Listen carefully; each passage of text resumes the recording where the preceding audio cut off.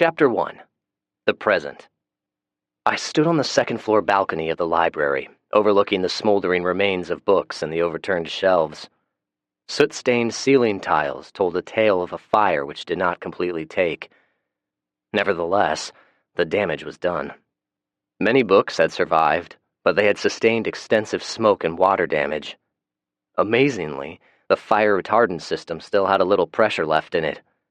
The water was flowing out of the sprinkler heads at a trickle now. Tendrils of smoke were still emanating here and there. This had been set recently, within an hour.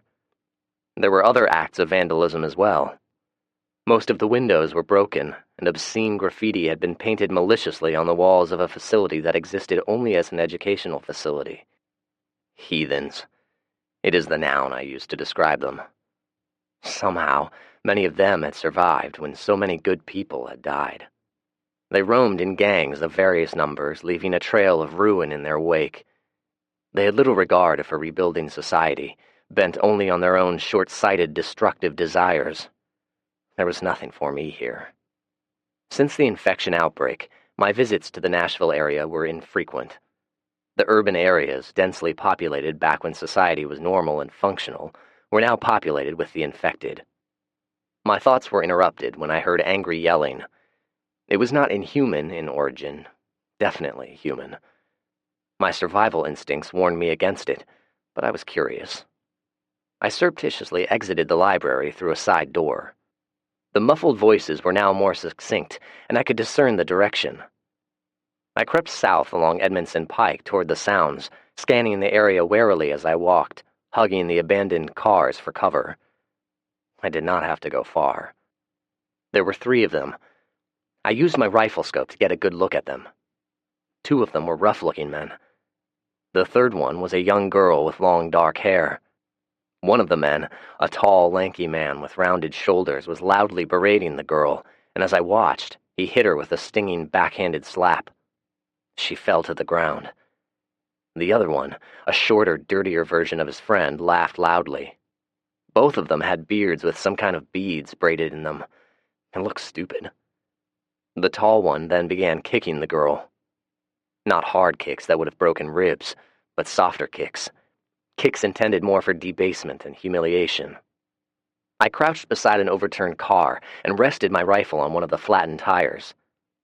About the time I got sighted in, the tall one picked up the girl by the scruff of her neck and gruffly yanked her pants down. Correction. Did I say girl? With the aid of my scope, I could see other things.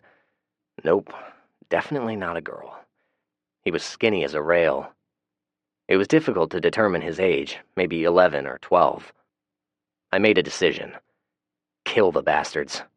They were bullies. I had a special dark place in my heart towards bullies. They had been passing a whiskey bottle back and forth while bullying the little boy. The short one took a long pull from it and laughed gleefully when his friend yanked the kid's pants down. I scanned the area with my scope, then took my eye off of them for a moment and did another quick check of my surroundings. Paranoia was a positive character trait in this day and age, and I did not want to be ambushed from behind. When I looked at them again, Big and Ugly now had his captive bent over the lowered tailgate of a truck and had his own pants down. He had no idea I was watching him as he started brutally sodomizing the boy.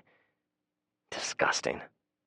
His body was gyrating fervidly, too much for a clean headshot, so I put the crosshairs at the center of his shoulder blades, took a slow breath, exhaled, and gently squeezed the trigger.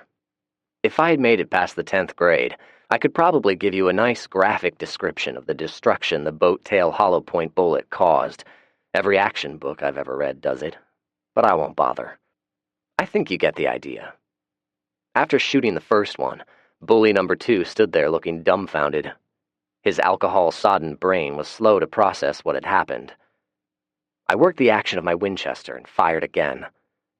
The whiskey bottle fell out of his hand and shattered on the ground. I didn't have to worry about being arrested. This was the way of the world these days. What a way to celebrate my 18th birthday. Chapter 2. 2 years ago in sophomore hell. I was in love. You know the kind of love. Teenage, goo-goo-eyed puppy love. It was exhilarating. It was excruciating. The emotion occupied my every waking thought and even my dreams.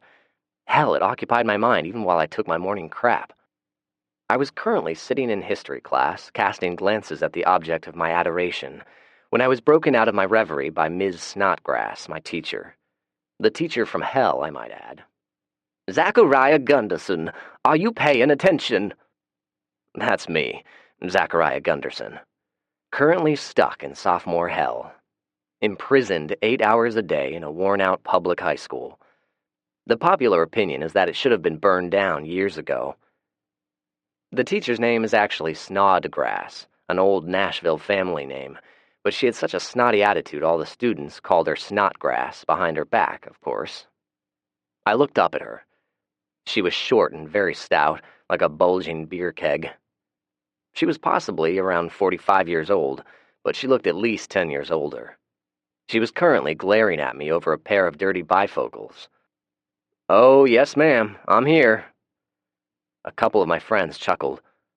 I grinned and looked over at Macy. She glanced at me without expression and turned her attention back to her textbook. Macy Kingsley was her name. She had long blonde hair, hazel green eyes, perfect white teeth, and nice teenage curves. She was on the varsity cheerleading team and very popular. I was on the track team. We'd been dating for almost 3 months, and Saturday night, just 2 days ago, she finally let me. You know what I mean. We made love. Engaged in intimate relations. Fucked like bunnies. Saturday was our 3-month anniversary, and I wanted it to be special. Macy told me to surprise her. I opted for a romantic moonlit picnic, and it had to be perfect. I planned it out with the tenacity of General von Steuben. I picked out a remote area overlooking a brook that bordered one side of the farm I worked at. It had a beautiful view overlooking a valley. I spent all afternoon setting up tiki torches, laying out blankets, and preparing a fire. My grandmother fixed veggie wraps, and Rick was kind enough to purchase a bottle of wine for us. As the sun set, I lit the fire, opened the wine, and told her how I felt about her. If it were a movie, the audience would have been laughing at my awkwardness. Nevertheless, Macy responded by telling me she loved me as well. I lost my virginity under a harvest moon on a balmy Saturday night. It was the happiest I had ever been. The memories were causing me to become distracted and aroused. That is, until Ms. Snodgrass once again interrupted my thoughts. "Well, then, would you please tell the class what is the first national monument of the United States? The class was quiet now. The old fat ass was infamous for asking innocuous history questions to students whom she felt were not applying themselves. If you missed it, which everyone always did, she punished you with extra homework. Not merely reading an extra chapter and answering those damned questions at the end. Hell, you had to write an essay paper to go along with it. She looked at me pointedly, coldly. A hint of a sneer was forming at the corner of her mouth. "Easy. Devil's Tower, and there is no apostrophe between the L and the S. And it is not to be confused with the first national park, which is Yellowstone." I responded nonchalantly and looked over at Macy again for an acknowledgement. No response. Snotty was not finished with me. "Very astute, or you are just very lucky. But please continue, Mr. Gunderson.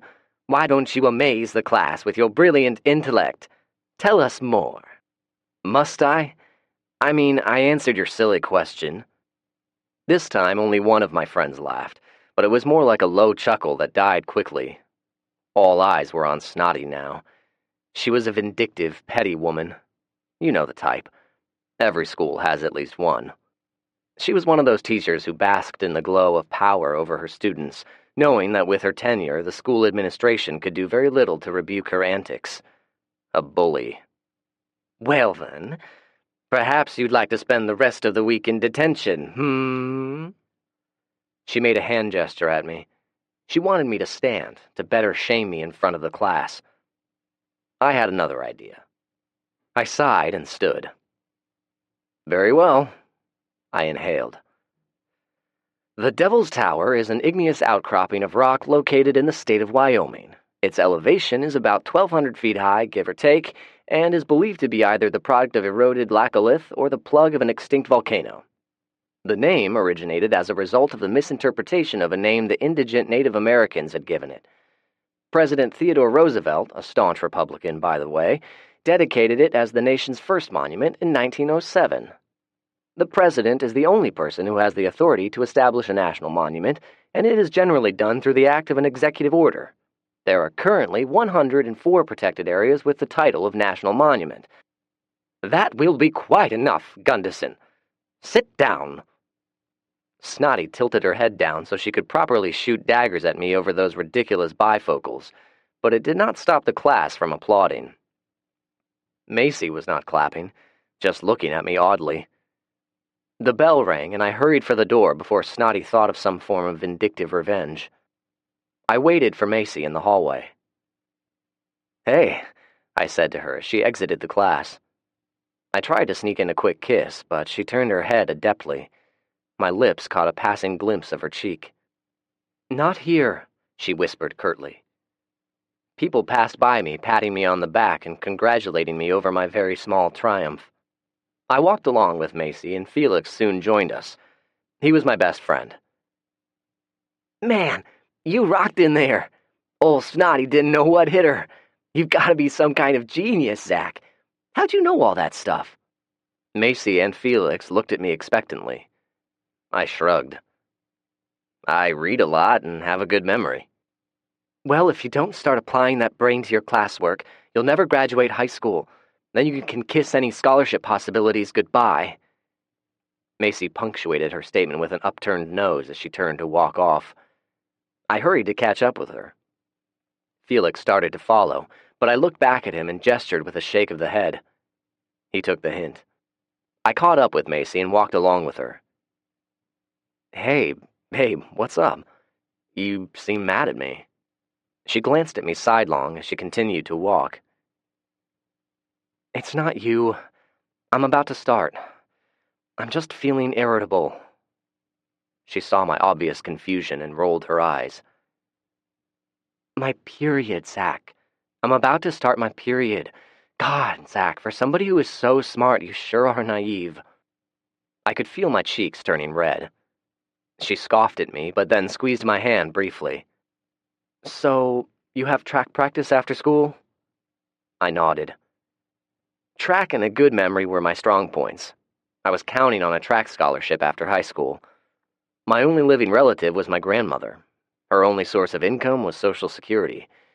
Otherwise, it was a life on the farm with Rick, or a long indebtedness of student loans. Macy looked around furtively and then quickly kissed me on the cheek. "I've got cheerleading practice, so I guess I'll see you tomorrow." It was not what I wanted to hear. "Practice is only for a couple of hours. Why don't I come over after? I can shower at school." Macy quickly shook her head. "Why not?" The smile was gone and replaced by a frown.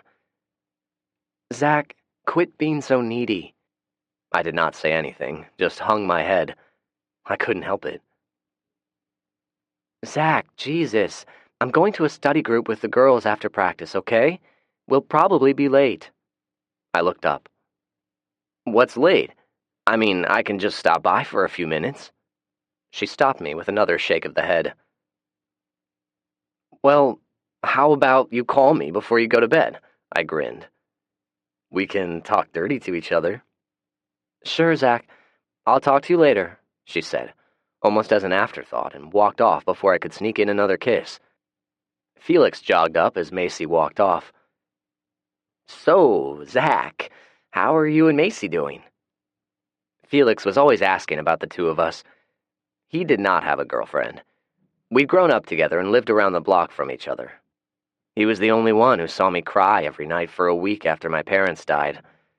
It was a stupid car wreck, a direct result of my father's drunkenness. Felix never judged me or teased me, always a brotherly pat on the shoulder and kind words. He was a good dude and a good friend. But poor Felix had never had a girlfriend.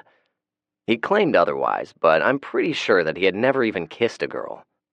The poor guy was short, awkward, and had poor eyesight, which required him to wear incredibly thick glasses. The effect worsened his already homely appearance, but he was still my friend. "Well, buddy, I think she's the woman I'm going to marry one day." His eyes lit up. The lenses magnified them to two large orbs. "Wow, I've never heard this one. Something big must have happened to make you feel this." He stopped in mid-sentence and looked at me. I couldn't help but grin. It could be best described as a massive, shit-eating grin. "Oh my fucking God," he exclaimed. "You did the two-backed beast with her!" "Shh, keep it down, bro." I kept my voice low. "I don't want the whole world knowing. Come on, we need to get to track practice. Maybe I'll tell you all about it." He giggled as we turned around and started heading toward the locker room. I was not paying attention and bumped into someone. His name was Jason Argus. He was standing around the corner, motionless. It was almost as if he had been listening to us. I apologized quickly. A lowly sophomore did not go around casually bumping into seniors. "Oh, sorry, Jason. We didn't even know you were there," I said. Jason looked at me oddly for a moment. "No problem. My bad." He continued staring at me, but turned aside for us to pass. Jason was a senior. He was a very handsome, biracial 18-year-old, 6 feet 6 inches tall and very muscular. He was a varsity athlete with letters in baseball and football, all of which made him probably the most popular guy in school. He was very popular with the girls and never lacked for a date. Felix always gushed over him, a true bromance. "Hey, buddy," Felix said. He tried to act as if they were the best of friends. Jason only nodded in response. He merely tolerated Felix, along with most other underclassmen. As we walked out to the track, Felix continued with his love of Jason. "Have you heard? He finished the baseball season with an ERA of 2.01. Friday night, he had 3 touchdown passes against Overton. Not only does he have his own personal pitching coach, he has a quarterback coach as well. That's phenomenal." He looked around conspiratorially. "Rumor has it that he's already been offered a load of money under the table to go with a certain SEC team in the eastern part of the state, if you know what I mean," he said with a wink. "You think he'll marry you?" I asked sarcastically. Felix laughed and actually blushed. "You crack me up, Zach."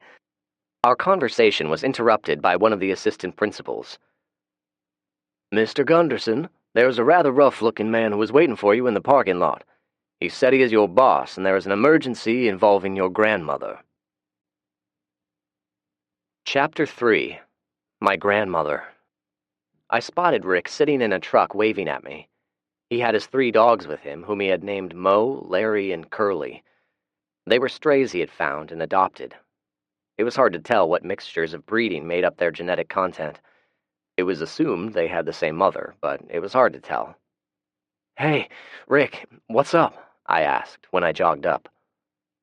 Rick was a grizzled old Vietnam veteran who worked at the farm with me. Technically, he was my boss. He was a little past 60. A hard life, along with generous amounts of alcohol and cigarettes, had etched deep lines in his sun-damaged face.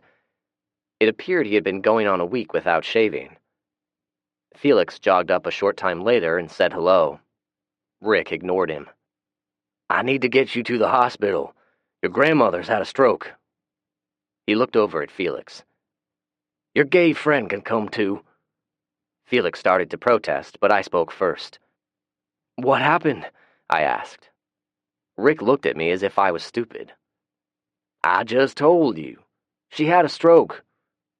He stared at me a few seconds more before he felt like he needed to elaborate. "The postal lady found her lying in the backyard and called 911. I don't know why they didn't call you at school, but the neighbors seemed to think you were at work and called there. I got the phone call." He looked around and took a swig out of a pint of cheap whiskey. "Look, get in and I'll give you a ride to the hospital. We'll figure it all out when we get to the hospital and talk to the doctors."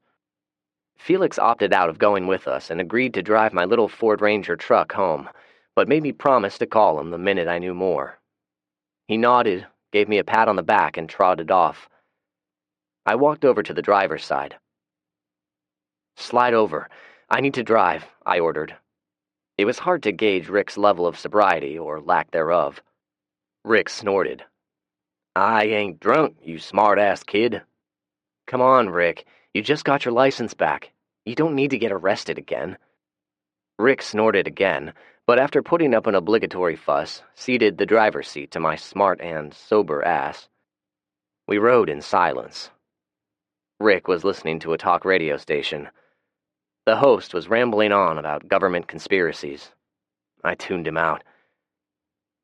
Grandma was unconscious when we arrived. I was met by the doctor before I could get in the room. "How is she, sir?" I asked tentatively. He did not answer me, at least not right away. "Are you her only living relative?" he asked pointedly. I shrugged. "You are under 18, I'm guessing." I nodded. He looked over at Rick, probably smelled the alcohol, and redirected his attention back to me. "She's had a massive stroke. She was probably lying outside for a while before being found. Her body temperature was very low when she came in. With her age and poor health, the prognosis is, He did not finish the sentence. He did not need to. I looked past him into the room. She was hooked up to some monitors. There were at least 2 IVs in her arms, and there was a tube shoved in her mouth. She looked terrible. Weak. Mortal. On the drive over, I was strong, in control. Not now. I felt tears welling up. The doctor put his hand on my shoulder. "Are you sure there was no other family, son?" I wiped my eyes. "My parents died in a car wreck when I was young. She took me in. My father has family somewhere in Sweden, but I've no idea how to contact them. There might be some cousins out there somewhere, but I've never met them." I did not tell him that my dad's family had disowned him years ago before I was born. I looked at the doctor. "Our only income is my job at a farm and Social Security. We'll never be able to pay the hospital bills." He held his hand up. "Don't worry about that. We have policies in place for indigent patients." My mouth tightened at the statement. Calling my grandmother indigent really bothered me, but it was true. Hell, she and I probably had $100 between us. She did not even own the house we were living in. I had planned on dropping out of school in order to work full-time, but she would not hear of it. She insisted that I finish school and go to college. I was not allowed to stay the night in Grandma's room. The staff informed me in a polite but firm manner that I could only sit in the lobby all night with other patients' families. Rick overheard and interrupted. "Kid, do you really want to sit all night in a room full of strangers?" I hung my head. "If something happens, it happens. There won't be anything you can do about it. Come on back to the farm and stay with me," he said. I reluctantly acquiesced. We each gave the doctor our cell phone numbers. Rick's brain sparked a bit, and he realized by letting me drive he could now drink without worrying about getting pulled over by a hard-nosed cop. He tossed me the keys as we walked into the parking lot, and he drank from his bottle without worry. We rode to the farm in silence. There used to be a gate at the entrance, but somebody, a certain person who goes by the name of Rick, ran over it after a night of boozing it up at the VFW. He forgot that either it was there, or did not care. The next day, it took us an hour to get the gate's mangled remains out of the undercarriage of his truck. Rick was the caretaker, foreman, and jack-of-all-trades at the farm. The main property owners were an older couple named Parsons. They owned 500 acres and contracted another 500 from neighbors. Rick ran the farm, and I worked for him. He was paid a salary and lived rent-free in the old homestead. Rick walked in and flipped on some lights. After getting the fire going, he made himself comfortable in his tattered easy chair, and I sat on the couch. We listened to the crackling wood in a somber silence. "You want a drink?" he asked. I arched my eyebrow at him. He chuckled and drank a hefty swallow. "You want to talk about it, kid?" I shook my head. "Look here, kid. You're hurting. I can see it plain as day. I'm asking if you want to talk about it, and you give the obligatory no. This is the part where I'm supposed to coax it out of you. I'm not going to do it. You want to keep it all bottled up inside of you, that's your call. If you want to talk, I ain't going nowhere. We can talk all night. Well, he had a good point. I guess I felt like I did want to talk about it. At least, a little bit. What do I do, Rick? Well, kid, you always plan for a worst-case scenario, and you always recognize the inevitability. The inevitability is your grandma is going to die. Rick said it in a matter-of-fact tone. I was taken aback. How do you know? Hell, Zach, how old is she? 84? 85? He asked. I responded to the latter. Okay, 85. Her health is not good. She has a stroke and falls over in the backyard on a cold day. No telling how long she'd been lying out there. I'm no doctor, but I'm not giving her good odds, kid. I nodded in silence. Rick was an old alcoholic who was very rough around the edges, but he also had wisdom born from a life on the streets and some rough time in Vietnam. I liked him. He was easygoing and, in his own way, had a lot of worldly advice to give a teenage kid. My thoughts were interrupted by his loud snoring. The alcohol had put him down for the night. I got up, got the bottle out of his hand, and put a blanket on him. I tried to call Macy several times, but her phone was apparently turned off. I left more than one voicemail. I then called the hospital. They advised me there was no change in Grandma's condition. I tried calling Macy once more, and drifted off to sleep with my phone grasped tightly in my hand. Chapter 4. The Worst Day of My Life. It was the crack of dawn when I woke up. I immediately checked my phone. No call from either the hospital or Macy. I called the hospital first. They were very vague, but said her condition had not changed.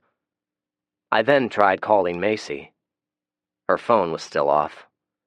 So I called Felix. He answered after the first ring, but he was still groggy from sleep.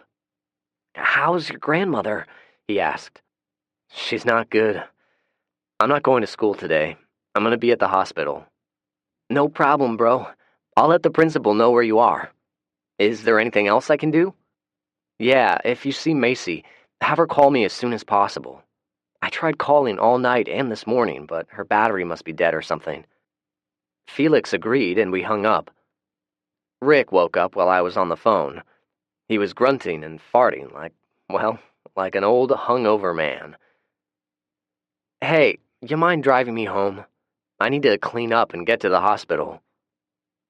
He did not respond verbally. He went into the restroom. A moment later, I heard the sound of him urinating, followed by the sound of the toilet flushing and the faucet running.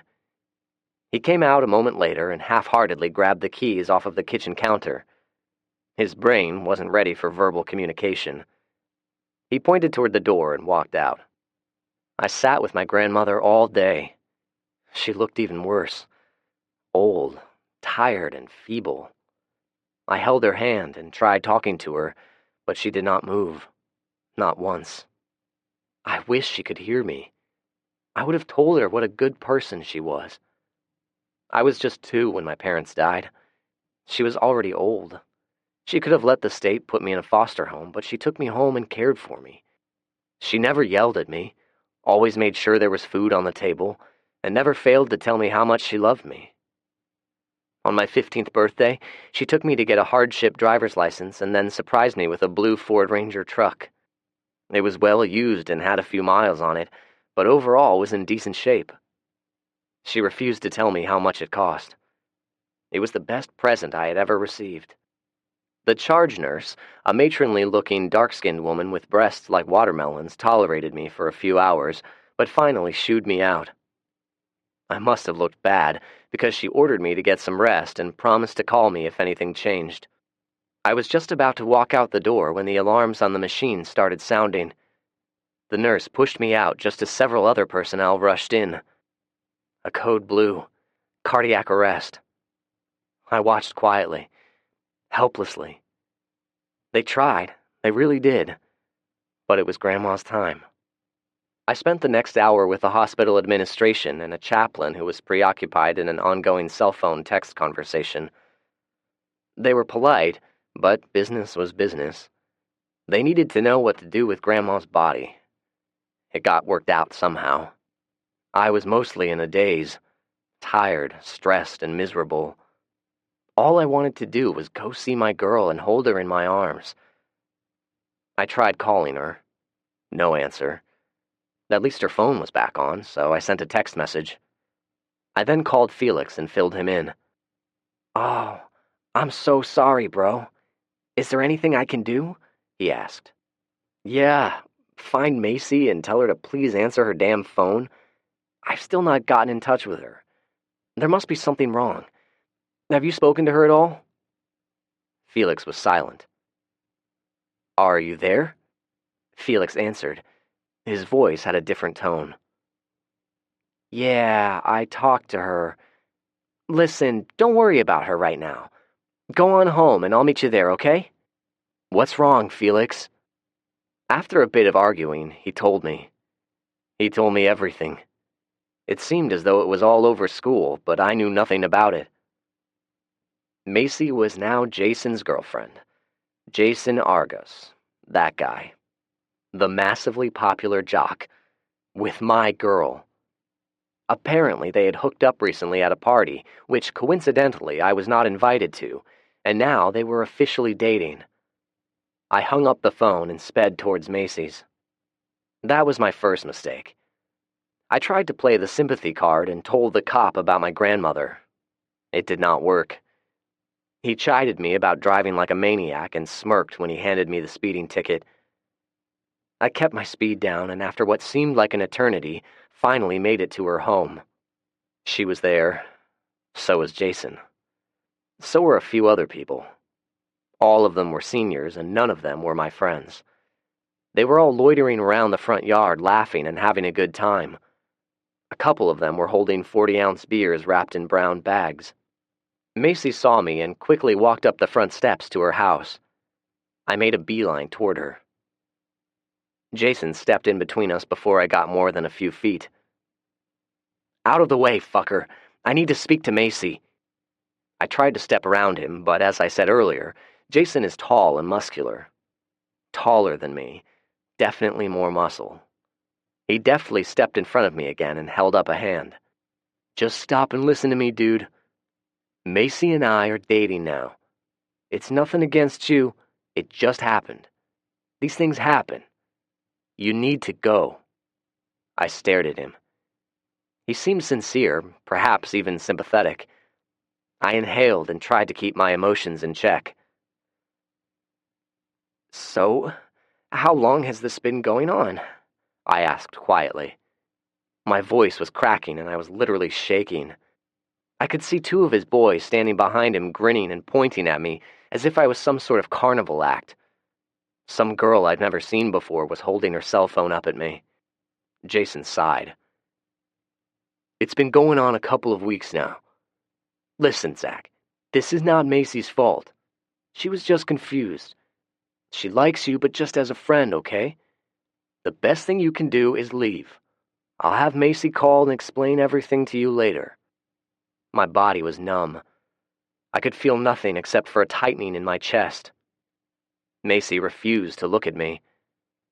Jason was holding his hands up passively. I was about to turn around and walk away. And then he smirked. Aside from the cop, I had seen that smirk once before. Felix Macy and I had gone to one of the school's baseball games a couple of months ago. Jason pitched a terrific game.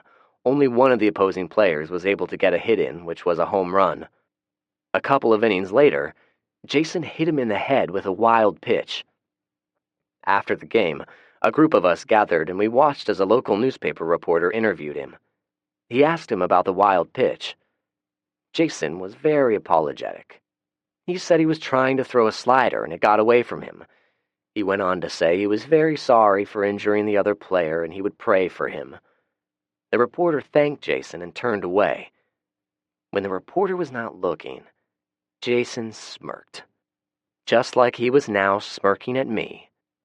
I took a swing at him, a roundhouse right I was certain would knock him out. He easily blocked it and replied with a 1-2 combination. I hit the ground, dazed and humiliated. That would have been enough. I was done for. Once the stars circling in front of my eyes went away, I was going to get up and walk to my truck with as much dignity as I could muster. It was not to be. While I was lying there, his 2 boys decided to join in. They ran up and started viciously kicking me. The last thing I saw before losing consciousness was Macy looking at me. It was the day before Thanksgiving and my 16th birthday, and yes, it was the worst day of my life. Chapter 5. The Beginning. I regained consciousness in an ambulance. My mind was in a fog. I could not yet fully fathom what had just happened to me. The only thing I could really grasp was that this ambulance ride to the local ER was going to be yet another bill I would not be able to pay for. The paramedic, an attractive blonde who reminded me of Macy, was asking me simple questions. What was my name? What day was it? Did I have any communicable diseases? When she was finished, she smiled and squeezed my hand. I guess I answered to her satisfaction. The ER personnel were nice, but hurried. The place was full of patients. Even the police officer, the same one who gave me a speeding ticket, was very polite as he took a report of my assault. He was even kind enough to turn his head every time he coughed. I had multiple contusions, a black eye that had swollen shut, a mild concussion, a rib or 2 were broken, and my testicles felt like someone had taken a jackhammer to them. The doctor said I would live, but would be in pain for a while. If only he knew how right he was. He gave me a prescription for some pain medication and kicked me loose, no pun intended. I had no insurance. I wondered if it made a difference in my treatment. Felix and his father were waiting for me as the orderly pushed me out in a wheelchair. Felix, what a friend. He heard what happened within minutes. Word gets around fast in high school. He called Macy, who was gracious enough to fill him in. He and his father drove over to get my truck and then hustled over to the ER. The 2 of them stared at me with pitiful expressions. Mr. Stewart was an older clone of his son. He actually looked like Mr. Magoo. They both wore the same thick eyeglasses, they had the same build, and even their haircuts were exactly the same. They gingerly helped me to my little Ford Ranger, and Felix drove me home in silence. I kept my eyes closed to try to alleviate the pain and prevent needless conversation. Okay, buddy, we're home. Oh, shit, Felix gasped. I opened my eyes and looked. Someone had decided they needed to rub it in a little. They had spray-painted some choice graffiti on the front of my house. Let's just say there were some disparaging references to my gender, my sexual orientation, and my penis. Very nice. I guess losing one's grandmother garnered little sympathy these days. Mr. Stewart parked on the other side of the street and waited. He seemed not to notice the graffiti. Felix stared at the vandalism. Bro, that is so fucked up. Why would they do that to you? He shook his head in disgust. I would have too if my head did not hurt so badly. You want me to stay the night? Pops won't mind, and I can try to clean this stuff up. He was looking at me with those big, pathetic eyes as if he was the one who had just taken a beating. I shook my head, making the pain worse. I appreciate it, Felix. I really do. But I just want to be alone for a while. A tapping on the truck's window interrupted and startled me. I guess I was still shell-shocked. I turned my head quickly, which caused a bolt of pain to shoot through my body. It was Felix's dad. When I rolled down the window, with great difficulty, he patted me on the shoulder and suggested I grab some clothes and stay the weekend with them. After all, it was Thanksgiving tomorrow. I shook my head. I really appreciate it, Mr. Stewart, but I just want to go to bed. I'll give Felix a call in the morning. How's that? He started to argue with me, but opted not to. Instead, he nodded somberly and walked back to his car. Felix made me promise him I would call if there was any problem, and gave me one of his usual pats on the shoulder, which sent yet another spasm of pain down my side. I made it inside into my bed without too much pain. I was lying there watching TV when my phone rang. I looked at the caller ID. It was Macy.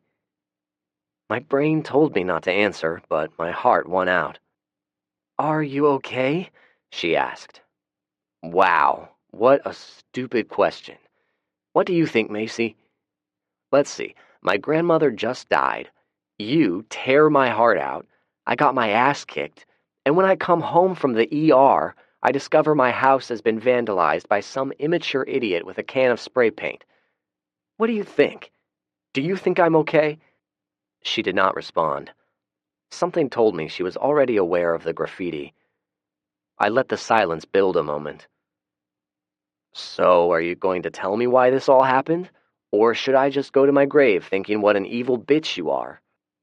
That's not fair, Zach, she responded in a scolding tone, as if she really thought all of this was in fact my fault. So enlighten me, please. I should not have asked. If I remember correctly, she said I was poor, immature, an underachiever, and not going anywhere in life. I was deluding myself into thinking I'd get a full scholarship in a silly little sport like track. She said a few other things that succeeded in tearing down my self-esteem even lower, but I don't remember all of the insults. My brain kind of went into vapor lock at some point during the one-sided conversation. I listened in silence. When she was finished, I hung up without saying a word. She sent me a text a few minutes later. "It's for the best. Please don't hate me." I did not hate her. I loved her, which made it worse. I cried some and then fell asleep in the middle of a news alert about a bad outbreak of flu in the Middle East. I vaguely remembered the commentator reminding people to get their flu shot. I had bad dreams. I had dreams of people chasing me and beating me. Dreams of finding Macy and Jason having sex. They would be engrossed in carnal ecstasy. I would shout at Macy, only to have Jason look at me and smirk.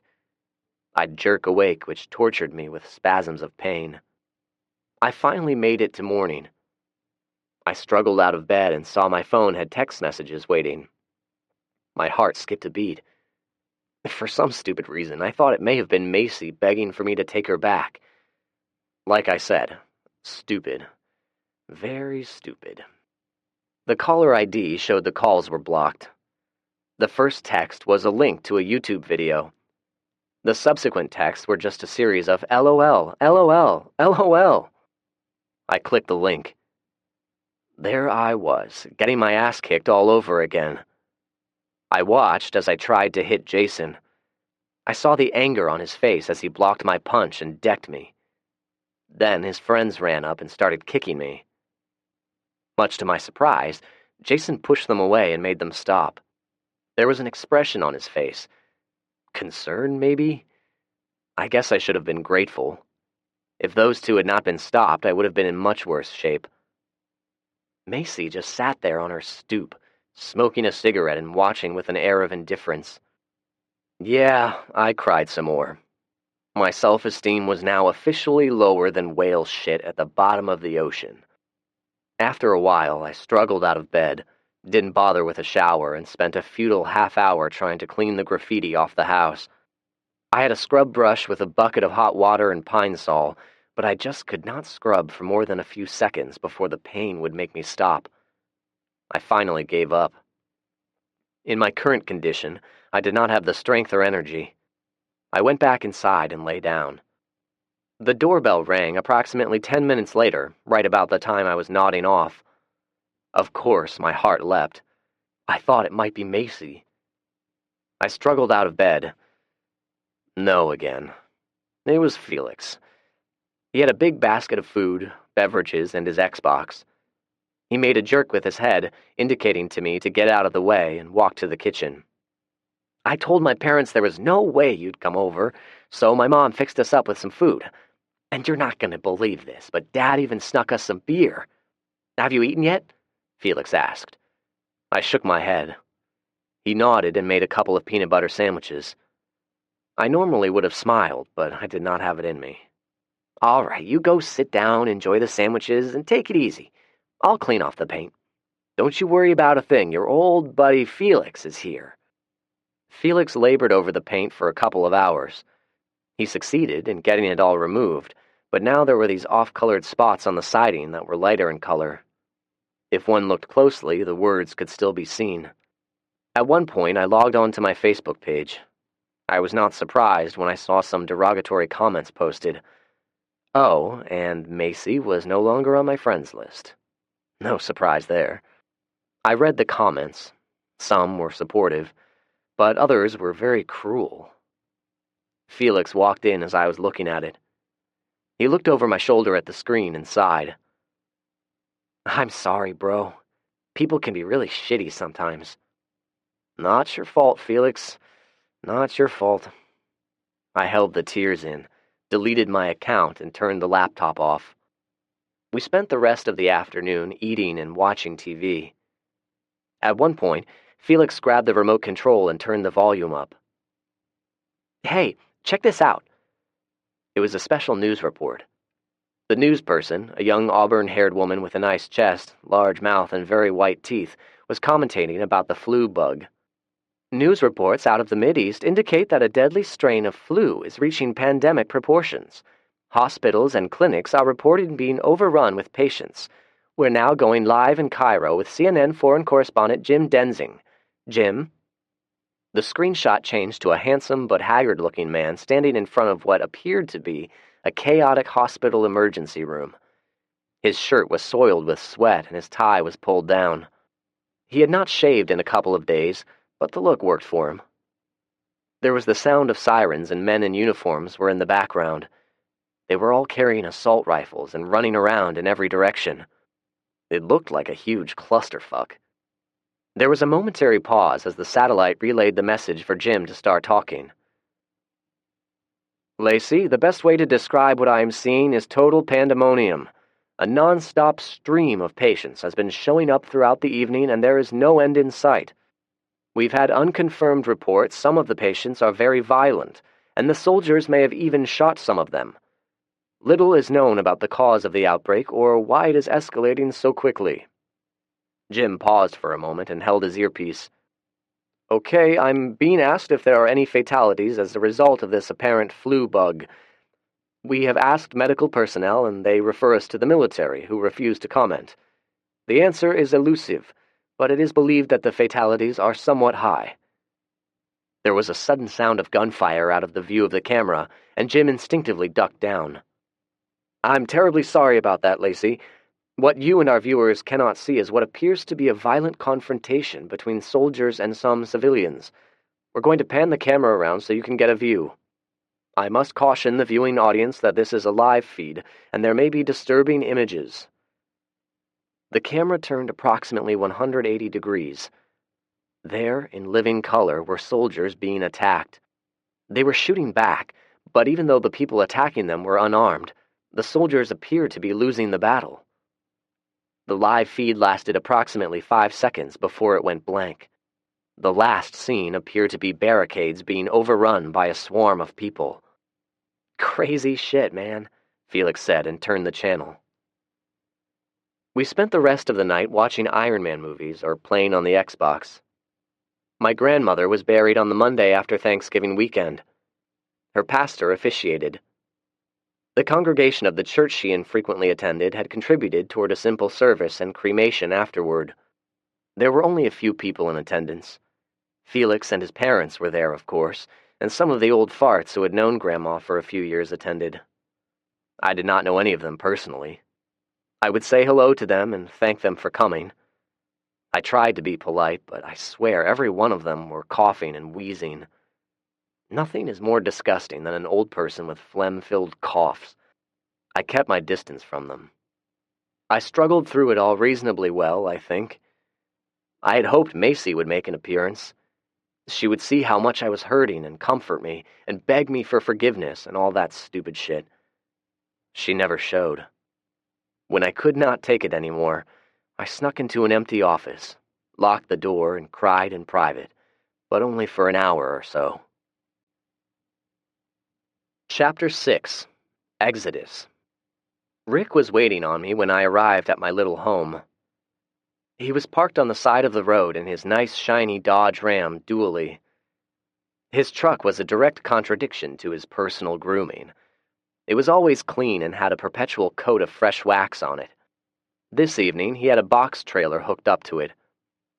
When he exited his truck, he looked around as if we were being spied upon, and then quickly limped up to me. His limp was due to a bum leg, courtesy of Vietnam. I don't go to funerals. Hate 'em. People act really stupid and say stupid shit. So here is the obligatory "I'm sorry for your loss" and all that bullshit. Now let's go inside and talk. It's getting cold out. I fixed coffee and we sat in the kitchen at a faux walnut dining table. It was clean but had its share of dents and nicks. When I turned the lights on, Rick started looking at me with a frown. What the hell happened to you? Your face looks like a football. You get in a fight or something? I filled him in and even showed him the video. He shook his head. That's jacked up, brother. The world is a jacked up place, and it's getting worse by the minute. He took a long sip of coffee and stared at me intently. Are you going to get some payback? I shrugged. I don't know how, but I'd like to someday. Rick nodded. When you're ready, you let me know. I'll have your back. I may be an old drunk with a bum leg, but I'm a sneaky bastard, and I can still shoot. I nodded solemnly, but I did not really know what to say. Sure, I wanted revenge on all of them, including the girl who videotaped it, but I never even considered anything having to do with guns. Hell, I was thinking of stuff like slashing their tires or egging their house. Sneaky shit without any confrontation. He refilled his cup, retrieved a half pint of cheap whiskey from his jacket pocket, and laced the coffee with a generous dollop. I shook my head. He shrugged and then fixed me again with a serious stare. All right, it's time to talk about some serious stuff. Hence the serious stare.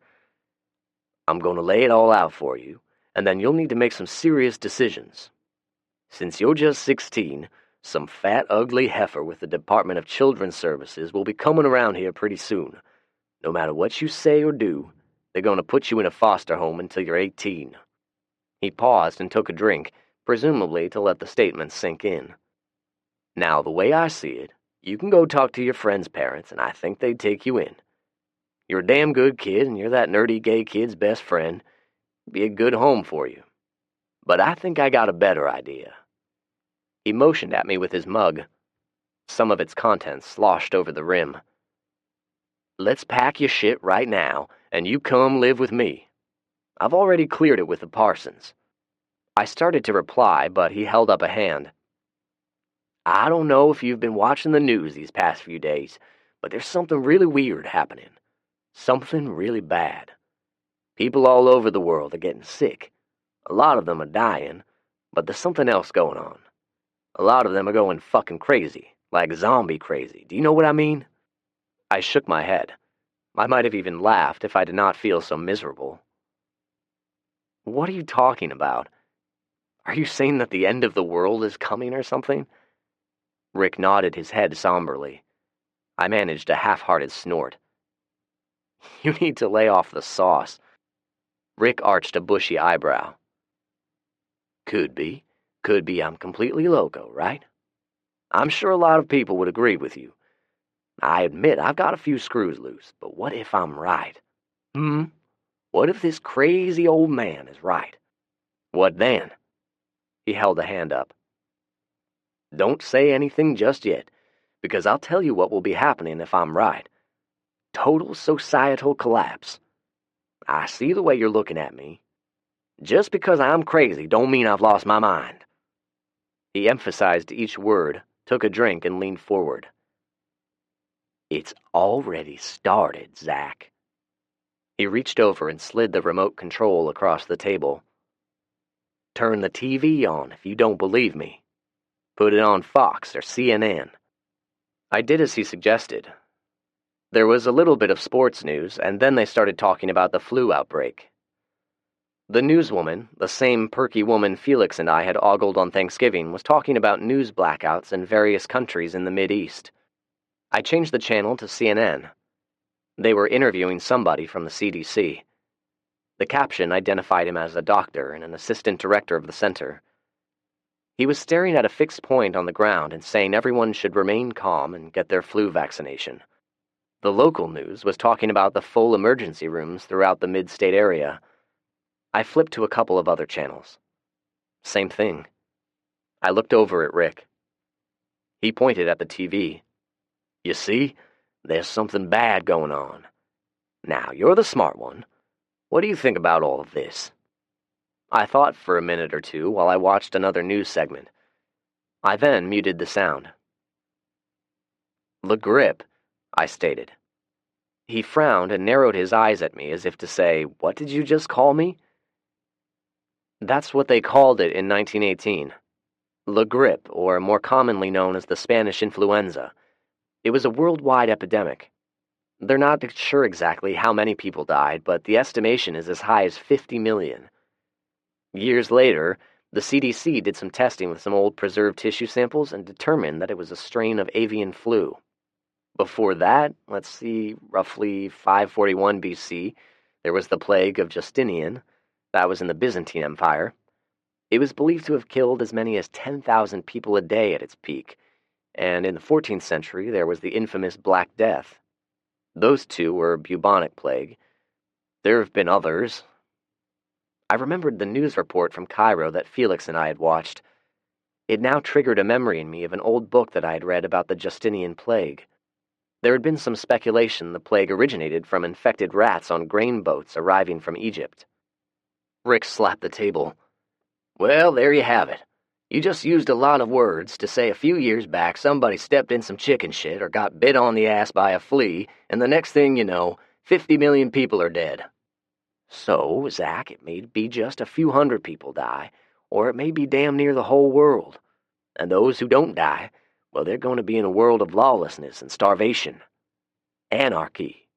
Total fucking anarchy. You may not know this, but I'm in a social network of what people call preppers. We've been planning for something like this. We met just a couple of hours ago at the VFW. We all agreed it's time to bug out and hunker down." Rick finished up his coffee and rubbed his beard. He gave a curt nod to himself as if to confirm a decision he had already made. "Well, what say the two of us hunker down at the farm and ride it out? I've planned ahead, Zach. I've got a shitload of food stored. I got guns and ammo. I got reloading equipment, farming equipment, cattle, chickens, generators, two-way radios, solar panels, fresh water from a well. You name it, I got it.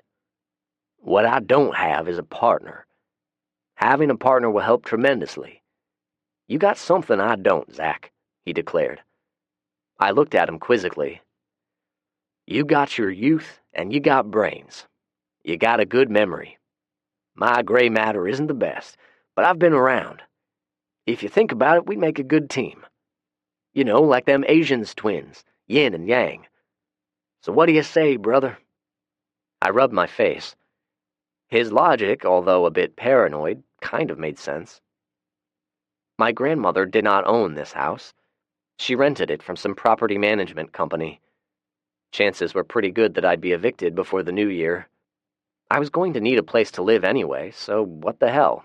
I needed to get away. Get away from school and get away from this house. Get away from everyone. I looked at Rick. He must have read my thoughts because he was grinning. He was even wearing his false teeth, which he only did for meals and special events. I gave him a silent nod, and he slapped his hands together in victory.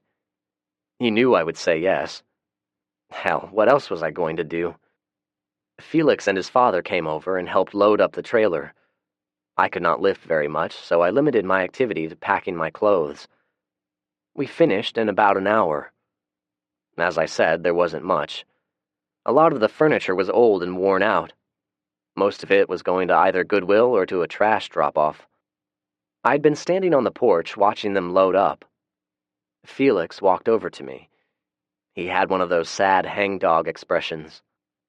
I'm not going to be seeing much of you after this, I'm thinking, Felix said sadly. I resisted the impulse to pat him on the shoulder. Why do you say that? You know where the farm is. It's not too far. You're welcome to come out and stay any time you want. And don't think I won't be coming to visit my best friend. You didn't say anything about school. You're not going back, are you? I looked at him a moment and then shook my head sadly. His jaw dropped. Why, Zach? You've got good grades and you know you're going to get a scholarship. It's because of Macy, right? I did not respond. I just stared at the ground. There was no need to deny it. He was right. Dude, don't let her mess your life up. There are other girls out there. Before you know it, you'll be dating someone else, and Jason will have dumped Macy. Who will be the sorry one then? Her, that's who. I smiled at Felix. He looked like he was about to cry, and I did not want him to. You're the best friend a guy could have, Felix, but I need some time away to sort things out. Who knows, maybe in a week I'll be ready to come back. Felix reached under his glasses and wiped his eyes. He smiled hopefully, resisted an urge to give me a hug, and shook my hand. Anything I can do to help, buddy, you just call. He looked over at his father. Pops is getting antsy. Mom is sick and he wants to get going. Give me a shout tomorrow, okay? He asked. I agreed. Promise? He asked again with more feeling. I agreed again more earnestly. He shook my hand again and left with his father. I did one final walkthrough of the old, small house that had been the only home that I ever knew. It could stand a good cleaning. I spent a couple of more minutes lost in memories, and then turned the lights out. Rick was waiting for me outside. It was dark out now, and the temperature was already down in the low 40s. Look here, kid. I'm going to head on to the Ponderosa. Here.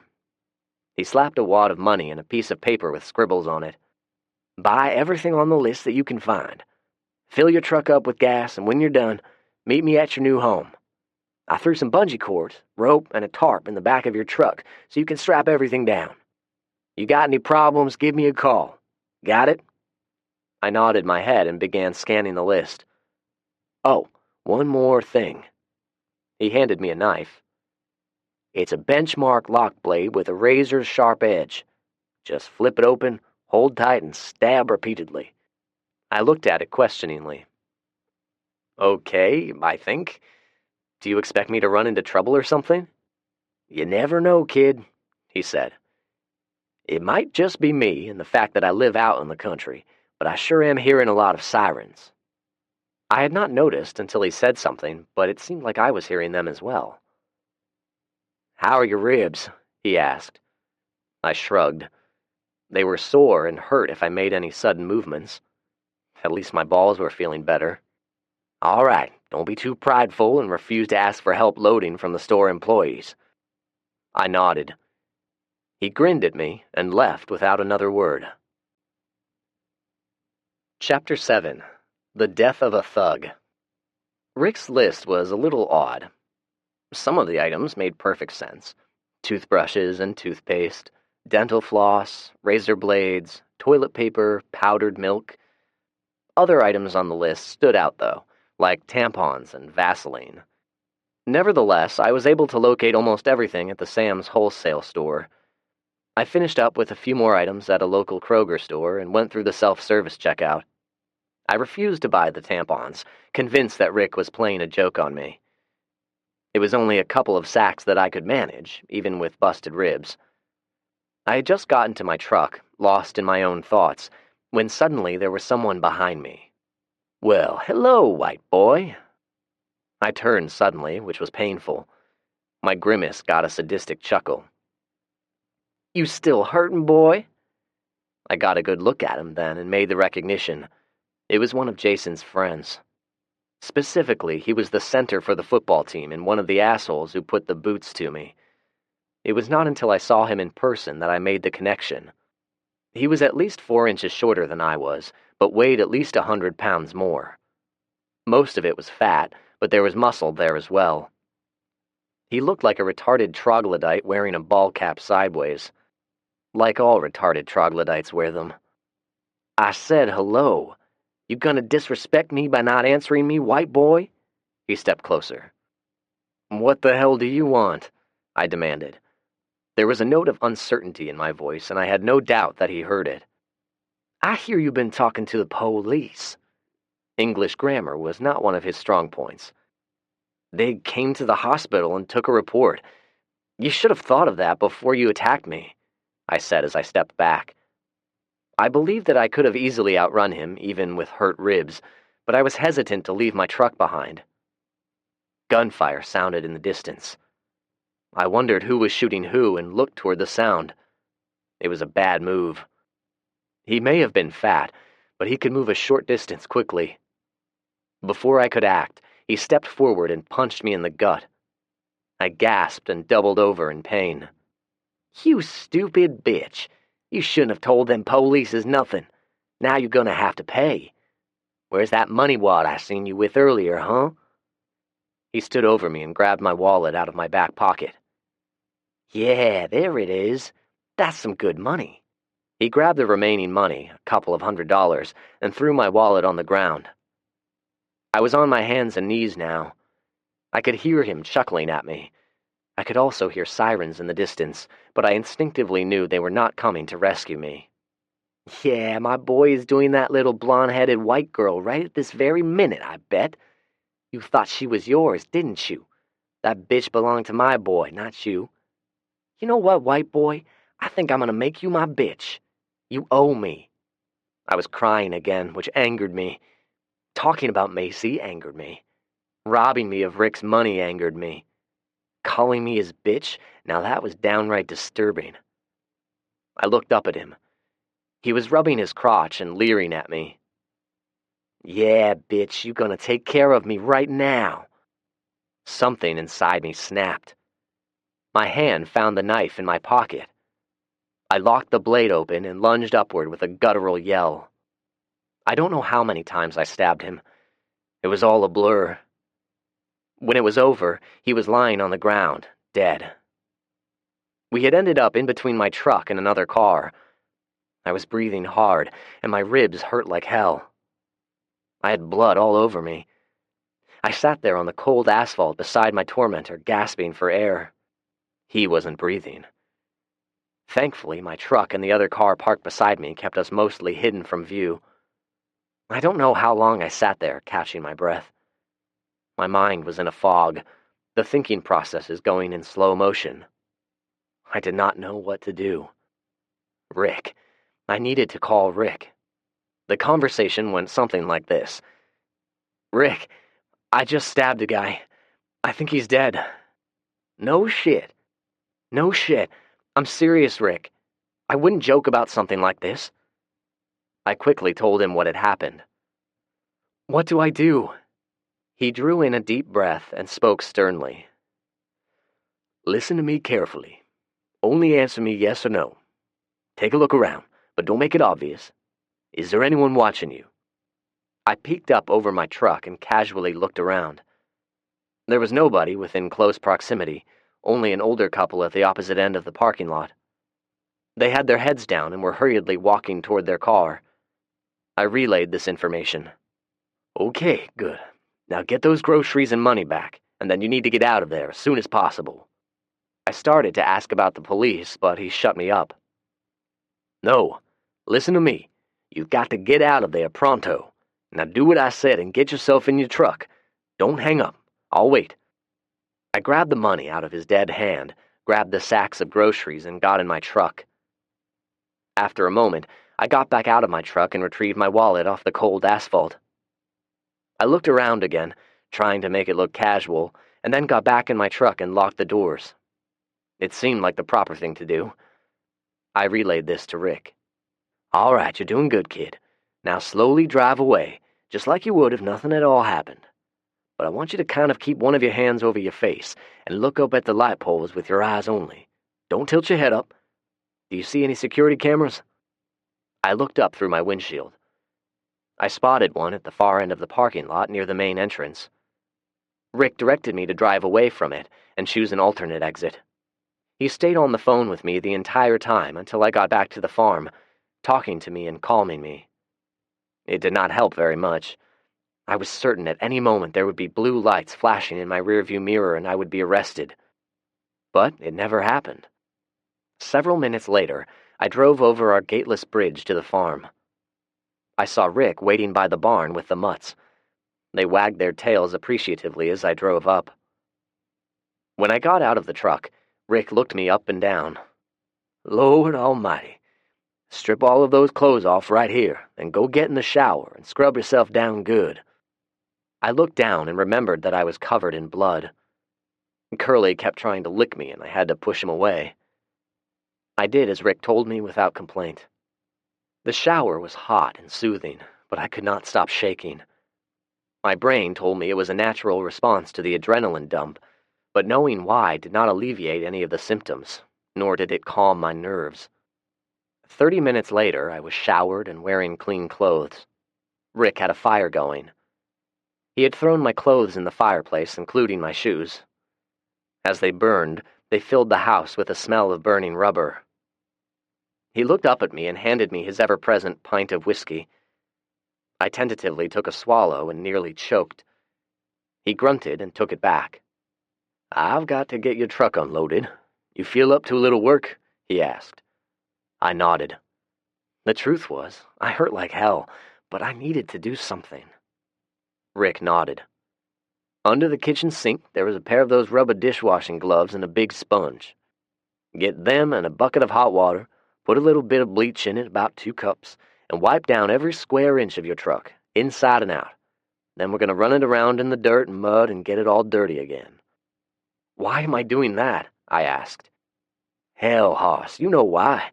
We don't want any of that boy's blood and DNA on your truck. Now, don't get any false hopes. We're not out of the woods yet. There may be witnesses and a security camera may have recorded the whole thing. But, and it is a big but, we may get by. If the police come and visit, you're going to admit you were at Kroger, and yes, that boy was probably one of the boys who attacked you, but you did not see him, and you did not have any kind of confrontation. Got it? If they get to asking any more questions that sounds like they know you did it, you lawyer up and dummy up, okay?" I nodded. It seemed to make sense. He looked at me, not unkindly. "You're thinking about what you did. You're thinking you just murdered someone, aren't you?" he asked. I nodded again. The shakes made a sudden reappearance. "Okay, kid, let me tell you something. If you want to turn yourself in, good luck to you. I'll write you if this flu thing is just a passing bug, that is. But think of it like this. That boy deserved what he got. If you hadn't have stabbed him, there's no telling what he would have done to you. You did what you had to do. I don't want to hear any whining about it. Right, boys?" He looked at the dogs. They kind of just sat there with blank dog-like expressions. "See? The boys agree." I silently assented and spent the next hour wiping down my truck.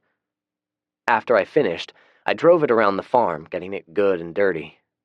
I was relying on Rick's advice. I certainly did not want to go to prison. I'm skinny, blonde-headed with Nordic features, blue-eyed, and a big, toothy smile. I'm fairly certain my prison buddies would change my name to Susie and have me wearing lipstick and a short dress for my duration. Not a pleasant thought. On Rick's advice, I had a couple more shots of his rot-gut whiskey and went to bed a short time later. I thought I would never fall asleep, but sleep did come. I awakened more than once due to nightmares. Rick and the mutts never noticed. Chapter 8. Wildfire. The police never came. Rick was right. They apparently had their hands full with another crisis. We watched the news on TV. Video footage from around the world was shown of people going crazy and attacking other people. The graphic stuff was blurred out at first, but it soon gave way to raw, uncensored footage. We watched as sick, maniacal people would launch themselves upon hapless victims, tearing at them and sinking their teeth into flesh, gnashing and gnawing. We watched as police and soldiers stood side by side, shooting over and over at approaching hordes, only to be overrun by the sheer numbers. Gunshots other than headshots did not seem to affect them. We monitored blog sites, Facebook, Twitter, Jabber, Steambox, and a couple of other social network sites that I had never heard of before. Rick had his ham radio going, talking to his fellow preppers. He was in some sort of club comprised of ham radio operators from around the world, and they spoke to each other in that peculiar ham radio operator lingo. Some of the items he had me buy were large maps and a box of thumbtacks with multiple colors. We hung the world map on the wall and inserted thumbtacks on the cities where outbreaks were being reported. The color coding represented the number of reports. The red thumbtack represented the highest number of reports. At the end of 2 days, the entire Middle East region was festooned with red. Southern Europe and most of Africa had a number of yellow. The good old USA was starting to gather a number of blue tacks. I wanted to use green like the colors on a traffic light, but Rick outvoted me. He thought green would be misleading. I reminded him it was only the two of us viewing the map, and I doubted there would be any confusion, but I just got a withering stare. So, blue it was. Blue, of course, represented minor reports. On the 3rd day of this endeavor, we had all of Africa red. Most of Asia was yellow, but the reds were creeping in. Europe was completely yellow, with the red starting to creep north. Most of the cities in North and South America had blue tacks, with the exception of the major cities like Rio, New York City, and Los Angeles, which had yellow tacks. I pointed out one blue tack to Rick. "What is this one all about?" I asked. It was stuck on a spot in Antarctica. Rick turned away from the computer monitor and looked at it. "There's a research base down there. Fox News reported that a scientist was very sick and there was trouble with bad weather keeping a rescue plane from flying down there. Since then, they've lost radio contact with them. Probably should replace it with a red tack." His cell phone rang. He looked at it in surprise, as if he honestly thought the world had already ended and we were the last people on Earth. After a couple of rings, he answered and spoke tersely to whoever was on the other end before hanging up. "I ordered a resupply of propane 4 days ago. They just now decided to come out. The driver is bitching about the road being blocked." Since we no longer had a gate, we blocked the bridge with a John Deere tractor, complete with a backhoe attachment. "I'm going to move the backhoe and let 'em in. You keep monitoring the news, okay?" I agreed. The bridge was the only entrance to the farm.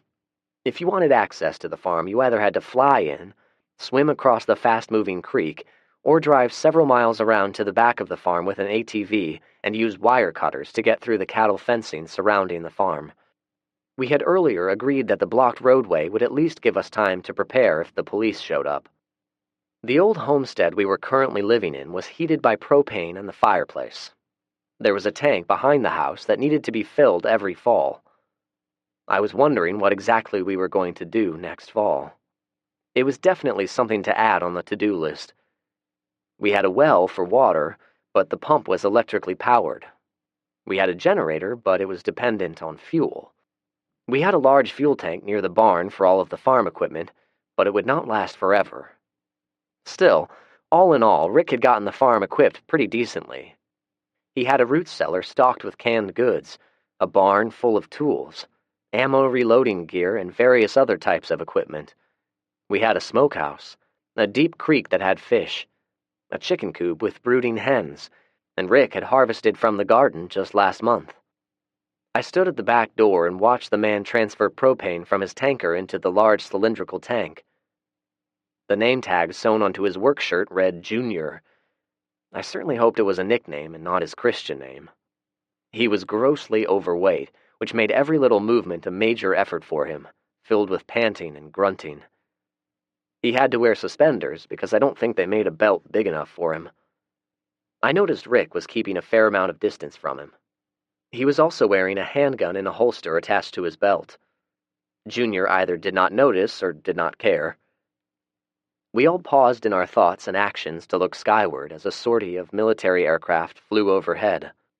Junior pointed at them. "My brother-in-law is in one of them planes. He's a staff sergeant in the National Guard. They got called up this morning. He wasn't supposed to, but he sneaked a call to my sister." He looked over at me. "You see, we're not related by blood. He's married to my sister. That's what makes him my brother-in-law." Well, no shit, Junior. Thank you for the edification. Satisfied he had successfully bestowed some wisdom upon me, a mere child, he spit a gob of tobacco juice, some of which did not make it clear of his ample gut. He casually wiped at it with his meaty hand and looked at Rick. "He told her there was some serious shit going down. After I get off work today, we're going to the grocery store and stock up." He looked somberly at Rick and lowered his voice. "You two should do the same." Rick gave him a serious nod of acknowledgement. "Very good advice, Junior. What else did your brother-in-law have to say? Did he tell you where they're going?" Junior shook his head. No, he didn't." This time, he had the clever idea of bending forward.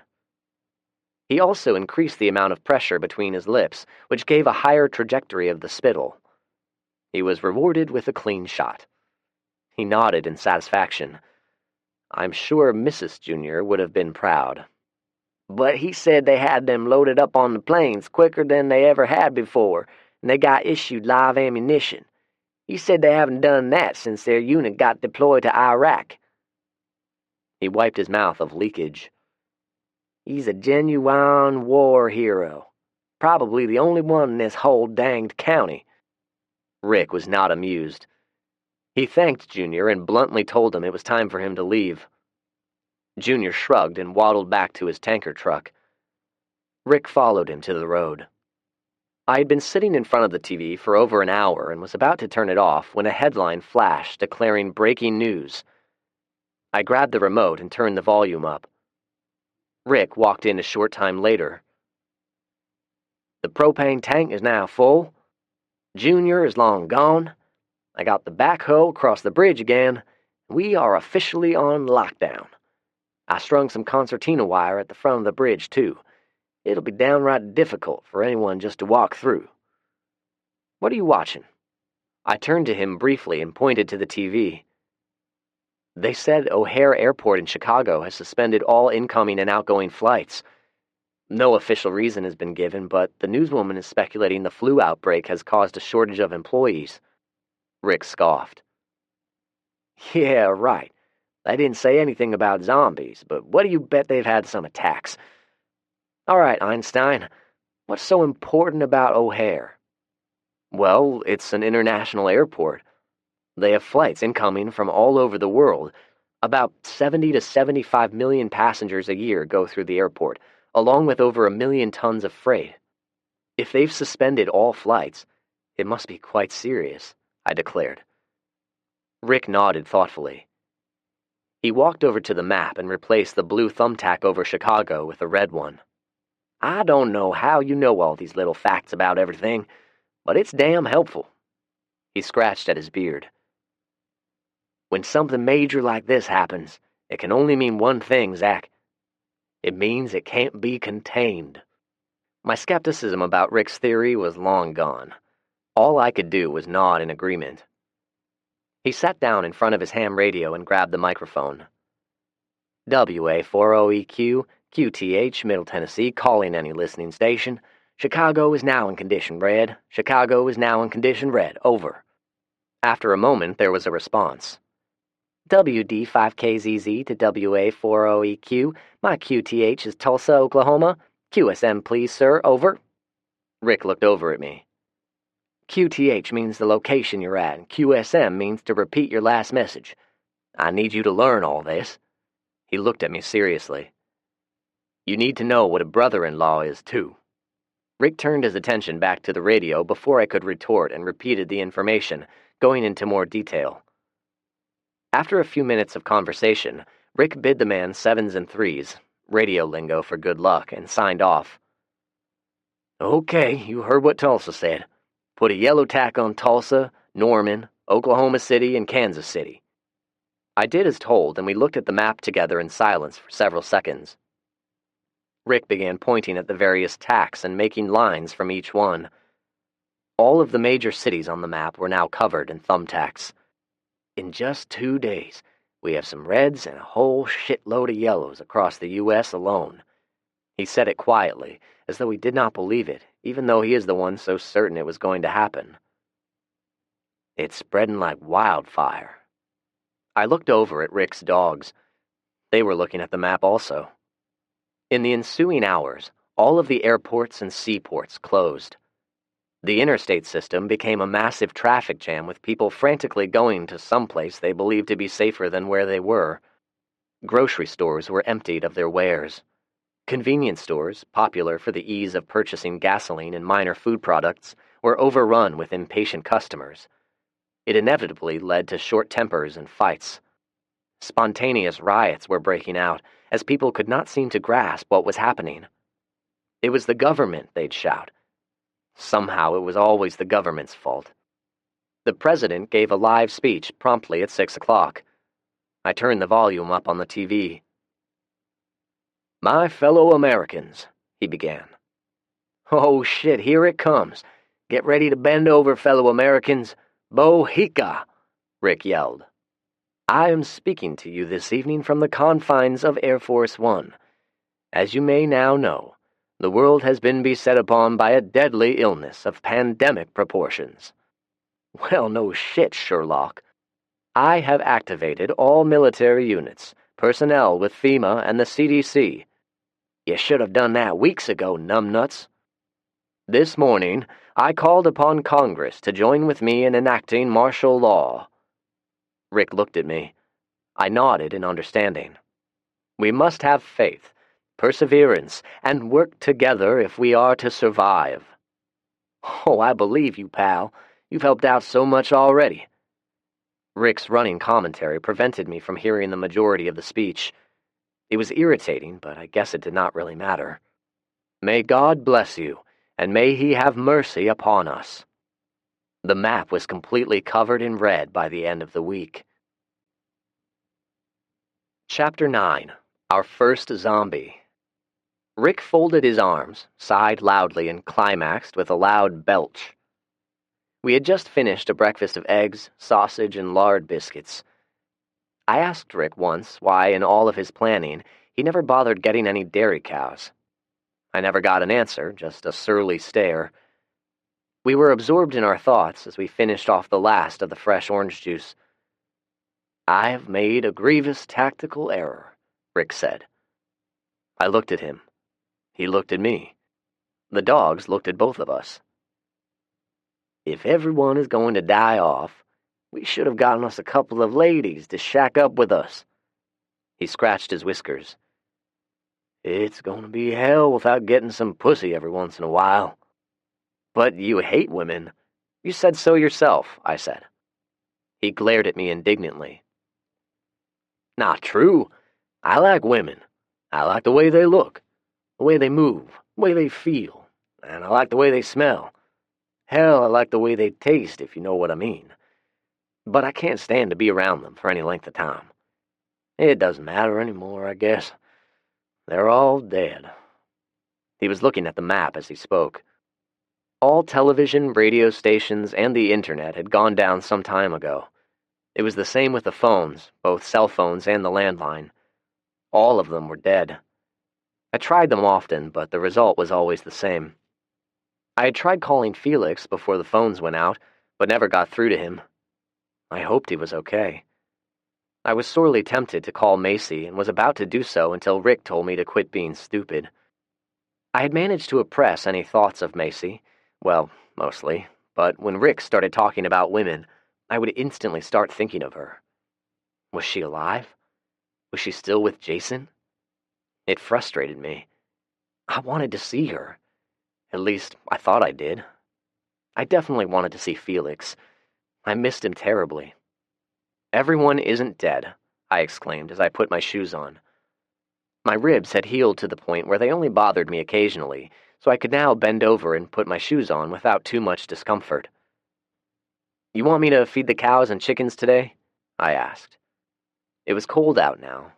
The grass was dormant, and the livestock needed additional food in order to survive the winter. I was walking toward the door when Rick snapped his fingers several times at me to get my attention. What do you mean everyone isn't dead? How the hell do you think you know that? Neither of us has left this farm in almost a month, and this damn radio has been awfully quiet. I finished tying my shoes.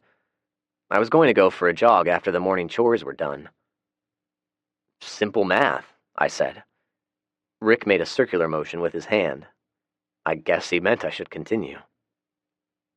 All right, think of it this way. The two of us basically quarantined ourselves out here, merely over a gut feeling you had and not much else. We don't know anything about this disease other than what we've been reading on the internet and listening to on TV. It infects the host and either kills them or converts them into a violent, maniacal, murdering animal. Zombies, Rick opined. Yeah, if that's what you want to call them. So, how does a person become infected? We don't know. We've heard many different theories, but we're in the dark in this area. We didn't catch it, though, which is good. So, 2 living souls. We can use that number as a base. There are approximately 2 million people who live in the mid-state area. If you assume we are the only 2 survivors in this immediate area, one only has to do the math. I grabbed a notepad with my ever-expanding to-do list, got a fresh piece of paper, and wrote it out. The assumed rate of survival will be 0.000001%. Now, consider that there are approximately 6 billion people on the planet. That is a 6 with 9 zeros after it. I wrote it out. So, using our base survival percentage, at the minimum, there are approximately 6,000 people left alive in the world. However, to assume that the base value is only 2 is not logical. I believe there are many other pockets of survivors in this area alone. I've no doubt there are people who quarantine themselves just like us, and there are probably people who are immune, just like when the bubonic plague hit Europe and the Spanish flu hit the world. Rick watched as I wrote out the equations. How many do you think would be immune? I shrugged. I have no idea, really. If I was to guess, 20% of the population, but that's a rather liberal guess. I looked at Rick. He was staring at the ceiling, trying to add it up in his head. It was going to give him a migraine. Little wisps of smoke were starting to come out of his ears. I helped him out. Somewhere around 1.2 billion. That's worldwide. But think of this. After this infection burns out, there's going to be a massive die-off due to starvation, disease, lack of proper medical care, violence. Well, you know the rest. You also have other variables. What kind of variables? Rick asked. Variables like Cheyenne Mountain and Raven Rock. They have contingency plans in place for mass catastrophe events such as this.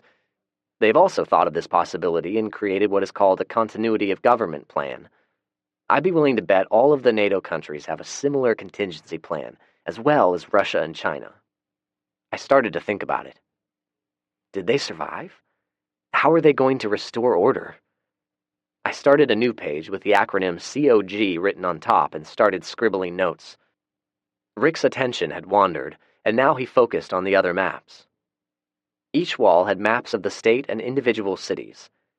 He had framed pictures hanging on the walls at one time, nice nature scenes, but a couple of nights ago, he got drunk, smashed them all up, and burned them in the fire. I swept up pieces of glass for the rest of the day. I'm glad we didn't cut our feet and get some kind of infection. At least now, we had empty wall space for our maps. He waved his hand toward them and looked at me. Let's say you and me go on a little recon mission this afternoon. We can start with Franklin. What happened with our plan of hunkering down here until spring? I asked. Rick looked at me as if I had said something involving bestiality and dog feces. Do you really want to live the rest of your life without a woman? He asked sarcastically. Now it was my turn to give him a look. I'm going to feed the livestock, and then I'm going for a run. Anything else you can think of that needs to be done? Yeah, start the generator. I'm going to take a hot shower. Then I'm going to get on the ham radio and see if I can raise any of those 1.2 billion people. And while you're on your run, put your brain to work on planning out a recon and scavenging mission. We got plenty of food and water, but we can always use some more dog food and fuel. And most importantly, whiskey. And don't forget about females. I shook my head and chuckled at the old man as I strapped on a Glock handgun and a knife. I did not expect any trouble. Hell, we had not seen anyone since Junior left, but I was not going to get my ass kicked again. The days of Zach Gunderson being a meek little lamb were over. I did a press check to ensure there was a bullet in the chamber, stretched, and then started out. There was a trail around the perimeter of the farm. We used it regularly to check the fence lines. My first mile was a little rough. I had not gone running since my little encounter due to the ribs. The cold air burned my throat and lungs, but it felt good. The burning sensation was having a healing effect on my soul. As I ran, I thought about what Rick said and what he wanted to do. In just a couple of weeks' time, the disease had spread across the planet and overwhelmed the entire human population. Neither of us were knowledgeable enough to know if it had run its course and burned out, or if we would always be at risk for infection. I thought about the sick scientist in Antarctica. How in the world did he become infected? Their remote location practically ensured a state of quarantine of sorts, yet one of them had become infected. It was a mystery. I hit the second mile with an increase in my stride. I was feeling good. The third mile was upon me before I knew it. I felt wonderful. In spite of being cooped up with Rick every night, the country living was good for me. I began stretching out my stride when I caught movement out of the corner of my eye. There was a woman walking across a field adjacent to our farm. It was owned by a middle-aged couple, Mr. and Mrs. Riggins. As I watched, she walked slowly along, seemingly going nowhere. I stopped and waved at her. She did not respond. Something was wrong. I ran back to the house and told Rick. A minute later, we were on an ATV and rode back.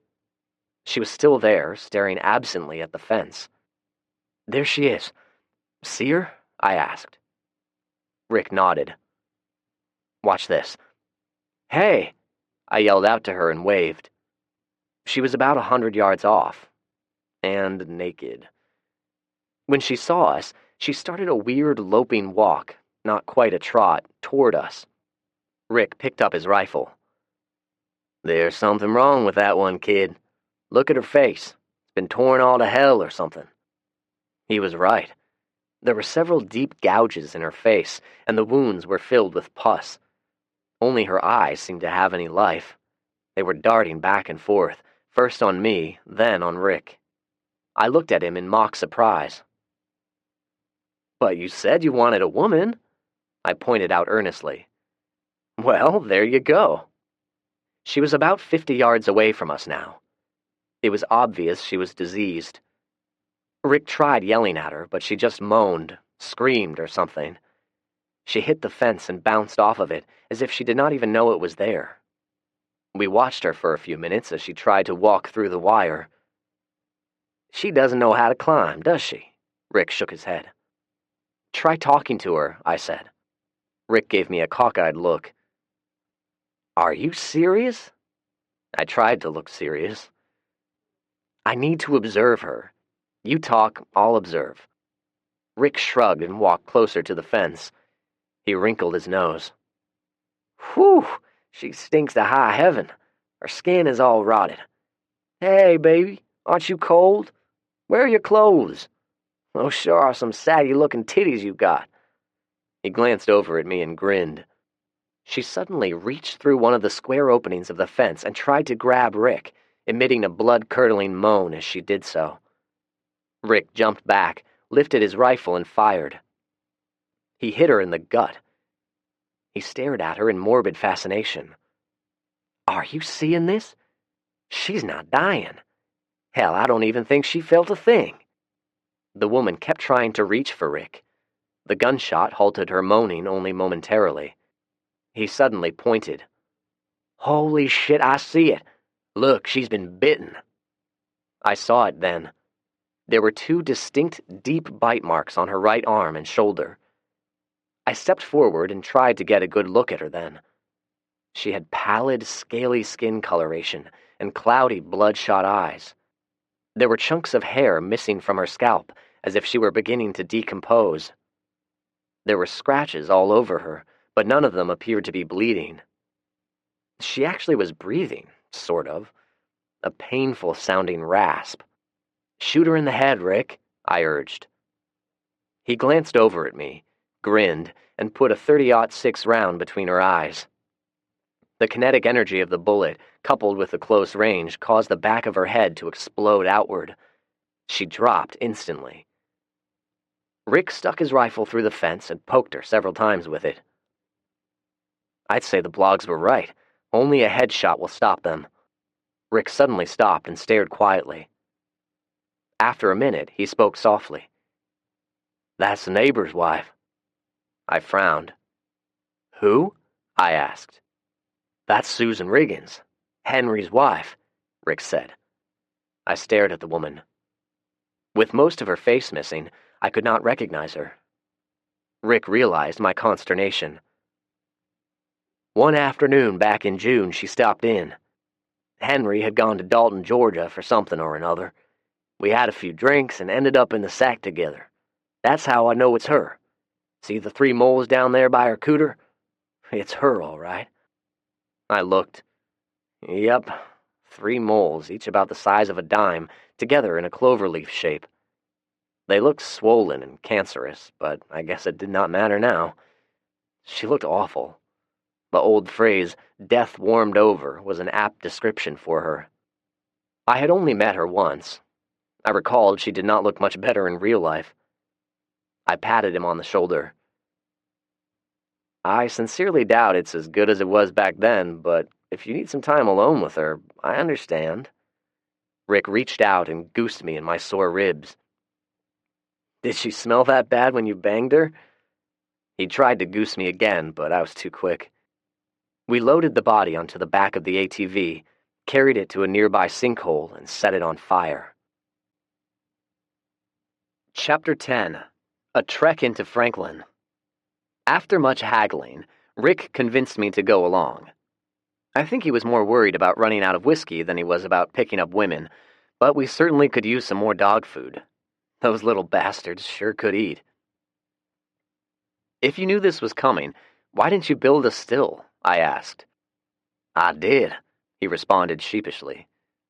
"It blew up. Damn near killed me. I was going to build another one, but never got around to it." I laughed. He glared at me. "Shut up," he quipped. We worked the rest of the afternoon preparing the farm truck. We took some spare wood and made frames around the windows. We then stapled hardware cloth to the wooden frames, much like we had done to the windows of the house weeks before. The idea was to keep anyone, or anything, from breaking out the windows and getting to us. It was not bulletproof, of course, but we did not have anything for that issue. We cut out holes in the middle of each door window so we could stick our guns out. Murder holes. "Why don't we just go up to Fort Campbell and steal a tank?" Rick pondered while we were working. "Might be a good possibility in the future. Do you know how to drive one and work on it? Did you mess with tanks when you were in the Army?" Rick grunted. "No, I was infantry, an airborne ranger." "Well, it was a thought. We'll try to find some tank manuals for you to read up on." "So, you got a route planned out?" "I do. Let's say we ride over to the Riggins house first. If there are any more zombies, we'll need to kill them off," I said. Rick glanced up at me. "Well, somebody sure bit her," I added. Rick chuckled. "No, I agree with you. It's just listening to you talk. It's not the same as it was just a short month ago. You've changed, kid. You're all hardcore now. You put on some muscle in the shoulders, too. Maybe when we get into town, we shop for some clothes as well." I smiled tightly as I finished stapling the last of the hardware cloth. "Well, you've certainly helped me along." We admired our work for a minute and complimented each other with effluent gushiness. We then took an inventory of items we were going to carry with us. We each armed ourselves with a handgun, rifle, and knife. Extra ammo, water, and a cooler full of food were stored in the cab. We had pry bars, 2 spare tires, a gas-operated sawzall to cut open stubborn doors, rope, and chain with hooks on each end. "Why don't we take the taillights off?" I suggested. "There's not going to be any cops writing tickets, And if we need to run away from someone, we don't need to make it easy for them to follow us." Rick shrugged, took a hammer, and busted them out. I frowned at him. I was thinking more like using a screwdriver and removing them carefully, but whatever. I took the license plate off as well and removed the registration from the glove box. "Why'd you do that?" Rick asked. "If we have to abandon the truck, we don't want anyone to figure out where we live by checking the registration," I explained. Rick nodded and slapped me on the back. "Nice thinking. All right, my man, we've got a lot done. Let's go eat dinner and get to bed early." We got up early the next morning, fixed ourselves some breakfast, fed the dogs and the other usual stuff before heading out. The sun was peeking out as we crossed the creek. It was promising to be a sunny day. The start of our reconnaissance mission did not go as planned. The John Deere's battery was dead. A quick trip back for jumper cables fixed the issue. We moved it out of our way and moved it back once we crossed the bridge. "You know, a functioning gate sure would be nice," I said glibly. Rick gave me a withering stare out of the corner of his eye. The Riggins house was empty. No people, no zombies. What little food remained had rotted. There was a case of dog food left and a dog's carcass tied up to a chain in the backyard. "It's sad," Rick said as he tossed the cans into the back of the truck. "Yeah," I said. "You're talking about the dog, right?" "Yeah. Did you know how I got Mo, Larry, and Curly?" he asked. I shook my head. "Somebody had dumped them on the side of the road. I found Mo first. About a week later, I found Larry and Curly. They were on the brink of starvation. People can be real assholes. It makes you wonder if God finally had enough of mankind's shit and unleashed this plague upon us." He stared straight ahead as he drove. Sometimes Rick was very talkative. Sometimes he lapsed into a broody silence which could last for hours or even days. I always let him have his space. I figured his PTSD demons were awake, and he just needed to work it out of his system. Today, he was talkative, so I listened. He continued, "You know, I wonder how many pets have died just like that dog back there. And the zoos, how many of those animals died? Sad, man. Very sad." He lit a cigarette, the last pack he had. "Which reminds me, we can expect a lot of stuff decomposing and rotting. Food, trash, unprocessed sewer, dead dogs, dead bodies. The smell is going to be awful. You think you can handle it, kid?" I chuckled. "I'll try not to barf on you. I bet the rats are not only alive, they're probably thriving." Rick chuckled in agreement. He was right. The closer we got into town, the more noxious the smells and odors became. We reminded each other to bring gas masks next time. Today we had to settle for bandanas wrapped around our face. "So, what exactly are we going to do if we encounter anyone?" Rick was looking around everywhere as he slowly drove down the street. There were abandoned vehicles and corpses everywhere, but we had not encountered any impassable roadblocks just yet. Multiple tendrils of smoke could be seen in the distance. Dark black smoke, indicative of more than just wood burning. First, we pull our bandanas down so we don't look like bandits, and then we wave. Most people with evil intentions won't wave back. If they don't wave, we keep going. If they do, we stop and talk to them. But keep our distance from them," he said. "Yeah, absolutely. If we do run into anyone, I dare say they won't want to get too close to us either. In fact, anyone trying to get close to us would make me suspicious." Rick nodded. "I agree. Zombies, on the other hand, we kill on sight." I shook my head. "We don't want to be making a lot of noise, do we?" "You make a good point, my friend. But I have to warn you, I may have to kill a few just on principle. So, where to first?" I looked at the street sign and down at the map. "Hang a left at the next street. There should be a liquor store on the corner." "Now you're talking," Rick said gleefully. His elation was short-lived. When we drove into the parking lot, it was readily apparent the liquor store had been ransacked. The plate glass windows were broken out, and the shelves had been emptied. We went inside, anyway. The only thing left was a half-empty bottle of pure grain alcohol. "Better than nothing," Rick mumbled as he picked up the bottle. The next stop was a car dealership. It was also obvious that it had been broken into, as was most businesses, but it seemed like the only thing that interested people were the cars. We made our way back into the shop and broke into the supply room. We found several spare parts for our trucks. "I like your thinking, kid. Long term. Always think long term. I would not have even thought of spare parts and fan cables. Let's get some synthetic oil while we're here." We stocked up and made our way to a vet clinic for dog supplies. It, too, had been ransacked, but it looked like whoever broke in was looking for drugs. We found an ample supply of heartworm pills, flea shampoo, and other antibiotics intended for house pets. We also found the kennel in back. We suspected what we'd find, but we looked anyway. The cages contained the carcasses of several pets. Rick swore silently and took a swig of alcohol. There were dead and decaying bodies scattered around. On one street there would be none, or just a solitary corpse. Turning the corner, there were dozens of decomposing bodies stacked like cordwood. Several houses and buildings had burned to the ground. We were getting accustomed to the chaos and carnage. One house had a fire truck parked in front of it. There were some firemen lying supine. It looked like they had been ravaged. "Stop here," I shouted excitedly. Rick hit the brakes. "We can use the fire hose, and the truck probably has some good tools on it, too," I explained. Rick looked around. "I don't see anyone lurking about, but let's make it quick." I agreed. We gathered up a couple of fire hoses and the tools that firemen always carried. Rick pointed at one of the dead firemen. They had oxygen gear, but the oxygen was depleted. As he approached, one of the firemen started moving. "Holy shit, they're zombies!"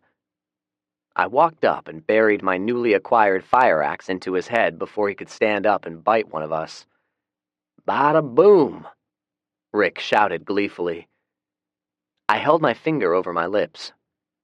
Rick smiled mischievously and pointed at another fireman that was struggling to stand, even though he had a missing leg. I walked over and dispatched him as well. Rick grinned. We gathered up anything we thought we could use, including the empty oxygen tanks. I pointed at the dead firemen. This turnout gear could come in handy. Getting the protective helmets off of their heads was pretty easy, but we had to wrestle the corpses to get the jackets and pants off. Both of us dry-heaved a couple of times. "I don't know, kid. If we can't get the smell out of the gear, there's no way in hell I'll wear any of it." I agreed.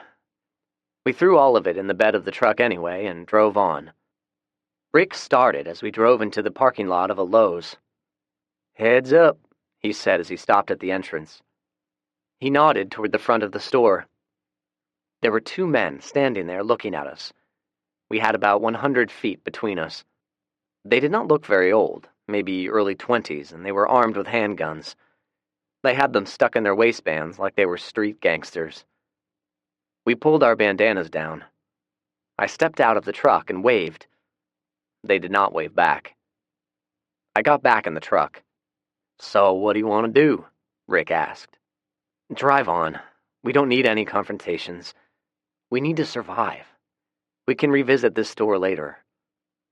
I looked at him seriously.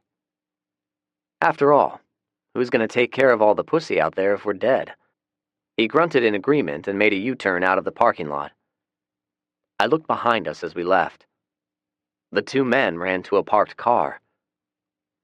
"They're going to follow us. I guess we should head back." Rick glanced over. "Not quite, Zach. We're going back to the liquor store. The big car wreck and all those abandoned cars around it form a perfect bottleneck, a perfect kill zone. We're going to be waiting for them on the other side. They ain't going to like what happens next." Rick punched the gas.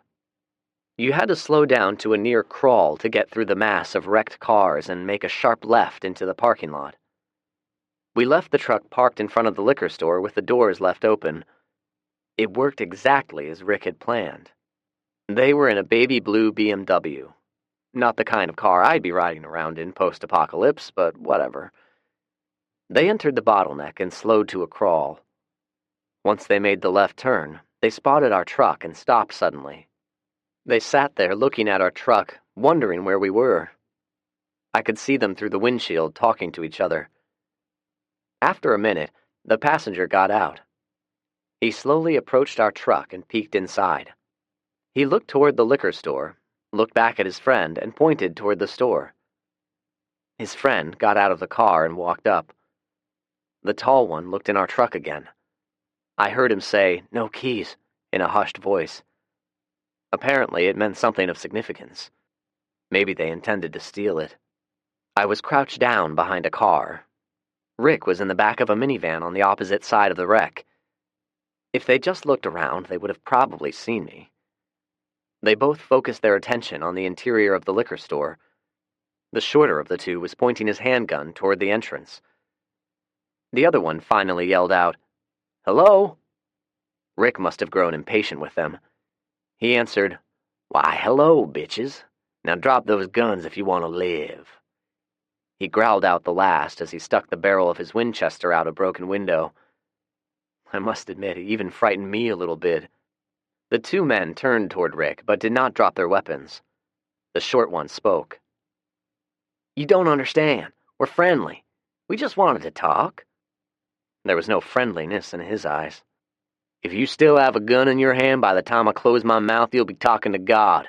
Now drop those weapons." The taller one dropped his gun immediately. The other one just stood there and stared at Rick. He started to say something and then tried to bring his gun up. He did not get a chance. Rick shot him square in the chest.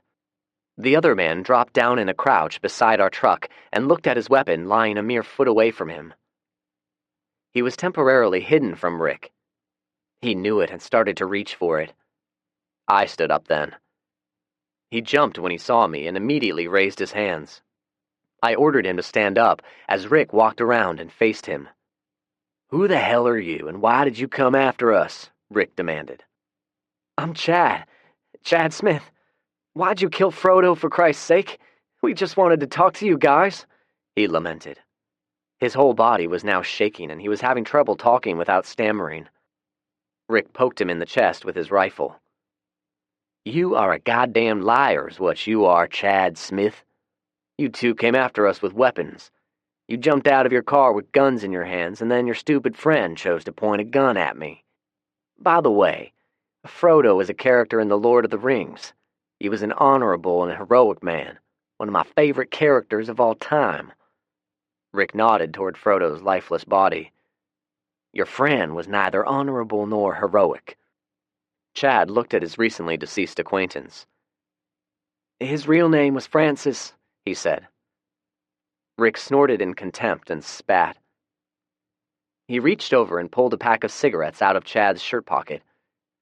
He lit one and blew the smoke in Chad's face. "Are you gonna kill me?" he asked weakly.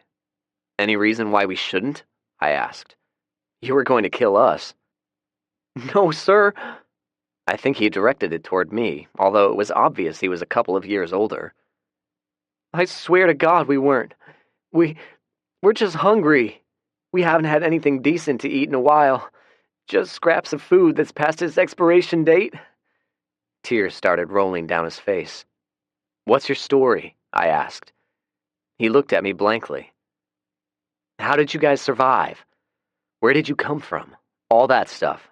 Tell me everything. Be truthful," I pointed at Rick, "because he doesn't like being lied to." Chad hastened a glance at Rick. Rick stared at him without emotion. His long hair was tied back in a ponytail, and about a month's growth of beard covered his face. Crow's feet were permanently etched around his eyes. He looked like a cold-blooded killer. He must have been a mean mother back in his Nam days. Well, we both are college students at Vanderbilt. Or we were. When everyone got sick, we went to his parents' house. They were vacationing in Aruba at the time." He looked at Rick cautiously.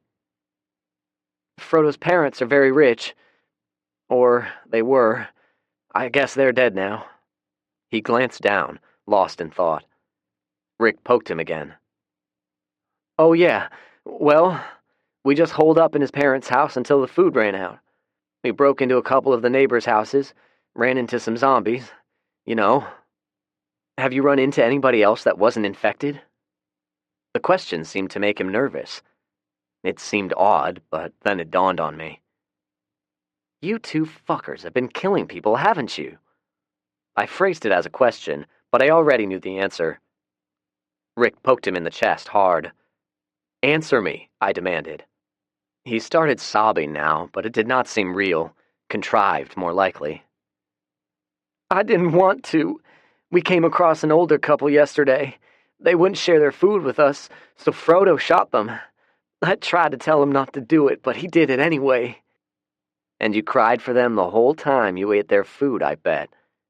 Did you give them a Christian burial, or did you leave them lying where they fell?" Chad continued sobbing. He could not answer. He didn't need to. Rick and I knew the answer. I could see the look on Rick's face. He was ready to execute Chad. Chad looked downright pitiful at that moment. His clothes were dirty, his face unshaven and oily. His hair was downright greasy from too many days without soap and water, and he was very skinny. We must have looked like aliens to him. We had showered and put on clean clothes this morning. I shaved off the little scruff of whiskers that I had, and even though Rick had a full beard, it was neatly trimmed. It was scraggly as hell until last night, when I made a passing comment that he'd never get a woman looking the way he did. The next thing I know, he was in the bathroom with a lantern and some scissors, trimming away. Rick looked over at me. I shrugged my shoulder as if to say, "I don't give a shit if you kill him." Rick nodded and raised his rifle. At the moment he was about to pull the trigger, a couple of zombies came around the side of the building. When they spotted us, they started moaning in ecstasy and made a beeline toward us. The two of us shot quickly. Rick scored a direct hit between the eyes. My aim was off just a bit. My bullet grazed off of the cheekbone of my target. It continued a loping charge at me. I took aim and shot again. Bullseye. They dropped in a heap. Rick walked over to them, looked them over to make sure they were dead, and started laughing. He pointed. "You just killed a cop." I looked at the zombie. His tattered rags were the remains of a police officer's uniform. His badge was gone, but he was still wearing a duty belt, although his gun was missing. I chuckled just a bit. Chad spoke up. "It's the noise. Those things are attracted to noise." He looked around. "There will be more of them coming soon. A lot more. We should get out of here." I made a decision then. Killing in self-defense was one thing. Killing a zombie was about the same. Killing a man in cold blood was still murder. I was not at that point in my life. At least I didn't think I was. I walked over to Chad's gun. It was a .22 caliber Ruger revolver. I unloaded the bullets and handed him the gun. I got a couple of cans of beans and weenies and a can of peaches out of the truck and handed them to him. "Chad, my name is Zach, and my friend here is Rick. I want you to get in your car and drive off. If you ever come at us with a gun again, somebody is going to die. Got it?" I declared. He nodded quickly. "You should leave before Rick decides to kill you anyway." Chad walked quickly toward his car. He paused momentarily as he walked by Frodo's body. He looked up at Rick as he got in his car, thinking that maybe we were just playing a game with him and Rick was going to shoot him anyway. Or maybe he was memorizing Rick's face for the future.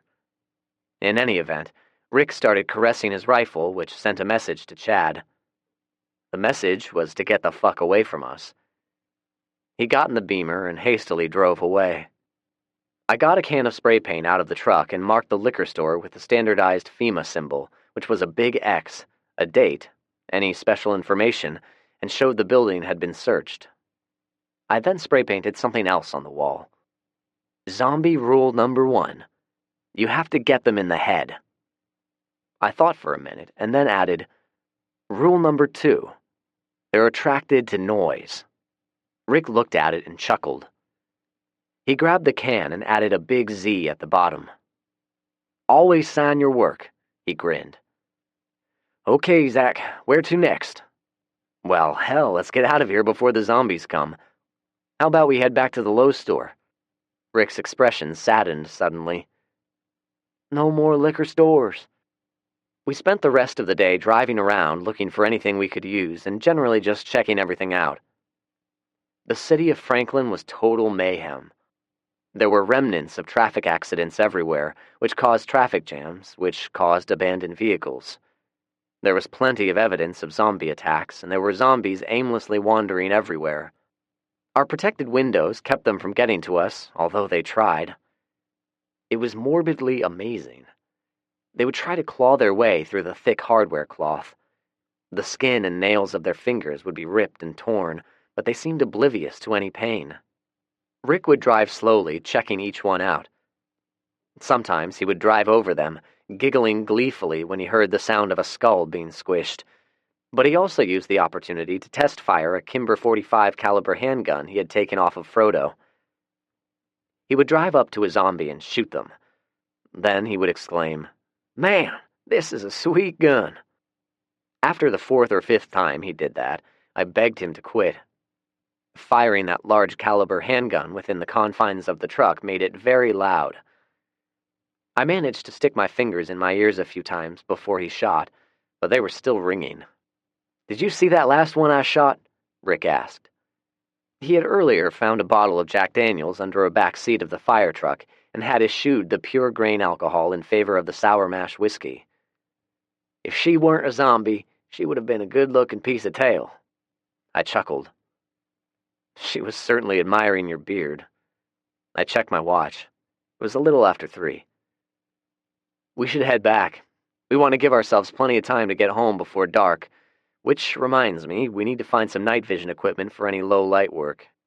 Rick belched and scratched his beard. I hoped he didn't have lice. "I already have night vision equipment. Give me something to eat." I got one of his infamous lard biscuits out of the cooler and looked at him. "Why didn't you say so? What else are you holding out on?" Rick glanced over and chuckled mischievously while scarfing it down. Rick was starting to get into his cups, so at my insistence, we swapped seating positions. About 3 miles into our journey back, I started picking up glimpses of a vehicle following us in the rearview mirror. I have to make an admission. Rick had taken the jug of tea I had made and poured the contents of the pure grain alcohol into it. I tried it. It tasted awful and handed it back to him. He took a sloppy swallow and looked at me questioningly. It would seem as though there are more survivors than I had previously estimated, in addition to Chad and the recently deceased Frodo. Rick frowned at me. "I mean, Francis, it seems as though we now have somebody else following us." "No shit," Rick exclaimed while looking back. "Well, I believe you're right. I wonder what they have in mind." His brain activity was in slow motion now due to drunkenness, but I learned never to underestimate the old man. He pointed at a boat on a trailer on the side of the road. I looked at it incredulously. I could not help but think, why in the hell would someone be hauling their boat when they were fleeing for their lives? They must have apparently realized the absurdity of it at some point and opted to park it on the side of the road. They had covered it with a tarp, as if they were going to come back for it later. "Pull over about 20 feet in front of that boat," Rick said. "See if you got enough room to hide inside it with your rifle." I parked and quickly ran back to the boat. I climbed up, checked for any sailor zombies, and climbed inside it shortly before our tail came into view. Rick got out and raised the hood of the truck. He hid the Kimber in his waist under his jacket and put his rifle under the truck. Now it was just a matter of time. They came into view within a few seconds. Rick gave me a running commentary while I lay hidden under the tarp. "The dumb shits just drove up. They're about 200 yards away. When they spotted the truck, they parked on the side of the road. I guess they think they're invisible or something. Well, we'll see who has the most patience. We can't let them follow us back to the farm, Zach," he stated. I agreed silently. Well, it didn't take long. Rick spoke silently. I heard their car creeping along the asphalt. Oh shit, Zach. There's a couple of women in the car. A man, too. Along with a little kid. Damn. I heard the car stop, probably close to Rick. Howdy, Rick said with an exaggerated slur in his speech. There was a muffled voice reply, and then a car door opening. Well, I'll be. I haven't seen any live people since I don't know when. Where the hell have you folks come from? I slowly raised my head just enough to see through a gap between the tarp and the boat. An older man had exited the car, a dirty gray minivan. Chrysler, I believe. Well, sir, we're from Fayetteville. Tennessee, that is, not Fayetteville, North Carolina. We were told there is a FEMA camp in Nashville. It's supposed to be set up in the Titans football stadium. Do you happen to know anything about it? I could see Rick scratching his beard. A refugee camp, huh? That's the first I've heard of it, but like I said, I haven't seen any real people in quite a while. Have you people seen any zombies? I could see the old man look back at the people still sitting in the car. We have, sir. They're everywhere. Fayetteville's full of them. We barely got out with our lives. We were making our way along I-65 when we saw you in your truck. We thought we'd take a chance. The old man looked around. I could have sworn there were two of you. Rick chuckled. Might have been two of us. I tend to see people who may or may not be there when I get to drinking. Rick leaned toward him. I'm sure he did it so the old man could smell the liquor on his breath. Say, do you guys have any fresh gas or food? I think I got some bad stuff in my truck. She's not running worth a shit. The old man quickly shook his head. And I keep saying old man. He was actually close to Rick's age, maybe a couple of years older. He was about an inch shorter than I am, with dark black hair, but the roots were almost white. The mustache had the same color scheme. He had run out of that Grecian Formula 44 about a week ago, I'd guess. I'm sorry, sir, we don't have much gas left, and as you can see, I've got several mouths to feed. Rick changed the subject quickly. He was no longer exaggerating with the slurring. You have a military bearing to you. What unit were you in? The man dropped his jaw open momentarily, but recovered quickly. The 2nd of the 502nd Charlie Company. What about you? 2nd of the 75th Bravo Company. I thought you had the look about you. Rick turned to me. Zach, come on out. I heard most of the conversation. If he passed Rick's inspection, it was good enough for me, I supposed. I jumped out of the boat and walked up warily. I was holding my rifle casually, but kept it pointed in the direction of the occupants of the car. The stranger held a hand up. There's no need for that, son. He looked over at his family, who were still sitting in the car. It's okay. Come on out. There were two women. One was in her late 30s. One girl was a teenager about my age, and there was a boy about 10 years old. This is my daughter and her two kids. His face clouded momentarily. The rest of the family did not make it. This is what is left of the Frierson family. I'm Don. He shook hands with Rick and me. This is Janet, her daughter Julie, and her son Tommy. They were a sorry-looking lot. They looked and smelled as if they'd been riding in their car for a few days without bathing. Rick and I introduced ourselves. Rick took a particularly long time shaking Janet's hand. I did a pretty good job of hiding my grin until Rick looked at me and winked. Are y'all hungry? We've got some food with us, I said. They all nodded, and I thought that they were actually going to start salivating at the mention of food. I retrieved the cooler out of the truck and set it on the road in front of them. We've got an assortment of snack foods, and Rick made up a big batch of biscuits. We had to use powdered milk, so they may taste a little funny. In all, not very high in nutrition, but it'll fill you up. There was a collective gasp when I opened the cooler and they gazed at the food in stark wonder. I guess they had not eaten much in a while. Don went around to the back of the minivan and came back with a case of 12-ounce cans of Coca-Cola. I found these in an abandoned car this morning. I'm afraid we've had the heater going, so they may be a bit warm. He grabbed one and popped it open. It spewed on him. Rick burst out laughing, which caused me to start laughing. Dawn looked at us, as did the rest of them. I don't think they had laughed or heard laughter in quite a while, but the laughter was contagious, and soon everyone was chuckling. We sat in the middle of the road, eating and drinking and asking questions of each other. "Rick, is Zach your son?" Rick shook his head and reluctantly offered his jug of laced tea to Dawn. Dawn took it, wiped the mouth of the jug, and took a swig before handing it back. "This here is the famous Zach, killer of zombies, hither and yon." Rick looked wistfully off into the distance. Oh no, I've seen the look before. I always called it the here comes the bullshit look.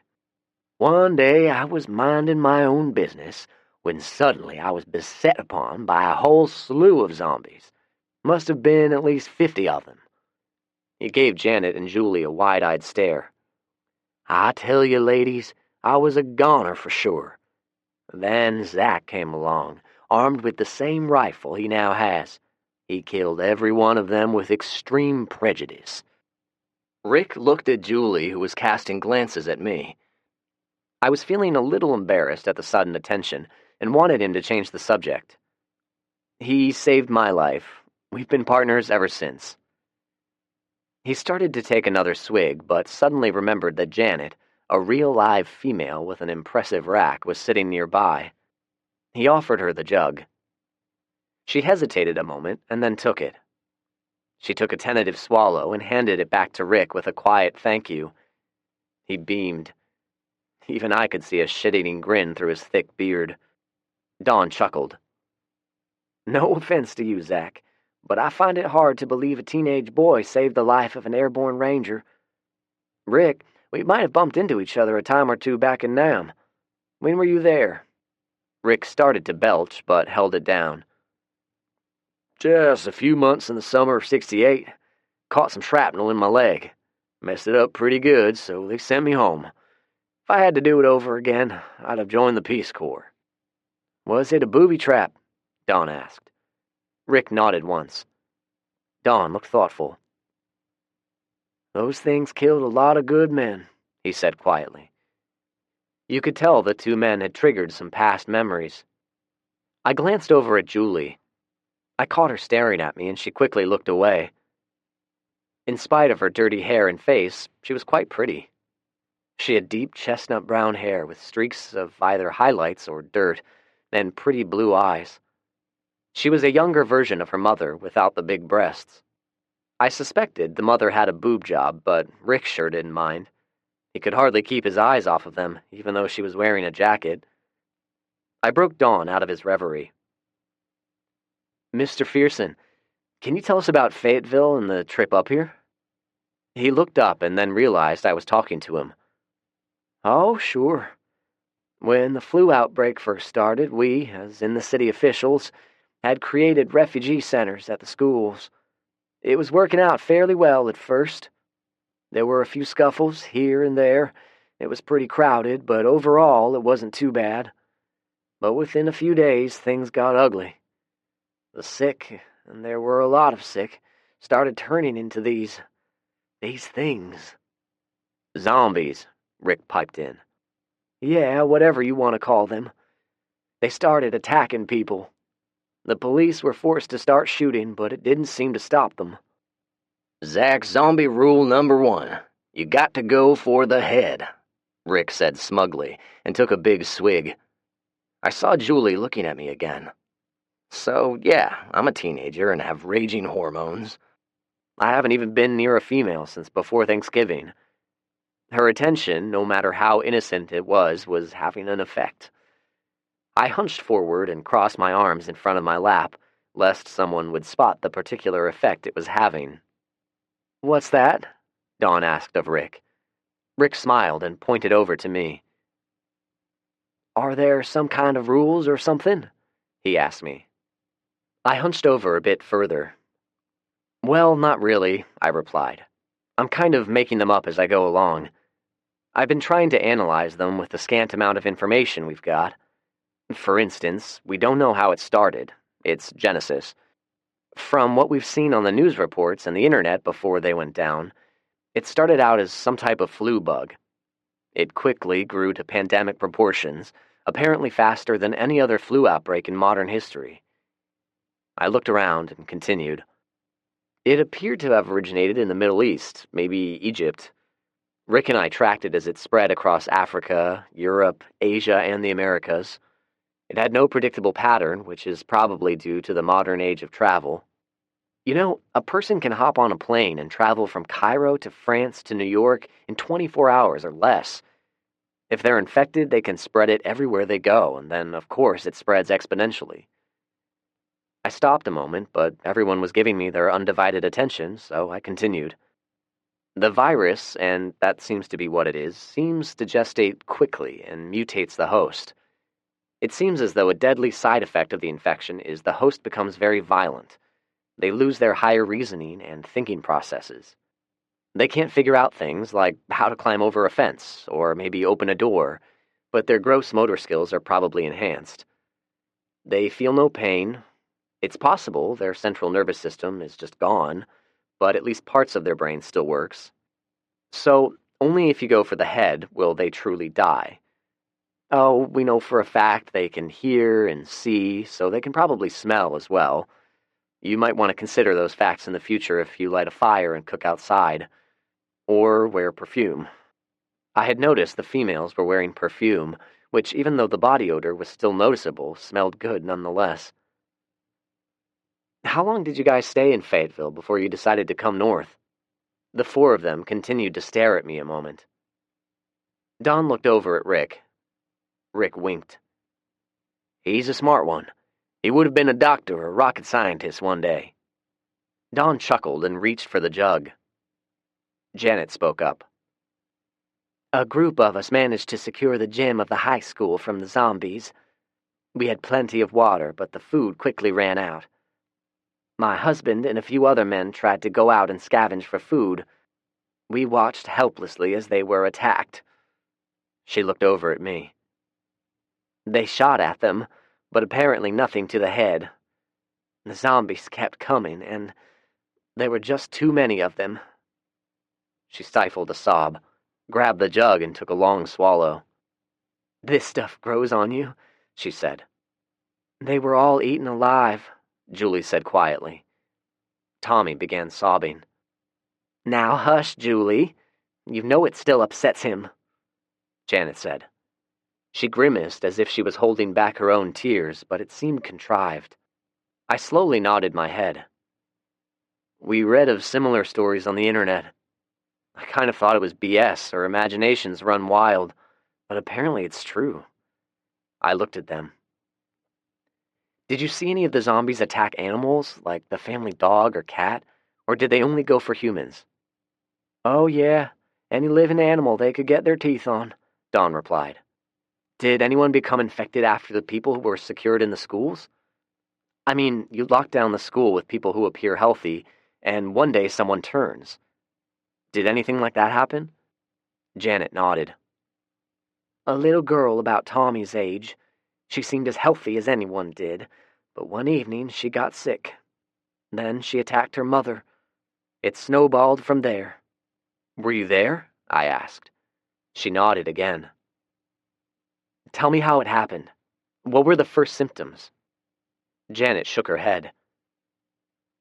The little girl's mother probably saw the first symptoms, but hid them from everyone else. The first time anyone noticed, the girl was sweating, incoherent, and her body was having spasms. It's hard to describe, but it wasn't really a seizure. They were odd muscle tics. Her skin became pale and splotchy. Oh, and she had a lot of phlegm. About an hour after we first became aware the girl was sick, she opened her eyes and latched onto her mother's neck. She had bitten a hunk out before anyone could act. It was horrible. Janet snatched the bottle out of Rick's grasp again and took another long swig. I'm fairly certain the grin on Rick's face indicated he was elated because he had a new drinking buddy with big tits. I could already tell he was planning on more trips into town to find liquor stores. What happened next? I prodded. How long was it before the mother turned? It was less than an hour. She began having spasms, and when a couple of women tried to comfort her, she went on a biting rampage. She was ultimately shot. She looked at me. It was a headshot, but we still didn't know that was required at the time. He did it as an act of humanity. In any event, the damage was done. It was a lot of information to digest. I desperately wanted to get back to the farm and review my notes. I checked my watch and confirmed the time with the sun setting.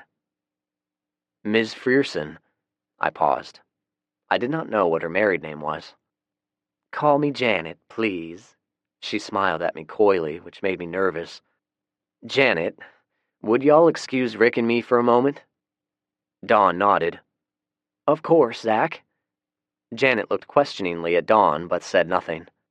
Rick and I walked down the road several feet where our conversation would be private. Well, what do you think, kid? Be nice to have some female company. You realize you're about the same age as her father. She most likely would not be the least bit interested. Hey, don't underestimate a woman who hasn't been laid in a while. All I can say is if they leave, the chances of me getting laid, and you getting laid for that matter, will be absolutely zero. I know enough about math to know that is a damned fact. I rubbed my face. You realize we're only thinking of our carnal desires? I asked. He frowned at me. We're thinking with the wrong heads, I explained. Enlightenment dawned on his face.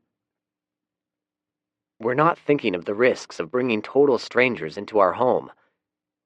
I'm suspicious, Rick. I mean, some of their story doesn't seem to make sense. Rick looked over at Janet longingly and sighed. Okay, kid, you're the brains of this partnership. What do you want to do? He asked. We talked it over for a few minutes. After weighing most of the pros and cons, we reached a decision. We walked back to a bunch of expectant, hopeful expressions. They knew what we were discussing. Rick spoke up. Dawn, Janet, we'd like to make an invitation to you all. Zach and I were wondering if y'all would like to come back to our house, spend a couple of days getting some rest and food in your bellies. Our resources are limited, of course, but you're invited. Fair warning, though, for the past couple of months it has been the two of us and 3 mangy dogs living in an old house. It's not the cleanest in the world. And it's not a luxury spa. We'll definitely expect help with chores. I want you all to know as well that if Zach or I spot any symptoms of the zombie plague from any of you, our solution will be simple. Headshots. So, what do you say? Don stood and wiped his hands together. Gentlemen, we be honored. He held out his hand and we both shook it. And just so you know, I'm a true Southerner. I'm a believer of the old saying, house guests and fish both start to stink after a couple of days. Janet interrupted when she ran up and kissed Rick on the cheek. Rick actually blushed. She then ran over to me and gave me a kiss on the cheek as well. Julie and Tommy were both grinning. It made me want to believe we were making the right decision. Okay, it's settled then. Just follow us. We're about 30 minutes away.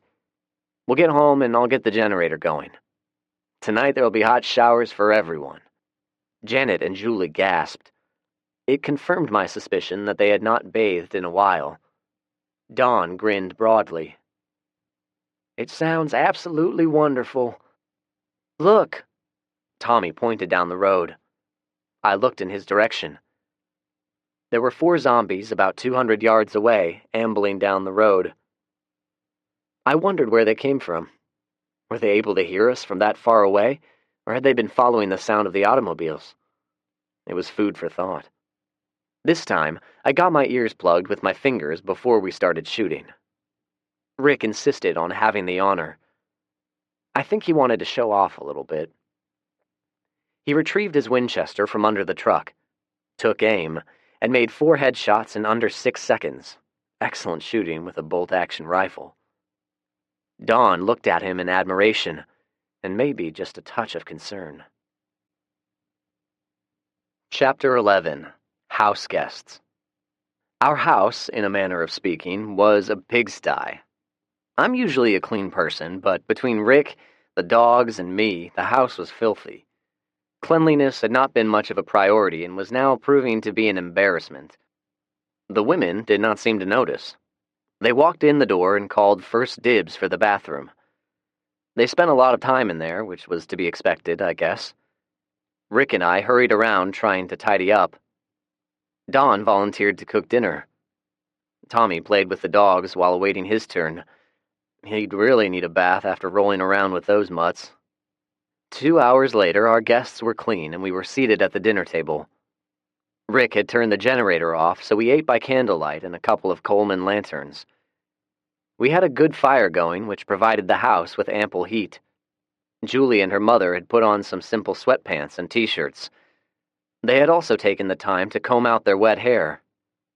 The effects of the soft candlelight made them both look like goddesses. My thoughts drifted to Macy. I wondered if she were even still alive. Maybe she was a zombie by now. Felix, too. Were he and his parents still alive? I suddenly recalled our last conversation. His mother was sick, he had said. I forced myself to think of more pressing matters. Mr. Frierson? I asked. Don stopped with a forkful of green beans halfway to his mouth and glanced at Janet. What's on your mind, Zach? And please, call me Dawn. Of course. Dawn, Rick and I never seem to have enough time to get everything done. One of our items on the list is to check all of the houses in the area. You know, check for survivors, search for food, those things. We've checked a few, but there are literally hundreds left to go. With your help, we could make some significant headway. Perhaps, I made a conscious effort not to look at Julie, you guys might find a home which will be suitable for you all to live in. That is, if the FEMA camp does not work out. We can help set it up and fortify it, much like we've done here. I think I can speak for Rick. We'd love to have some good neighbors. Don nodded thoughtfully. I would love to take you up on the offer, Zach, and as hospitable as the two of you have been, I would like to ask for one additional favor. He looked at Rick. Would it be possible to drive to Nashville in the morning to see if this camp actually exists? The reason I ask is that although you two have a pretty good setup, an operation such as a FEMA camp may be able to offer things the two of you cannot, such as health care. Perhaps they even have come up with a vaccine by now, and we've not heard of it. He put his fork down and held his hands together. If that is an inconvenience, I can check on it myself if one of you would be kind enough to draw me a map. Rick started to speak, but suddenly remembered some long-ago forgotten manners. He found his napkin and daintily dabbed at his mouth. We're only 20 miles from downtown. Normally it'd be a 20 or 30-minute drive, depending on traffic. He held his hands out. Now, it could be an all-day affair. It just depends on any road blockages.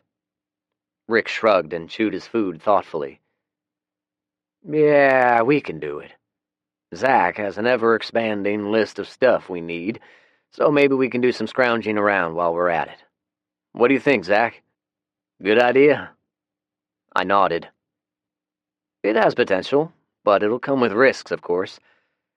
Mr. Frierson, Dawn, we've been monitoring the ham radio, and we've not gotten anything from Nashville.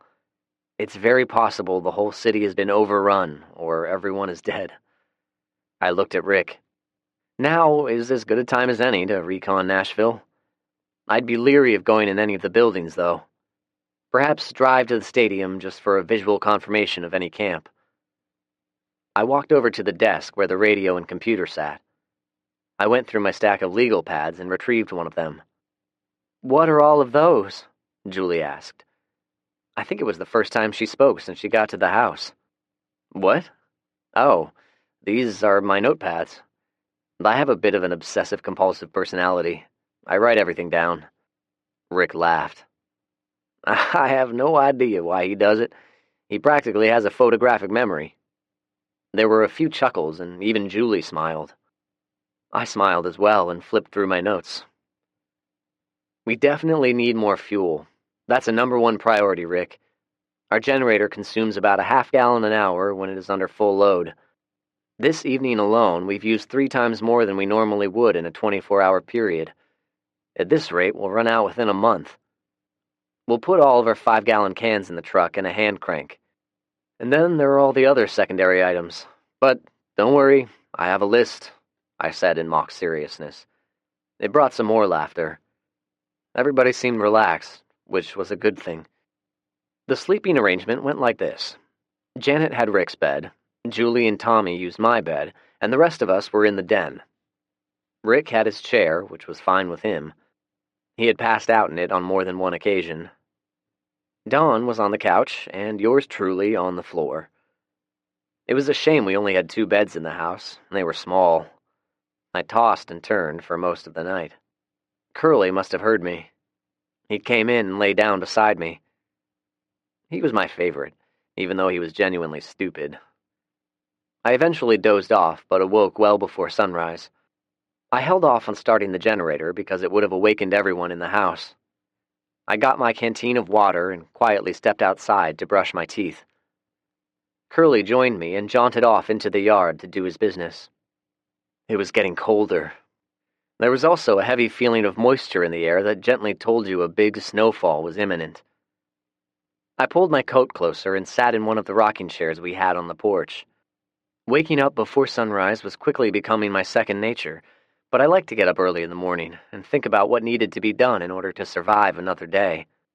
I was in the middle of mentally calculating how much food was going to be consumed by 4 extra hungry people when I heard the door open.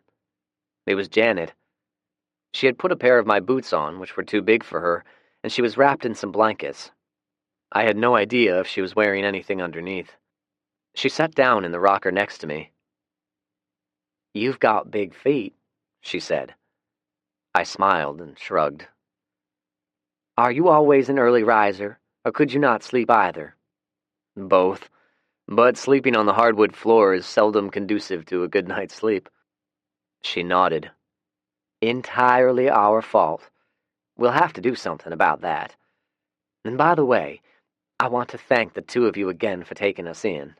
We'd been in that damn car just a little too long, and our food supplies were mostly gone. Oh, and the hot water. It felt so good. I'm afraid that Julie and I may have ruined a couple of your razors," she said. I looked at her. She laughed. "We just had to shave our legs and armpits." I nodded in sudden understanding. I had never discussed the feminine aspects of shaving with my grandmother or with Macy. Macy was clean-shaven. I found out when I clumsily attempted cunnilingus on her, the night when I thought she was mine forever. I caught myself wondering if Julie and Janet shaved. My reverie was interrupted. "Is it always this quiet out here?" "What? Oh, yeah." I nodded and forced myself to stop thinking about the silky smoothness of a woman's freshly shaved legs, and, well, you know. Ever since the world went to hell, it has been. We used to have an owl living out here somewhere. He would give a few hoots every so often, but I think he's gone now. He was probably lonely." "Maybe it was a she," Janet said. I chuckled. Maybe. The contours of the trees were becoming clearer as the sun rose. If you could just forget for a moment of the current state of the world, watching the sunrise was a wonderful moment. "Are you lonely, Zach?" Janet asked. I shrugged. "Yeah, some. Rick's a good man. He's been like a father to me. I don't know how I would have survived without him. And, of course, there are the mutts, man's best friend and all that. But, yeah, I miss my friends. I miss my grandmother." "What about your parents?" she asked. "They died when I was very young." I was about to add some more details, but decided against it. "Oh." She was quiet for a few minutes. We watched as the darkness turned into a dull gray and pink. I could feel the bite in the air. There was definitely snow heading our way. "I'm lonely, too. Sounds weird, I know. I've got my kids and my father, but I'm still lonely." I understood, I think. I believe she may have been talking about male companionship. "Zach, I have a favor to ask you." I cleared my throat. "Sure, if I can." I want to go into Nashville with Rick and my father. I want you to stay here and protect my kids, just in case, she said. I looked over at her. My father, he's... She stopped and drew in a deep breath. He's not been himself lately. Just yesterday we were on the road and there were those creatures walking right down the middle of the road. Dad just stopped the car and froze. I don't want Rick freaking out if he does it again. Would it be too much to ask? Oh, no, of course not. You'll be in good hands with Rick. He can take care of business, and he'll protect the both of you. I looked back at the window to see if anyone was listening. I lowered my voice and leaned closer to her.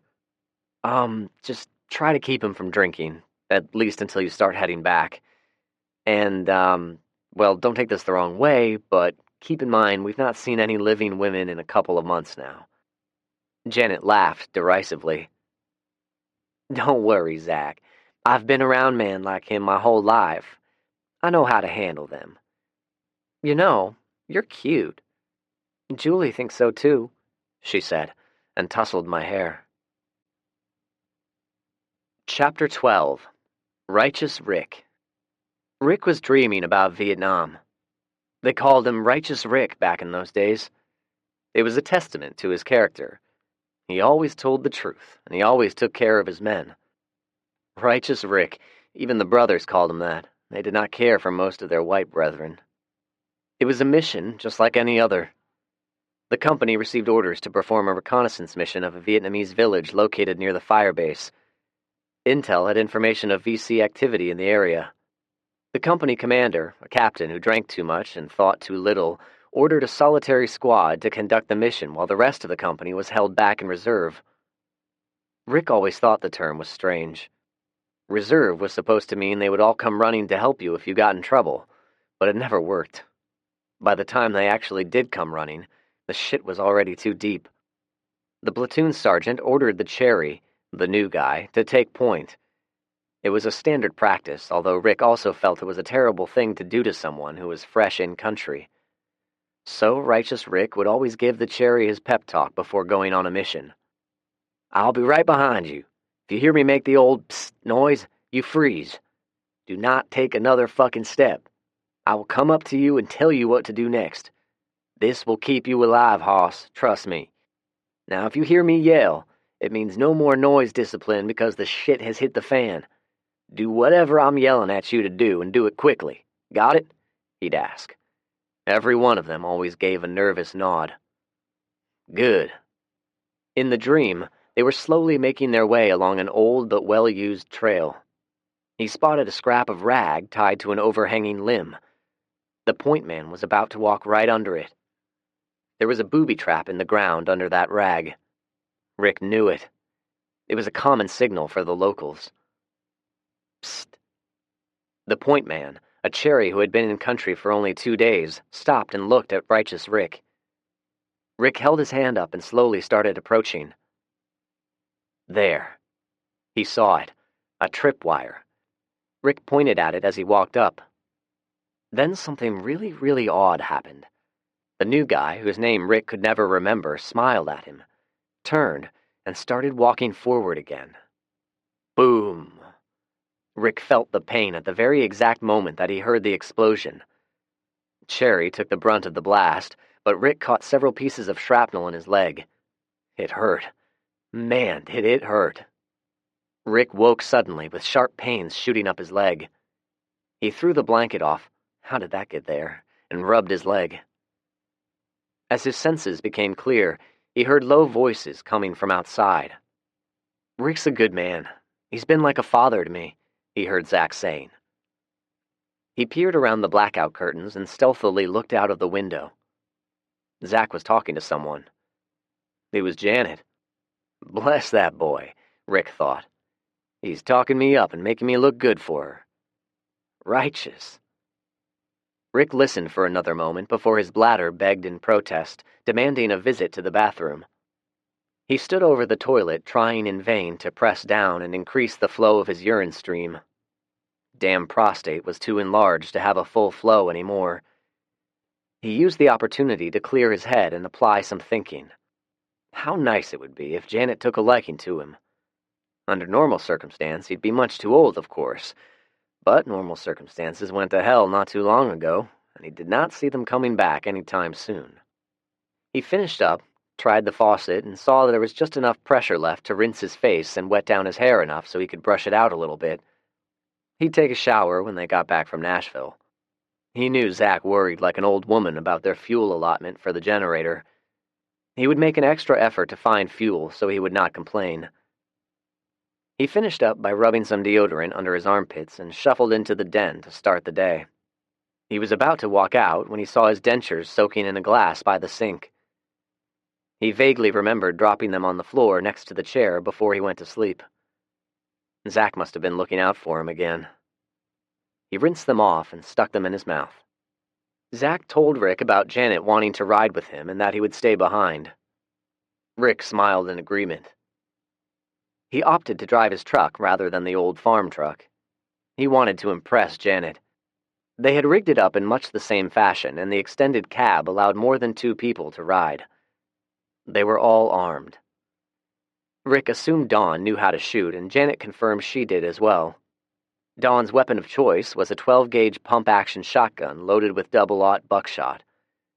Rick loved his Winchester, but opted for Zach's Colt AR-15 with his Kimber for backup. Janet had a handgun. They ate a quick breakfast. Zach stood beside Rick beside the truck. "Have you checked their weapons?" he asked. Rick nodded. "Yep. Did you check out the truck?" "I certainly did. You have just over a half of a tank, which gives you a range of 150 miles. I didn't fill it up all the way because now you have a place to put 20 more gallons if you run across any fuel." "I see. Good thinking." Rick looked at his watch. "Coming up on 7 o'clock. We should be going. My plan is to stay on the back roads. You know how we go to Nashville when the interstate is jammed?" he asked. I nodded. "That'll be my route. The plan is to be home before sundown." I nodded again. "Sounds good. If you're not back in 24 hours, I'll come looking for you." Rick nodded and looked at me. We'd been together 24/7 for a month now. It was an awkward feeling, knowing we were going to be apart for the better part of the day. Rick stopped on a bridge that crossed over I-65 and scanned along the ribbon of roadway with his binoculars. "How bad is it, Rick?" Janet asked. He handed the binoculars to her. "It's pretty congested. We could get through it, but it would be slow going." He pointed toward the interstate. "There are a lot of choke points. If there are thugs out there, it'd be easy to set up an ambush at any one of them." Dawn had used the binoculars and nodded. "We'll stick to the back roads. Once we get to Franklin Pike, it'll go straight into downtown Nashville. We'll be able to see the stadium before committing ourselves to crossing the Cumberland River. If there is a FEMA camp set up, we should be able to see it." It sounded simple enough, and it would have been, if not for the zombies. They got as far as Broadway and 8th Avenue, about where the federal courthouse is/was located. As Rick approached the intersection, Dawn gasped and Rick let out a concerned, "Oh, shit." "What?" Janet was in the back seat and at Rick's direction had been spending most of her time gazing out of the back window. She turned and looked out the front. "Oh, shit." Rick was both amazed and frightened. "There must be thousands of them," he shouted. They were a variety of age, race, and gender, and they seemed to come out of nowhere. They must have been very hungry. The leading edge of the horde swarmed the truck. Rick punched the gas, running over several. One got hung up under the truck, but Rick did not slow down. He accelerated and turned down a side street. "Rick!" Dawn yelled. "There are cars blocking the street." Rick slowed only a bit, hopped a sidewalk, and performed a high-speed U-turn that would have made any stunt driver proud. He hopped another curb and raced diagonally through a parking lot, which was surprisingly empty of cars due to the entrances being blocked off by chain and padlock. Rick grunted and bypassed the chained entrances by jumping the curb on the far side of the lot. He narrowly avoided wrecking into several abandoned cars and eventually made it back onto 8th Avenue. Rick put distance between them and the Horde. "Holy shit, that was close," Rick shouted. "There is no way we could have killed all of those motherfuckers before they ripped us apart." He glanced over at Dawn and Janet as he drove. They nodded in agreement. "Nice driving, big guy," Janet said. She leaned forward and tousled Rick's hair, much like she did with Zach earlier in the morning. Rick stole a couple of additional glances at his passengers. Both had broken out in a nervous sweat, which was understandable. Janet was fine, just working off the jitters. Dawn, though, was a deathly shade of pale and staring straight ahead. Rick looked back at Janet and inclined his head toward Dawn. Janet's smile faltered. "Dawn, are you okay?" she asked. Dawn did not answer immediately. In fact, Janet finally had to shake his shoulder to bring him back to reality. He slowly looked over at Rick. "There is no FEMA camp, is there, Rick?" Rick slowly shook his head. "If there was, it's long gone now. We can ask Zach, but I'm thinking the reason there were so many zombies packed together is because the camp people became infected. I think the Titan Stadium can hold something like 70,000 people.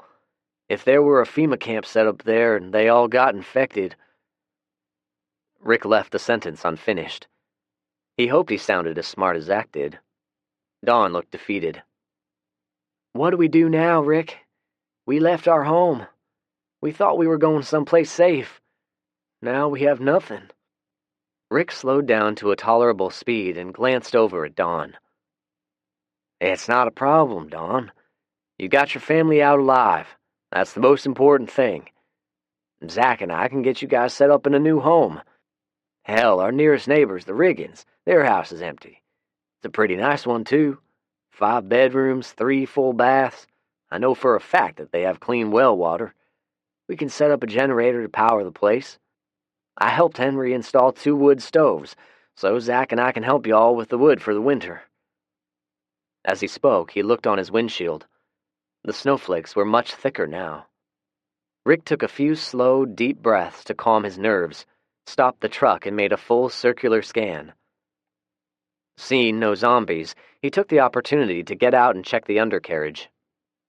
The carcass of the zombie was lodged in the wheel well. Fortunately, most of the body had been ground down from being drug along the asphalt. Rick had Dawn turn the wheel in one direction, and he was able to work the upper half of the torso loose. As he pulled it out, the zombie's head turned toward Rick and attempted to bite him. Rick quickly dropped the torso and kicked it away from him. "Holy shit! Did you guys see that? The fucking thing is still alive. There's nothing left from the waist down, but it's still alive. Fucking amazing," Rick thought. He got back in the truck and locked the door. "All right, you two, downtown Nashville is definitely a no-go. The snow is getting heavier and will probably drop a couple of inches before the day is over. We need to start heading back, but there's no reason why we can't make this work for us." "What do you have in mind, Rick?" Janet asked worriedly. "We scrounge around to try to find stuff. We've been on the road 2 hours now and have nothing to show for it. Let's at least attempt to round up some supplies," he said. Janet looked at Dawn and nodded. Dawn still looked pale, but he did not argue. Rick tried to recall everything on Zach's list. The boy could sure write a lot of lists. He tried to get Rick to take it with him, but he refused out of nothing more than pure stubbornness. The easy items to remember were gas and food, but there were a lot of other things the two of them thought up and dutifully listed. He scratched his beard as he drove and looked around. He stopped in the middle of the Wedgwood intersection. There were 2 convenience stores on opposite corners. The windows were broken out and they had obviously been looted. Rick used the binoculars to confirm the shelves were bare. He drove slowly south down 8th Avenue and made their way into the community called Melrose. There were some fast food restaurants they checked out, but the freezers contained only spoiled, foul-smelling food. "We're not having much luck today," Janet said. Rick started to agree, but then he stopped suddenly. Dawn and Janet looked at him questioningly. "There," he pointed to a full-service gas station on the corner a block away. It was old and poorly maintained, but it appeared to be still functional and up until recently had still been in business. Rick and Zach had agreed one of the many items they had a need for were tools. They had quite a few back at the farm, but as any real man knew, one can never have enough tools. He scanned the area with his binoculars once more. Satisfied there were no major threats, he put the truck in drive and headed toward the building.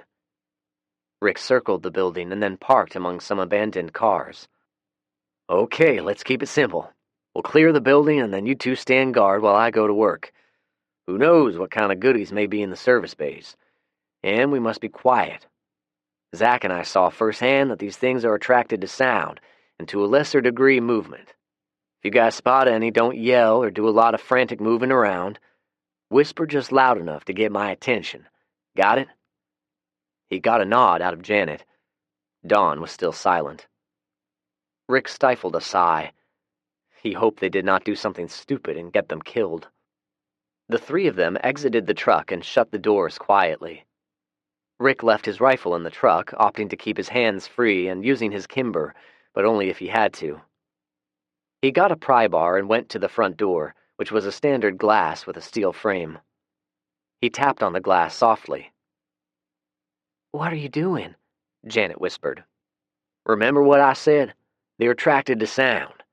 If there are any of them in there, they'll come see what the noise is. If there's anyone living in there, and if they're halfway smart, they'll know zombies don't knock on the door before breaking in." Janet looked at the door, looked at Rick, and smiled. She grabbed the handle and pulled the door open. Unlocked. Rick stroked his beard gruffly. "Smart ass," he whispered. They cleared the building slowly and clumsily. Several times he caught Janet waving her gun back and forth and cringed inwardly. He was somewhat worried she would accidentally fire off a round and he would get hit. They did not work very well as a team. Rick missed Zach already. The two of them had practiced over and over the fine art of both surreptitious and dynamic room clearing. Zach was a natural. Janet and Dawn were clumsy oafs. Once Rick was satisfied that the building was clear, he quick-stepped over to the service bay. He looked at the two and grinned. "God may be smiling upon us. Look." He pointed at a utility truck. It was a Chevy Silverado 2500. It had the utility package with toolboxes mounted on the sides. The ensemble was completed with a welder and a generator strapped down in the bed. The keys were still in it. Let's hope the mechanic finished working on it. Don wasted no time. He went over to a mechanic's tool chest, a large Snap-on brand. "Lots of good tools in here. We should take these." Rick agreed with a nod. They spent the next 40 minutes unloading the chest and then manhandling it onto the back of the truck before reloading it. Rick went outside and got the hand pump out of the truck. Janet saw what he was doing and began unloading their 5-gallon gas cans. Good, he thought. She's finally starting to understand what needs to be done. He decided there was hope for her yet. He caught himself staring at her breasts longingly. So did Janet. "You want to get your mind back on the task at hand?" she said without warmth. Rick snorted and started pumping gas out of the underground storage tank. It took almost an hour, but they eventually got everything they could. He even filled up both trucks, which he almost forgot about. Rick stretched and looked at the sky.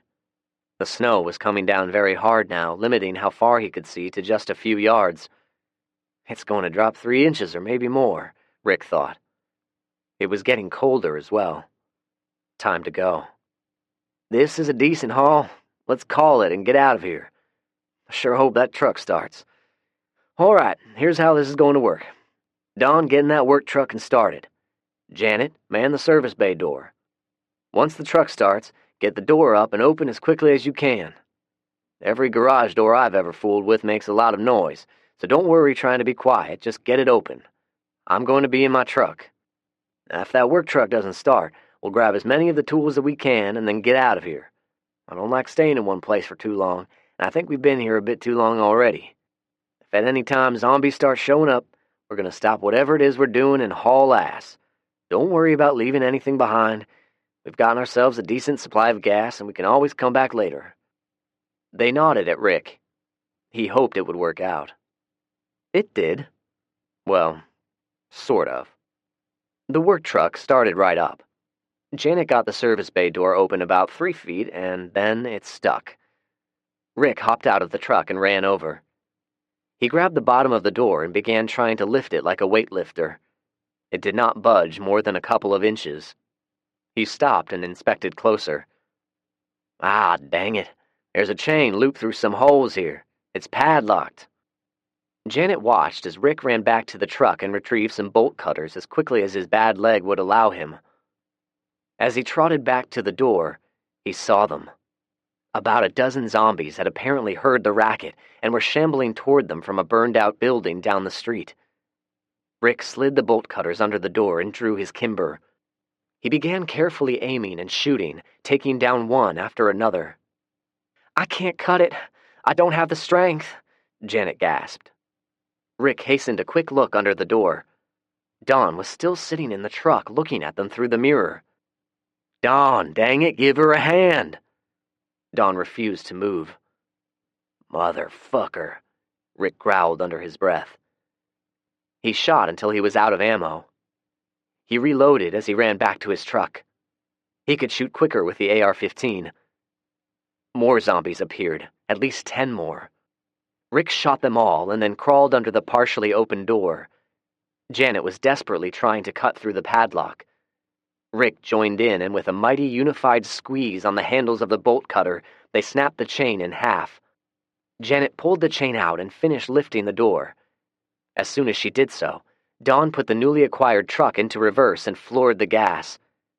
He sideswiped Rick's truck in the process. Rick looked at him like he had lost his mind. "Get in the truck," he yelled. Janet did not hesitate. She got in the driver's side while Rick started shooting again. He saw Janet put the truck in drive. He was suddenly alarmed.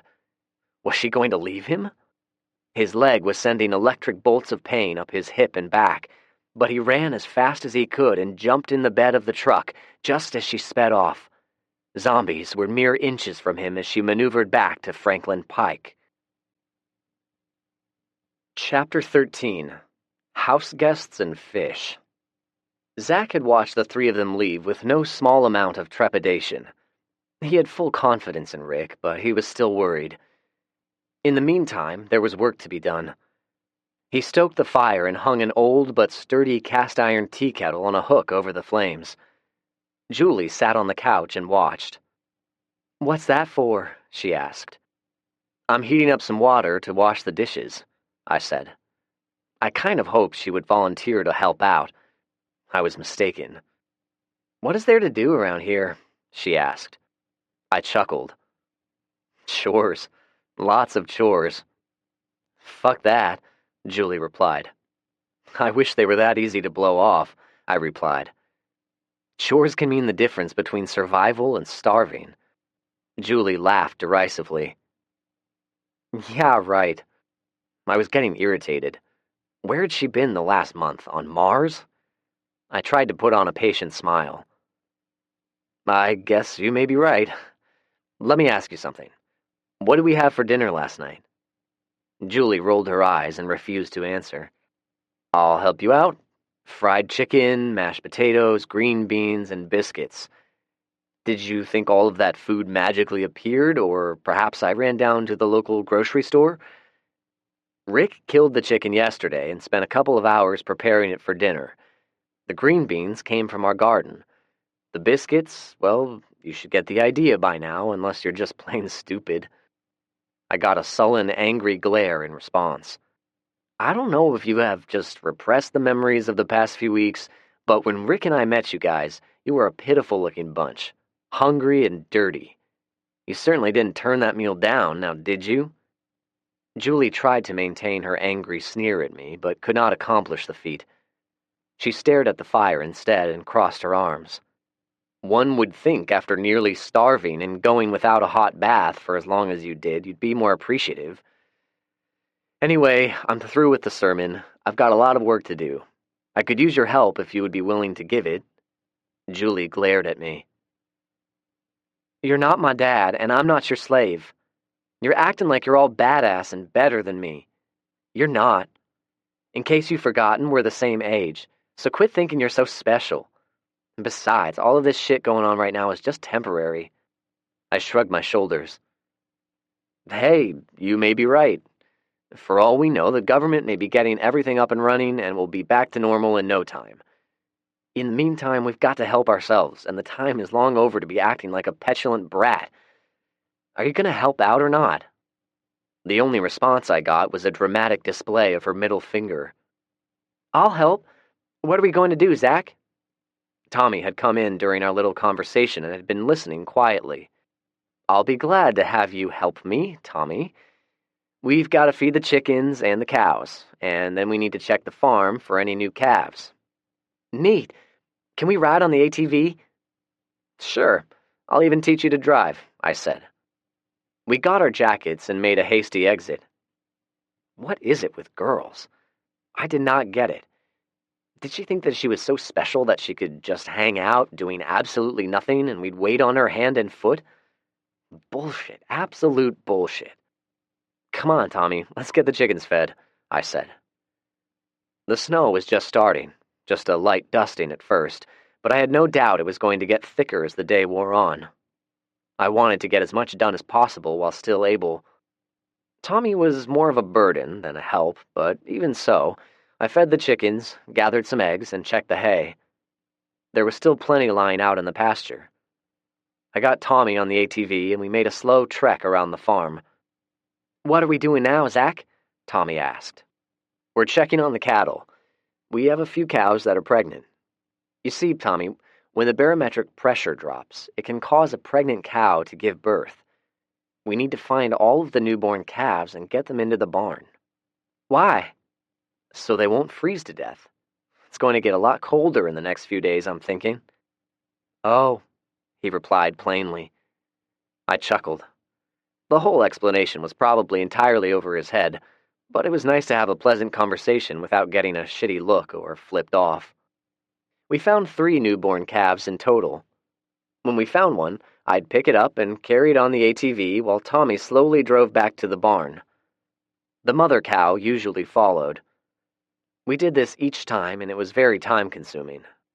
After a couple of quick lessons, I had Tommy driving while I held onto the calves lest they fall off and injure themselves. We toured the rest of the farm, presumably to let Tommy enjoy himself, but I really wanted to make sure there were no zombies lurking around.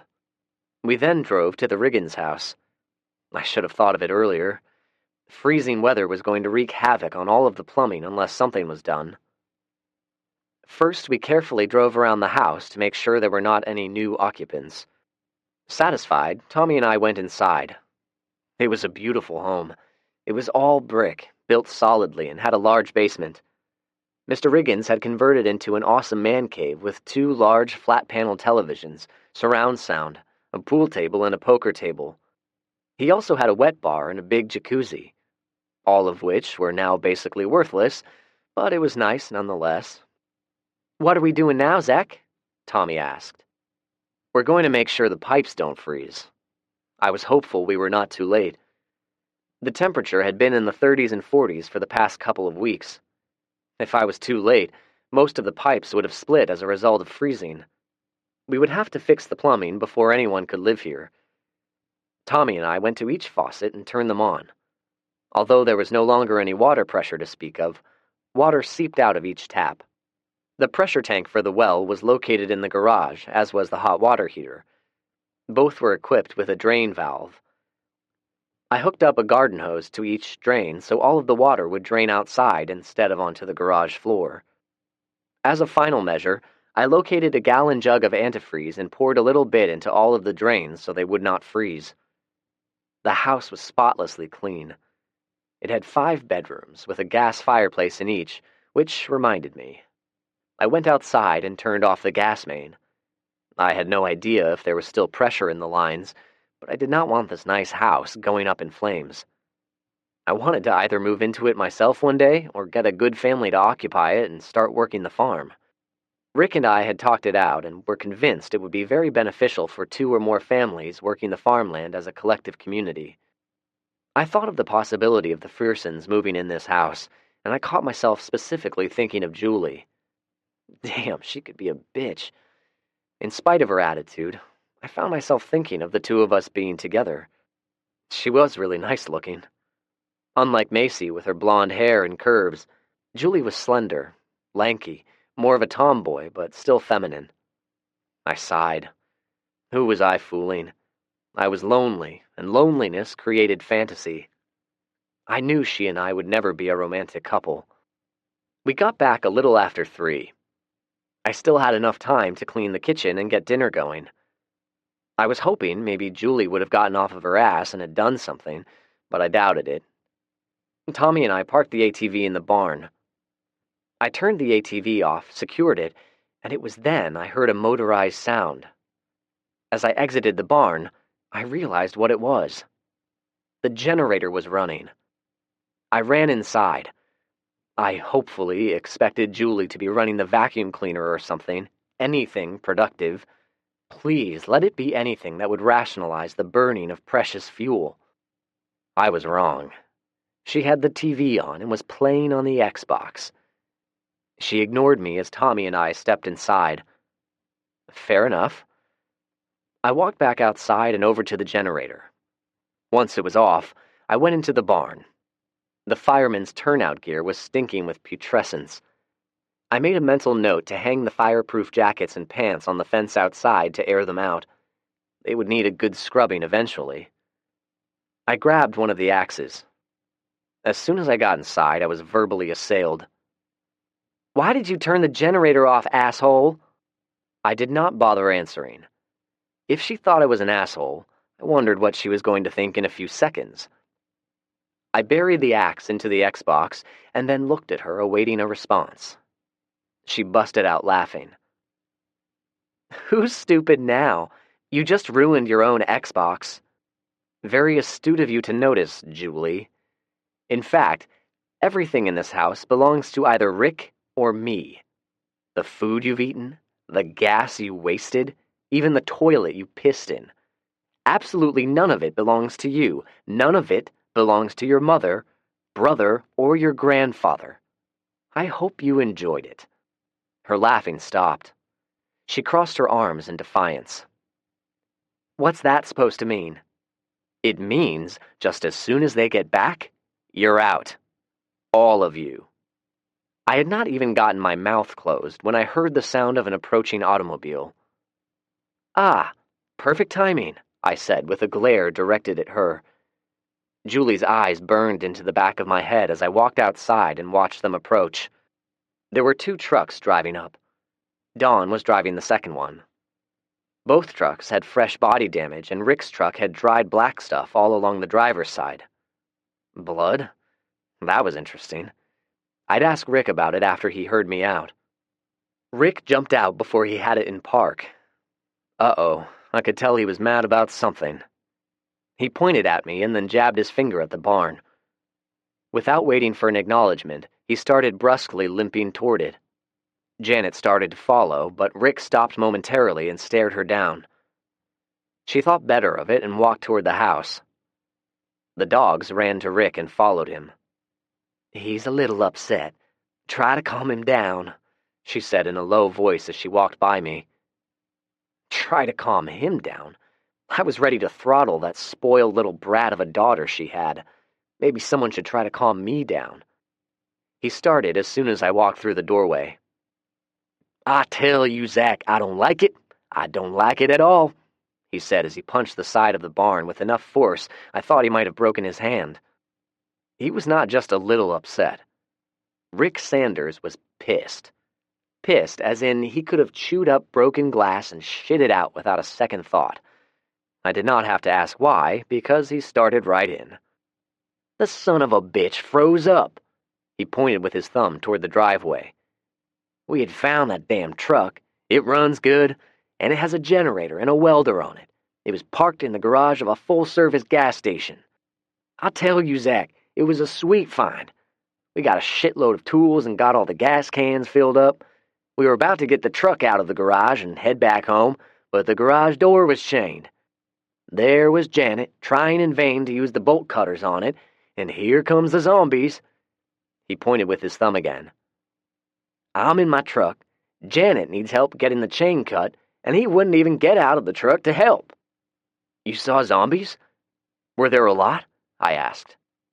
Rick's eyes widened, and he started gesticulating with his hands, which he did whenever he got excited. "Oh, hell yeah." He slapped his forehead. "I'll start from the beginning. Downtown Nashville is covered up with them, Zach. We drove right into a massive horde. There must have been thousands of them.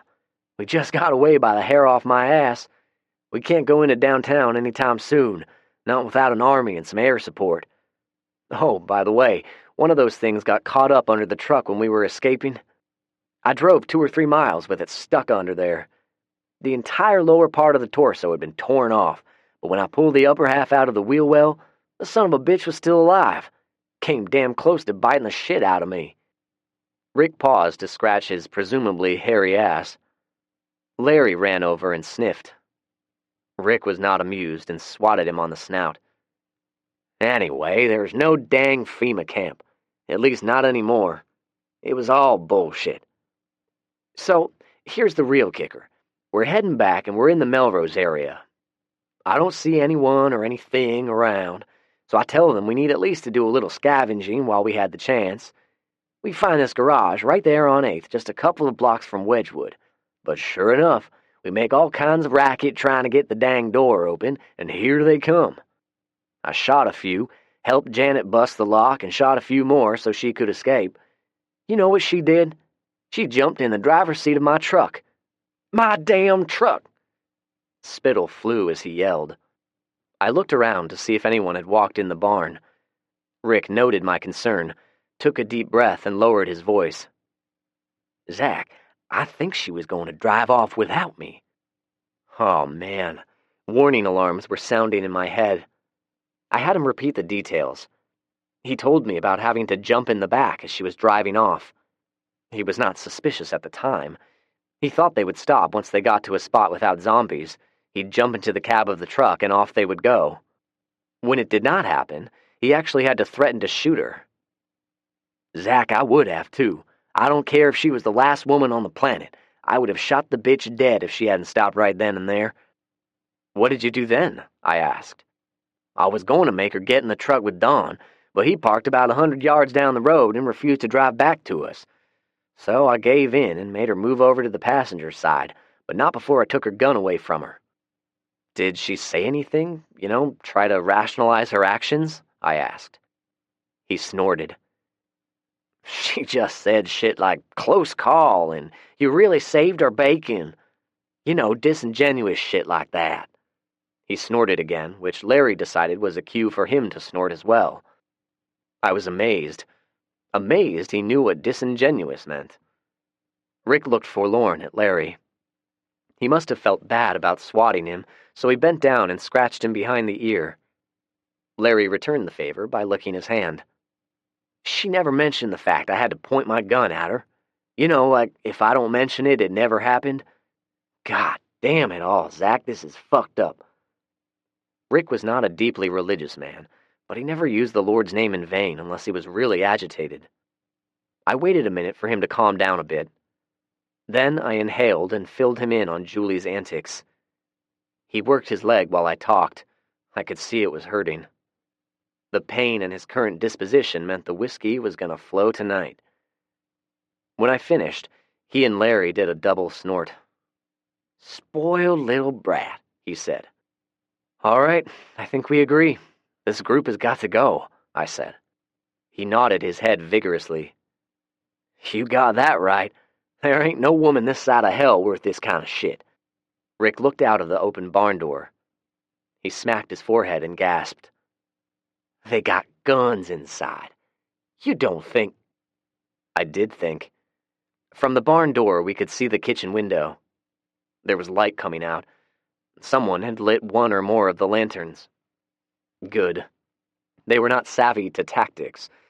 If they left the interior of the house dark, they would have a good tactical advantage over anyone walking through the door. I watched the windows while we devised a plan. I walked inside a few minutes later. My feet left tracks in the snow. It was coming down hard now, and the dirty gray sky was quickly turning dark. The interior of the house became brighter. Someone had just lit another lantern. Outside, it was dark. They would not be able to see Rick and what he was doing. I repressed a smug grin. They were all sitting on the couch, waiting. Don had his shotgun sitting across his lap with his hand near the trigger and pointed toward the door as I walked in. I left the door open behind me. He stared at me flatly. "I suspected you would be armed when I walked inside, Don," I commented. Don's eyes shifted nervously. It just confirmed Rick's suspicions. "Where's Rick?" Janet asked. There was a hard edge to her voice. No more friendliness, no flirtatious smile. I glanced at Julie. She seemed very nervous. They were planning something, all right. I sidestepped away from the open door. "He's outside with a rifle pointed at you. You've seen how good of a shot he is. I wouldn't make any sudden moves if I were you. Oh, and you have about 5 seconds left to toss the shotgun on the floor at my feet." Dawn looked out the door in sudden alarm. Rick was crouched behind one of the trucks with the rifle leveled across the hood. Realization dawned on him. If he made a wrong move, he was a dead man. I could see it in his face. 2 seconds. He said he was going to shoot you first, Dawn, and then Janet, so you'd better do something quick. Janet hurriedly reached out and swiped the shotgun onto the floor. I held up 5 fingers. "Dawn, ladies, I just gave Rick the signal for 5 more seconds. Place your hands on your knees and do not move," I ordered. They did not like it, but they complied. Julie kept looking at her mother with condemnation. Or maybe it was how she always looked at her mother. Hell if I know. I then motioned for Rick to come inside.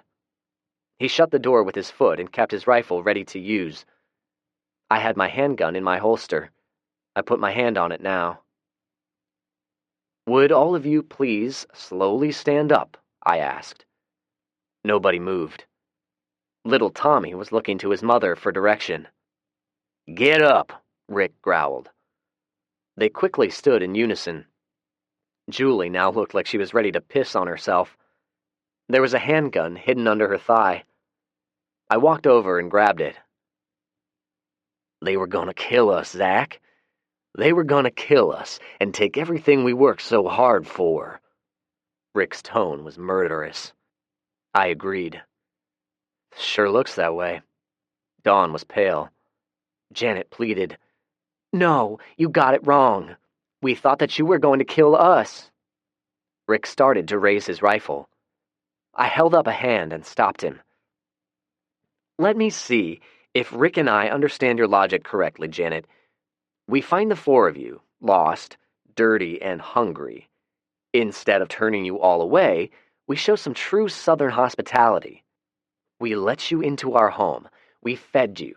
We went out of our way to accommodate you bunch of ingrates, and you thought we were going to turn on you for no reason and kill you? Bullshit. You are a goddamn liar." I looked at Julie. "Suddenly your behavior makes a lot of sense. You're just like your mother." She tried to maintain eye contact with me, one of those evil stare-downs idiotic teenage girls like to do, but she could not pull it off. She dropped her head and started silently crying. Tough shit. I had no sympathy. I was mad. Rick was beyond mad. Nevertheless, we weren't cold-blooded murderers. I looked at Rick. He looked at me and shrugged as if to say, "Whatever you want to do with them is fine with me." "All right then. Dawn, go into the bedrooms and get your family's belongings. Bring it all in here. If you happen to latch on to anything that doesn't belong to you, I'm going to have Rick cut your hands off with that axe over there," I said, and nodded toward the fireman's axe, which was currently embedded in the Xbox. His jaw dropped. "Well, how do I know what belongs to us and what belongs to you two?" "If it looks like it belongs to a woman or a 10-year-old kid, it wouldn't be anything that we would own, now would it? You should hurry. Rick is an impatient man, and you guys want to be on the road before it gets too dark out." "You're really making us leave?" Julie finally asked. Her voice was small-sounding now. All of the earlier defiance was gone. I stared at her contemptuously. She did not get it. They were close to being shot. All of them. I did not bother answering. Janet spoke next. Would it be possible to get some food before we have to leave? I nodded reluctantly. How much? We're not in a negotiating mood, Janet. You'll get whatever Rick and I decide to give you. I don't expect you to thank us because I just don't think y'all are the grateful types. You're all nothing more than selfish ingrates. We could give you everything we had and I still don't believe you would be appreciative. Don't even think of asking for gas. Your daughter ruined that for all of you. Janet frowned, not understanding. I pointed at the Xbox again. She doesn't seem to think things through. She burned precious fuel running the generator while sitting on her lazy ass playing a video game all day. Julie gasped. I don't know why. It was true. I scoffed. Pathetic. All of you are pathetic. Janet continued scowling at me, but then I saw something I had never seen before. Her expression suddenly changed from a vitriolic scowl to a pitiful, pleading look. It stunned me for a moment, actually to see the sudden metaphysical change of emotions, like suddenly shifting a car into reverse while driving down the road at 50 miles an hour. It unsettled me a little bit. You've misjudged us. We're good people, she said quietly. Rick had told me about women like this during one of his drunken diatribes. He tried to explain it to me. I did not understand it at the time, but it made perfect sense now. I cleared my throat. I disagree. It is you all who have misjudged Rick and me. We had suspicions about you all from the very beginning, but in spite of our suspicions, we offered our help. We were going to fix you guys up in your own house and help you survive through the winter. Now, you're on your own. Since you feel like you have to arm yourself against us in our own house, consider this a tremendous favor we're doing for you. You're handing us a death sentence, Janet said sadly. I almost fell for it. Rick brought me back to reality. That's your fucking fault, Rick screamed. Don't even try to twist it around, he growled. Everyone was quiet then. The only sound was Dawn's shuffling around in the bedroom. After a minute, he slowly walked back into the den, carrying 2 suitcases. He sat them down, bent over stiffly, and opened them. Rick looked over the contents and gave me a nod. Keep an eye on them, please, Rick. I grabbed one of the suitcases and walked down into the root cellar. I went through the shelves of mason jars and selected various items for them. Rick and I had done a shit ton of canning this past fall. Hell, we had enough to last just the 2 of us for a few years. Our only problem was going to be dog food. Those little bastards sure did eat a lot. Rick then directed them to their minivan. I got a 5-gallon gas can out of the truck and carefully poured it into their tank. Rick glared at me, but did not object. It's not enough to fill your tank, but it's enough for y'all to get far away from here. Zach is being nice. As far as I'm concerned, if I see any of you heathens again, I'll pretend you're zombies and put a bullet in your head. They said nothing, quietly got in the car and started it. Rick stood off to the side and kept his rifle handy. I unloaded the shotgun and pistol. I knew that if they had any chance at all of survival, they would need the weapons. I put them in the back of their car. Tommy, do me a favor and hang on to these for a while, I said, and handed him the ammunition. Okay, Zach. Bye, he said wistfully. Bye, Tommy. I suddenly realized I was going to miss him. We had a lot of fun riding around on the ATV. I walked over to the passenger window and looked in. Janet and Dawn looked at me tentatively. Julie lay down in the back seat and pulled her jacket up around her face. If we kept your weapons, I don't think you would stand a chance. But you'd be wise not to touch them until you're well away from here. When you leave here, turn left on the state highway, go for a few miles until you see a large intersection, and then turn right. Drive about 5 miles. If you don't see the interstate, you've gone the wrong way. Whether you get lost or not, don't come back, I said threateningly. nodded to Dawn and pointed toward the road. Dawn looked old and tired sitting there. I almost felt sorry for them. Almost. They left without any further ado. Chapter 14. The Death of Righteousness.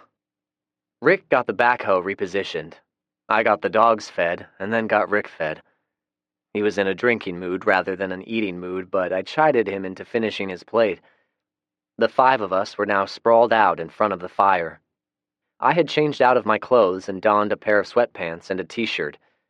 Rick had not bothered changing. He just took his boots off and let them drop in front of the old wingback chair he was sitting in. He propped his feet on the stool and produced a fresh bottle of whiskey. He saw me looking at it. "Found it under the counter at the gas station." He looked at the label adoringly.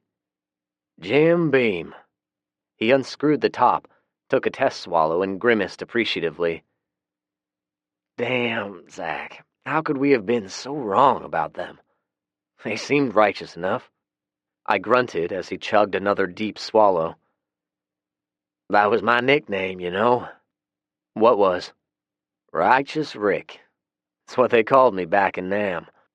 I looked over at him in surprise. I had known Rick for quite a while now and thought I knew him pretty good. "I never knew that." "I never told anyone. Yeah, you should have seen me back then. Young, fit, handsome, full of piss and vinegar." He took a large swallow and handed it to me. I shrugged and took a very small swallow. It was strong and burned the throat going down. Just what both of us needed. "Why not?" I asked. "I didn't want anyone calling me that again on account of I got some poor kid killed." He shook his head in frustration. "I've tried for years, but I just can't seem to remember his name. You see, I couldn't get to him in time, and he stepped on a booby trap. It took him a few minutes to bleed out. He died in agony, screaming for his mother and wanting to go home. There was nothing I could do." He looked over. "That's how I got hit in my leg, when the booby trap exploded. I caught some shrapnel. Might have been okay, but infection set in, caused a lot of nerve damage. I got a Purple Heart and sent home because of it." He took a long swallow. "You see, according to the therapist over at the VA, I have a lot of what you call survivor's guilt, in addition to PTSD. So, when I got back home, I didn't tell anyone my nickname. If everyone went around calling me Righteous Rick, all I'd ever be doing was thinking about Nam and the kid whose name I can't remember, dying in my arms. I'm fucked up enough as it is." "Well, I don't think you're fucked up. You knew this zombie shit was going to happen and you planned for it. You got us to where we are today. We're gonna survive this because of your foresight." "Yeah, but without any pussy." It was a crass statement, but I started laughing anyway. Soon both of us were in stitches. It was a good stress reliever. The dogs looked at us as if we were crazy. Instead of going to my bed, I climbed up on the couch and pulled a quilt over me. I wanted to be near Rick and talk with him. Curly jumped up beside me and made himself comfortable. "Don't forget to soak your dentures." "Right." Rick unsteadily stood up. "I'll do it right now." He came back a minute later and turned the lantern out. The fire was now our only light source. "Where do you think they're going to go?" I asked. Rick grunted. "Don't know, don't care. If they're smart, they'll park under an overpass or find a secure building for the night. The snow is really coming down hard. The streets will be pretty slick." "You're worried about them," Rick said. "Yeah, I guess so," I replied. Rick grunted again. "I know what you're thinking, and I agree. They were up to no good, and good riddance to them. I can't help but think Janet was behind it all. What a psycho bitch." "You got that right, brother," Rick said. I heard him taking slow sips from his bottle.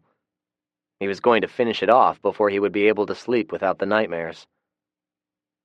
"Zach, I'm glad we're friends," he said quietly. "Me too, buddy.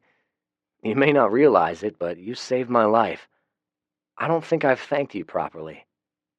By the way, Merry Christmas. Rick chuckled. Hell, I'd forgotten what day it was. Merry Christmas to you too, kid. Oh, wait, I've got your Christmas present, Rick said, and delivered a long, noxious fart. It sounded like a hippopotamus dying. Mo took offense and snorted. In spite of the fetid odor, I laughed. We talked some more before I eventually drifted off to sleep. There was no way of knowing, no indication, and no omen of what was going to happen next. Sometime during the night, Righteous Rick died. Chapter 15. A Proper Burial. I shot Rick in the head before breakfast. It was a no-brainer, no pun intended. When I finally accepted the fact he had died in his sleep, I carried him to the barn and laid him on a tarp. I sat on the cold ground, looking at him for at least an hour. I thought of all the good times I had had with the old man and how much he had taught me. I did not wonder so much about how he died. Bad heart? Too much whiskey? Lack of pussy? I did not know, and it did not really matter at this point. He was the father figure I never had, a good man. I was going to miss him terribly. He was the last person on earth who cared about me, and now he too was gone. He did not turn. His body did not reanimate, nor was there any hint of him becoming a zombie. Nevertheless, I stood, took careful aim, and fired. Rick understood. I buried him on a small hill overlooking the brook bordering the east side of the farm. Rick had once told me it was an old Indian mound. I had to use the backhoe to break the frozen ground. I buried him deep. The boys watched quietly. Only once did a forlorn whimper come from Mo. I was going to put up a tombstone when I had the chance. After covering him up, I did something I never did. I prayed. I prayed to God that Righteous Rick was finally at peace. The rest of the day went by in a blur.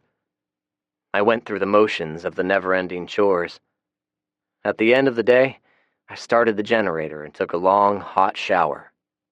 Yeah, I cried a little. I could not tell you specifically what I did for the next month. I performed chores. I ran for miles at a time. I worked out with an old rusty set of weights. There was an old punching bag hanging in the barn. I would punch it until my fists pulsated in pain, and my arms were so fatigued that I could not hold them up. I knew I was burning calories, but Rick had stored enough food to keep me fed for years. Occasionally, I turned on the ham radio. I'd capture bits and pieces of someone talking or Morse code, but nothing of consequence. There was one man I spoke to when the atmospheric conditions made for good skip, or radio waves bouncing off of the ionosphere. He lived somewhere on the Cumberland Plateau. He really did not have much to say, just the usual. Zombies everywhere, lots of dead, etc.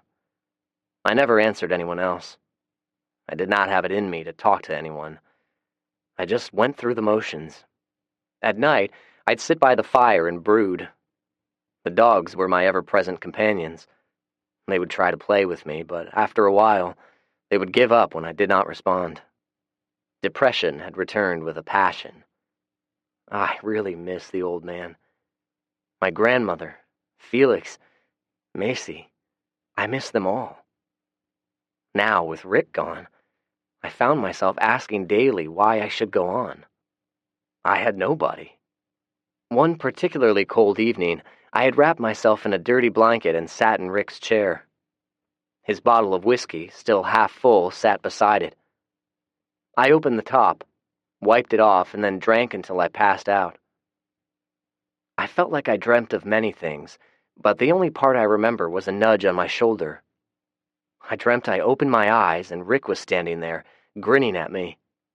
"Wake up, kid," he said.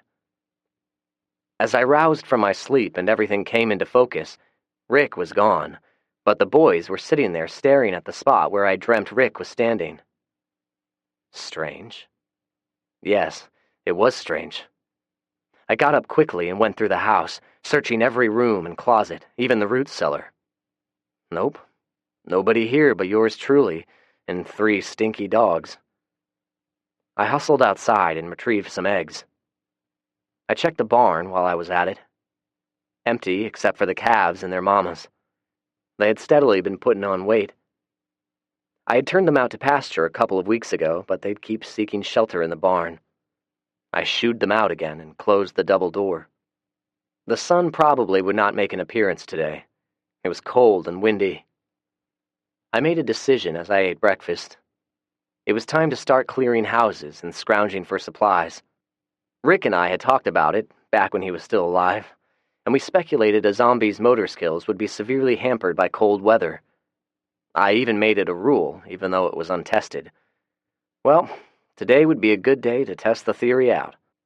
Rick had one of those large thermometers, the kind with a tin frame painted with an advertisement for a soda nailed to one of the columns on the front porch. It read 20 degrees. Perfect. The decision was made.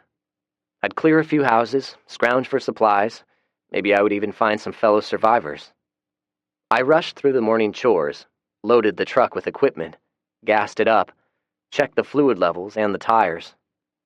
When I was satisfied I had thought of everything, I headed out. I took Mo with me. He was some kind of shepherd mix and was a decent watchdog. He only barked when a stranger came near. He would have to be my security monitor while I went through houses and buildings. I put Mo in the truck and got in behind him. "You're gonna have to watch my back, Mo, okay?" Mo looked at me, then licked me on the face. I interpreted it as a yes. Rick and I had many discussions about clearing buildings and scavenging. It was going to be an essential element of long-term survival. Here's the plan we devised. First, one should always assume a structure is occupied. Second, if a house appeared to have an alarm system, leave it. Most alarm systems had a battery backup, so in theory they could still be activated, even after several months. Noise was bad. Third, if it was obvious the house may be occupied, determine if the occupants were real or infected. If it had real people and they weren't sociable, back off. Go to another house, or even better, move on to another neighborhood. Rick surprised me with a tidbit of logic. He said any house occupied by zombies was going to be gold mines of needful things. It made sense, I guess. Zombies weren't going to eat up all of the food, nor would they use toothpaste and toilet paper. Well, I don't believe infected people bothered with those things, but I couldn't swear to it. Since I was going to be doing this solo, I was going to restrict my work to smaller homes or small businesses. Imagine trying to clear out a large office building by yourself. You round a corner only to run into a dozen or so infected secretaries who were fresh out of donuts. Nope, not me. I'd stick to small stuff. Even then, I almost screwed the pooch on the very first home I went to. I started with a quaint community in the southern area of Nashville known as Lenox Village. I turned in and drove up to the front door of the closest one. I sat in my truck for a couple of minutes to see if there was any type of reaction, living or otherwise. There was nothing, only the ticking sound that a hot car engine makes when you first shut it off, and a couple of noisy birds fighting over a worm or something. I got out and knocked on the first door while giving an innocent salutation. I'd say, "Hello, I'm friendly, not looking for trouble. Anybody home?" I was just about to make entry when the door suddenly burst open. An older woman wearing nothing but an untied bathrobe and her hair in those big round curlers ran out. She was screaming like a banshee. The suddenness of it startled me. Even more unsettling was the visual image of her open robe. I stumbled backward while pointing my handgun at her. She continued screaming while running to God knows where. I watched in rapt befuddlement as she rounded the corner of a townhouse and disappeared. No, I did not go after her. She had obviously lost her mind, and all of the screaming was going to attract zombies, or whatever you wanted to call them. I moved on to another subdivision a couple of miles away. As one may expect, I was extra cautious with the first house. There was another old woman in this one as well. She did not run out screaming, though. She sat there at her kitchen table looking at me. She was obviously infected, but made no effort to stand or chase me. She merely snarled at me when I entered the kitchen. I dispatched her with a quick headshot and carefully cleared the rest of the house. I cleared almost 20 houses before noon. I did not run into any other live people, but did encounter 8 more zombies of various types. Quite a few homes had stinking, rotting corpses. One house had a family of 4 that were all infected. I gave the front door a little knock and was shortly rewarded with moaning and scratching on the door. Nice, I thought. I kicked open the door and put 3 of them down with headshots. I was feeling smug with my skills until the family's little girl crawled out from under a bed and tried to bite my ankle. It was a good thing I was wearing heavy boots. If I had my running shoes on, I would have been bitten. I stomped on her head until it made squishing noises and she stopped moving. After the first hour and constantly repeating my congenial greeting, I became bored. My salutations soon went from friendly verbiage to, "Any zombie cocksuckers in there?" I guess it was fortunate I did not have any human contact. They would have thought I was the one who was crazy. Breaking into a residential house was actually quite easy. I had a set of skeleton keys that were used in most residential door locks and used a technique called lock bumping. Rick showed me a video tutorial on the internet. It only took a couple of minutes and was relatively quiet. If it did not work, I had one of those long pry bars firemen used. It could usually snap the door right open. No wonder there were so many burglaries back in the day.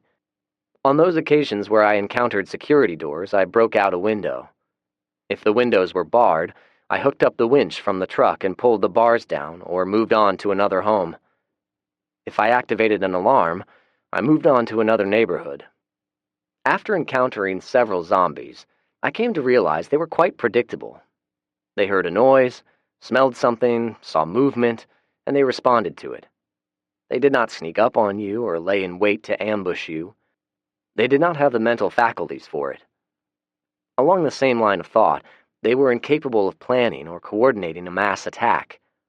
They merely responded to stimuli, and the rest was instinctive. Consequently, they did not seem to need sleep, nor did they feel pain, anguish, or fear. They moaned, wandered aimlessly, bumped into stuff, or sat there and stunk to high heaven until something caused them to act.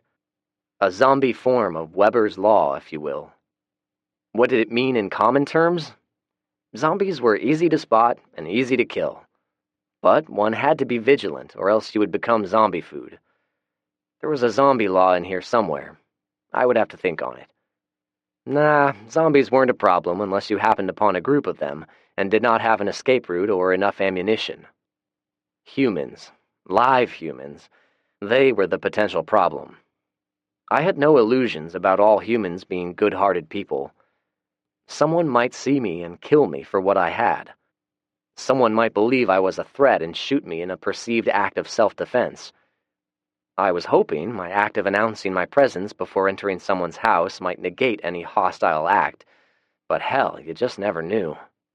They might be just like the woman in Lennox Village, crazier than an outhouse rat. Those were the ones that will hide in the closet, just waiting to blow your head off. I had to be careful or I'd end up dead. I took a break and looked over my newly acquired property. The pickings were slim, but not altogether bereft of goodies. I took an inventory with my notepad. Some gently used clothes that fit me, fresh bed linens, a set of Raffoni brand copper cooking pots, very nice. They would replace the Goodwill rejects that I currently had. Over a dozen Tupperware bowls. They were one of those items in which you could find 1,001 uses for. Containers were essential for hunter-gatherer societies. They were like weapons and tools, and you could never have enough. A couple of boxes of Kleenex, several half-used rolls of toilet paper, several used tubes of toothpaste, and a box of 9mm bullets. I had no 9mm guns. Rick hated that size. Only women shot 9s, he would say. I took them for trade purposes. I continued jotting. Some assorted food items, including an unopened bag of coffee beans, 4 boxes of rice, a dozen boxes of Jell-O, 2 boxes of powdered milk, and an unopened box of Mexicana Cal, which was good for nixtamalization. Several used boxes of laundry detergent, Almost every house had either powdered or liquid in various levels. I guess when people decided to bug out to wherever they were going to, a used container of detergent was useless in their minds. Along that line, I also found a few half-empty bottles of bleach, 2 5-gallon gas cans. These, I suspect, were also going to be a rare find. And finally, I scored a major coup in the last house I checked. 3 cases of an expensive brand of dog food. The boys would be happy. I found many other small items and dutifully jotted them down on my inventory list. Yeah, I know, I'm the only one around. No need to write out a list that was already in my head. But old habits die hard. I finished the list and reviewed it twice. It was definitely turning out to be a successful day. I also noted some houses that were closer to Old Hickory Boulevard had already been searched. Several had windows broken out, along with other assorted acts of vandalism. This particular subdivision stopped at a dead-end street. 3 of the houses at the end had burned. Upon closer inspection, I determined a car had crashed into the front door of one of the houses. I surmised the wreck caused the fire and it spread to the other houses. I wondered what had happened. Was the driver trying to escape from somebody? Had they been attacked? I pointed this out to my companion. We got some survivors out here that aren't so nice. We've got to be careful. Mo wagged his tail appreciatively. He was a good listener. He never once interrupted me or flipped me the bird. Oh, he occasionally farted, but Rick farted a lot as well, so I was used to it.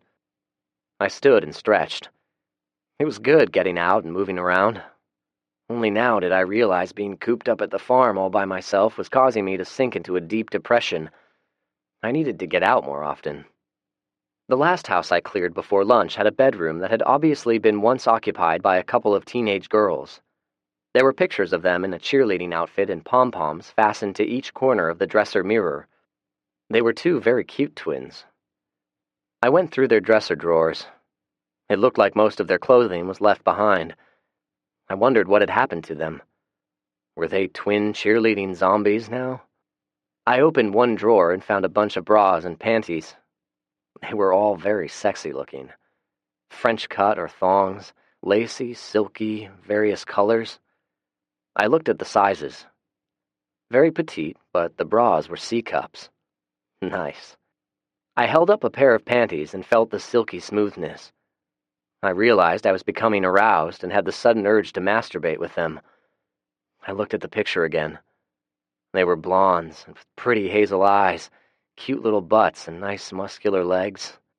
They were wearing sweaters, which prevented me from assessing any opinion about their breasts.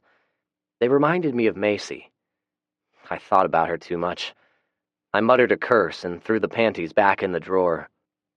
I had almost gotten myself in a good mood. Now I was getting depressed again over a woman who had hurt me deeply. It seemed like I've met a couple of those lately. I should have bent Julie over and diddled her brains out when I had the chance. Or Janet. Nah, scratch that idea. Not Janet. If I had made a pass at her, Rick would have been hurt. The thought reminded me of something I needed to do. Anyway, I squashed any teenage urges and walked out in front of the house. It was a fairly large 2-story with white vinyl siding. I spray-painted the standard FEMA symbol on the front door and then affixed rule number 3 on the white siding in large block letters for everyone to see. Rule number 3. There are no righteous zombies. Z.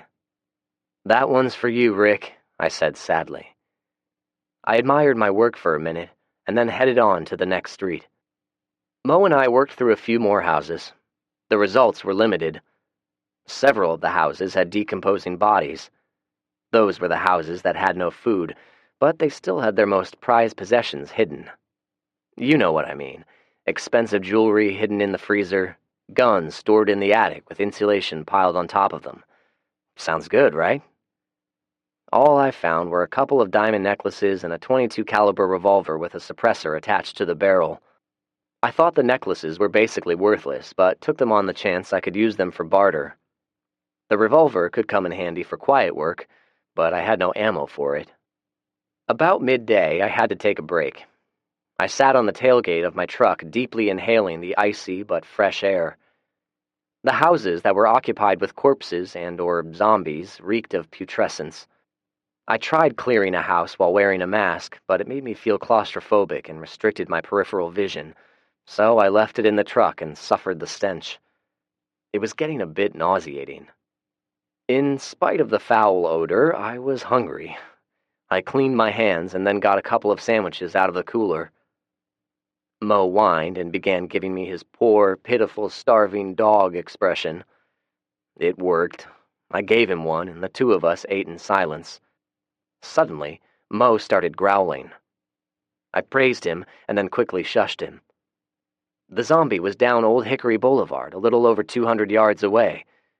I was certain it had not seen me. It was shambling down the road with no particular destination in mind. I watched in half-hearted amusement, wondering how close he needed to be before he finally spotted us. Suddenly, the zombie made a beeline over to a car parked on the side of the road. He never stopped his shambling gait and literally bounced off the car. Regaining his balance, he then started slapping and clawing at the windows. It was almost comical to watch if you ignored the fact that any physical contact with him could be potentially lethal. I retrieved my binoculars and looked him over. This one, a man, could have been in his 20s or his 50s. It was hard to tell. He had apparently sustained a harsh act of violence. It looked like one of his arms had been torn off. His stump consisted of torn flesh and jagged pieces of bone sticking out. There was no blood flowing out of his stump. Was it due to no circulation system? Or does zombie blood coagulate quickly? I did not know. His lips had rotted off, or maybe another zombie had chewed them off. The rest of him looked awful. Advanced decomposition, tattered blood-stained clothes, eyes almost rotted out. I wondered how it could still see, but apparently it could. It definitely saw something in the car. I contemplated my options. Kill the zombie or drive on to another neighborhood. I needed more gas. The truck was down to a quarter of a tank. I did not want to take a chance of driving too far, not finding any, and running out before I got back home. There were plenty of cars around here I could siphon from. I had been experimenting with different siphoning methods. Most of them were laboriously slow. I ended up with a battery-operated drill I rigged up to a small mechanical pump. I attached a 3-foot piece of garden hose connected to each end. Voila! I could stick one end into the gas tank, the other end into the truck's tank. It was quiet and efficient. So, the decision was made. I would kill him and continue with the scavenging in this neighborhood. I did not want to make a bunch of noise. After all, attracting more zombies would defeat the purpose. I still had not found a compound bow or crossbow, nor did I have any bullets for the newly acquired silenced revolver. It then occurred to me, I had brought a machete. It was in the bed of the truck. I quietly opened the door and put Mo inside. He would probably attack the zombie, and I did not know if he would become infected. Getting the machete, I started walking and approached as quietly as I could. I got to within 10 feet before he heard me. He turned and looked at me as if I were some type of apparition. Imagine a zombie with a decomposed face and rotting eyes looking frightened. It was so odd, I laughed. I then lunged forward with a sweeping arc of the machete. A skilled martial artist could have easily ducked or moved out of the way. But zombies aren't martial artists. His head came off somewhat cleanly, fell to the ground, and was still rolling when the rest of the body collapsed. I checked myself quickly for any harmful fluids that might have gotten on me and retrieved my ever-present bottle of waterless antibacterial soap. I cleaned the machete first and wiped it down in the snow before cleaning my hands and face. It reminded me back to when I killed Jasper. I had been splattered with blood from head to toe. If a police officer had stopped me, I would still be sitting in a jail cell. Whether or not I would have been alive, dead, or zombified was anybody's guess. I guess I was lucky. I was still smiling at the thought when I peered in the car to see what had captivated this thing's attention. There was somebody lying down in the back seat. Chapter 16. A reunion of sorts. I recognized Julie immediately. Skinny, petulant Julie. Even though she had her oversized coat zipped up and the collar pulled up to her face, there was no mistaking those blue eyes with the green speckles, the splash of freckles across her cheeks, and her tousled chestnut-brown hair. She was looking up at me in sheer terror. Shit, this was not good. I dropped the machete and drew my Glock as I backed up and looked around. I scanned every nook and cranny, but did not see anyone else. If Julie was here, Dawn and Janet had to be nearby. I walked back to the car and watched her hands as I tried to open the back door, but it was locked. I motioned for her to come out. She shook her head. "Come on out. It's okay." She shook her head again. I was not going to break out the window, nor was I going to beg. I shrugged. "Have it your way." I had too much to do, and she was not on the agenda. I retrieved my machete and got about halfway back to my truck when I heard the car door open. She ran toward me until she saw the gun. She stopped suddenly. "Where's Dawn and Janet?" I demanded. "Dawn's dead," she said. How many teenagers do you know call their grandfather by their first name? I suddenly recalled Janet calling him by his first name as well. I did not find it odd until now. I filed that tidbit away. "Where is your mom?" Julie's lower lip quivered. "She's not here. We met some people. Mom said we should join in with them." She looked at me. "They're not very nice." I walked closer to her and suddenly reached out to frisk her. "You got a gun on you?" I demanded. She shook her head quickly. I squeezed the pockets of her jacket, felt around her waistband, and wasn't shy about grabbing her crotch for any indication of a weapon. She flinched, but did not protest. Satisfied, I stepped back. "Tell me about Dawn. What happened?" She had a familiar expression on her face, as if she was about to say something smart about me grabbing her crotch, but then thought better of it. "Zach, it was so weird. After we left you guys, Dawn started acting really strange. We drove around in circles for half the night before Mom finally convinced him to stop until daylight. He'd mumble stuff to himself and was just kind of zoning out. He kept insisting we go back to downtown Nashville. He said he saw real people and there had to be a FEMA camp around there somewhere. When the sun came up, Dawn somehow figured out how to get to Nashville. We got to somewhere around Vanderbilt. Dawn got out of the car with the shotgun and started looking around. A zombie came out of nowhere. He actually ran up to Dawn and jumped on his back. He started biting him and clawing at his face before any of us could do anything." I held up a hand. "Wait, the zombie was actually running? Are you sure?" I asked. She nodded. Wow. I had heard of this during the initial stages of the outbreak, but did not realize a zombie still had the capability of running. "Did you note the amount of decomposition?" Julie gave a half-hearted shrug. "There wasn't much at all. That may have been why Dawn didn't react right away. His eyes were crazy-looking and his face was reddish, like he had a fever or something, but otherwise he almost looked normal. So, a freshly turned zombie can run. Interesting. Even more interesting if what she was saying was accurate. This person had turned at a much later time than everyone else had. Did I say it was interesting? A more appropriate word would be alarming. Okay, what happened next? Dawn was fighting with it, trying to keep it from biting him, and Mom... I could tell she did not want to tell me, but I needed to know. I held my hand up and made a swishing motion. "Tell me." So, Mom got into the driver's seat and drove away. She left Dawn. He didn't deserve that. She brushed some hair out of her eyes. It had gotten longer since I last saw her. I had to admit, it enhanced her femininity. Mine had grown out as well. I started keeping it tied back in a ponytail. I really hoped it did not enhance my femininity. Julie continued. "After that, we just drove around aimlessly. We'd park in obscure areas and sleep in the van at night. Sometimes we'd find something to eat, and Tommy got pretty good at getting gas. He'd crawl under the car and knock a hole in the bottom of the gas tank.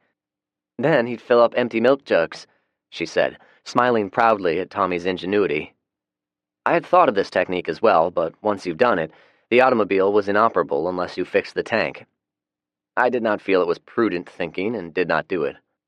She continued talking. Mom even talked about coming back to you and Rick. She seemed to think she could smooth things over. Blame everything on Dawn. That's my mom. Nothing is ever her fault, always somebody else's. She paused a moment. I guess she was thinking of the character that her mother was. I was pretty sure I knew how she felt. Everyone wants their parents to be perfect. When you figure out they're not, or worse, when you figure out that they are majorly flawed, it hurts. Deeply. She then flipped her hair back and continued. We had been just kind of driving around, avoiding zombies, no real destination planned. Then the van broke down. We didn't know what was wrong with it, and we couldn't fix it. I made a comment about how Dawn could have probably fixed it, and Mom threatened to lock me out of the van. It was getting late in the day when we saw them. They were in one of those Hummer limos. There were 6 of them. They were riding around, and they were standing out of the sunroof like stoned idiots, taking pot shots at zombies or anything that looked like zombies. Or windows. Darius seemed to be fascinated with shooting out windows. They were smoking weed, drinking, and just having a good old time. Mom stepped out of the van, smiled real big, stuck her chest out, and waved at them. Long story short, they invited us to join them. Where are they now? I asked. She pointed back over her shoulder. They're staying in someone's house back that way, about 10 miles. It seemed like she was being truthful, but I was still suspicious. What are you doing out here by yourself? She shook her head as if she was trying to shake away a distasteful memory. Yesterday, 2 of us decided to go out looking for food and stuff. I thought Darius was a good guy, but he pulled over on the side of the road and tried to, well, I convinced him I had to pee first. I got out of the car and made a big deal out of finding a good place to squat. I took off running and managed to hide from him. He drove around for about an hour looking for me. Then I guess he gave up and left. I've been walking ever since. I was doing a pretty good job of hiding from the zombies. They don't move so good in this cold weather, but then that one found me sleeping in the car. She gestured at Mr. Headless. His mouth was opening and closing slowly. It still was not quite dead, even without anything below the neck. That was pretty cool, what you did with the machete. She reminded me of the zombie. I walked over and looked at his neck where the head used to be.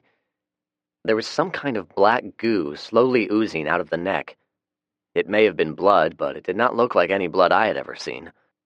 Okay, so if there is no blood, or I guess I should say no red oxygenated blood, the circulation system must be compromised. I thought that maybe that also applied to the respiratory system. It answered some questions, but seemed to create more questions as well. I then tore open the shirt and looked at the armpits. There was distinct swelling of the lymph nodes. So much so it looked like cantaloupes were stuffed under each arm. I straightened, used my waterless soap again, and focused my attention back on Julie. All right, so this guy tries to rape you, and you escape. Where did you think you were going to go? She shrugged and stuck out her lower lip. I was not sure if it was a natural mannerism or if she were putting on an act like her mother had. I was hoping you and Rick would let me stay with you. I scoffed and started to shake my head. Please? I'll be good, I promise. I'll cook, clean, feed the chickens. You name it, I'll do it, she proclaimed. I had several responses on the tip of my tongue, but we were interrupted by Mo barking. I looked down the road. There were 3 figures. They were kind of standing there. Well, that was being a bit subjective. They were hunched over, definitely not standing erect. Wave at them, I said. Julie looked at me as if I was crazy. You said you'd do anything. Was that a lie?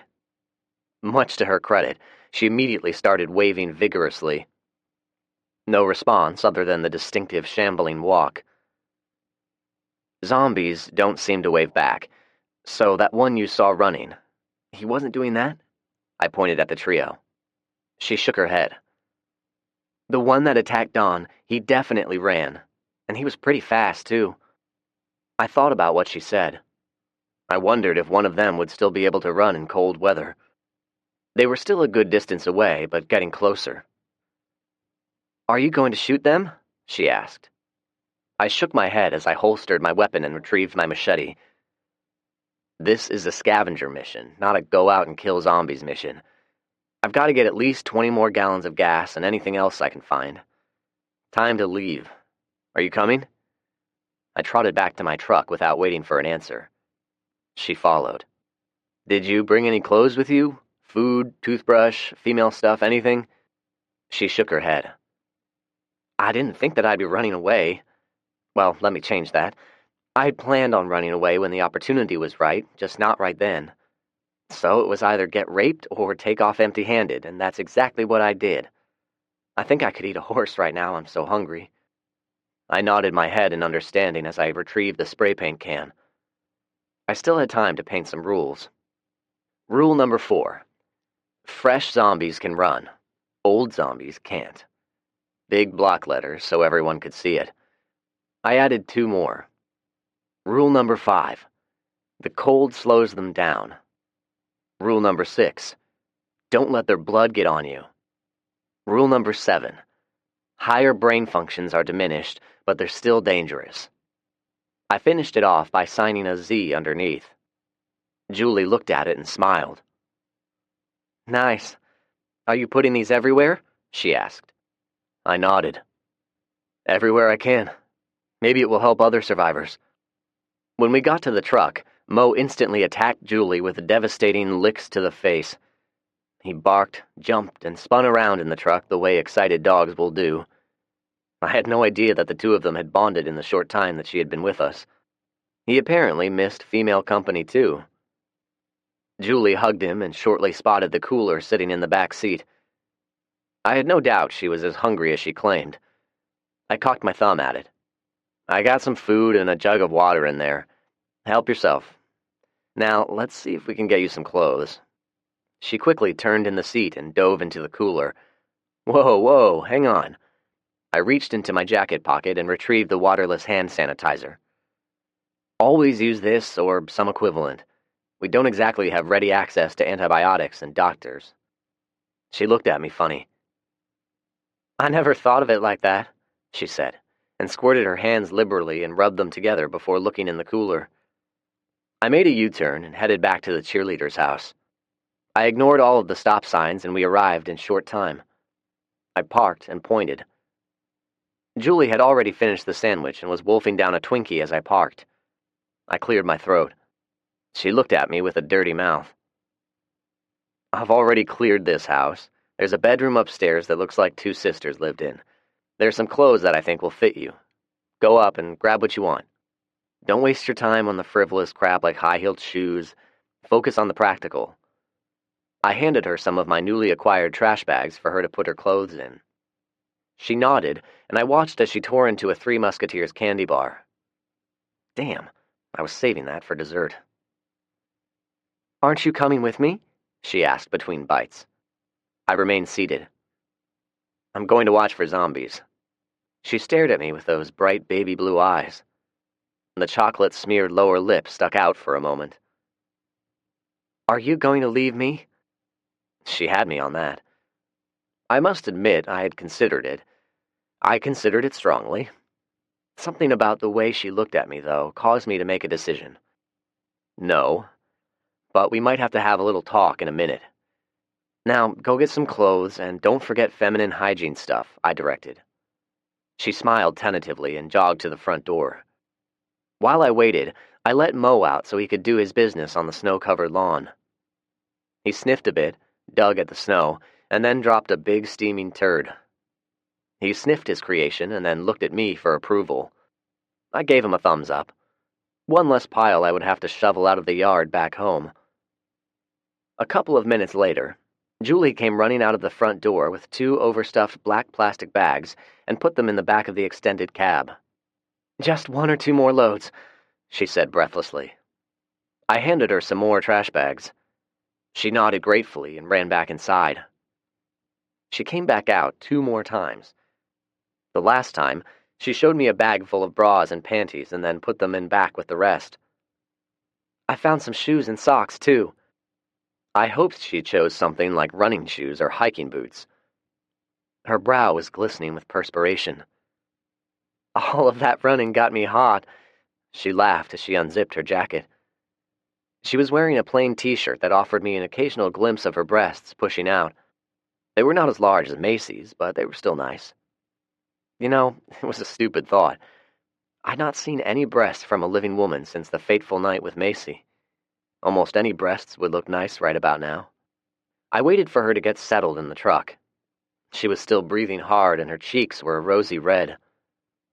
The way she looked and the way she looked at me caused my loins to start aching. I focused out the window like I was watching for zombies and not imagining her all sweaty and naked. So, did you find any hygiene products? She nodded. I found a travel bag with a lot of stuff in it. She pointed it all out. Good. She found a few boxes of tampons, something I definitely did not have back at the farm. Maybe that was what Rick was thinking about when he tried to get me to buy them back in November. I pointed at the pile of clothes. So, what's with the bras? Seems like they're a little too big for you. Yeah, I know, I couldn't resist. She reached over and punched me in the arm. You are so mean sometimes. I'll have you know my boobs are a decent size for my age. I've lost a lot of weight recently, as if you didn't know. Don't think you won't be staring at them when I gain my weight back, she finished with a scoff. She was probably right about that, but I was not going to admit it. Mo snorted and licked a spot of chocolate off of her face. I stifled a sigh. Well, about that. I think it would probably be better for me if I put you up in a house on your own. Maybe this house, or one like it. But why? She asked. Because I am convinced you and your family were being untruthful when we first met, and therefore I'm not so sure that I trust you now. What do you have to say to that? She caught her breath, held her hands in front of her, and spread her fingers. All of that wasn't my idea. It was Mom's, and she told us to go along. I made another "continue, please" motion with my hand. Don is not really my grandfather. He was Mom's boyfriend. She was screwing around on Dad, who apparently had his own girlfriend. Don owned a car dealership in Fayetteville, and she worked for him. He is, or was, pretty rich, and he spent a lot of money on Mom. She was always driving a new car. He even bought her a boob job. She sighed, held her hands up, and then dropped them limply in her lap. It was just a fucked up situation. The part about the gym and Dad getting killed by zombies is true. When that happened, the rumor started. They were saying that somehow Mom set Dad up to be killed. She shook her head in disgust. He's the one that volunteered to go out. They didn't set him up. He was just trying to impress the women. My dad was like that. He wanted to be a hero, but there were too many zombies to shoot and his group was overwhelmed. People are fucking crazy. So why the subterfuge? I asked. The what? Why in the hell did your mom and Dawn create such an elaborate, crazy story? Why not simply tell the truth? Oh, she fidgeted a moment before answering. Mom thought you two would be all about having a single woman around. We saw Rick and were about to drive up when Mom told Dawn to stop the car. That's when she came up with the story. She said if Rick thought he was helping out a family who just happened to have a single woman, he'd be more than eager to help. I was so hungry I would have done anything. She sighed. Well, anyway, it seemed harmless enough. Strange, but harmless. And then you pop up out from that boat. Why were you hiding in there? To shoot us? I shrugged. We did not know if you guys were hostile or not. Oh, I guess that makes sense. Well, anyway, Rick looked like some kind of wild man, and then you popped up holding a rifle. I was scared at first, but you two turned out to be really nice. Later, Mom said since you and I were the same age, you two would be even more willing to help us out. She told me to flirt with you at every opportunity, and she was going to do the same with Rick. She kept saying when the time was right, she and Dawn would tell you two the truth. But instead of doing that, they came up with some kind of crazy plan to get rid of Rick, she said and scoffed. Getting rid of him is how Mom described it. I guess it was a kind way of saying they were going to murder him. I started. So Rick was right. Your mother was planning on driving off and leaving him for the zombies. She squirmed uncomfortably and glanced back at the cooler. I didn't know she had planned it to happen exactly the way you said, but she told me about it after they got back when you and Rick were in the barn. I asked her why. She said Rick was leering at me and she thought he was going to try to rape me. Then she had me hide the gun. She and Dawn didn't think you two would find it if I were the one hiding it. She shook her head at the logic. I think she was planning on using it against you two when she had a chance. Her voice lowered. Y'all found it anyway and still gave us food and gas. I guess she was lying about Rick. I clenched my teeth. You're damn right she was lying, I barked. Rick was the consummate gentleman. He would have never raped anyone. His nickname was Righteous Rick for a reason. She did not respond. I took a deep breath. To think that bitch was talking about Rick like that after all we did for them. It pissed me off. I took a moment to calm down. Okay, is there anything you left out? She slowly nodded her head. The group of people we hooked up with, they know you. A few of them went to school with you, and one of them, a guy named Chad, he said you and Rick murdered his friend in cold blood. Chapter 17. Friends and Foes. Who are they? I asked. She held up her fingers. Jason and Macy, Tay, Darius, Chad, and Trina. So Macy and Jason were still alive.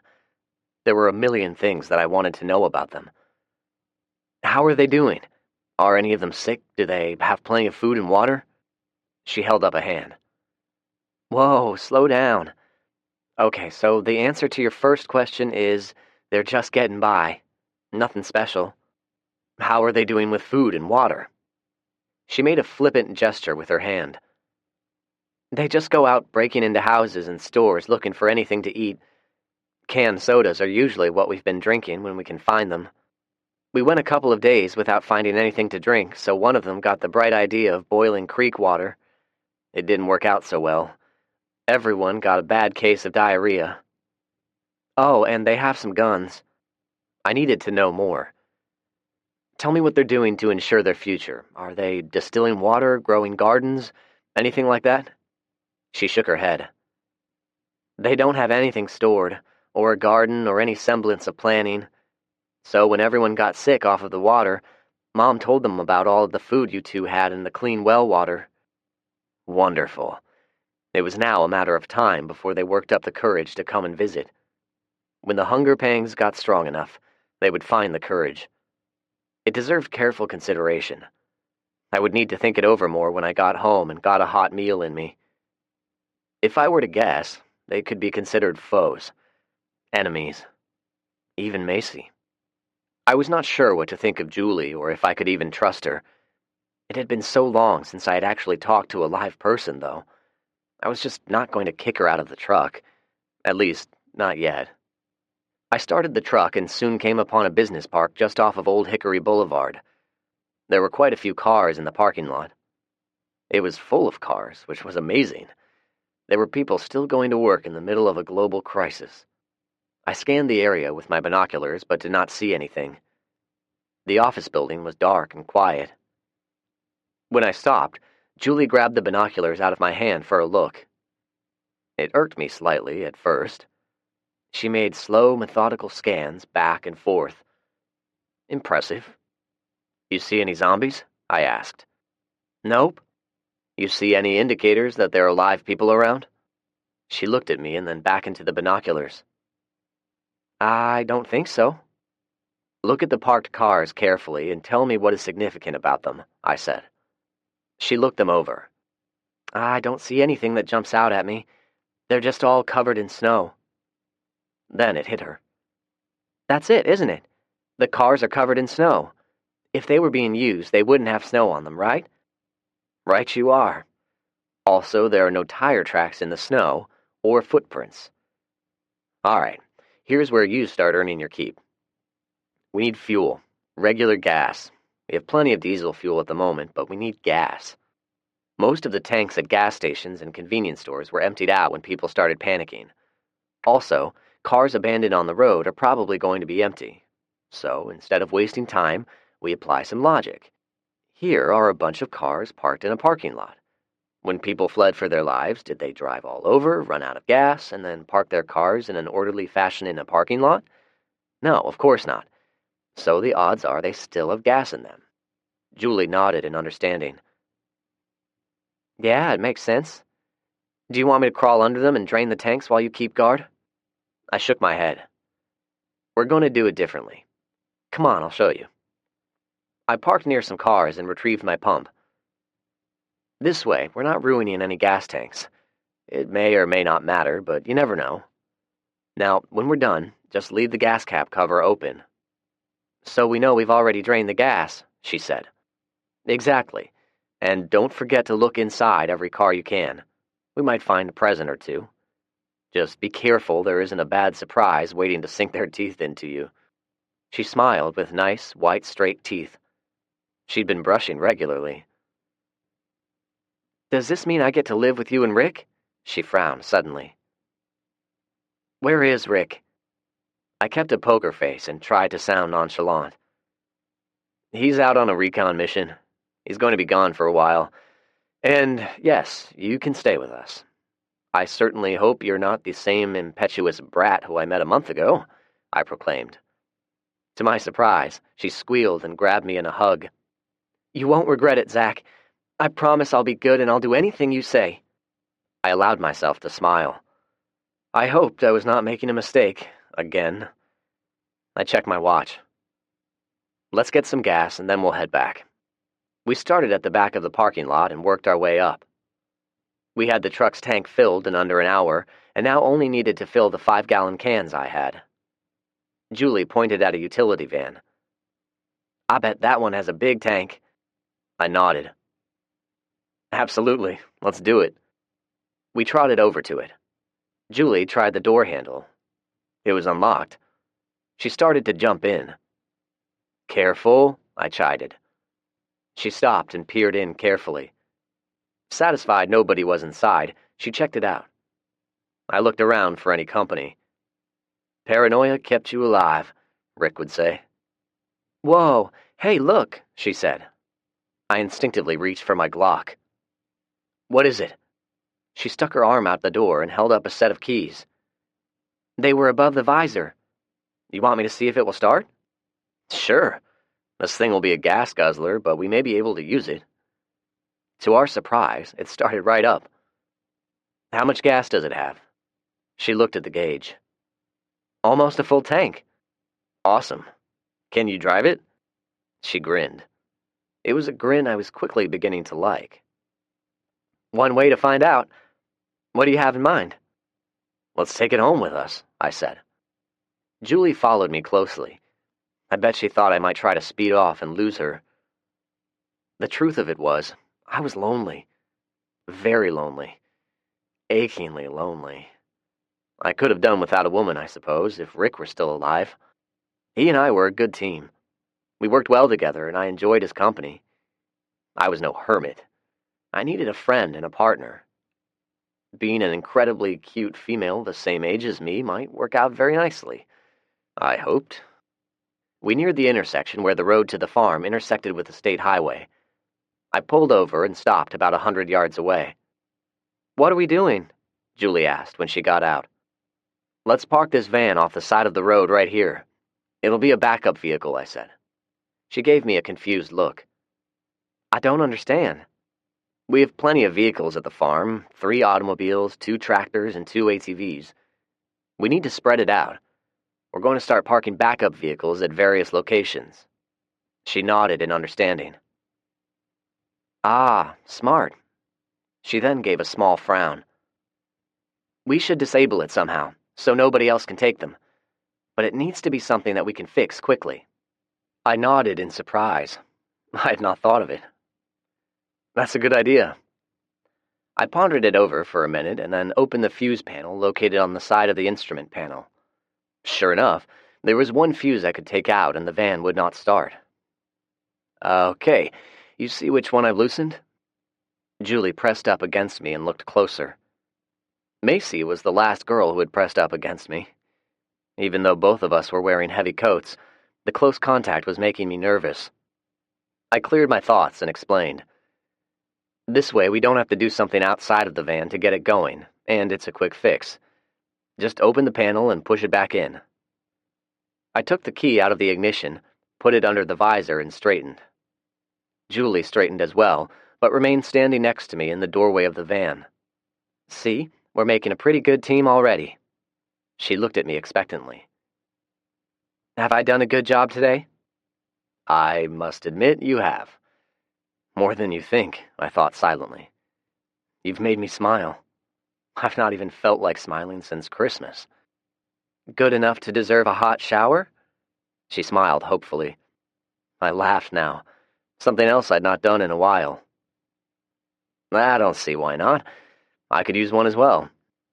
I stopped at the head of the bridge and used the binoculars on the house, which was about 200 yards away. It was on a small rise about 30 feet above the level of the creek. Nothing appeared out of order. I got the backhoe out of the way and motioned for Julie to drive the truck through. I'd been leaving the concertina wire out of the way because it was such a pain in the ass to move into place, but now I painstakingly strung it across the bridge and tied it down. Larry and Curly ran out of the barn to greet us, and after we petted them, they ran over and sniffed Moe's ass. You get your clothes inside. Oh, and I found some fresh sets of bed linens. How about changing out the beds? I'm going to get the rest of the stuff and get the gas stored. Then we'll get the generator going and start supper. Julie smiled again. Okay, she replied and grabbed an armful of stuff. I have to admit, I got everything unloaded, the gas stored, and the generator going quicker than I ever had before. I was a little winded because of it, and took a moment to catch my breath before I went inside. Hey, it's me, I said as I walked in the door. In here, she replied. I walked in my bedroom. She had taken her jacket off and hung it up in the closet. The t-shirt advertised the Fayetteville High School. She had lost even more weight since I had last seen her. Still, my loins were awakened. Oh, I guess I should have asked first. Can I share drawer space with you? I don't have anywhere to put these clothes. They won't take up much room. Oh, I didn't think of it either. Sure, no problem. You'll be using Rick's bed while he's gone. On our next scavenging trip, we'll see if we can find a suitable bed for you. We have an extra bedroom that's full of stuff at the moment. We've just been using it for storage, and I can clean it out and fix it up. There was a moment of awkward silence while we stared at each other's feet. I got the generator on. Usually takes about 15 minutes for the water heater to warm up. I was planning on fixing up a casserole dish. I kind of just mix different stuff together and cook it up. Does it sound okay? It sounds wonderful. Let me wash my hands and I'll help, she said eagerly. I nodded appreciatively. I did not want to be constantly chiding her about hygiene. I washed up in the kitchen and went to work with the newly acquired copper cookware. Julie joined me a few minutes later. Those are nice. They look like they were expensive. I imagine they were. Did you know copper is an incredible metal? When it is heated, it can actually kill bacteria. It has a very high thermal conductivity as well. Copper was used in cookware before the birth of Christ. Did ancient people somehow know that it killed the bacteria in the food they were preparing? I don't think she was impressed. She shrugged and pointed. So, what are you going to dump in there? Note to self. Not everyone is impressed with your factoids of information. I thought I'd boil some rice. We've got some ground burger I put out to thaw this morning. I'll cook it and then throw them into a pot together. Add some chopped onions, some salt and pepper, tomato sauce, throw it all together, stir it up, put it all in a casserole dish, and then put it in the oven for about 20 minutes. The recipe book calls for cheese, but we're out at the moment. I remembered the last time I cooked up this particular dish, it was pretty bland. I got some salt out of the cabinet and put a decent amount into the heating water. What do we have to drink? Right now, just grape Kool-Aid and coffee, I said. I'm out of sodas and juice. Sorry. Julie shook her head. No, don't be. It all sounds delicious. She grabbed the box of rice and began to open it, but stopped. "Zach, I have this speech prepared and I was going to do it over dinner, but I've got to get it out of me."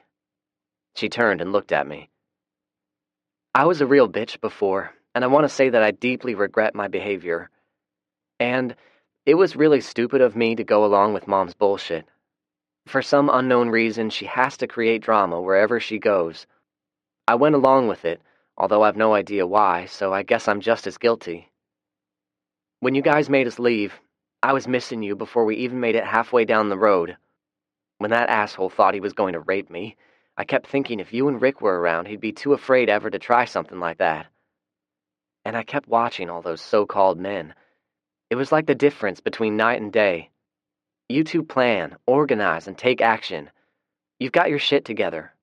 Those idiots don't do much but sit around smoking weed and talking in one-syllable words about their glory days in high school. You would have thought Jason was the next Peyton Manning or something the way they talked. Yeah, he was going to be a superstar, but it did not matter anymore. I really did not want to talk about them at the moment. Maybe later I'd fully debrief her about them." She continued. "Anyway, what I'm saying is, none of us appreciated you two, me especially, and I'm truly sorry. I'm so glad you found me when you did. I feel like I've been given a second chance, and I'll try my hardest to make good on it." I must admit, it really did sound sincere, but just in case, I was still going to sleep with my gun. I responded with a small grin. "Apology accepted. I think the water is hot enough for you to take a shower. I'll get dinner finished up. It should be ready by the time you get out." "Would it use too much hot water if I shaved? I haven't done that since the last time I was here. My armpits feel like two miniature jungles." I said it would be fine, but I honestly wondered how long it'd take to shave a month's worth of growth. "Thanks, Zach. You really are a good guy," she said quietly. She began to walk back to the bathroom. I turned toward the stove. She suddenly kissed me on the cheek and then hurried to the bathroom before I could react. The boys were sitting there on the kitchen floor, raptly watching the whole encounter. I guess it was more entertaining than sniffing each other's ass. Chapter 18. Training. I did not sleep well. It must have been something to do with the way she smelled after she got out of the shower, her scrubbed face with no smudges of dirt. Oh, and the shiny, damp hair she had carefully combed out. Maybe it was what she was wearing when she joined me for dinner, which was one of my flannel shirts, some socks, and nothing else. At least, nothing else I could see. I imagined she was wearing a pair of those sexy panties I was tempted with earlier. I stole a few looks at her legs. They had a wonderful, silky smooth, freshly shaven look. We conversed as we ate. "Were you involved in any sports when you were in high school?" she asked between bites. I nodded. "Cross-country track. I was a long-distance runner." Being tall and skinny were positive attributes for long-distance running. "How about you?" I asked. "I was on the swim team, but I kept getting ear infections, so I quit. After school, I had a part-time job at a grocery store." "Were you planning on going to college?" I nodded. "Sort of. I was going to need a scholarship or become hopelessly in debt with student loans. I had considered joining the military after graduation, but my grandmother and Rick both were against the idea." "Rick was against it? Isn't he a veteran or something?" she asked. "Yeah, he was a highly decorated Vietnam vet. He said the military isn't so bad as long as nobody was shooting at you." We both laughed at his logic. There was a pause in conversation as we ate. I decided I needed to make sure Julie was on the same page as me. "Okay, let's talk about some slightly serious stuff," I said. Julie stopped with a fork halfway to her mouth. "Okay," she replied quietly. "Well, where to start?" I scratched my chin, much as Rick would scratch his beard. "Lately, I've been a little bit depressed," which was an understatement. Little hell, I was so far down in the doldrums I was ready to eat a gun. I squashed the thought and continued. "I've said it before, but I'll say it again. The world as we know it has irrevocably changed, and it will not recover anytime soon. You seem to have been in a bit of denial the last time we spoke about it." Julie nodded. Yeah, I guess I was. It was really hard for me to get it, you know? I agree. It's a real kick in the ass when you get over the denial stage and realize it. I let it get the better of me, and I had become quite depressed. What about Rick? Julie asked. I suddenly realized I was speaking as though Rick were not around. I had to be more attentive. We never discussed it directly, but I think he knew. I'd been doing a lot of moping around. But I got up this morning and made a decision. Enough moping. I'm going to survive no matter what happens. I'm going to make it work. It's not going to be easy. In fact, it'll probably be tough as hell. There are going to be a lot of obstacles along the way and a lot of long days with very little sleep. If you want to be a part of our team, I need to know if Rick and I can count on you. Julie started to answer, and I held up a hand. Before you respond, let me give you your options. Stay with us, and you can expect a lot of long days, hard labor, and orders being barked at you constantly, which you will be expected to follow without argument. If you want no part of it, it's no problem. We can set you up in a vacant house, or we can even rig up that van for you to travel and live out of until you find other people to join up with. I took a breath and was about to continue when Julie stopped me by tapping her glass of water with a fork. She fixed me with those beautiful blue eyes. "Treat me good, Zach Gunderson, and I'll be with you until the end," she said quietly. I did not know how to interpret her statement correctly. Instead, I nodded, uttered something unintelligible, and finished my meal quickly. Later, I lay awake for a long time after lights out. I imagined I could smell her, even from the other bedroom. I drifted off to sleep, wondering what it would feel like to have her in my arms. I tossed and turned most of the night. When I realized I was not going to get any sleep, I rolled out of bed and stretched the kinks out. It was still dark out. I dressed quietly, grabbed some night vision gear, an AR-15, and some other stuff. I closed the door quietly and made a roundabout route to the bridge. I was probably just being paranoid, but I was certain Jason and his group would be paying us a visit sometime soon. I checked the concertina wire for any evidence of tampering, but it appeared secure. I then rigged up some chlorine bombs with some soda bottles. They would not kill anyone, but when triggered, they would explode and anyone within close proximity would receive painful burns on any exposed skin. I rigged them to sections of the concertina. As long as nobody jiggled them around, they would not activate, but the first time someone tried to move the concertina wire, boom, they'd get a fiery surprise. I jogged down the drive toward the state highway. When I neared the intersection, I left the road, hid behind a large tree, and had a look around. The intersection was T-shaped, an unremarkable joining of two rural roadways. I did not see any kind of movement, no people, nor any zombies. The green glow from the night vision equipment made the trees seem surreal. I was going to have to get used to the effect. I went back into the woods for 25 yards and walked back and forth until I found a spot with a good view of the intersection. Satisfied, I went to work preparing a sniper position. I chose a position behind a fallen tree and drug some additional limbs around and over it for added concealment. I got as many leaves as I could and spread them on the ground where I foresaw myself lying in wait at some point in the near future. I was going to stock it with rations and ammo later during the day. I lay down behind the tree and sighted my AR-15 toward the intersection. It was a decent field of fire. It was getting daylight now, and I wanted to get back to the house before Julie woke up. I took off the night vision apparatus and placed it on the log. I walked back to the intersection and turned around. You could only see it if you knew where to look and looked really hard.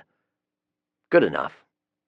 Julie was standing beside the bridge when I got back. "What are you doing here?" I asked suspiciously. "I woke up and you were gone. I was worried," she said with a little bit of apprehension in her voice. She was dressed in jeans, the flannel shirt she'd worn to bed the night before, boots, and a waist-length jacket. I did not search her for a gun. Maybe later. After a few seconds, I caught my breath. "All right, let me show you something." I showed her the booby traps and explained what they did when they were moved. "So, anyway, I'm glad you didn't decide to fool with this or else you might have gotten hurt." Her face lit up. "Does this mean you actually like me?" I smiled. "I suppose I do." Let's go eat. I'll race you." I took off running. Julie squealed and hurried after me. She kept up pretty well, in spite of my head start. I finished first and waited on her. "You cheated," she lamented as she ran up. I laughed, and soon she was laughing as well. "I'll get you back. You just wait." I was still chuckling as the two of us prepared a meal of eggs along with a batch of biscuits. I had several jars of jam and butter, but the flour would only last us a couple of more months. I ground up some of the coffee I had recently acquired, and it was surprisingly good. Julie was savoring each bite. "I've not eaten any eggs since before Christmas." "I'm glad you like it. Eat up, because we have a lot of chores to do today. Now, while you eat, why don't you tell me all about the crew your mother is currently with?" "And Tommy. Don't forget Tommy," she said. I nodded. "Of course. Let's see." She counted off with her fingers the same way she did yesterday. "There is Darius, Jason, Macy, Chad, Trina, and Trina's uncle. I never heard his real name, but they called him Tay. I guess it's a nickname or a shortened version of his real name, like Tavon or something." She stopped long enough to finish eating a biscuit. I fixed another one for her. She definitely needed to gain some weight. "Thank you." She smiled appreciatively, but then she became serious. "So, they told me all about you and Macy." Trina went into joyful detail about how she dumped you for Jason. She paused a moment. "They showed me the video Trina made." So, Trina was the person who made the video. She's probably the one who posted it on the internet as well. Obviously, she was not very nice. I drank some coffee and refilled both of our mugs. "Did they talk about their other friend? The other one who kicked and stomped on me after I was down?"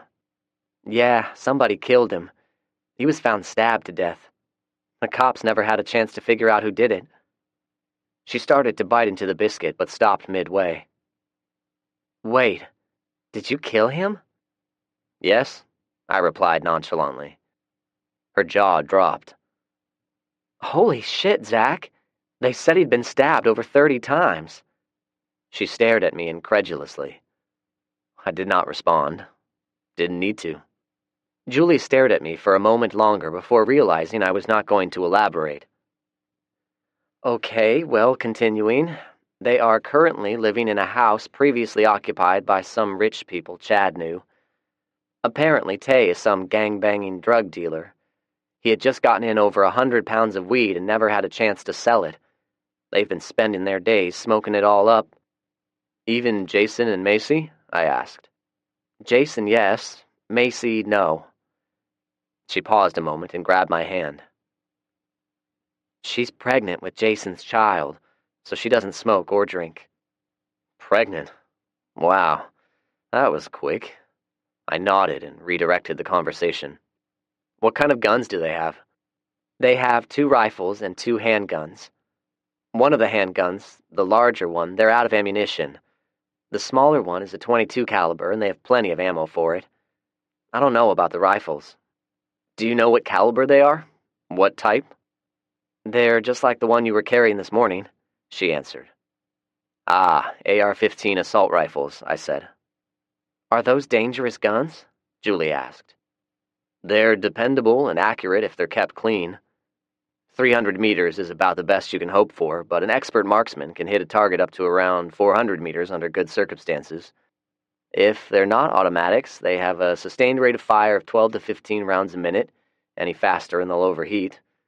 But they've got to be fastidiously maintained, otherwise they're prone to jamming.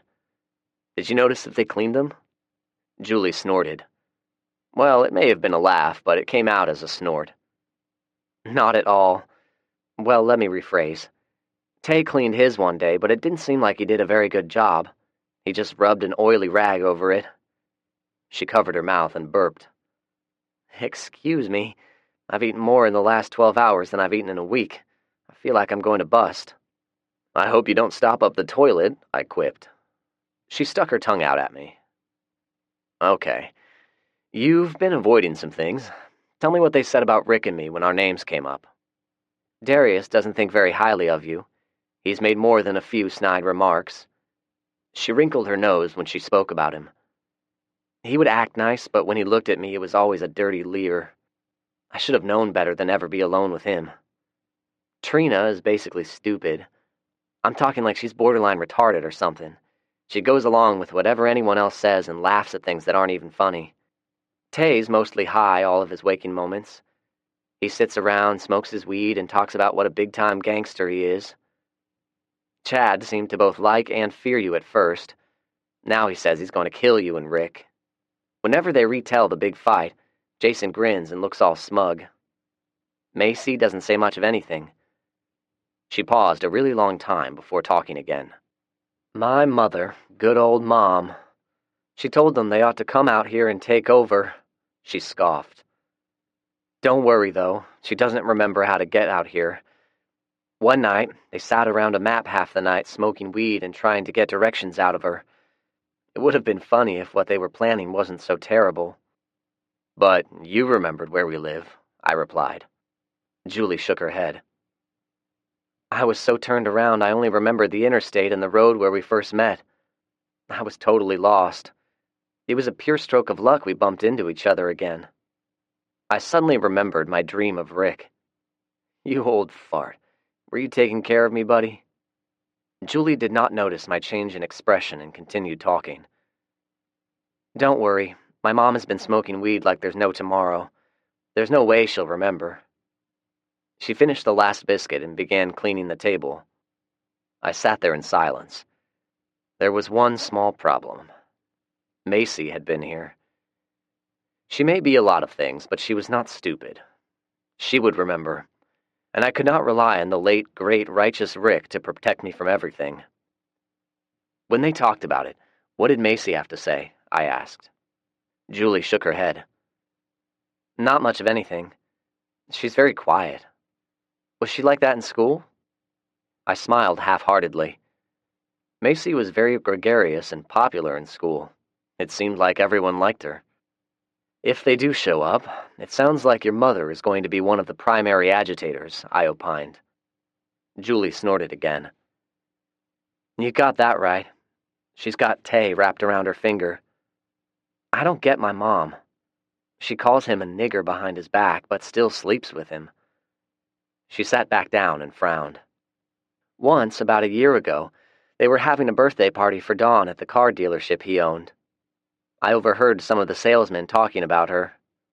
One of them said she's had more cock in her than a used pair of Hanes underwear. They all laughed. I was furious at them at the time, but the more I get to know my mother, well, you know. Anyway, Darius says Tay has killed some people, so if it's true, he might be dangerous. Was it true, or was it just a punk trying to improve his street rep? I did not know, but it was still good information to know. Hey, Julie, I forgot to ask, but did you guys ever see anyone else, or did they talk about seeing any people who weren't infected? I haven't. Macy said she saw a plane in the distance one day. Everyone laughed at her, so she shut up. They claimed they shot at some people, but there's no way of knowing if it's the truth or if they were full of shit. She got up and stretched. I'm stuffed. It was a lot of information to take in. I must have sat there lost in my thoughts for several minutes, because Julie had come up behind me without my noticing. She started rubbing my shoulders. It felt really nice. I think it was the first time anyone had ever rubbed my shoulders. Are you okay, Zach? She asked. I'm sorry about telling you all of those things. It must have been really hard to hear. I reached up and patted one of her hands. Not at all. Thank you for being truthful with me. She leaned down and rested her chin on the top of my head. We're a team, right? I squeezed her hand now. I did not want to let go. Yes, we are, I sighed. I think you should know that Macy knows where the farm is located. She's been here before. When they get hungry enough, they'll show up. She gasped and stood. What are you going to do? She asked. If it's just Macy and Jason, I'll try to help them out, I replied. She gasped again. Really? After what they did to you? I shrugged one shoulder. Macy can't help it that she fell in love with someone else. It hurts, sure, It hurt like hell, but I'm over it. But what about Jason? He beat you up, she said. I laughed without pleasure. I swung at him first, remember? I lost fair and square. It's the other one I have an issue with. If Darius shows up, I don't know. I doubt it will be pleasant. Julie moved from behind me and refilled our mugs before sitting back down. Are you going to kill him too? I don't know. I don't like him, but I don't know. Why would you help any of them? She asked. She was looking at me somberly. My logic for helping them is a little complicated, I said. She grinned. So try me. I grinned back. Okay, I'll try. Think of it from this perspective. It all centers on the collapse of our society. It's up to the survivors to rebuild. Old grudges and differences of opinion should be set aside. It's essential for people to work together. If everyone pitches in, we can slowly rebuild our civilization. Or, if we don't, we'll quickly revert back to how we lived a few thousand years ago. It's up to people like you and me, Julie. Everyone we come into contact with, we have to try. Otherwise, mankind is more than likely doomed. I took a few sips. Here I go rambling on again. The first thing we need to do is maintain a suitable life for ourselves. We've got a lot of work to do, and I've got some training for you. Come on, you're helping out. No Xbox for you today. Her mouth fell open. Oh, you smartass. I got up and Julie smacked me on the butt as I walked away. I jumped and she giggled. I couldn't help but grin. I've been doing a lot of grinning lately. It felt good. We finished up the day in the barn. I'd cleared off one of the workbenches and had all of our weapons laid out. I think I remember you saying you've shot a gun before. Yeah, I had a boyfriend who liked to skeet shoot with his father. I tried it out a few times. Boyfriend, huh? Did he survive? I asked. She shrugged. We had broken up about a month before the outbreak. I never saw him at the school gym, so I honestly don't know. It wasn't anything serious. She picked up a pistol and aimed at an imaginary target. How many people do you think survived? It's difficult to make an accurate estimate. There are a lot of variables to consider. If it is a 1 in 6 survival ratio, that's a little over 1 billion worldwide. 1 in 10 ratio, about 600 million. You get the idea. And then there are the zombies, she added. Yeah, the zombies are a major variable. A lot of people are going to be killed because of this plague and the ensuing chaos. I've got a working theory about the zombies, but right now I'm going to teach you about firearms. Let's get started. I spent the next 2 hours going over the various firearms in our inventory. We started with the shotguns, which she already knew the basics of. The 12-gauge is a natural man-killer. There are larger bores like the 10-gauge, 8-gauge, and I believe there is even a 4-gauge, but those are meant to be used on large game. We don't have any of those, so don't worry about them. This one here, I picked up a shotgun, is a Remington Model 870 12-gauge shotgun. I pointed to another shotgun. His brother here is a Remington Model 1100. The 870 has a pump action, see? I demonstrated and worked the action. The 1100 is a semi-automatic. That's the only real difference. Both of them are 12-gauge. I continued with each weapon, going over the advantages and limitations of each.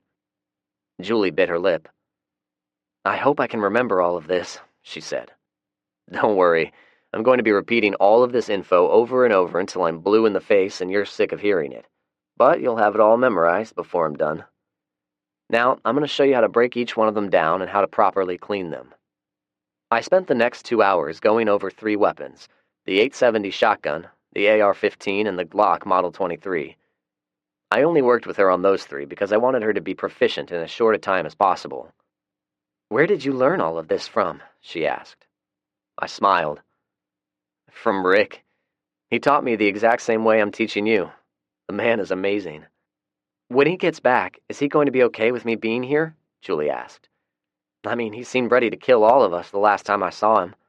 He was really mad. I miss the man. I had to be careful or I was going to tear up.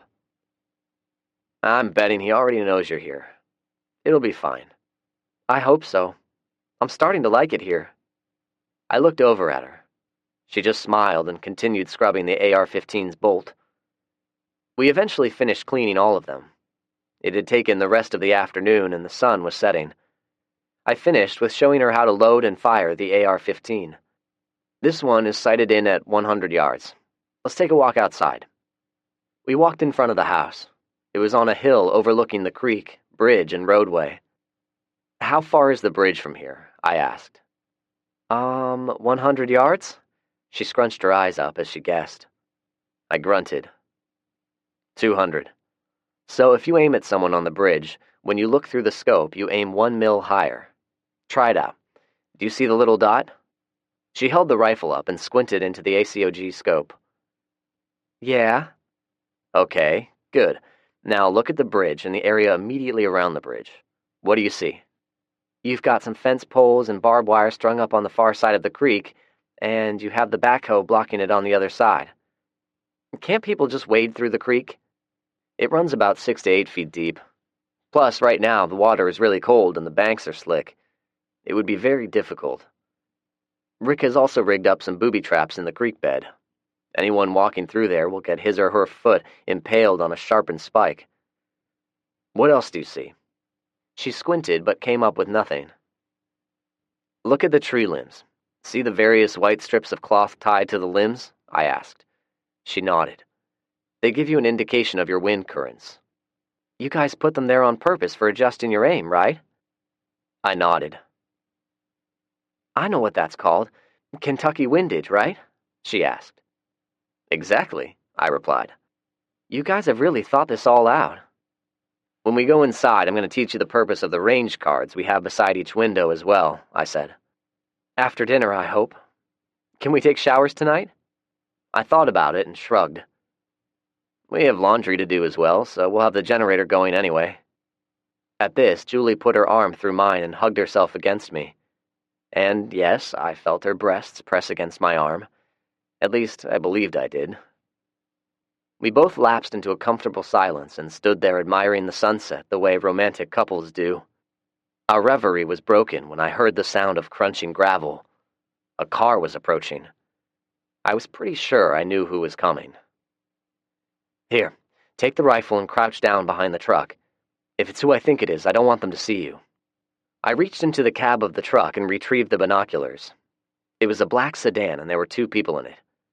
It approached very slowly as if the driver was uncertain what awaited them.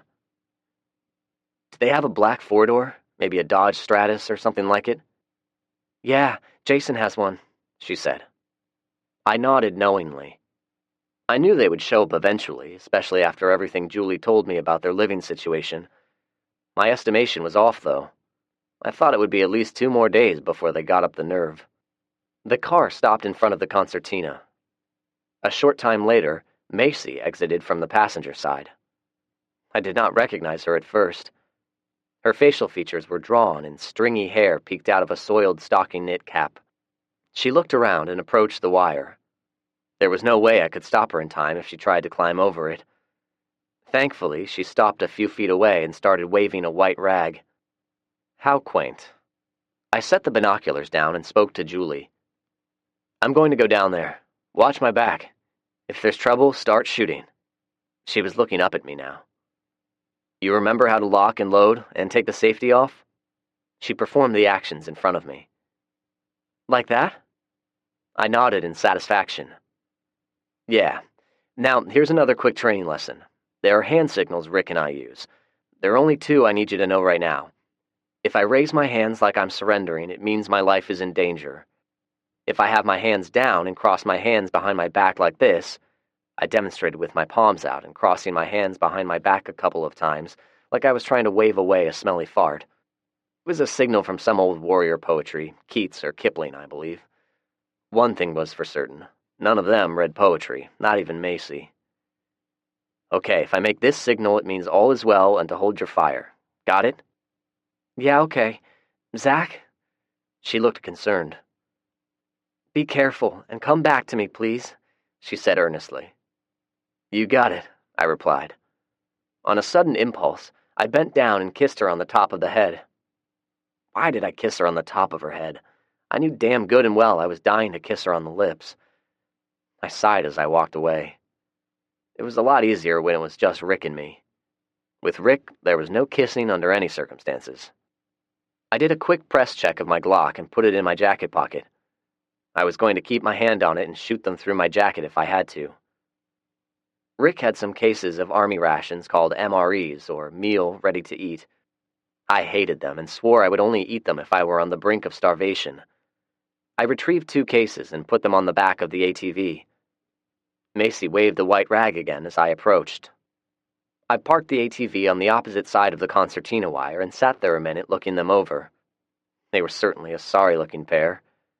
Their clothes were looking rough and stained.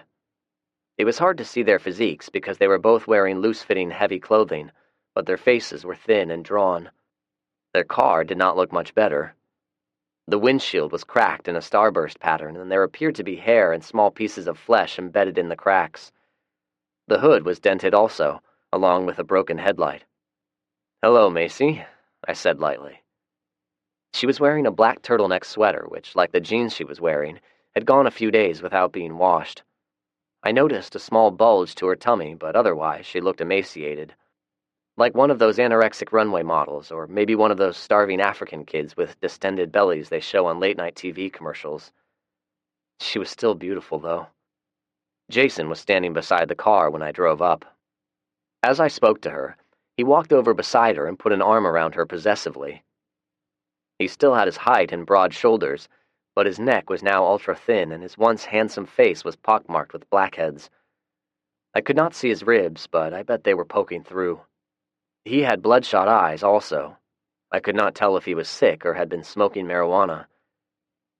Dirty jeans and roughly scuffed boots completed his ensemble. He may have been armed, but if he was, it was in the car or hidden under his clothing. Macy started the conversation. "Hello, Zach. I know we're probably the last people that you want to see." And yet, this knowledge did not stop the 2 of you from showing up anyway. "What happened to your car?" I asked.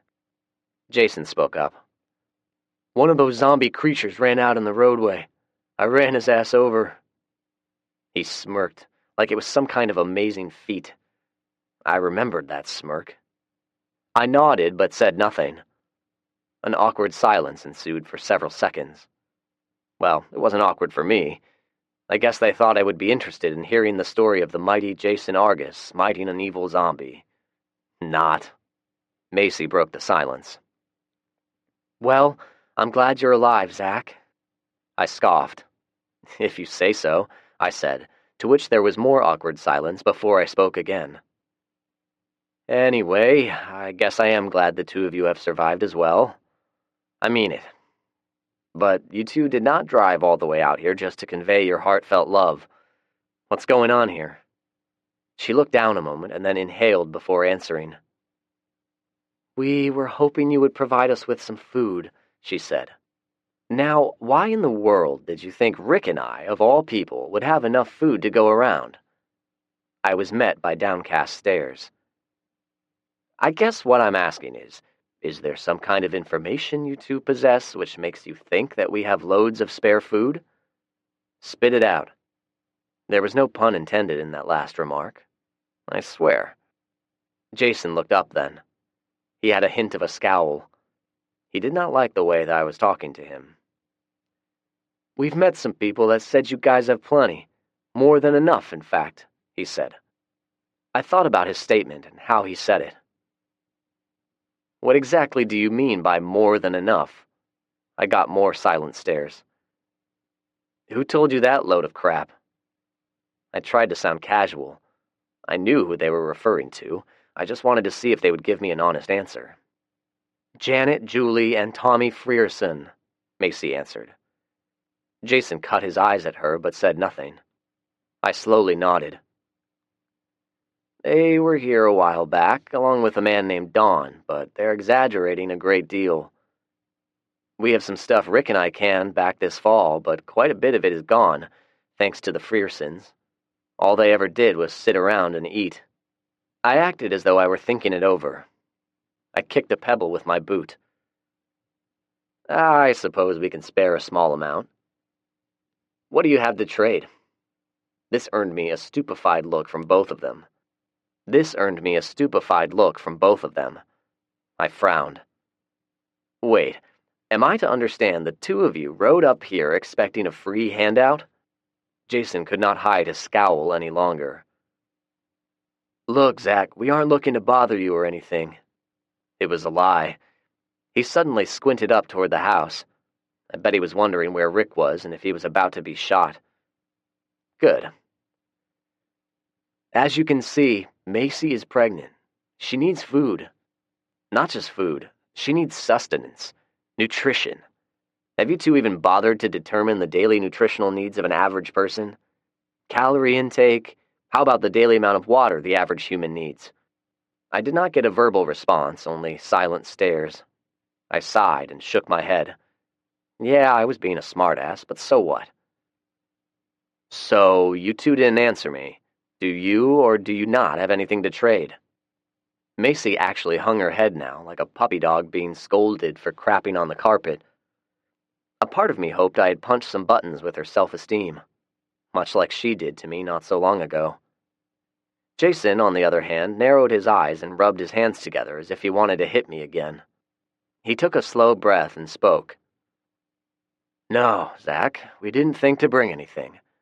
I have no idea what you would want anyway. I clenched my teeth together and forced myself to be silent for a moment. My emotions and my aforementioned logic of putting aside old grudges were contradicting each other. I got my thoughts in order before responding. Okay, fair enough. Think of it from this perspective. There are many products out there that would be sought-after commodities. Food, fresh water, medical supplies, fuel. You get the idea. One thing I really want from you two is honesty. And I believe you are being at least somewhat honest with me, Jason. I walked over to the ATV and retrieved the MREs. Here, I said, handing the cases over the wire to him. I then did a quick signal behind my back. It was good for now, but it could change. I watched their hands and kept an eye back down the road. I mean, it was entirely possible the two of them had dropped their friends off before driving up here, and they were now sneaking up through the woods to take a few shots at me. It's not much, but if you ration it out, it'll keep you two going for a couple of weeks. How many are in your group? Jason looked over at Macy. She answered. There are 8 of us altogether. I whistled and shook my head. There is no conceivable way we can feed all 8 of you. I might be persuaded to butcher a cow, but cows are hard to come by these days. What you have in your hand now will be the only freebies you'll get. We're not a welfare agency. You come back with stuff to trade or don't bother coming back at all. And only you two. I'm not interested in meeting your friends. In fact, if any of your friends show up, it will tell me you told them where Rick and I live. Then it'll be open season on all of you. You included, Macy, I said pointedly. Her eyes widened at this threat. Oh, I acted as if I was in deep thought. Speaking of friends, Jason, what was the name of your center on the football team? His eyes narrowed. Jasper Goad. Why? He was one of the punks who put the boots to me. The other one, your friend, Darius. Did he survive? They both nodded. I looked at Macy. Have you seen Felix? I haven't seen him, she answered. I've not seen anyone else from high school. Jason interrupted. Wait. Why did you want to know Jasper's name? He demanded. His eyes were still narrowed at me. I fixed him with a stare of my own. We bumped into each other one night in a parking lot. He never bothered telling me his name, but he attacked me again and tried to rob me. He bit off more than he could chew, metaphorically speaking. Both of them paled in realization. My voice went down an octave. Jason, keep your boy Darius away from me. As far as I'm concerned, he's a kill-on-sight target. Jason nodded his head slowly, but there was no friendliness in his eyes. I wouldn't go around making offhanded threats like that if I were you, Zach. Darius is pretty tough. I'm sure people said the same of Jasper. If Darius is truly your friend, you'd best warn him. I was through with the chit-chat. Jason was starting to irritate me, and I really wanted this to be a civil meeting. He stared at me for a moment. I was not sure what he was thinking. Any thoughts he may have had about how he was going to handle me seemed to have fizzled. He did not like me, but hunger was the stronger feeling. He looked over the boxes. Macy pointed at them. "What are those?" "Military rations. They're stored in individually sealed packages. Each package is supposed to have the correct amount of nutrition." I did not tell her they tasted awful. She looked at me appreciatively and silently said thank you. "When can we come back?" Jason asked. "I'm thinking Sunday afternoons will be good for Rick and me. Make it 2 weeks from today." "Where is Rick?" Macy suddenly asked. I bet they were wondering the whole time where he may be. "Oh, he's nearby. Guys, I guess I should have said this earlier. Just don't do anything sudden or anything which could be perceived as hostile. He's probably got his crosshairs on one of you. I don't know which of you he dislikes the most." I looked around nervously and lowered my voice to just above a whisper. "Listen, steer clear of him. Just between us, he's gone off the deep end. He thinks he's back in Vietnam and wanders around the farm dressed like Rambo. It's got me a bit worried." Jason scoffed and kicked at a rock. Macy looked around worriedly before she continued. Okay. What kind of items are you willing to trade for? I mean, like Jason said, we have no idea what you want." I sighed deeply. I couldn't help it. I'm getting the distinct impression that the two of you and your group have done no planning whatsoever. Jason scoffed again. He did not like being on the defensive. Here is why I say that. If you think it through, you will know exactly what commodities are valuable items. Those same items would make them good for barter as well. I tried to keep it simple. Food, for example. If you find 4 boxes of cornflakes, bring 2 of them back here and we'll work out some kind of trade. And of course, there are many other items that would be considered valued commodities like gasoline, hygiene products, toilet paper, toothpaste, dental floss, weapons, ammo, and any type of medical supplies. Come on, you two, think it through. Put together a plan with your friends on how you can most efficiently gather supplies. You get the idea, right?" They looked at each other and nodded grudgingly. "Good, because we only have a limited supply. Rick and I will be lucky if we can last until summer, but I'll try to work with you two." I looked at them. They seemed to be accepting the advice that I was offering them, but you never know. I glanced at my watch. "We need to wrap this up. I've got stuff to do now, so we can talk again in 2 weeks. Meet me at this spot at, let's say, 4 p.m. By the way, congratulations on the pregnancy. I truly hope you two are happy and you have a healthy baby." I turned to go, but stopped. If you don't mind me saying so, get away from those so-called friends. Find an out-of-the-way place and make yourselves a home. We'll try to help if we can. We'll give you some cattle. We'll help you get a garden going in the spring. I mean it. Jason motioned with the boxes of rations. "Thanks, ma'am." I nodded in acknowledgement. Macy did not respond. She just stared at me sadly. I could see her eyes watering up. They drove away soon after. Chapter 19. Learning to Share. It all started with sharing the shower. One evening, after a hard day of work, Julie pointed out we'd save water and generator fuel if we shared a shower. I immediately concurred with her astute logic. Sharing was always good, right? She was even kind enough to help soap me up. I returned the favor, of course. After helping dry each other off, we agreed, by extension of her logic, sharing the same bed would keep us both warmer at night, rather than the illogical practice of using separate beds. You get the idea. We were attracted to each other. I think we both knew it from the start, but we were still awkward teenagers. Nevertheless, the more time we spent together, the stronger our mutual attraction became.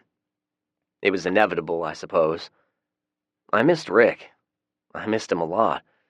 But Julie was turning into a pretty damn good friend. Once we became intimate, it was as if the dam had burst. We went through a couple of boxes of condoms in no time. After one particularly invigorating lovemaking session, we were entwined in each other's arms, talking about an unplanned pregnancy. "I think I'd like having your child," Julie commented. It was muffled because her head was buried in the crook of my neck. Even so, I heard it clearly. "What do you think?" "There's the potential for a lot of problems in pregnancy and childbirth. Back before the outbreak, the maternal death rate was approximately 200,000 to 800,000 a year. A lack of access to health care in the third world countries accounted for the largest percentage of those numbers. That's essentially what we are now, a third world country. It'd be risky, nothing at all like that old Brooke Shields movie." "Which one?" she asked. "Blue Lagoon," I answered. "I've never seen it." "It's one of those mushy romantic movies made in 1980. Two kids, played by Brooke Shields and Christopher Atkins, are stranded on an island together. They grow up, they figure out how to have sex, she gets pregnant and has a beautiful, healthy baby. All is perfect. They never even get a mosquito bite." "Sounds cheesy," she said. I grunted in agreement. "So, what will we do?" I shrugged. Out of all of these survivors, one would hope there are a few doctors and nurses out there. "I need to get on the ham radio more often and reach out to these people," I said and chuckled. "Maybe you should be the one on the radio. If it's your voice, some old, lonely, horny doctor will surely come out of the woodwork." Julie giggled. "I guess in the meantime I should learn how to give a blowjob. Maybe I should start right now." She moved her head off my shoulder. I soon let out a long, involuntary moan. Afterward, I got up and checked on the laundry. We had clotheslines strung up inside the house due to the freezing temperatures outside. I retrieved the clean clothes from the washer and handed them to Julie. She started hanging them to dry. "I need to turn the generator off before bed. I'll be right back." "Okay, handsome." She smiled warmly at me. She was wearing nothing but a pair of silky, white, lacy panties. When she raised her arms to hang the clothes, it caused some kind of change to her physique that was just erotic. It reminded me of a lithe ballerina. She had gained weight in all of the right places. I think I could have watched her all night. She caught me looking. "What?" she asked. "You're beautiful," I said simply. She smiled warmly. "The sooner you get the generator turned off, the sooner we can go back to bed." She smiled again and went back to hanging up clothes. I started to don some clothes, but figured why bother. I put my heavy parka on and sneakers. Nothing else. Hell, I was only going to be outside for a second. I turned the light off before opening the door. It was a habit instilled upon me by Rick. You never wanted to be silhouetted in a lit doorway, an easy target for your enemy. It was cold out and there was a full moon hanging in a crystal clear sky. The icy air felt invigorating, but I definitely did not want to be outside for more than a minute or two. I trotted to the back of the house. We had a lean-to built around the generator that was closed in on 3 sides and insulated in order to keep the sound down, but it wasn't completely soundproof. The generator needed air circulating around it. Otherwise, it'd overheat and it needed somewhere for the exhaust to go. As I walked in the open portion of the lean-to, I quickly realized I was no longer alone. The reeking stench was my first warning. Standing in front of the lean-to was a massive, rotting hulk, clad in gore-encrusted bib overalls. He was well over 6 feet tall, maybe closer to 7 feet, and had to weigh at least 300 pounds. Either he was attracted to the sound of the generator, or perhaps he was admiring Rick's handiwork. Hell, maybe he was planning on stealing it and taking it back to his zombie house. He was certainly big enough to carry it over one shoulder. I stood there confused. Where the hell had he come from? How did he get past the fences in the creek? Somehow he heard or sensed me and turned around. I stumbled back. A portion of his face was completely rotted off. He had a long beard on his good side that had pieces of putrid flesh stuck in it. Whether it was his flesh or someone else's, I had no idea. He emitted a raspy, phlegmy howl and lunged toward me. I tried to back up, but stumbled over something in the yard, probably a big frozen pile of dog shit. I managed to catch myself from falling, but it allowed the Hulk to close the distance between us. He grabbed my arm, pulled it to his mouth, and chomped down. He was amazingly strong for someone who was decomposing. I felt the crushing pressure of his jaws clamping down on my forearm. I thought he was going to snap it in half. Fortunately for me, I had my parka on. It was thickly insulated. The padding allowed me just enough slack to wiggle my arm out of danger.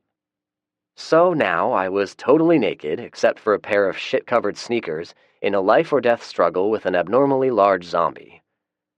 I ran backwards and bumped up against the woodpile. I suddenly remembered I had a nice pile of kindling split up and lying at one end. They were a mixture of seasoned hickory and oak, nice and hard. They were about 2 feet long and just small enough in diameter for me to get a good grip. I grabbed one in each hand. Big Boy had realized there was now nothing edible in my parka and dropped it. He stretched out his arms and made his way toward me. It was time for a little bit of Muhammad Ali.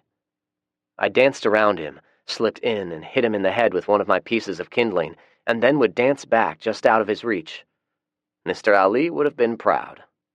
I kept this up for what seemed like several minutes. The big behemoth had a head as hard as an anvil. I was knocking pieces of flesh off each time I hit him, but it did not seem to matter. He would stagger with each blow and then start shuffling toward me again. I finally knocked his arms away with one swing and got in one terrific blow to the top of the head. Big Boy went down to his knees. I moved in, dropped one of the pieces of wood, and used both hands to launch a grand slam home run against his head. Mr. Ruth would have been just as proud as Mr. Ali.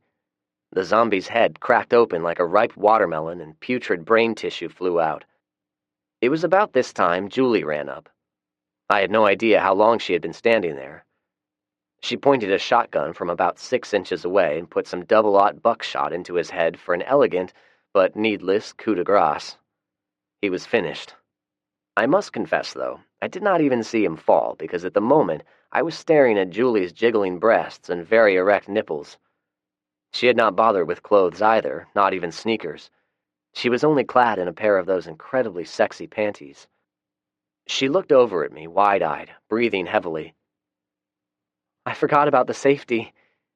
I smiled nervously and slowly pushed the barrel away from me, as it was currently pointed at my nether regions. We made sure Big Boy was truly dead, and then made a quick walk around the yard looking for any other possible threats. It was quite cold, so we made it a quick search, hurried and went inside.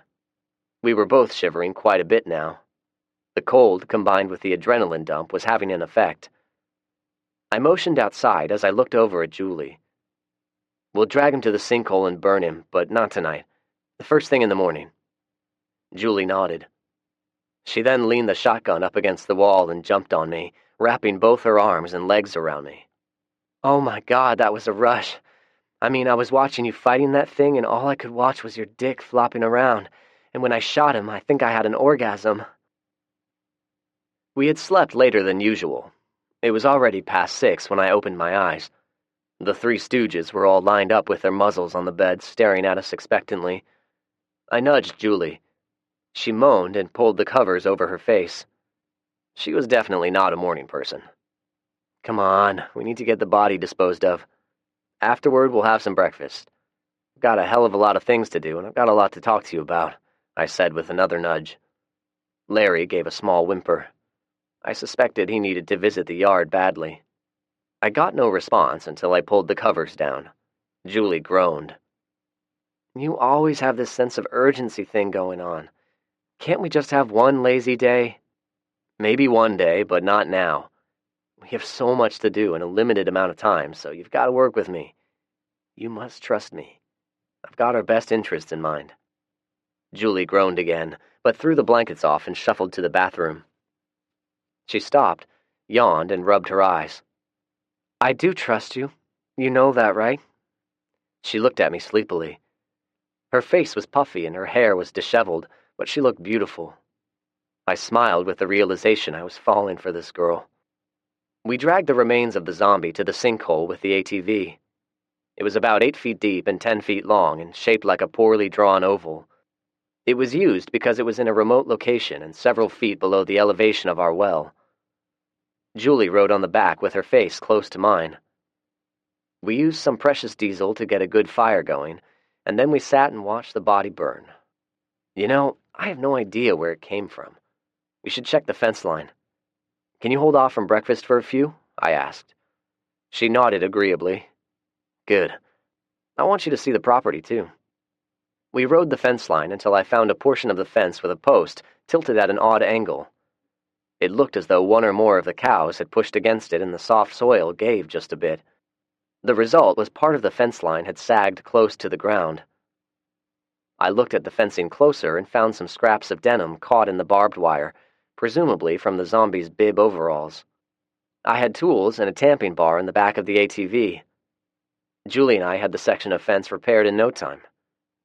We did not come across any other zombies, which further convinced me Big Boy was a farmer who had lived nearby. Somehow, he heard the sound of the generator and was drawn to the house. It's a quandary I needed to figure out a solution for. We'll have to inspect the fence like this frequently, but I think that we're good for now. Yeah, whatever. Is it time for breakfast now? She asked indifferently. I think my jaw dropped, and then she burst out giggling. Got you! She was right. She got me. Not to be outdone, I grabbed a handful of semi-frozen cow manure and started walking toward her. Her laughter turned into a shriek and she ran. Like a girl. I told her so. Chapter 20.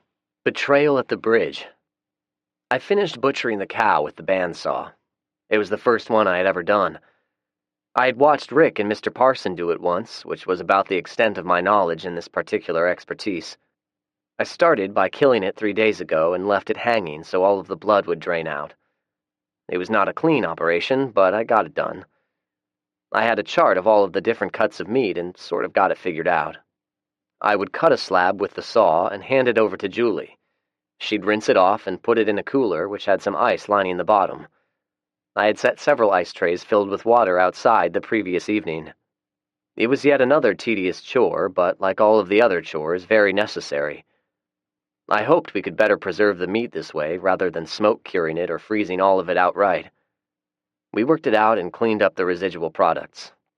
As I finished cleaning, I began questioning Julie. Okay, go over it again. It had been 2 weeks. We were expecting visitors this afternoon. She made an exaggerated sigh. I looked over at her. I'm sure I irritated the crap out of her at times, but this was important, so I stared at her pointedly. She relented. I'm going to hide in the sniper hole behind the tree and watch for Jason and Macy to drive up. I'm to call you on the walkie-talkie and let you know if it's just the two of them or if there's anyone else with them. If everything goes well, you're going to radio me when they leave.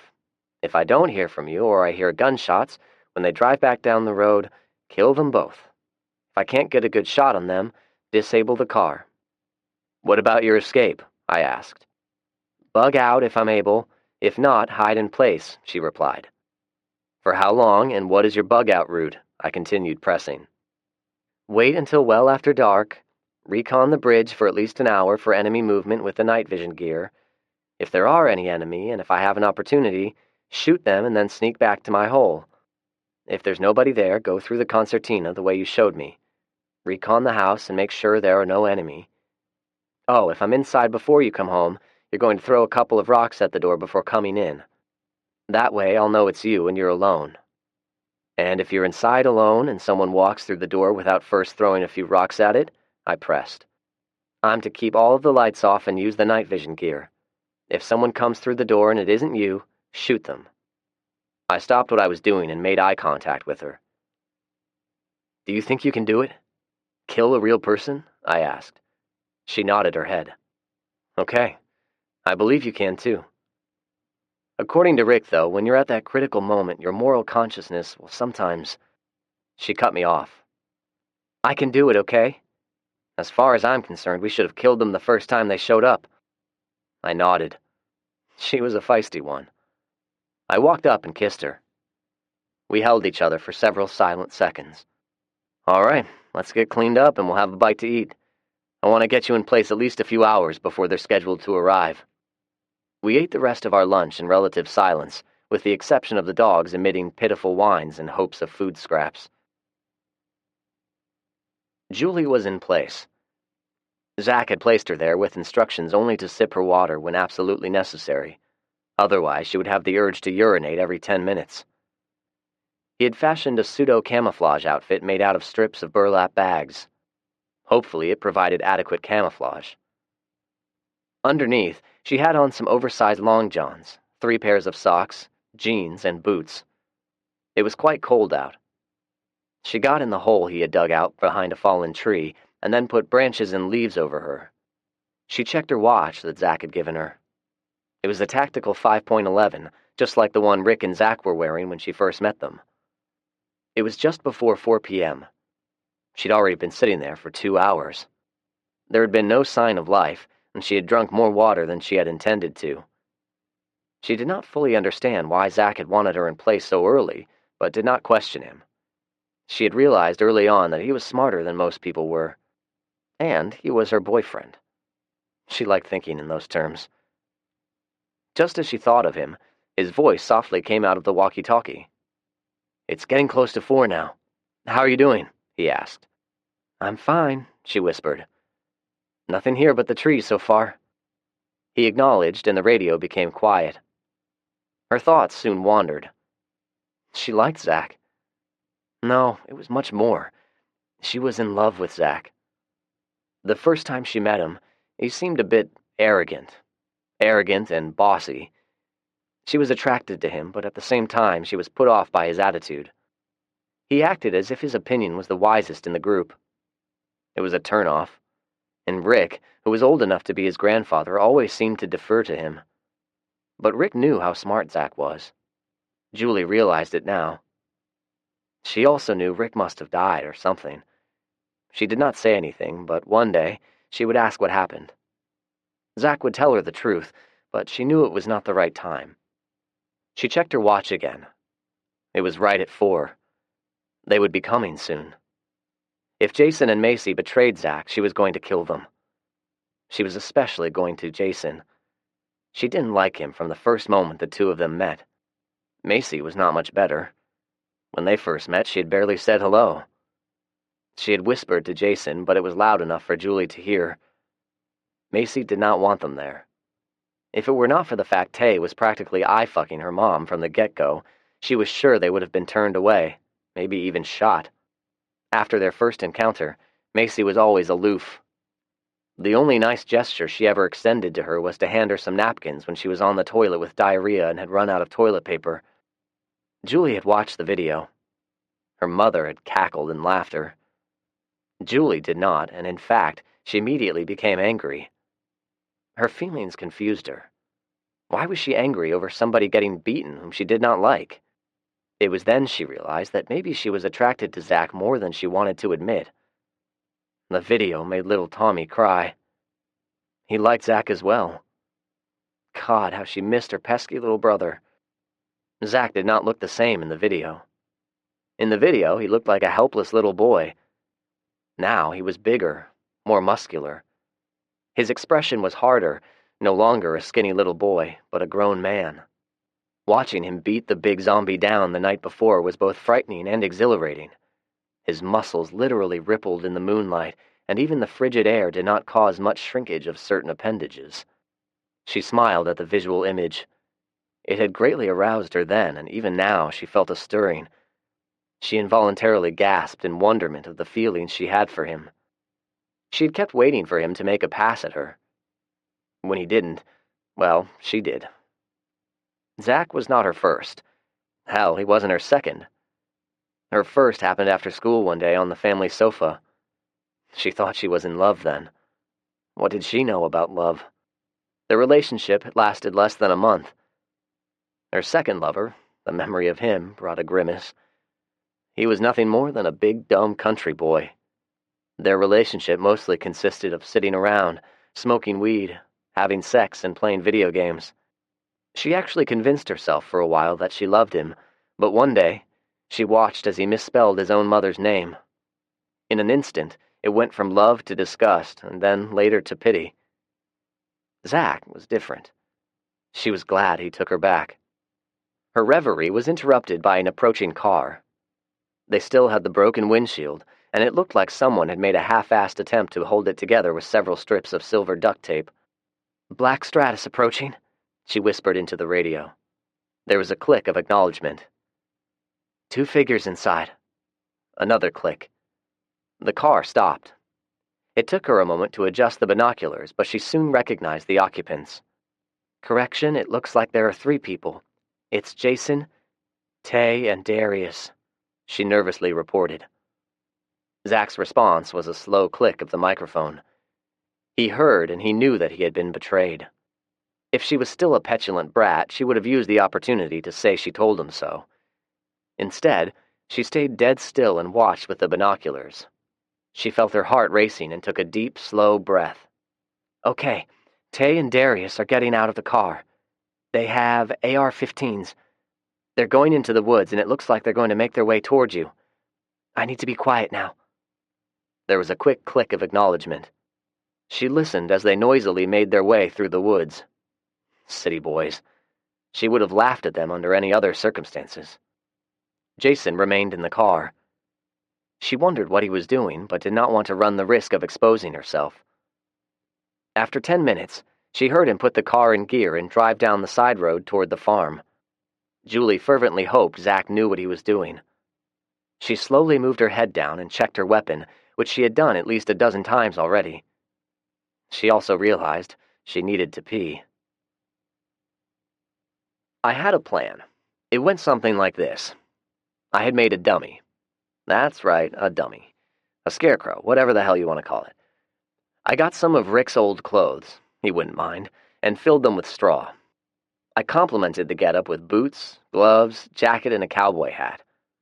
I had put the dummy in the cab of my little Ford Ranger truck, which I had parked on the bridge, and positioned it to appear as though Rick had fallen asleep waiting on them. I put the cooler on the hood of the truck, which would partially obscure anyone's view of the scarecrow. Hopefully, nobody would recognize it for what it really was, at least until they got close. I armed Julie with an AR-15. I had a Winchester Model 94. It was an excellent bolt-action long-range rifle. I made a slow jog over to Rick's Hill, which was 500 yards south of the bridge along the creek line. I had several burlap bags that I had cut into long strips loosely tied around me to help me break up my outline. 500 yards was well within range of a .30-06 bullet, especially when fired from a nice rifle. I was counting on the premise that these thugs had limited training and were only going to be armed with the .223 caliber assault weapons. The range on those weapons were limited. The little field manual that Rick made me memorize said they only had a maximum effective range of 460 meters. That converted to roughly 503 yards. I felt confident none of them could hit the side of a barn at that distance. I positioned the rifle on a sandbag, got myself as comfortable as possible in a prone position, and started thinking all of it over again for at least the 100th time. Was I being overly paranoid? Should I have even allowed them to come back in the first place? I had decided to err on the side of caution, hence the scarecrow in the truck, and the 2 of us set up as if expecting a war. However, if Julie called me on the radio and says it's just Jason and Macy, I was going to hustle back to the truck and meet them when they drove up. Alas, it was not to be. Julie radioed and gave me the bad news. Surprisingly, it saddened me. I really wanted to help out Macy. Jason, like him or not, was part of the package. After all, I still loved her. I was no longer in love with her, but I knew I would always care about her. I actually wanted to believe I could trust her, even after everything she had said and done to me. Deep down, though, my gut feeling told me this was exactly what would happen. A minute or 2 passed, and then I heard at least one of them in the woods. Even from 500 yards away, it sounded like he fell down or walked into something. They were so noisy and clumsy it was pathetic. Was it Macy's idea? No. I was convinced she had nothing to do with it. It was Jason. Jason and his buddies. Starvation will make a person do things they normally would not do, I guess. Instead of working out an amicable relationship, they believed it would be far easier to kill everyone and take what they wanted. It was not going to happen if I had anything to say about it. I turned the volume on the walkie-talkie down. Rick had purchased headsets for the radios, but had not gotten the correct models. We made do without them. But if you were not careful, you would have your volume loud enough for everyone within near proximity to hear. I did not want any possible noise giving away my position, so I turned the volume down to its lowest level. I wiggled the rifle a bit to get snug down in the sandbag and put my eye to the rifle's scope. Slowly and carefully, I scanned out the woodline and undergrowth. It took me a moment, but I was able to pick out the one who I believed was Tay easily. He was just barely in the wood line. Incredibly, he was wearing a bright red bandana around his head. He stood out like a turd in a punch bowl. He was also leaning up against a tree, breathing heavily. He was probably certain he was hidden from view of anyone in the truck. Soon, Darius joined him. I recognized him immediately. They did not even spread out. They were standing there, side by side, like buddies sneaking a peek on big-breasted women skinny dipping in the creek. Idiots. I was tempted to put a round in the tree they were standing beside and scare the shit out of them, but I held off. I was curious. I wanted to see what they had planned. The black stratus appeared around the curve in the road and moved slowly. When it got to within 10 feet of the bridge, the driver parked and got out slowly. It was Jason. He looked around nervously. He should be nervous. His actions were going to dictate what happened to him in the next few minutes. My anger had grown into a cold block of ice. I was once again thankful for inheriting Rick's paranoia, which made me plan for this contingency. I refused to let anyone take anything from me anymore. I focused the crosshairs on Jason. He walked closer to the truck, and I could see his mouth move as if he was calling out to me or Rick. He walked a couple of steps closer when he was suddenly dumbstruck with realization. His mouth fell open and he started to yell. Whether he was yelling at them to open fire or yelling a warning, I did not know. Whatever he was shouting was drowned out by sudden gunfire. Darius and Tay shot the living shit out of my truck, my scarecrow, and my cooler. They had 30-round magazines, but it did not take long for them to fire all of their ammunition. Jason, the only one with half a brain, dropped to the ground as soon as they started shooting, lest he became a casualty of friendly fire. Darius and Tay must have believed they had killed me, Rick, or whoever. I don't think they were very concerned if they hit Jason or not. They emerged out of the wood line, pointing their weapons toward their targets, entirely unaware that those 30 rounds mags were now empty. I took aim. I had a sudden recall of the video. Darius was the one who had kicked a field goal with my testicles. Well, now, how does the old saying go? Paybacks are a bitch. Something like that. I had my range dialed in. The wind was negligible. The sun was just over my left shoulder. I caressed the trigger with my finger and gently squeezed. The bullet exited the barrel of the rifle, soared magnificently for the length of 5 football fields, and went through his groin. I'd guess the point of entry was about a half a centimeter above where his cock was previously attached. It exited right about the top of his butt crack. I watched the impact. It looked excruciatingly painful. Darius fell to the ground and howled in agony. Tay stood there astonished. He then tried to shoot at the scarecrow, realized his weapon was empty, and fought to put in a fresh magazine. I waited patiently. Tay finally managed to seat a fresh magazine and get the bolt shoved forward. I was tired of lying prone, so I sat up and waved. Tay saw me then. His razor-sharp intellect deduced that I was not in the truck after all, but sitting on top of a hill some distance away. He started firing. Just as I thought, he had no idea what he was doing. His rounds were falling short by over 100 yards. I certainly gave him a chance to surrender. I took careful aim and shot him through the heart. I gazed through the scope for a couple of seconds. Satisfied with my accuracy, I stood up and walked toward the surviving betrayer.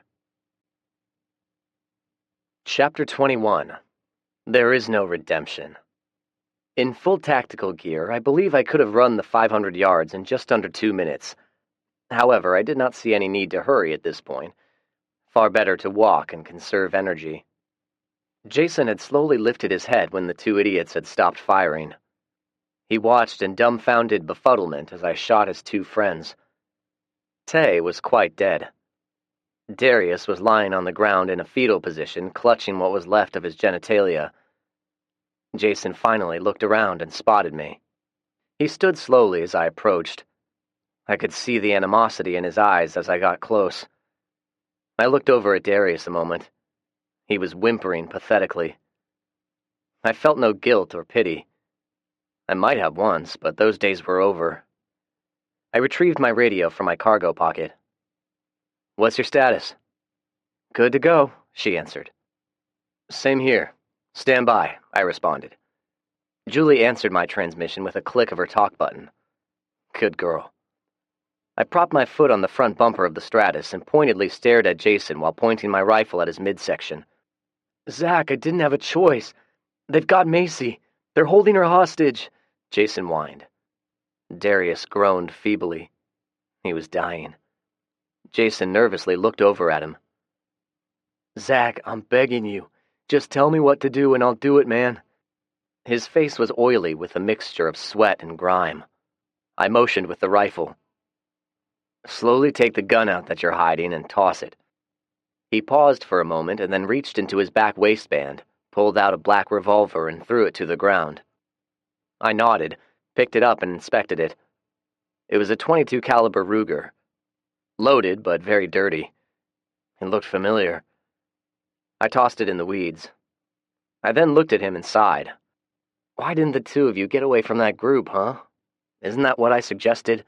Leave and start a new life, just the two of you and your unborn child. Jason's mouth dropped open and he held up his hands as if to say, I don't know why the hell I didn't listen to you, but I see the wisdom in your logic now. I sighed. Ah, Jason, what a history the two of us have in such a short time. You know, we've never really talked on a one-to-one level. Let's do that. So, let's see, where do we start? Let's recap our history together. I had never done anything to you. I was just a lowly sophomore, head over heels in love with a pretty girl, and you were the hotshot senior athlete. You had a lot of teenage girls who were dying to drop their panties for you, but instead you steal my girl. And then you punch me out, although I guess I can understand your reaction a little bit. After all, I did take a swing at you. But you had size on me back then. You could have just grabbed me in a bear hug and wrestled me to the ground. Did you know, on that day, I had just come from the hospital? My grandmother, the only family I had, just died. Did you know that? I asked. Jason started to protest. I held up my hand. Hush, I'm talking. So, where was I? Oh yeah, I took a swing at you. You knocked me down, and then you let your boys kick the shit out of me. Now, granted, you pulled them off me, but you let them put the boots to me for just a few seconds before you intervened. I watched the video. How could I not? It was sent to me the next day. I saw you stand there motionless with that damn smirk on your face for just a little bit longer than necessary before stopping them. So, who put the video on YouTube? Trina, he answered. I had nothing to do with it. I shook my head. I may have believed you once, but I'm not so sure anymore. I'm thinking you pulled the usual Jason Argus pattern of behavior. You condemn the action, but only after the fact. I shrugged. Oh, hell, it's a moot point, I guess.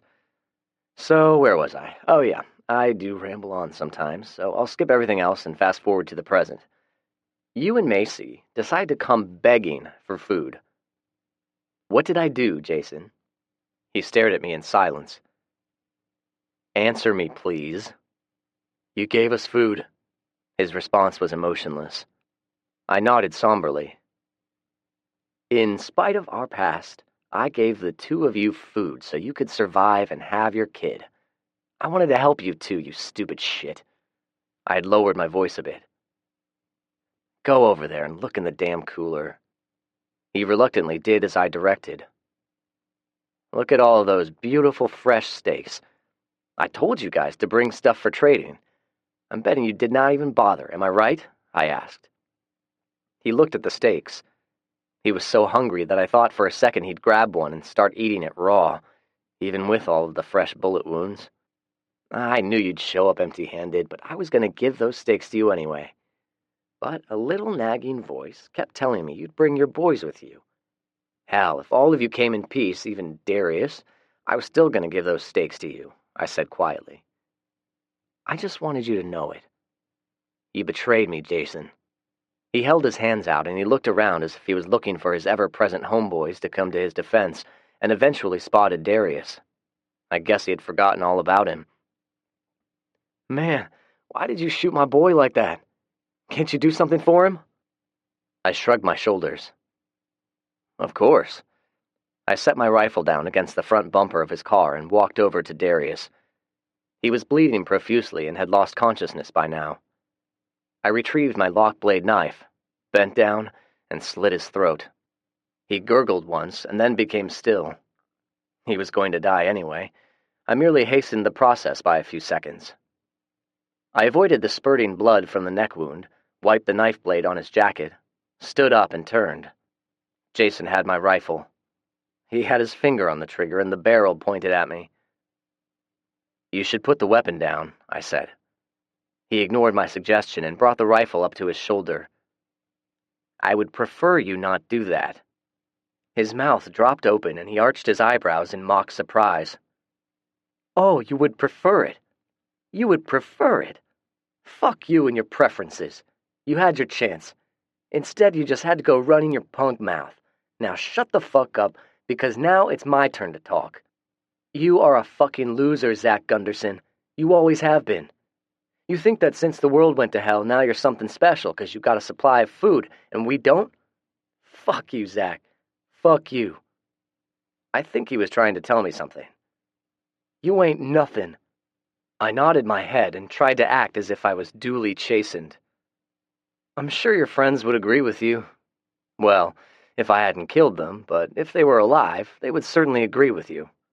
Oh well, fuck them. More steaks for you, right?" He continued glaring at me. I think my facetious logic confused him. "Jason, I'm asking you to put the rifle down. I can help you get Macy." "I don't want your fucking help, Zach. I'm going to kill you and that old man, wherever he is, and then I'm going to get Macy. We're going to move in your fucking house, we're going to eat your fucking food, and I'm going to fuck her in your own fucking bed." "You sure do say fuck a lot," I lamented. A limited vocabulary is an overt indicator of stupidity. Did you know that? Or are you too stupid to comprehend how utterly stupid you really are? In case you're wondering, yes, I was goading him. It worked. Spittle flew out of his mouth as he screamed, "Shut the fuck up!" He took aim and fired. No, not really. He took aim and pulled the trigger. The rifle was empty. I had unloaded it during the casual stroll from Rick's Hill to the bridge. I shook my head and sighed. You are one dumb fucker. He tried to work the action of the rifle, but apparently was unfamiliar with it. So, out of frustration, he yelled and charged me with the rifle held high over his head. I'm sure he had seen this move in one of those old World War II movies. I guess he thought he was going to bash my head in with a buttstock. I had my Glock, but did not bother using it.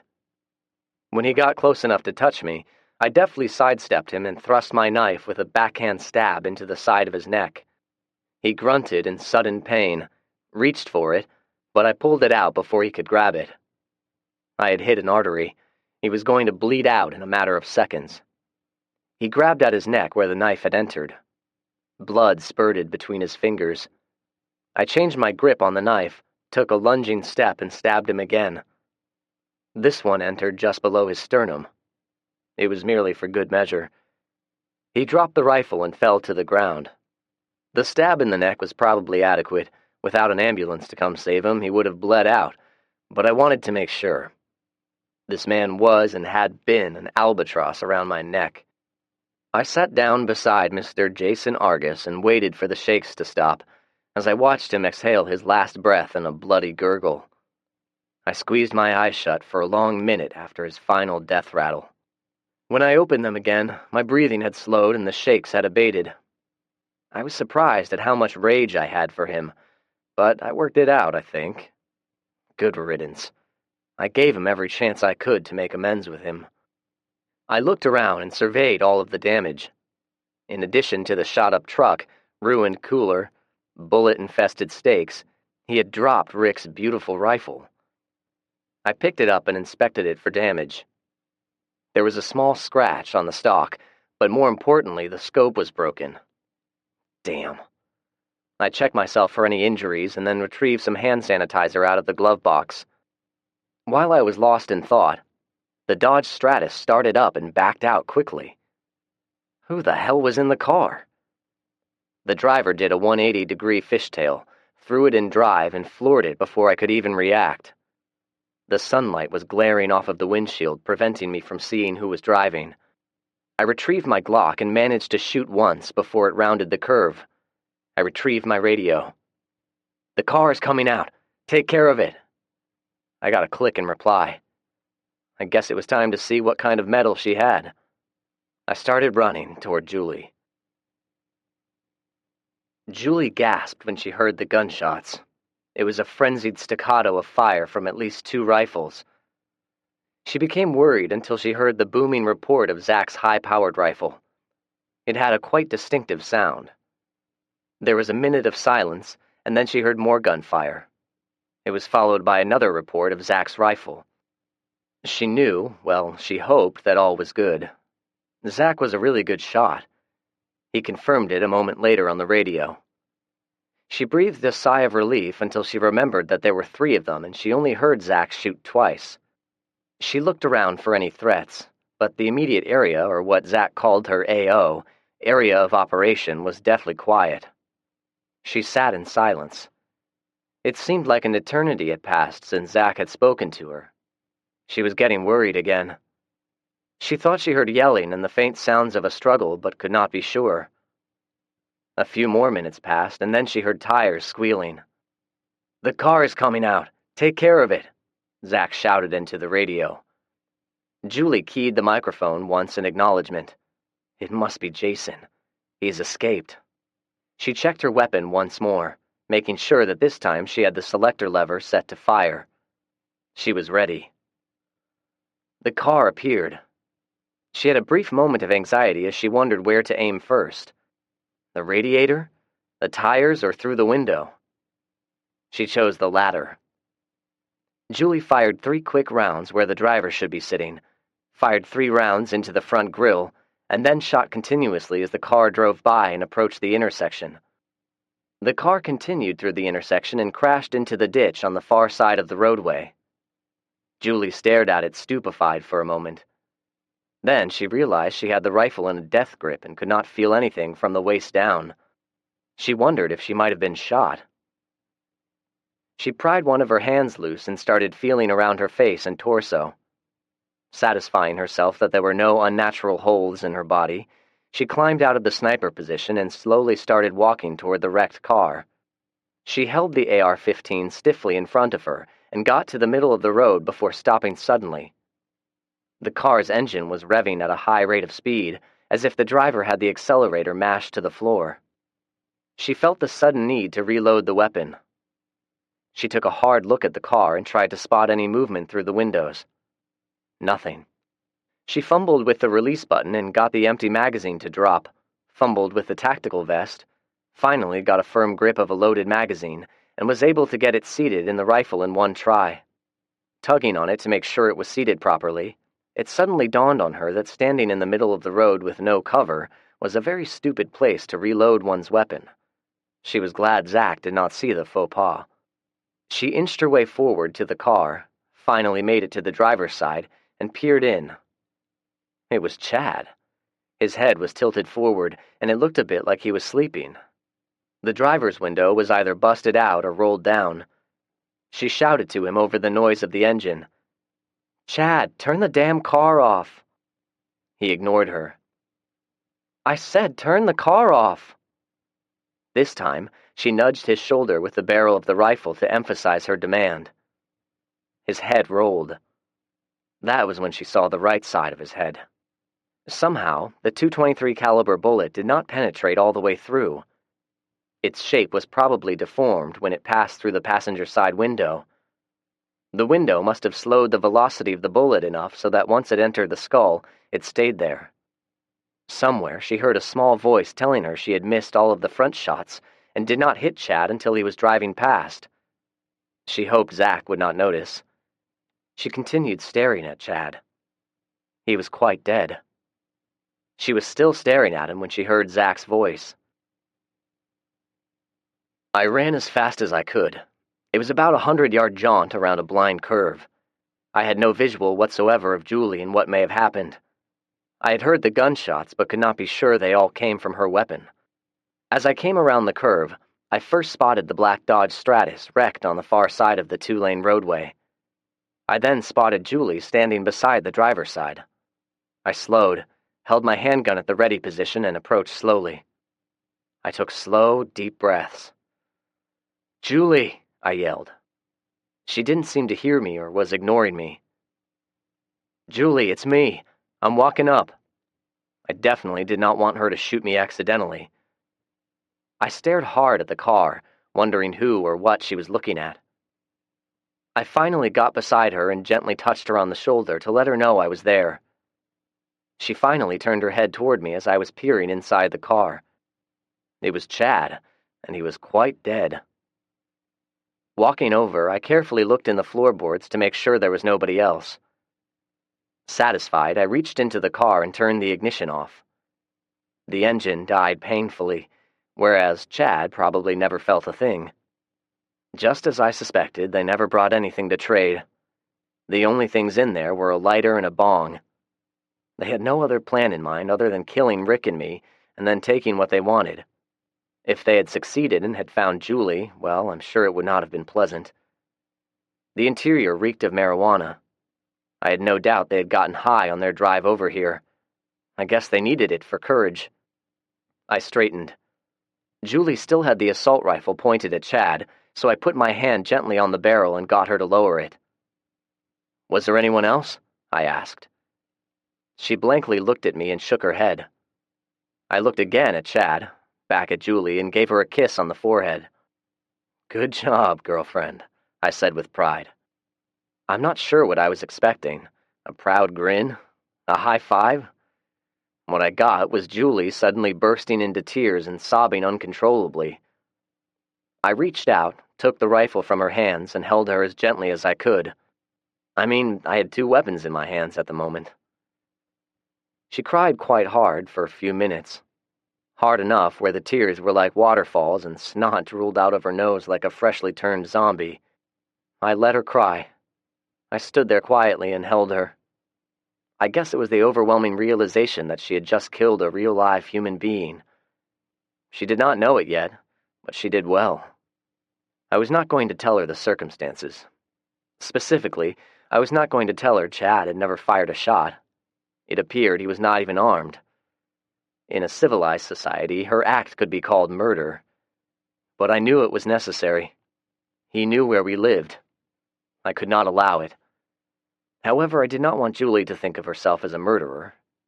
If she ever asked, I did not know if I was going to fabricate a story or tell her the truth. I'd cross that bridge when I got to it. After a minute or two, she seemed to gather her senses just a bit, and I thought it was over. "Zach, there's something I have to do." Her words came out in between sobs. I let go of her and stood back. "Okay, sweetheart, you name it," I responded. She fumbled with her pants, succeeded in pulling them down, and then squatted right where she stood. It sounded like a Jersey cow pissing on a flat rock. I stared at her in amazement. She must have been holding it in for hours. She continued, and continued, and continued, and the whole time she was sobbing like a baby. Chapter 22. A New Friend. After Julie finished emptying her milk jug-sized bladder, she stood up, zipped up, and gave me a harsh stare. "Enough of this bullshit. I want to get my little brother." I tried to keep a straight face. I mean, the swollen red eyes, the tear-streaked cheeks I was fine with. It actually was endearing. But she had these 2 really long snot trails streaming out of both nostrils. They were like hanging down, but they defied gravity just enough to prevent them from breaking free of her nose. I turned quickly before she saw me smiling and renewed my inspection of the remains of Chad Smith. "I think we can do that." I stood there with my hand over my face as if in deep thought, which I sort of was, but I was mostly hiding my stupid grin. I resisted the urge to call her Snotface or something equally juvenile. "What about your mother?" I asked through my fingers. "The hell with my mother. I want my little brother. He'll be safer and better off with the 2 of us." I think she realized what I was trying hard not to stare at. She untied one of the burlap bags that was around her head and shoulders and used it to wipe her face before throwing it on the ground. I was about to tell her to stop wasting stuff, but stopped myself. Now was not the time. I shrugged with agreement. All right, let's do it. I'm thinking we should get the service van we have parked up the road. We've got to get rid of these bodies first. If we don't, they'll attract vermin and zombies. So we load up the bodies, dump them in the sinkhole, and go get your little brother. Julie nodded. I knew you'd think of a good plan. Let's get going. She did not even wait for me to respond. She started purposely walking down the highway. I hurried to catch up and started trying at least to formulate a worthwhile plan. Her mother, Trina, and even Macy might not care much for us to show up and claim Tommy. If we agreed to take them into the fold, it would probably make it easier, but to be quite honest, there was no way in hell I was ever going to accept Trina with open arms.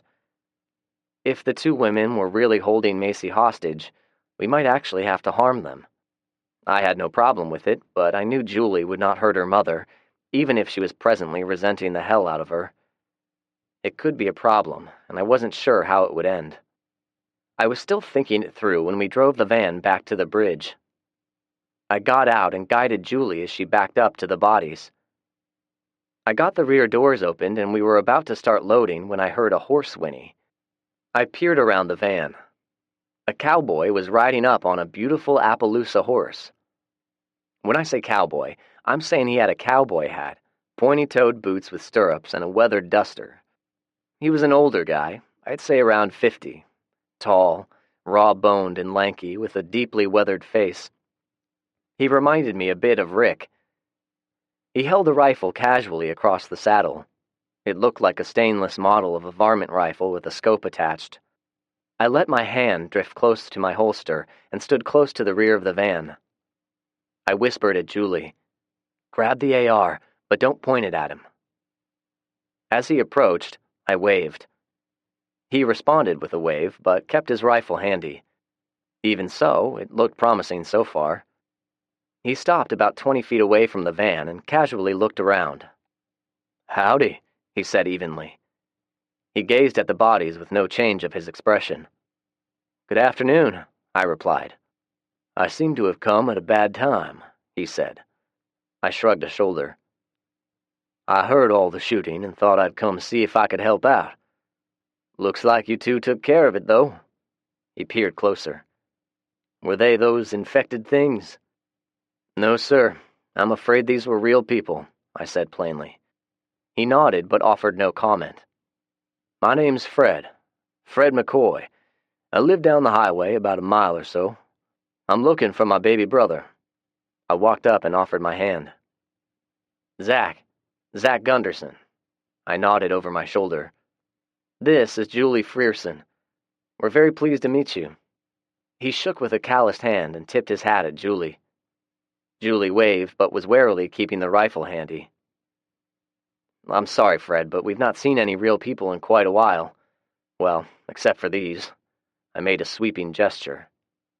I tried to explain. "I knew these people previously, and I tried to be hospitable.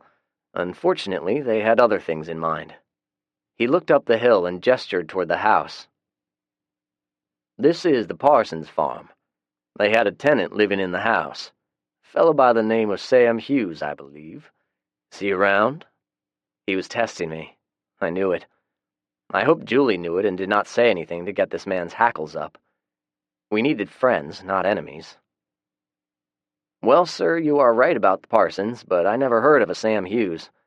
My coworker, Rick Sanders, lives here. He's the foreman for the Parsons. I work for him. When my grandmother died over Thanksgiving, I moved in here with him." I pointed a thumb at Julie. "Now my girlfriend lives with us. The Parsons were in their winter home in Florida when all this zombie stuff started happening. I haven't seen them since. Ironically, the Parsons' winter home was in Winter Haven. Honest." He took in what I said, chewed on it, and slowly nodded. "Is Rick around?" "Yes, sir, he is, but he's not available at the moment." I did not explain further, and he did not ask. He gestured toward the bodies. "They'll need burying. I'll be glad to give you a hand. We can use that backhoe there." "I'd be glad for the help, but we have a bit of a pressing matter at hand." I motioned at Julie again. "She has a baby brother as well. He's 10. He is currently in the custody of some people that are tied up with them." I pointed at the bodies. These 3 were a part of that group. Julie believes, and I must agree, that her brother will be better off living with us. We're going to dump these bodies down the road for now. Julie would like to get her brother immediately. Once we have him home, safe and sound, I'll dispose of the bodies properly. He digested what I said for a moment, and then motioned with the brim of his hat toward the setting sun. "It's going to be dark soon. Very risky to travel at night nowadays.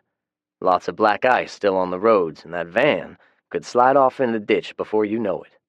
If you can hold off a bit, I'll help you get everything tended to here. Then, if you'd like, tomorrow I'll go along with you 2. He looked over at Julie. "Ma'am, I'd be happy to help you get your baby brother back. I'd hate to have him suffer the same fate as my baby brother." Julie was perplexed. "What happened? I thought he was alive. Isn't that why you're looking for him?" I must admit his statement perplexed me as well, and then it came to me. I snapped my fingers in realization. "Your baby brother, would he happen to be a rather large baby brother?" Fred stared at me quietly, somberly. "You've seen him, then?" I explained the encounter that Julie and I had with the huge behemoth Fred referred to as his baby brother. I omitted the nakedness part, and immediately afterward Julie and I engaged in perhaps the most intense act of fornication known to what was left of mankind. Fred listened quietly. When I was finished, he slowly put the rifle in a saddle holster and dismounted. "Let's get these bodies taken care of, and then I'd like you to take me to my brother." We loaded them up in the van and hauled them to the sinkhole, while Fred followed on his horse. I drove slowly on purpose. I needed to think of the proper words to say about the late baby brother McCoy. The sinkhole came into view too quickly. We stopped and got out. "Mr. McCoy, Call me Fred, please," he said. I nodded and cleared my throat. "Ah, Fred.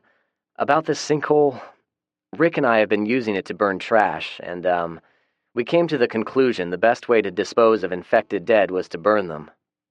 I was not sure how he was going to react, so I paused a moment. "Zach, are you saying my brother is in the sinkhole?" he asked. I nodded reluctantly. He got off his horse and walked over to the edge. The corpse was burned beyond recognition. He stared a long couple of minutes in silence. We have no idea if people that are infected will infect other people after they are dead, and some of those news stories said the dead could reanimate into these zombie things. This method seemed a prudent means of containment. I could have related a few historical anecdotes to give my logic some weight, but Fred did not seem the type of person who liked big talkers. I chose silence. He slowly nodded in understanding and looked at me somberly. "You did what you thought was the proper thing, Zach." He pointed. "Is that another body?" he asked. I nodded. "Another zombie, or was it like one of them?" "It was Susan Riggins. She wandered up one day." "She had turned," I said. Fred sighed. "I knew her. I imagine Henry is dead too, walking around somewhere, infected." He took his hat off and wiped his forehead with his shirt sleeve. "I'm going to carry my brother home and give him a Christian burial. I would appreciate the loan of your van." He was quiet a moment. "I knew he had turned. He killed my wife and mother-in-law. I wanted to put him out of his misery." I looked up at the sky. It was starting to get dark. "Do you want to do it tonight?" He nodded. I withheld any derogatory reply. "All right, sir. I'll be glad to help. If we use the backhoe on the tractor, we should be able to lift him out a lot easier." Fred agreed, and we went to work. We used some ropes and a tarp. Most of him stayed in one piece. It was not fun. When we got Fred's brother secured, we dragged the recently deceased idiots out of the van and dumped them into the sinkhole. I poured a liberal amount of kerosene on them, added a couple of old tires, and lit them up. It would be a slow burn, and I would have to repeat the process a few more times to get the job completed. Fred watched in silence. Julie stayed behind and cleaned up the mess around the bridge. I drove the van, and Fred followed on his horse. Turns out he lived fairly close. It was an older but nice 2-story home. I'd driven past it dozens of times, but never knew who lived there. He had about 100 acres, he said. We dug the hole with the aid of the headlights on Fred's John Deere. He buried his baby brother, also known as Franklin McCoy, next to their mother, and quietly recited the Lord's Prayer. It was very late when I got back. I was exhausted and filthy. I stood on the front porch and stripped off my grime-infested clothing. I would decide what to do with them in the morning. "It's me," I said as I opened the door. Julie was sitting on the couch, wrapped in a blanket. Her assault rifle was right next to her. She smiled tiredly at me. "Well, hello, sailor," she said. "Do you always walk around naked?" I chuckled. "My clothes are pretty much beyond hope. Let me get cleaned up and I'll join you in bed." She readily agreed. I went to the bathroom and washed off with a bath rag and soap before crawling into bed next to her. She was wearing one of my t-shirts and socks. Good. Her feet were always ice cold. I snuggled up beside her and kissed her on the forehead. I was dead tired. No extracurricular activities for me tonight. I filled her in about the burial of the late Franklin McCoy. "What do you think about Fred?" she asked in between a yawn. She sounded as tired as I was. Her yawn instinctively caused me to yawn as well. He's quiet-natured. Stoic would be a good word to describe him. When things started getting bad, he hunkered down in his house with his wife, mother-in-law, and brother. Somehow his brother had turned. He doesn't know how. They had been isolated from the rest of the world for at least a month, and he had gotten sick somehow. Fred was out tending to his cattle when Frank attacked the women. When Fred returned, Frank had already wandered off. We compared timelines. He said it happened 3 days before Frank had wandered over here. There's no telling what baby brother had gotten into before our encounter with him. He has a daughter who lives somewhere on the West Coast. He had a business building prefabricated greenhouses, not the big commercial-sized ones, but smaller ones for yuppies to put in their backyard. Their farm was mostly a hobby. "Do you think he can be trusted?" she asked. "He seems all right. He has plenty of food and a well for water just like us. He's got a couple of his greenhouses set up, and although it was dark, I think I saw some solar panels on his roof.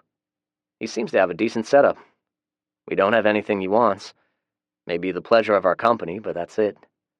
He seems like a bit of a lone wolf, so the solitary life won't be a major annoyance to him, I'm thinking. You know the actor Josh Brolin? Fred looks like him." I stopped talking long enough to realize Julie had fallen asleep. I smiled as I stroked her hair. It had been a long day for her. Hell, it had been a long day for all of us. Chapter 23. A Rescue Attempt. I felt like I slept like a rock, but was still up before sunrise. When I opened the door to let the boys out, Fred was sitting in one of the rocking chairs on our front porch. He nodded at me and continued drinking some coffee out of a thermos. His Appaloosa was grazing in the field, and the saddle was sitting on the porch. The horse, a mare, was freshly brushed and looked magnificent. "Good morning," I greeted. "Good morning," he replied. He was wearing the same hat and duster, but it looked like he had on a clean pair of jeans and had exchanged his cowboy boots for some Sketcher brand hiking boots. He had the same rifle leaned up against the porch railing. He nodded toward the horse. "Her name's Prancer. She's a darn good horse." I nodded quietly, as Fred frequently did. Julie and I must have been very exhausted. We never heard him ride up. Funny, none of the dogs had barked at him. They scampered over and sniffed him up and down. He gave each of them a pat, and then they ran off to empty their bladders. "So, young Zach, do you have a specific plan in mind for rescuing Julie's little brother?" "I believe I do. Julie is positive she can lead us back to the house where they are staying, and then—" "Okay, but before we talk about it, I'd like to hear about what led up to you killing those men yesterday." Fred said it plainly, matter-of-factly. I could not read what he was thinking. Was he being judgmental? I inhaled. Well, it all started a few months ago, back in high school. I started with my brief romance with Macy and went from there. I'd tried to provide all of the pertinent details. I told him how Rick had perceived that the apocalypse was actually going to happen and had done a good job of planning for it. I recounted how we met the Friersons. I summarized our falling out and how we had evicted them. I then described the circumstances of finding Julie and how we reunited. I shyly admitted we were now more than just friends. I caught him smiling a bit when I spoke of it, but he remained silent. I then recapped the first meeting with Jason and Macy. I imagine it was pretty tough seeing those two together after everything that had happened, Fred opined. I shrugged. When they drove up, the first emotion I had was contempt. After I started talking with them, I actually started feeling pity. I was happy Macy was alive, but I had no feelings one way or another about Jason. I wasn't jealous. Any personal feelings I once had for Macy have faded. I imagine the feelings I now have for Julie had a lot to do with it. Does it make sense? I asked. Fred slowly nodded. I went into how the Friersons had joined up with Jason and his group. Fred interrupted at that point. And one of those boys at the bridge is the one who tried to rape Julie? Fred asked. I nodded. He looked down at his empty cup a moment. You knew they were going to set you up. I nodded again. Rick taught me to have a contingency plan always. I planned for it, but had hoped I was being overly paranoid and it would work out for the better. Your suspicions were on the money, it seems, Fred said.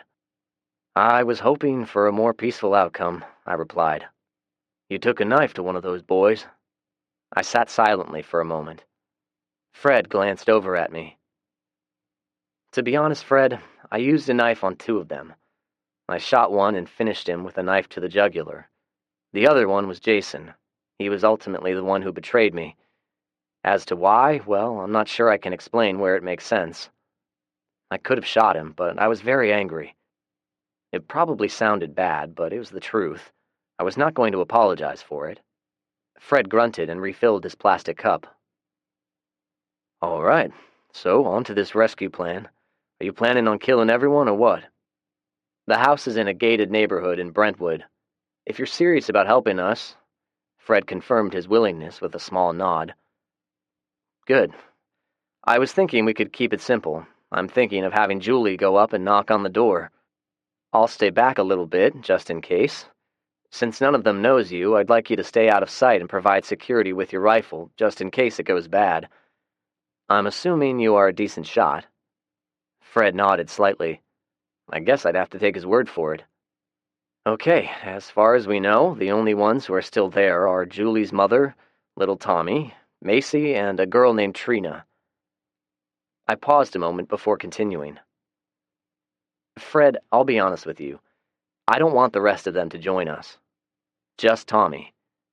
But I've no desire or reason to hurt any of them. I guess I'd do whatever it takes, though. It will just have to be up to how they respond. If I have to invite Macy and Janet to come live with us, so be it. Not Trina, though. What if they say yes? Would it work out? Especially after what Janet tried? Fred asked quietly. I threw my hands up and shook my head. I've no idea. Julie wants her little brother back. I don't blame her. I figure get Tommy back and deal with the rest of it later. Fred rocked back in his chair and sipped his coffee for a moment before speaking. Sounds agreeable enough. We don't shoot anyone unless we have to. I'm good with that. We were on the road 30 minutes later. I returned to the location on Old Hickory Boulevard where I found Julie. She had no problem with tracking her route back to the neighborhood. The house was 2 blocks down from the gated entrance.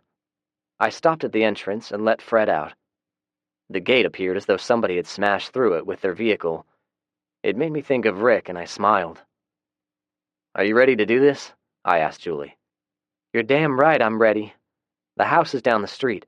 First left and third house on the left. I repeated the information to Fred. He nodded and took off at a trot. I slowly drove toward the house. I stopped just before turning onto the street. We got out and started walking. Since we knew they were unaware Julie was now living with me, It was agreed she'd walk up by herself and knock on the door while I hid. She'd try to coax Tommy outside and we would snatch him. If she were unsuccessful, we were going to storm the house at gunpoint, whatever it took to get Tommy. On the ride over, I came to a decision. I was willing to let Macy and Janet come with us, if it was going to be the only way we'd get Tommy, but Trina was going to be on her own. She was not my friend and never had been. I voiced this to the two of them, and they agreed. If anything went wrong, or if we encountered violence, Fred assured us he would shoot anyone who appeared to be a threat. As it turned out, none of it mattered. Trina was sitting on the front steps.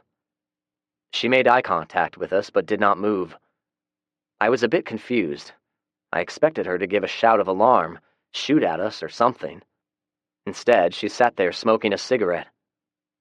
I stopped beside a car with flattened tires. "Just use the hand signals," I said to Julie. "We'll start shooting if anything goes wrong." Julie nodded. I pressed the mic on the walkie. "Fred, do you copy?" "Roger, I'm in position," he replied tersely.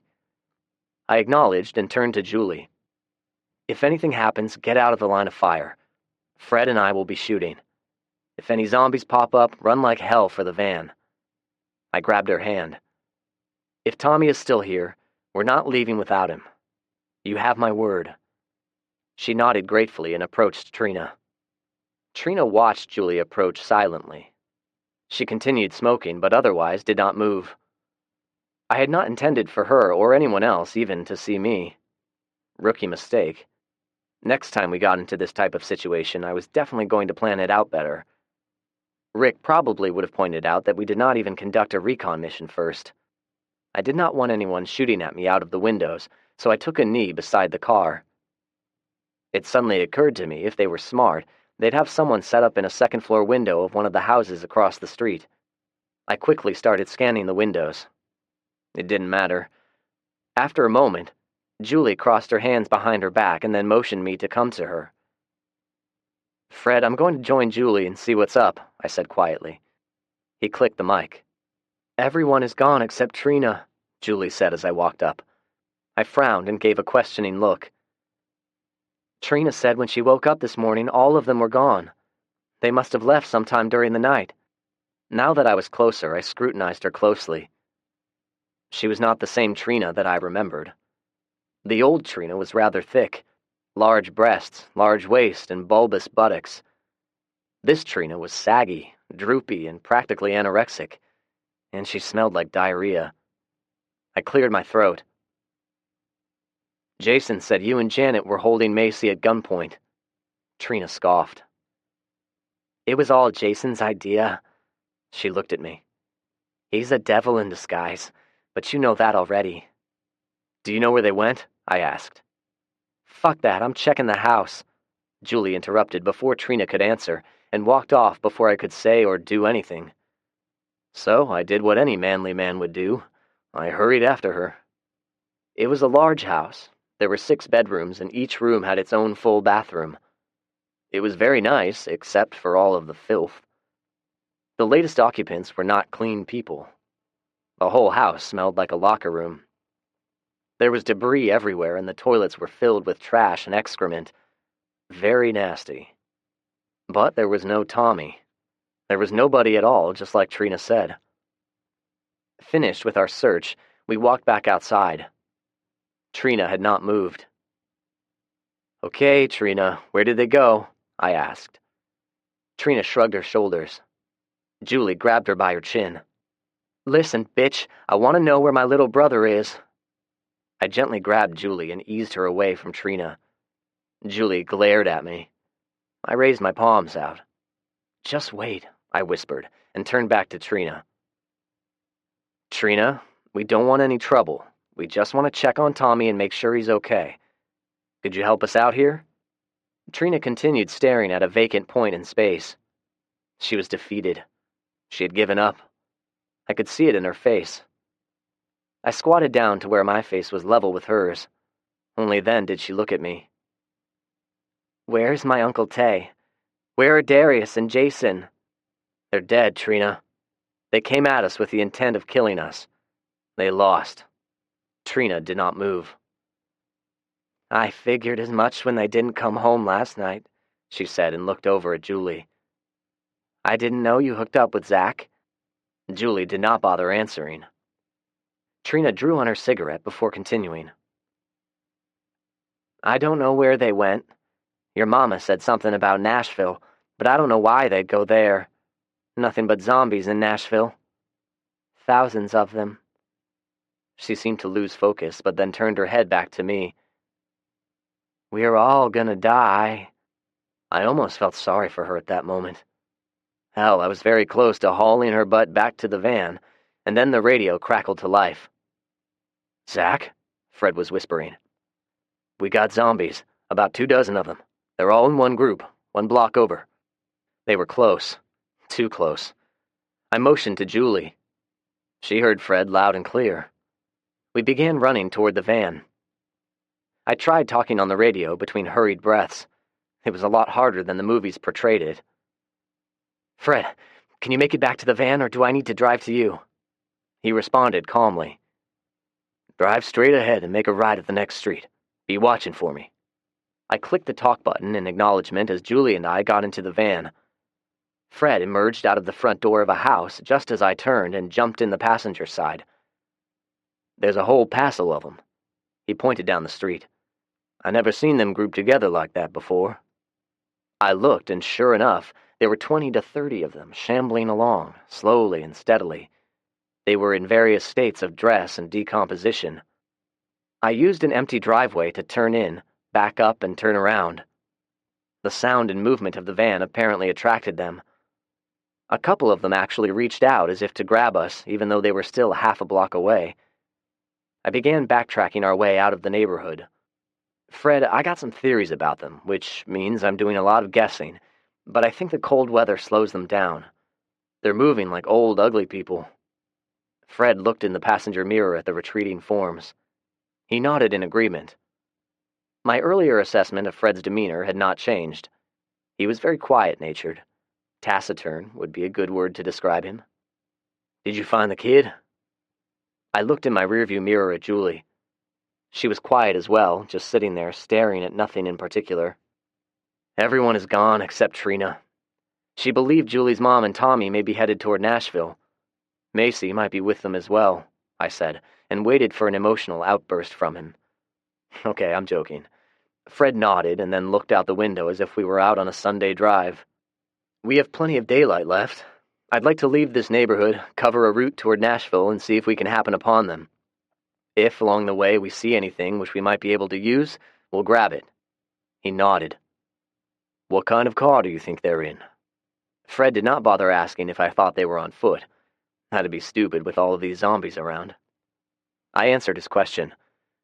One of the men, Chad, had a baby blue BMW 4-door. It wasn't in the garage, and I didn't see it parked on the street. That's what I'm guessing. I'll keep an eye out, he said with heated emotion. Well, okay, not really. We drove a route in which I assumed Janet might have driven in order to go to Nashville. The truth be told, there were multiple routes from Brentwood to Nashville. I just picked one and went with it. Julie did not know any better. Fred kept any opinion he had to himself. We encountered zombies here and there, aimlessly wandering the roadways. I drove around them while they moaned and reached for us. Why do they walk along the roads? Julie asked. I'm guessing they're merely following a path of least resistance, at least until they sense something edible. I just discovered another zombie rule and made a mental note. I don't think they are communicating. More likely, they're randomly encountering each other and then stick together. A pack mentality type of behavior, so to speak. Either we drove around them, or if we could not, we would turn down side streets. Fred agreed the best course of action for now would be to avoid them, if possible. There were a few houses on fire when we drove down Franklin Pike, multiple wrecked or burned cars, and a few corpses. Occasionally, we saw a pack of dogs roaming. Those dogs could be dangerous when they get hungry enough, as if we don't have enough to worry about, I said, mostly to myself. Julie and Fred seemed to be in their own respective worlds. I knew what Julie was thinking about. I could only assume Fred was thinking about his daughter and the recent loss of his family. We did not see a single blue BMW anywhere. At one point, We passed a tow truck going the opposite direction. Hey, look! Live people! I stopped the van and waved out of the window. I was kind of hoping they would stop too, and maybe we could make some new friends. There were 2 of them in it, an older man and woman. They did not even slow down and passed us by without even a wave. I grunted. Fred was so devastated that he could not even speak. I eventually worked our way over to Harding Place. There were no less than 3 pharmacies at the intersection of Trousdale and Harding. 2 of them had been burnt to the ground. The third one, a CVS store, was still mostly intact. The windows were broken out, and it was obvious it had been looted. I avoided some large potholes and stopped in the street. There might be something left that we could use. What do you think, Fred? I asked. Sure, let's give it a look. Julie stood guard outside while we cleared the interior. We slowly rounded each aisle, one by one. Suddenly, Fred gave a small hiss. I glanced over and he nodded at the next aisle over. I peeked through a crack in between the store fixtures. Then I saw it. It used to be a middle-aged man. He was wearing a white lab coat. I wondered if he was the store's pharmacist. I held up one finger to Fred and pointed where the zombie was. I started edging closer when Fred gave another hiss. I looked back at him, wondering what was going on. He held up a finger and then gave a small grin. He stepped out into the main aisle and pulled his duster back with his left hand. He stood facing the aisle where the zombie was. He started whistling some unknown tune. I stifled a chuckle as the zombie started moaning. He slowly shambled out into the main aisle. Fred was standing with his feet spread apart. "Draw," he said in that raspy voice of his, and then did something quite amazing. He drew his pistol with his right hand, shot the zombie pharmacist between the eyes, and then holstered the pistol before I even realized he had fired a shot. If I had blinked, I would have missed it. "Holy shit," I exclaimed under my breath as the zombie fell to the ground. "That was incredible." Fred winked. I edged around the zombie and we finished clearing the store. I trotted back to the front entrance. "All clear," I said to Julie. "You want to look around and I'll take watch?" She shook her head. She had not said more than 1 or 2 words since our encounter with Trina. I nodded and went back inside. The store had been severely looted, but it was not totally bare. I grabbed a shopping cart, found some plastic bags behind the counter, and started in. The first place I headed was the birth control section. Sure enough, there were a dozen boxes of condoms left. Whoever had looted this place had emptied the store of all of the food products, beer, and pain medication, but there was still inventory on the shelves a competent survivalist could make use. I loaded the condoms into a plastic bag and looked up to see Fred watching me. "Ah, to be young again. So, is there anything special you want? Besides those, I mean?" he asked. I smiled sheepishly and nodded. "Antibiotics? Are you familiar with any of them?" "A little bit. My mother-in-law was a nurse." His voice caught a bit at her memory, but he recovered quickly. "I'll head back into the pharmacy and concentrate my search there. Any particular brand name I should look for?" "Anything that ends in ILLIN, anything that starts with CEF or CEPH, anything that ends in CIN." He interrupted me. Okay, I got it." He snapped his fingers. "I just thought of something. Without the government around, nobody is going to spray for mosquitoes anymore. It'll be like a jungle this summer. Find any and all bug repellents you can. I can't think of anything else at the moment, but I'm sure you will. By the way, good idea about the birth control." He grabbed a plastic bag and walked off without waiting for a response. Our looting ended with just one half-full shopping cart. There was nothing left. He was right about the mosquitoes. They were responsible for more human deaths than any other animal combined. I located several plastic spray bottles of repellent and took them all. When we finished, we left the pharmacy and continued on Harding. I was about to suggest heading back when suddenly, Fred sat up. "There is a National Guard headquarters on Powell Avenue and Sidco Drive, not too far from here. A couple of gun stores are also nearby, and lots of businesses. We might find some good supplies," Fred said. I nodded and proceeded ahead.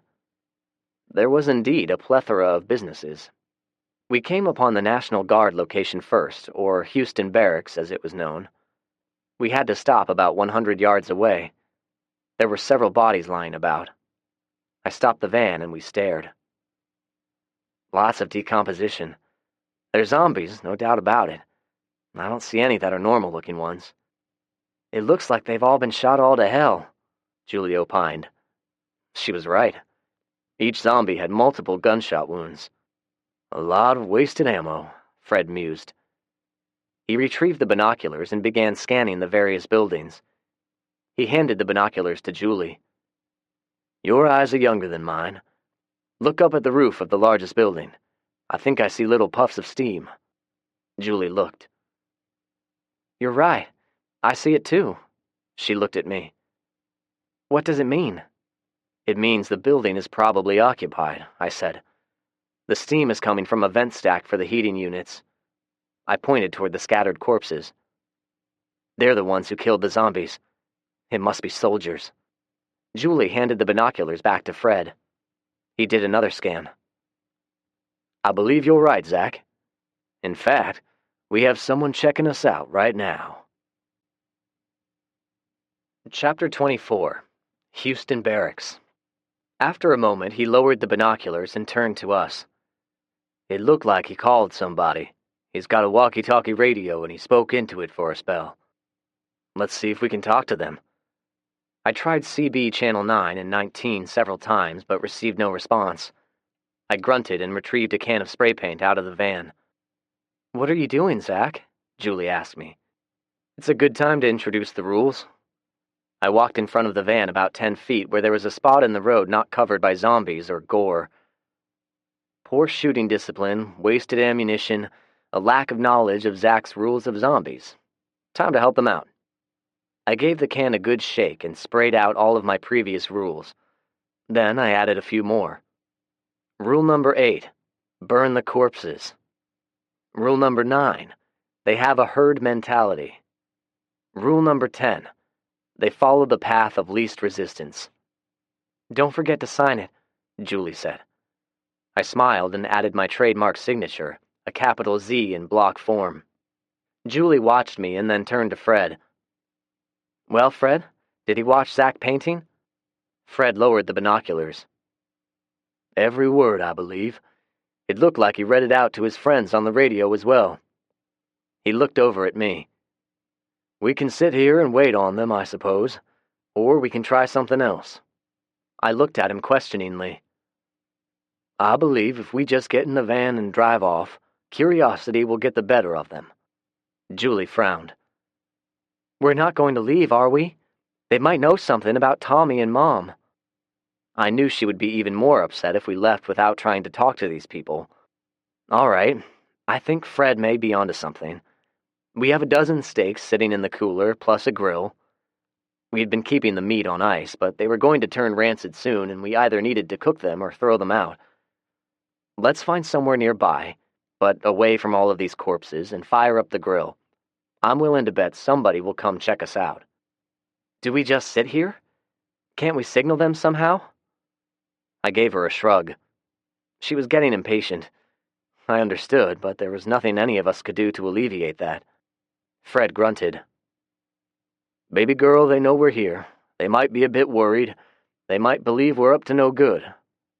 Fred took his hat off and scratched his head while looking at the buildings. Of course, they could have a sniper in one of the windows about to shoot us. He put his hat back on. I wouldn't try to go through their entry gate uninvited. Fred made a good point. We were hungry, and we all agreed we did not want to eat while in close proximity to a bunch of stinking corpses. There's got to be somewhere close where we can set up, I said as I drove carefully over the bodies. Every few seconds there would be audible crunching noises. Occasionally I'd run over a head and there was a distinctive popping noise like a watermelon exploding. Rick would have laughed in glee. I would have too if it was just him and me, but today I kept quiet and continued down Sidco Drive. In many places, the bodies were stacked 2 and 3 deep. We traveled about 100 feet before the roadway finally cleared. Fred suddenly straightened. Let's stop here. The parking lot is clear and the business might have some stuff we can use. I looked at the business he was pointing at. It was a manufacturer for swimming pool heaters. Okay, fine with me. I looked in the back seat to see if Julie would object. She looked at me wistfully, but didn't say anything. I drove in and circled the parking lot. The back gate was open, so I stopped in front of the building. Fred, is there anything in particular we're looking for? Fred gave a slight nod. Copper and copper fittings. I told you I was an engineer. I got a few ideas. He was animated now. No, not really. He just kind of dipped his head when he was talking about something he felt passionate about. We're going to build a greenhouse for you two. I'm going to work on some modifications. We'll need plumbing for irrigation. Oh, I said, but I was a bit perplexed. There was a Home Depot approximately 4 blocks from us. Plenty of plumbing fittings there. Fred must have read my mind. He pointed back toward Houston Barracks. We stop here in sight of them, they'll come. You wait and see. Besides, I got a few more ideas as well. Come on, let's go inside and I'll show you. He turned back at Julie. Baby girl, why don't you set the grill up and get a fire going? I expect we'll have company very soon. He gave her a wink.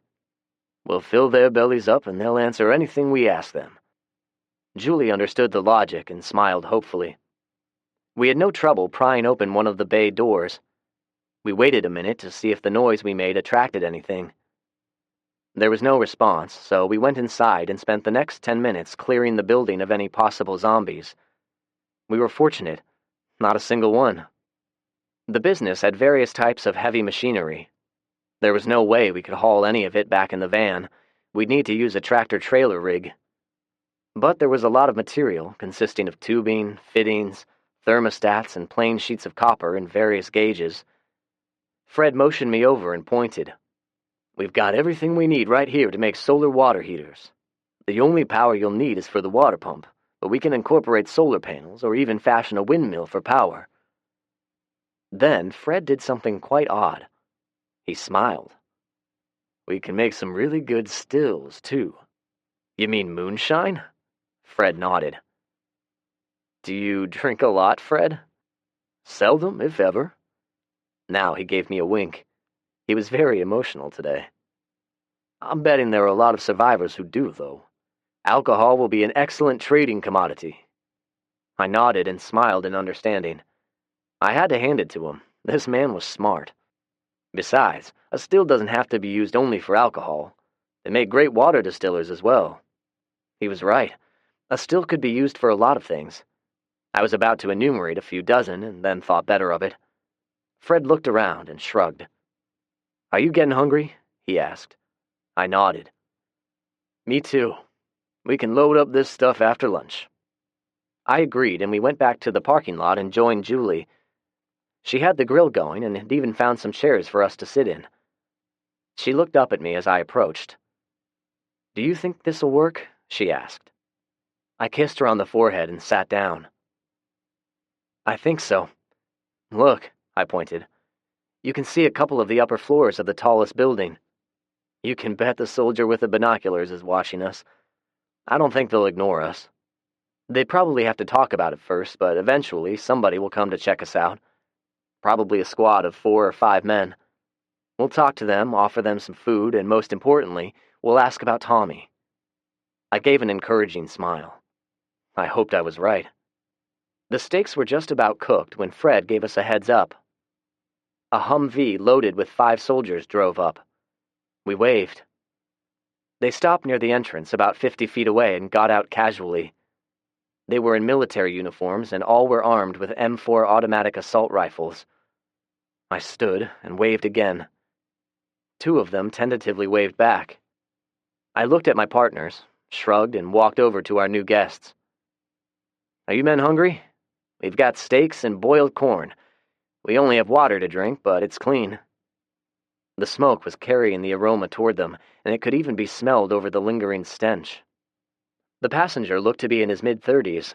I could see the rank insignia affixed to his headgear, a silver rectangular bar indicating he was a first lieutenant. As I looked him over, he removed his hat and wiped his brow. His ebony black head was clean-shaven. His features were sharp, chiseled. He reminded me of a track athlete, He was obviously the one in charge, but before he could speak, the driver interrupted. "What's your name, boy?" he demanded. Did he just call me boy? I looked him over. The name tag said Hart, and his rank indicated he was a corporal. He was maybe 20 or 21. He was a couple of inches shorter than me, maybe 5'11". The loose-fitting uniform made it difficult to tell how much he weighed, but nothing disguised his butt-ugly face. He had thick lips that were severely chapped, heavy-lidded eyes, and a greasy face dotted with acne. "Knock it off, Hart," the lieutenant responded. He directed his attention to me. "I'm Lieutenant Ward. I'm in charge here." He pointed at the other two. "These two are Privates Dawson and True." They waved half-heartedly. "And this one is the never-ending pain in my ass, also known as Corporal Leon Hart. It's a pleasure to meet you. I'm Zach." I pointed to Julie and Fred. "These are my friends, Julie and Mr. McCoy." I leaned forward a little bit toward Leon. "If you see a boy anywhere around here, you just go ahead and knock him down." I punctuated it with a challenging wink. He responded with a humorless smile, showing yellow teeth. They reminded me of kernels of corn. "Are you serious about those steaks?" Private Dawson piped up. "I haven't had a steak in a coon's age." Dawson was obviously from a more rural area. He had a distinct southern twang. He was also one of those people who could go without eating for a week and still be fat. His double chin jiggled when he spoke. It was hard to tell his age, but he appeared to be the same age as Hart. He smiled at me hopefully. I glanced at True. He was a light-skinned biracial man, clean-shaven with just a hint of a mustache. He reminded me of a smaller version of Jason. I hoped it was only a similarity in looks and not the personality. He cradled his M4 in a safe manner, but could bring it on target quickly. He never said a word, just kept scanning the area. I presumed he was watching for zombies, or perhaps he was on the alert for an ambush. Pretty smart. "Of course," I said. "We were hoping to meet survivors, so we brought extras. Come join us by the grill." The lieutenant nodded a tacit approval, and the men walked with me over to where Julie and Fred were now standing. Fred nodded at them, but made no effort to shake hands. Leon leered at Julie and offered his hand. "Wow, you're the most beautiful woman I've seen in quite a while. It is a pleasure to make your acquaintance," he said. Julie reluctantly extended her hand. Leon pulled close and kissed it sloppily. Julie yanked her hand back, which caused Leon to chuckle. "Relax, babe. You'll grow to like me. All the women do." His crass remark got a chuckle from Dawson. Leon glared at him. Dawson shut up immediately. "Corporal Hart, could you mind your manners just for a few hours?" Lieutenant Ward said tiredly. It looked like there was an ongoing battle of wills between the two men. I also noticed the lieutenant visibly grimaced when he sat in one of the chairs. Fred glanced at me. He noticed as well. Ward looked over at Private Dawson. "Dawson, get some of those bottles of Gatorade out of the back. The least we can do is share." Dawson grinned and trotted back to the Humvee. Ward looked around and pointed at the building. "What were you two doing in there?" "Waiting on you gentlemen, of course," I said. He looked at me questioningly. "We were not sure what kind of reception we'd get if we walked in the front gates, so we went for Plan B." I gestured toward the freshly cooked steaks. "Come on, guys, let's eat." I did not have to say it twice. Julie played hostess and filled each plate with a large steak and 2 ears of corn on the cob. I watched as the men savored every bite. Leon ogled Julie continuously, but she acted as though she did not notice. Fred caught my eye again. I knew what he was thinking. This Hart was potential trouble and would bear watching. Corporal Hart finally turned his attention to me and smiled without humor. "So, Zach, is it? Where are you guys from?" "Well, Leon, we live not too far from here." I pointed out to some nondescript area over his shoulder. "Out in the country. We thought we'd come into town and see if there were any other survivors, scrounge around for stuff we could use, you know." He grunted. "Just so you know, this building and all these buildings in this area are under military jurisdiction. Nothing leaves without our approval." Fred had remained quiet until now. That's awfully pretentious of you, young man. Perhaps you would be good enough to show us the paperwork giving you this so-called authority. Maybe those stakes are under your jurisdiction as well. Hell's bells, maybe we should ask for your forgiveness for butchering the poor cow. He was leaning casually against the van, and he looked very non-threatening. At least he did to everyone else. Julie and I knew better. Lieutenant Ward was working his mouth trying to phrase a response. Leon reacted by hurling a bottle of Gatorade at Fred. Fred deftly caught it and looked at it. I prefer the purple flavor, but orange will do. Thank you, boy. He emphasized the last word. I liked it. Leon didn't. But Ugly Boy had his M4 slung across his shoulder. He scowled and started to reach for it. I held up my hand and pointed. Lieutenant, is this the way you normally treat people? Is this how the military is supposed to act? Lieutenant Ward pointed at Leon. At ease, Corporal. You're out of line. And get your hand off of your weapon, the lieutenant warned. Leon glared at the lieutenant for a lingering moment, but acquiesced. Lieutenant Ward stared at Hart a moment longer and then looked over at Fred. My apologies to all of you. Yesterday we thought we were going to be overrun by those damn things. The firefight lasted for over an hour. We're all still a little keyed up, right, Hart? Hart was still glaring, but then looked down. Yeah, we've been through hell. Killed a ton of those sons of bitches. I knew then he was the one to watch. He would be the one to cause trouble. If shots were going to be fired, Fred would kill Leon first. I really doubted Dawson would do anything. I kept my attention on True. For some reason, he seemed like the most deadly. Leon was definitely a bully and therefore dangerous, but True was different. I suddenly realized that he acted a lot like Fred. His body position never moved during Leon's antics. He just kept eating while watching the road. I needed to get the tension down. Hey, I understand. We've all been through a lot. There is absolutely no need for us to be hostile to each other. I looked over. Hey, Julie, Private True there looks like he could use another steak and a couple ears of corn. True never turned his head. Instead, his hand shot up and he extended a thumb. How about you, Corporal? How about it, Dawson? Hart's stomach outvoted his hostility. He quickly agreed along with Dawson. Julie refilled all of their plates with the efficiency of a waitress at a greasy spoon. Dawson thanked her profusely. True nodded. Leon tried to make leering eye contact with her, which she pointedly ignored. He didn't get it. Everything settled down then, and for several minutes there were only the sounds of contented eating. Finally, Lieutenant Ward paused long enough to speak. I would really like to debrief you three. I need to know what you guys have been seeing out there. I chuckled. We'll answer most any questions you have, Lieutenant. I looked at Fred and he nodded. Fred and I live out in the country. When the world started going to hell, we bugged in and hunkered down. I sliced a piece of my steak, which was surprisingly tasty, and chewed on it for a moment. We met Julie and her family later. Say, Leon, how's the corn? Leon looked up at me with a mixture of kernels and juice escaping down his chin. He nodded appreciatively. I think we had him calm down, at least until the food was gone. I continued. Julie's become separated from her mother and little brother. Her mother's name is Janet Frierson. Tommy, her little brother, is 10. They might be with a pregnant girl. Have you guys seen anyone who matches that description? Dawson acted as if he wanted to say something, but was worried about the repercussions, so he stared at the ground. Julie saw it also and spoke up. Private Dawson, your jaw dropped when Zach spoke of my family. Have you seen them?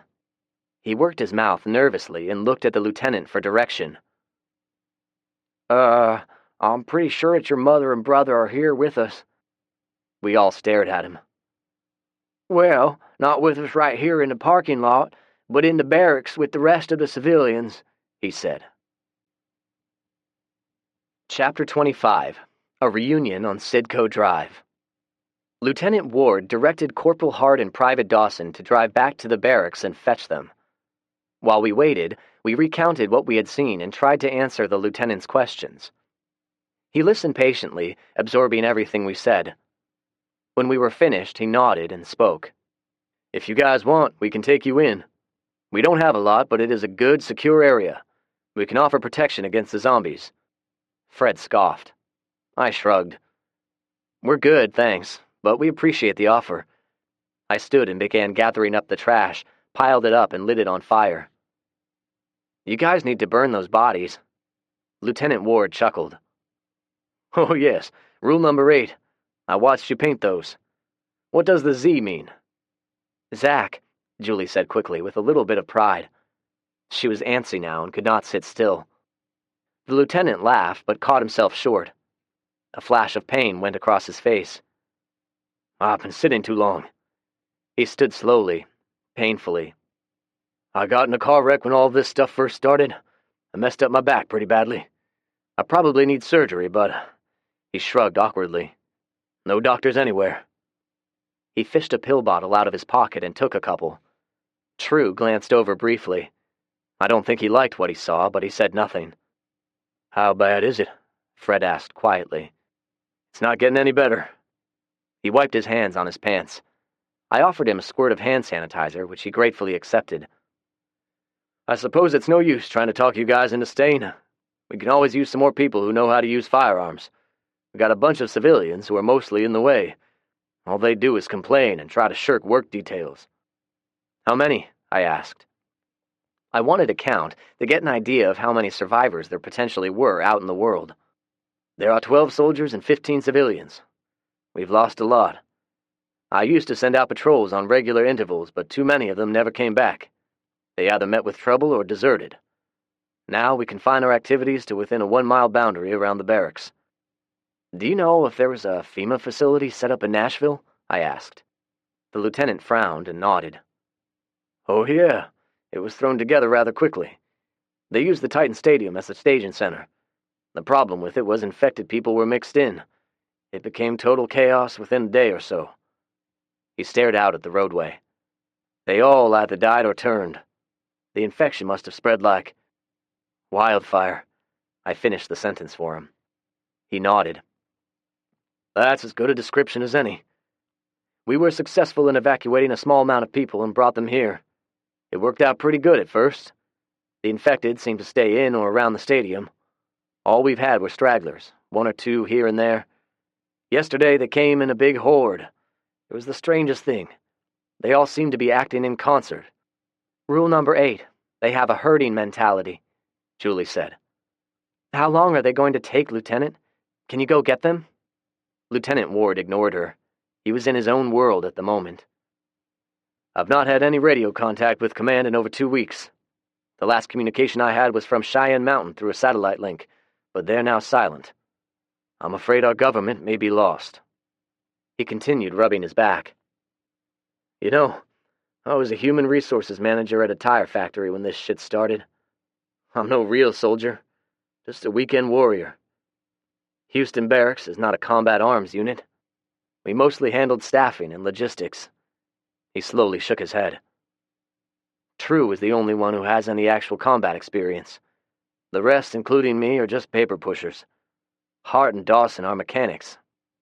"How are you fixed for food and water?" I asked. He scoffed. "We don't have steaks or any other fresh meat, but we've enough MREs for the next 10 years.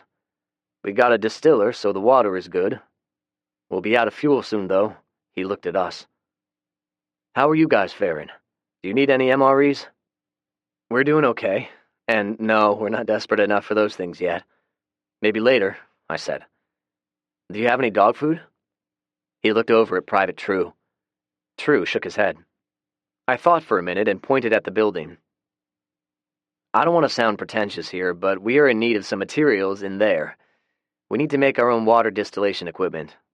We're not looking to get into some kind of pissing contest about who has jurisdiction over what." He held up his hand. "Don't worry about it. Take what you need." We heard the sound of the Humvee approaching. "Miss Julie, I think your family is here."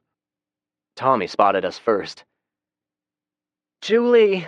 he yelled, and jumped out of the vehicle before it was parked and ran over to us. Julie dropped down and gave him a hug. She didn't cry, but she had trouble speaking for a minute. The kid looked okay. A little thin, maybe, not very clean, but otherwise he looked okay. He turned and saw me. His jaw dropped. "Zach!" He ran over and hugged me as well. I was surprised, to say the least. I knelt down and hugged him back. "Hey, big guy. I sure am glad to see you." "Hello, Zach," Janet said icily. She had walked up while I was hugging Tommy. Like Tommy, she had lost weight. Her once curvy figure was now slim, which only accentuated her large breasts. In spite of the hard times, she had managed to take care of herself and was still very attractive. I could see where Julie got her looks. I had no doubt she was receiving a lot of male attention. "What the hell are you doing here?" She practically snarled it. The beauty was obviously only skin deep. She turned to Julie without bothering to wait for an answer. "Hello, Mother," Julie said quietly. "Where have you been? I've been worried sick wondering about you." It almost sounded heartfelt. "Obviously not worried enough to come looking for me, though," Julie retorted. "Don't take that tone with me, young lady." Her tone changed back to a snarl. In fact, her whole demeanor changed at the blink of an eye. Concerned mother to hateful bitch in under a second. I hoped like hell Julie had not inherited this character trait. Julie held up her hand. "It's okay, Mom, I get it. You always thought of yourself first, then us kids. I understand now." She looked at me with warmth in her eyes. "You don't have to worry about me anymore. I've got a new home." She pointed at me incredulously. "With him and that old drunk? What are you there, whore?" Before I could blink, Julie took a quick step toward Janet and slapped her. Hard. I think all of us, even Fred, were shocked. She did have a bit of her mother in her after all. "No, Mother, I'm not their whore. I'm not like you. Don't disrespect me again," she responded with a threatening tone to her voice. I'm betting Janet had never had her daughter speak to her in such a manner. Janet's mouth opened in shock and surprise. She held her face where she had been slapped and stared at Julie incredulously. Julie returned her glare with a clearly conveyed look of contempt. Janet then looked around at the soldiers. "This girl is a minor. She's a runaway. She belongs with me, her mother." She pointed at me angrily. "You need to arrest him or something." Corporal Hart stared at me hard. He was the first one to speak up. "Well, little buddy, she makes a good point. Julie needs to come with us." Before I could say anything, Julie retorted, "The hell I will." She quickly walked to the front bumper of the van where we had leaned our rifles and grabbed one. "Don't even think about it, boys," she said gruffly as she flipped the safety off. I have to admit, she looked intimidating. Fred, who was standing nearby with his right hand hovering beside his pistol, looked very intimidating. I had my hand on my Glock, which was in my jacket pocket and ready for action, although I doubted I looked the least bit intimidating. Once again, we had a tense moment. It could go downhill very quickly. I needed to do something. "Listen up, guys. Corporal Hart, this is a different world than what it once was. There are no longer any laws dealing with juvenile custody issues or any shit like that. It's all a matter of survival now." I pointed with my free hand at Julie. "As for Julie, she's free to stay here or go with us. I think you all would agree. It's her choice and nobody else's. Anyone who thinks differently and tries to interfere, well, I'd say Julie will more than likely shoot you in the ass." Dawson chuckled. Even Private True smiled, which was what I was hoping for. Lieutenant Ward spoke up. "Point taken. We're soldiers, not truant officers. Julie is old enough to decide for herself." I turned my attention to Julie's mother. "Janet, we'd like Tommy to come with us. He'll be safe with us, and he'll be with his sister." "Like hell. You and that drunk are the ones who kicked us out, or don't you remember?" Janet's tone indicated she thought she was somehow the victim of a terrible sin committed by Rick and me. I nodded. "Oh, sure, Zach. You just say we want Tommy to go with us, and his mother will drop to her knees, thanking the heavens for our generosity." "Yeah, right." I raised my empty hand in a placating gesture and walked over to her. When I was close enough, I spoke in a low voice. "I thought that would be your response. I know you don't like me, and quite frankly, I don't like you. I looked around. Corporal Hart walked closer and was listening intently. I spoke loudly for everyone to hear. We met recently. Her family, and her lover. They were lost and starving. We took them in, and they plotted to kill us in our own home. We made them leave. Julie and I have since reconciled. Janet has chosen to be vindictive. She plotted with some people to kill us. I looked at her pointedly. It didn't go so well for them. Leon arched both his eyebrows in surprise and looked over at Janet for some type of denial or confirmation. He got neither. I gave a placating shrug. So, here's my offer to you, Janet. Tommy comes and lives with us. That'll free you up. Without a kid to care for constantly, you'll be free to be, well, you. The implications of the statement, I hoped, were clear. Whenever we come into town, it'll be our priority for him to visit with you. In addition, I'll make it worth your while. I was now close enough to lean forward and whisper so Corporal Hart would not hear me. I think you know what I mean. We can give you extra food and supplies. You can keep it, trade it, hell, you can throw it all in the garbage if you want. With extra food, you'll have bargaining power, much more than you do now. I straightened. Janet glared at me, and then she glared at Julie. She had no idea who Fred was, but she glared at him, too. She waved a dirty finger at all of us. You would really like that, wouldn't you? You've stolen Julie from me. You got Dawn killed, and now you want to take Tommy from me. Are you fucking crazy? I stopped myself from shrugging again. There was somebody here who was crazy, all right? I did not want to do this, but felt I had no choice. All right, fair enough. You are welcome to come back with us too, you and Tommy. We'll all be together. We'll get you set up in your own house near where we live. Oh, and by the way, don't try to blame us for Dawn's death. I know what really happened. She answered quickly, but it wasn't quite the answer that I expected. All of you can go straight to hell. She grabbed her child by the hand and dragged him along as she walked back to the Humvee. Little Tommy kept looking back at his sister as he was being dragged along. Tears were falling on his cheeks. It was hard to watch. Tears started flowing down Julie's cheeks as well. After a moment, she walked back to the van and shut the door quietly. I sincerely doubted Janet was crying. Corporal Hart snorted and grinned in amusement. Whew, boy, she doesn't like you at all. He seemed to take great pleasure in it. Janet shouted at him and ordered him to take them back.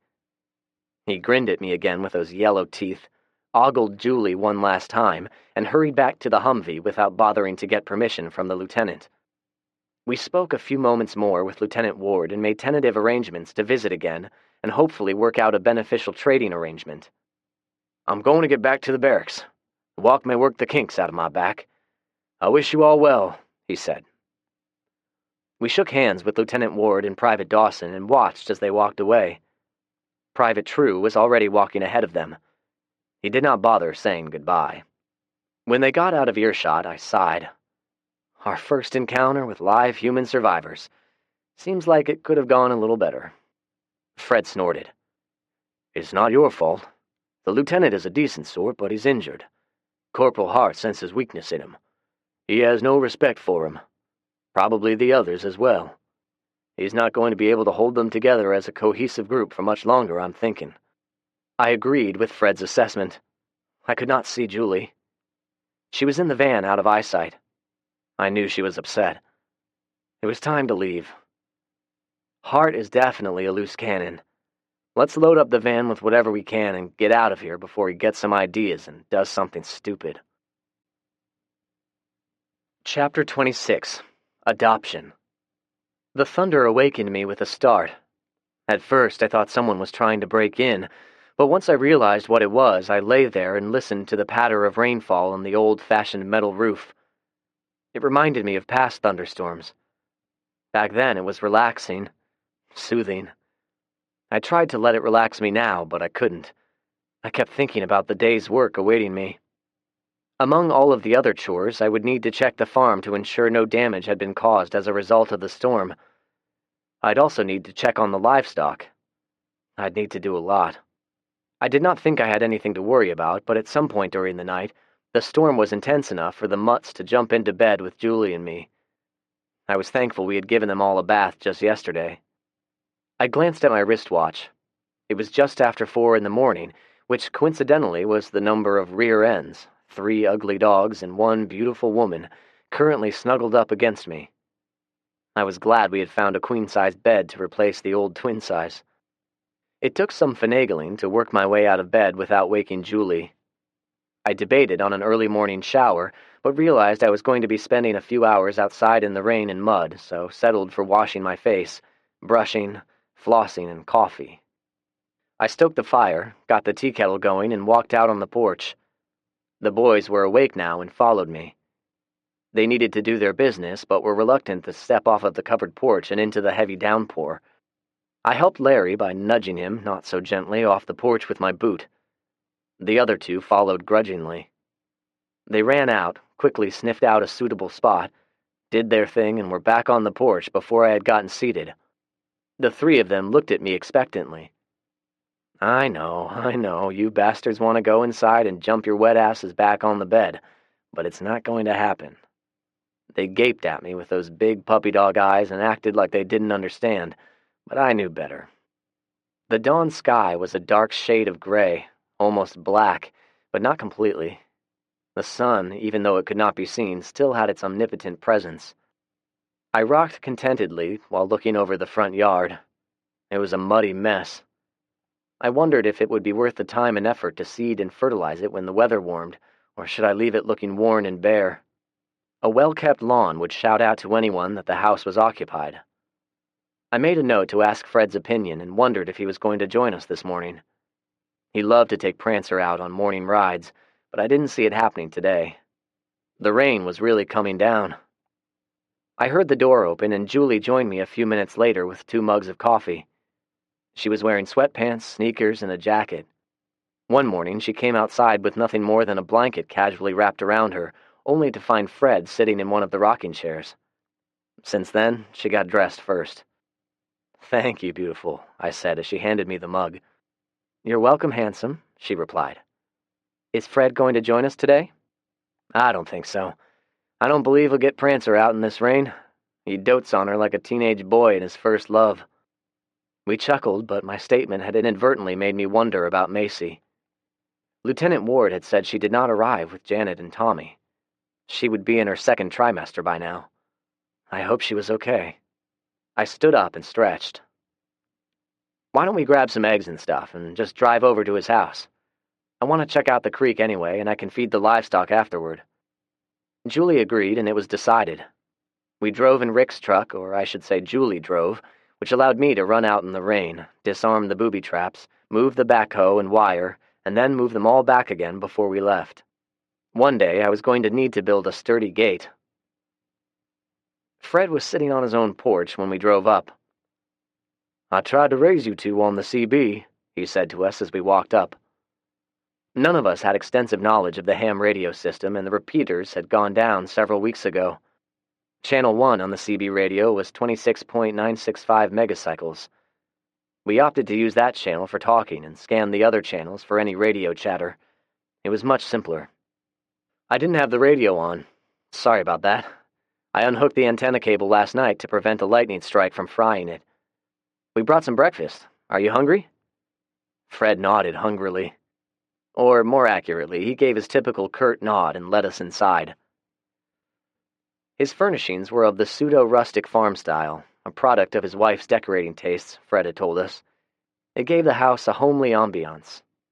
We all migrated into the kitchen and then worked as a team preparing a nice country breakfast. Julie cooked up the eggs, Fred worked on the country ham, and I made biscuits. Fred had a milk cow and a pasteurizer, which was a nice luxury nowadays. We got everything ready and sat down at the table. Fred insisted on prayer before we started. He told the Lord we were grateful and thanked him for his kindness. We had a good meal in front of us. I supposed, all things considered, I was indeed grateful. I had lost a lot, but I had survived. I was healthy.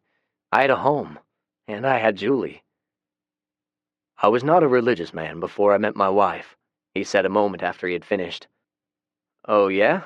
I sort of asked, but I did not think we'd get any more of a response. Fred did not talk much, and he definitely did not talk much about his family. He proved me wrong on this occasion. "I was a bit of a hellion in my younger days. After graduating high school, I got on with the rodeo circuit and was a trick shot artist." It certainly explained why he was so quick and accurate with those pistols. "My father had taught me how to ride and shoot. He was a former Texas Ranger. I was pretty good at it, if I do say so myself. One day I was in a rodeo at the agriculture center here in the county. I had gotten myself thrown off of a bronco and was cussing up a storm about it when I saw her in the stands. I was dumbfounded. She was the most beautiful woman I had ever seen. I was in love right then and there. Then the damn horse kicked me." We laughed, and even Fred smiled. "Yeah, he caught me on the side of the head, just enough to knock me silly." We continued chuckling. "What happened then?" Julie asked. "That's when I met Connie Sue. They had carried me to the back area where they had an ambulance and paramedics standing by. I had a knot on my head the size of a softball. She left the stands and came to see me." Fred smiled again at the memory. "I said hi, and she told the paramedics they needed to wash my mouth out with soap." We laughed harder now. "She was the daughter of a preacher, and cussin' was taboo with her." His smile faltered, and he looked out of the kitchen window at the rain. "We would have been married 23 years this spring." He looked down at his plate of scrambled eggs and then at us. "We only had one kid, a daughter. There were complications, and Connie Sue couldn't have any more kids afterward. So, needless to say, we spoiled Betsy rotten." Julie reached over and put her hand on Fred's. "Fred, where's Betsy now?" Fred's demeanor changed. The muscles around his mouth tightened just slightly. If you blinked, you would have missed it. As I said, Fred was not a man of emotion. "She wanted to be an actress. She moved to Los Angeles. It was hard on us having our little girl grow up and move out. She's a good girl, though. She called her mother and me on Skype every morning. She'd actually landed a small role in some kind of romantic comedy type of movie, but that was just before all of this started." He was looking at a blank spot on the wall, but now focused on Julie. "You remind me of her," he commented. I smiled, but inwardly, I was concerned about the location. Los Angeles was one of the first U.S. cities Rick and I put a red thumbtack on. He squeezed Julie's hand before letting go. "I have to place my faith in the good Lord that she's doing okay. Maybe one day she'll come back home." "Have you ever thought of going out to Los Angeles and finding her?" she asked. "Sure I have, at least 1,000,000 times. But even if I made it across the country in one piece, I would have no idea where to look for her." He pointed to a small laptop with a solar panel hooked up to it. "I know the internet is not working, but I have it open to Skype, just in case." "Tell us about your brother," I asked. Fred smiled a bit. "He was a big one, wasn't he?" I readily agreed. "He was big even as a kid. He weighed 11 pounds when he was born. He had great potential in sports, wrestling, football, you name it, but he just didn't have the competitive drive for it. He was a big, overgrown kid with a heart of gold. A gentle giant was a good way to describe him. He was the kind of person that you always wanted to have around. He ended up being an elementary school teacher. The kids loved him. Hell, everyone loved him. He helped me with the greenhouse business when he wasn't playing with the kids. Somehow, he got the bug and turned. When everything started going bad, we all hunkered down here. We had plenty of food, water, the usual stuff. Everything was going pretty good. No confrontations with any zombies or hostile strangers. We were just keeping to ourselves.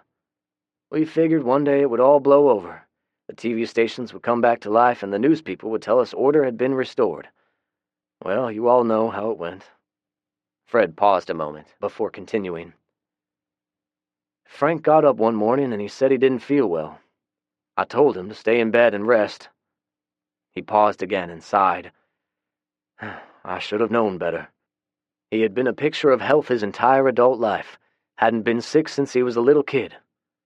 When I got back after tending the cattle, he had already turned. He killed my wife and mother-in-law." He pointed into the den. "He got a hold of my mother-in-law in there. Connie Sue must have been outside and didn't hear anything. I found her in the yard. After killing them, he took off. I buried them, spent a little time mourning, and then went hunting him. That's when I met you two. Aside from Betsy, they were the last of my family." Fred finished the last of the breakfast quietly. He wiped his mouth with his napkin and surprisingly grinned at us. "You two kids are my family now. I hope it's not something you find disagreeable." I was stunned and looked over at Julie. There were sudden tears in her eyes, but she was smiling. "I think I speak for Julie when I say that we're honored that you have such a high opinion of us." Julie nodded, jumped up, and gave Fred a hug. Fred nodded awkwardly and grabbed his napkin. "You keep that up and I might start crying myself." We all laughed and hugged. The only thing missing were the Three Stooges sniffing our asses. We spent the morning helping Fred around his farm. At noon, we broke for lunch. After, we talked him into showing us his shooting skills. The rain had stopped temporarily. The sky was still overcast, and we could hear an occasional rumble of thunder in the distance. We went out behind the barn and set up some targets. "All right, kids, you two seem to know the fundamentals of gun safety, but I want to go over them again and make sure," he said. Julie and I nodded. "First, always assume the gun is loaded, so that means you don't play around with it and point it at each other, right? Which leads to the second basic rule. Always be mindful of where the barrel of the gun is pointed. Imagine there is a deadly laser beam coming out of the end of the barrel, and wherever it is pointed, that beam will burn right through it. Number 3, keep your finger off the trigger until you're on target and ready to fire. And finally, rule number 4, always be mindful of what's behind your target. You don't want to kill someone you care for accidentally. Okay, are you two ready?" I smiled and nodded. I had basically given Julie those exact same instructions a couple of weeks ago, which, coincidentally, were the same instructions Rick had given me about a year ago. Julie nodded attentively and said nothing. Good for her. He nodded curtly. "Good. Now I'm going to show you two the fine art of the fast draw, a technique called instinctive aiming and the 1,000 repetition rule." Fred was amazing with his shooting skills. He would draw his pistol, shoot around, and then holster his pistol in the blink of an eye. Then he'd do it again and put the second bullet into the hole from the first bullet. It was amazing. After showing off his skills for a minute, he spent a while instructing us the proper techniques for the quick draw. We then practiced with paper pie plates. It was fun. I thought I knew how to shoot, but Fred proved I was still an amateur. We had each gone through 100 rounds in no time. I questioned Fred about this, but he told me not to worry, he had plenty. Afterward, we went back to Fred's barn and cleaned the 6-shooters. "Fred," Julie asked. He looked over. "You never said what the 1,000-year rule was." Fred shook his head slightly and corrected her. "Sure I did, but it's not the 1,000-year rule, it's the 1,000 repetition rule. In order to gain proficiency of any act, you need to do it at least 1,000 times." He holstered one of his pistols and drew it out slowly, exactly like he had shown us earlier. "Practice drawing the weapon out of its holster slowly and with perfect form. Do it 1,000 times in order to develop proper muscle memory. Once you've done that, you can draw the pistol out and put it on target like this without even thinking about it." Fred drew the gun out deftly and quickly. "Then, once you've got to this point in your training, practice it 1,000,000 more times. Only then will you be able to draw it like this." He drew the pistol out with lightning speed. He repeated it a couple of more times for emphasis. Julie and I were properly impressed. Fred gave the pistol a fancy reverse spin, holstered it deftly, and glanced over at me. "Okay, enough of the pistol lessons for today. It's my turn. Zach, I've heard you mention a time or two you have some sort of theory about these zombies. I'd like to hear it." I shrugged as I worked the cleaning brush through my barrel. All the way through, all the way back out. "I'm not sure any of my theories have any type of scientific foundation to back them, Fred. Heck, I didn't even graduate from high school." Fred pressed. "Even so, I'd like to hear it." I removed the brass cleaning brush and replaced it with some clean gauze before I answered. I took a deep breath. The smell of gun cleaning solvent was heady. Okay, well, how to start? Somehow, a person becomes infected. There was a lot of speculation about the cause and origin, but I don't think I ever heard a definitive reason given. Something takes over the body. I don't know if it is a parasite, a virus, or perhaps something altogether different. There were some news reports and computer blogs saying the infected person actually dies and then is somehow reanimated. I'm not so sure about that, but again, I don't have the knowledge or enough data to determine if it's true or not. What I do know is an infected zombie is decomposing. They're rotting. The fact they are decomposing almost begs the question, do they need to eat live meat in order to regenerate? It's possible, I suppose, but we're not seeing any regeneration. I believe the desire for living meat is just a consequence of the infected person's brain reverting back to its primal state. Again, I don't have anything to back up my hypothesis, only some deductive reasoning based on my very limited information. For instance, they don't seem to attack each other, at least not after the infection has set in. Why? Is it because they instinctively know when a person is infected? It's odd behavior for which I have no explanation, but it's not really relevant to my hypothesis. Okay, I'll bite. What is your hypothesis? Fred asked. So, here it is. They are going to die out in a relatively short time. They both looked at me in surprise. Are you kidding? How is it going to happen? Julie asked. A decomposing organism is going to have a limited life. A living human is comprised of a lot of stuff, mostly liquid, and as you know, liquid evaporates. The body is dependent upon many things: air, water, sustenance. All of those items are essential for life and regeneration. The cellular structure of a zombie is presumably dead and rotting. It doesn't appear there is any type of functioning circulatory or respiratory system, at least not in a normal manner. I'm betting the digestive system doesn't work either. I bet they don't drink water anymore. Therefore, I don't think a body in such a state is capable of cellular regeneration, which means they can't keep going. Eventually, they're going to drop and not get back up. I looked at them pointedly. They're all going to be dead. Really dead by this time next year, especially if we have a good hot Tennessee summer. Hot weather will speed up the decomposition process exponentially. We just have to survive until then. I paused for a moment. If we really want to know the answers, it will require capturing a few of them and performing experiments. I looked at them and grinned. I don't know about you two, but I have no desire to be up close and personal with any of those stinky things. They laughed and readily agreed. But I'm sorry to say, other real problems will be manifesting themselves. There are more things than zombies we have to worry about. Fred grunted. You know, Zach, I believe your logic is sound. But you're right. The problems are just starting. Julie was obviously confused. What are you two talking about? The infrastructure of the country, for that matter, for most of the civilized world, is entirely dependent on human upkeep and maintenance. Without it, everything will be going to shit, I said. Julie rolled her eyes. So we'll have more potholes in the roads and the streetlights won't work. Big deal. I chuckled. What? She asked. More than that, much more, I replied and counted with my fingers. Nuclear plants melting down, dams busting, factories with dangerous machinery which weren't properly shut down will be exploding. I thought for a minute. There are going to be numerous fires and explosions. There will also be natural disasters. All of these have the potential to cause massive damage, and none of it will be repaired. I listened to the rain. Fred spoke up.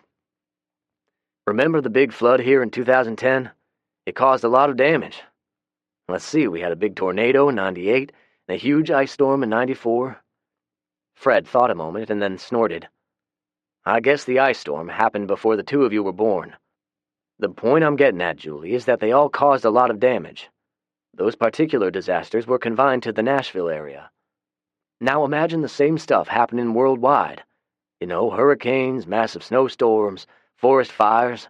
There was a big tsunami in Indonesia in 2004. Those are just some examples. All of those natural disasters won't stop occurring. They'll keep happening, but the collective recovery efforts will cease. I nodded and spoke up. There are going to be a lot of hazardous material issues as well. I suspect the groundwater is going to become a lot more toxic for the next year or so. Also, a toxic nuclear cloud could come through and kill us all as well. Julie frowned. How can something like that happen? She obviously had not thought of all of these issues. If a nuclear power plant is not properly shut down, it'll melt down. The byproduct will be a toxic nuclear cloud, I said. Is there a plant close by? Julie asked. I nodded. Watts Bar in East Tennessee is the nearest. It's a little over 100 miles from here. I think we're mostly safe. Prevailing weather patterns should keep any toxic cloud away from us, unless, of course, there is a major storm off the East Coast around the Carolinas at about the same time a plant melts down. Then it'd push it all this way. I pulled my miniature notepad out of my shirt pocket and wrote down the need for a weather station with some type of radioactive monitor. I also added water testing kits for the well water. When I was finished, I continued talking. You know, Fred, it'll be the responsibility of the survivors to recreate a semblance of modern society. If it does not occur, then what is left of civilization will regress back to pseudo-Iron Age hunter-gatherers. All of the tremendous strides mankind has achieved over the past 4,000 years will be lost. It will only take about 100 years to revert, give or take. Fred grunted. And we haven't even discussed what the survivors are going to do. We can most likely see a lot of lawless gangs. We're definitely going to need to expand our group if we want to survive. After a minute, he tilted his head toward the barn door as if someone were going to walk in. What does Rick think about your theories? Julie inhaled sharply and inadvertently dropped her pistol. I looked at her. She knew. Yeah, she had figured it out, but never said anything. I gently set the pistol down and placed both of my hands on the bench. After a moment, I came to a decision. I guess it was time to tell them the truth. I took a deep breath. I woke up one morning, the day after Christmas to be exact, and Rick was dead. He had died in his sleep. I don't know the cause. Maybe a heart attack? I choked up a little bit. I had suppressed the pain of losing him, and now it was threatening to break through like a dam had burst. There's an old Indian mound down by the creek. I buried him there. I know that mound, Fred said quietly. It's got history.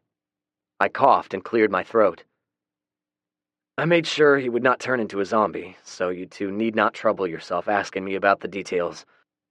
They were silent then and made a point of not noticing my tears. Good. I went back to cleaning the pistol. Chapter 27. April Showers. The creek was starting to run over the bridge when we got home. Fred had followed us with the intention of helping me with the cattle. I got out and looked at the sky. It was still a dirty dark gray with lots of low-hanging clouds. I think we've got more rain coming. There's going to be some serious flooding, he said. Now that Fred had adopted us, he was more talkative. Not much more, mind you, but it was a nice change. I'll handle the cattle. This bridge is going to be flooded over in a short time, I think. It'll be a couple of days before the water recedes. I'd hate for you to get trapped on the wrong side. Prancer would die of loneliness. Fred frowned. He actually thought my quip was a valid concern. I believe you may be right. I'll monitor the CB. Give me a shout if there's any trouble.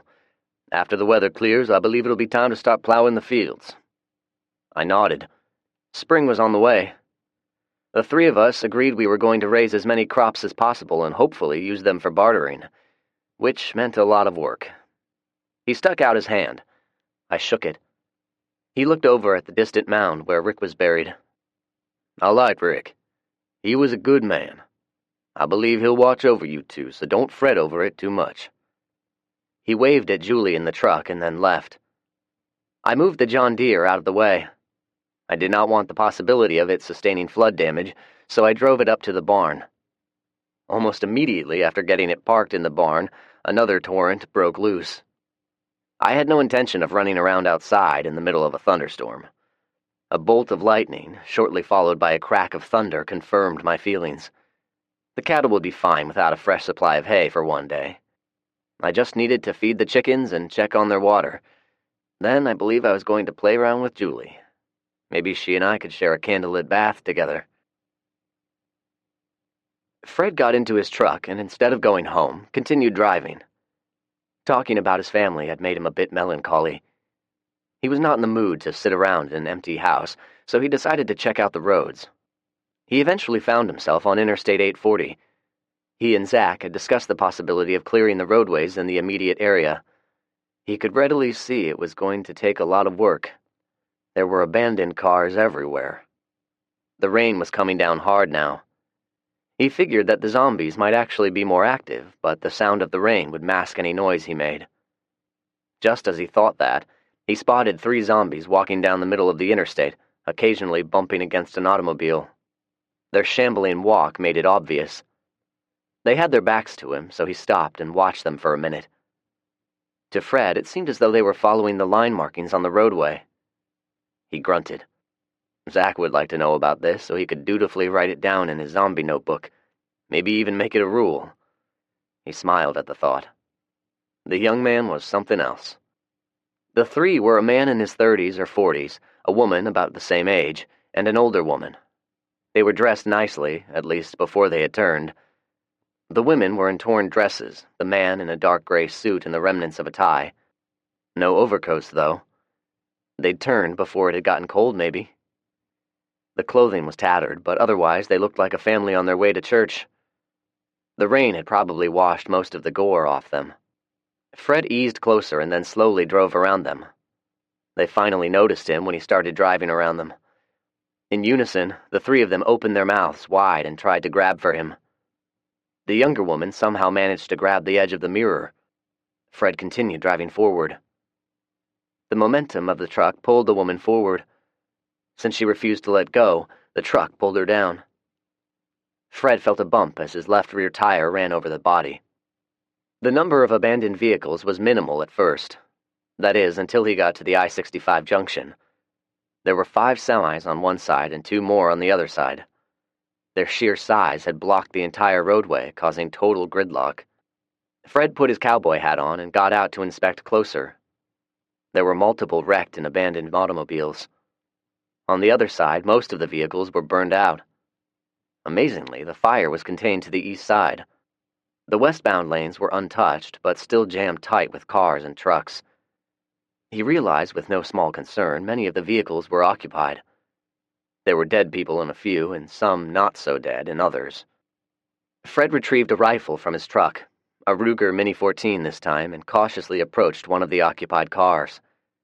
2 women had tried to wedge their Chevy Cobalt in between a jackknife semi and the guardrail. They got stuck.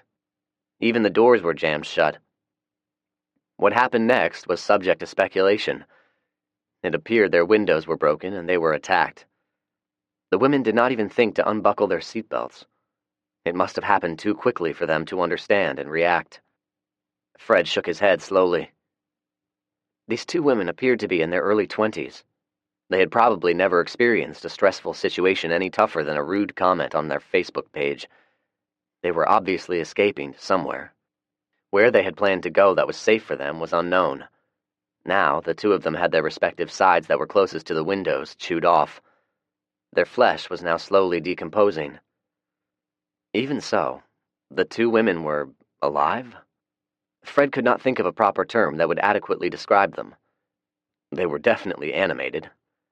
As he stood there, they were trying in vain to get at him.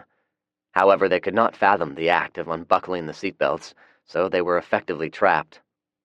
Fred stood perpendicular to the driver's side, crouched a little so that he was even with them, and waited. The 2 young women stopped thrashing for just a moment and stared at him. It's what Fred was waiting for. Their heads aligned in his sights, and he fired 1 shot. The bullet went through the driver's left eye, exited out of the back of her head, and entered the passenger's head at the left cheek. Their heads flopped forward. Now they were really dead. He looked around quickly for any possible threats and then fished the keys out of the ignition. Just as he suspected, there were suitcases in the trunk. He was certain they were filled with clothes and other items Julie could use. He retrieved the suitcases without bothering to look in them and tossed them into the back of his truck. He almost forgot, but Zach's nagging voice found its way into his consciousness. He grabbed the hand siphon in one of his gas cans. Fred managed to siphon 5 gallons from the women's car, poured it into his truck, and got another few gallons out of another abandoned car. He then focused his attention on the trailers of the wrecked trucks. He was wondering what goodies they might contain when he was startled by a man's voice. Chapter 28. Interlopers. I rounded the corner of the chicken coop and stopped suddenly. The chickens were scattered throughout the enclosure. Dead. All of them. I saw movement and drew the pistol. 2 coyotes scrambled under the fencing on the far side of the coop and took off running. I tried shooting them, but I did not have the skills Fred possessed. I missed, and they were soon out of sight in the pouring rain. I swore under my breath. Looking around, I found where the sons of bitches had dug through the mud and got under the fencing. It must have taken them hours, but they were successful. I cussed some more. They had chewed up the chickens pretty good. It made them worthless for dressing and eating. Julie soon came running out with her own pistol. She saw me and started to ask me what was wrong. Then she saw the dead chickens. She looked at me again. "Fucking coyotes," I said disgustingly. "They killed all of them." She let out a few expletives of her own. I looked around some more. Some of the eggs were still intact. "I've no idea if these are brooding eggs. We can try to keep them warm and see if they hatch." There were tears in her eyes. "Nothing ever seems to go quite right, does it? I mean, it's never going to get better, is it, Zach?" It was more of a statement than a question. It was hard to stay positive, but I had to. Julie did not stop, though. "It's like you said earlier.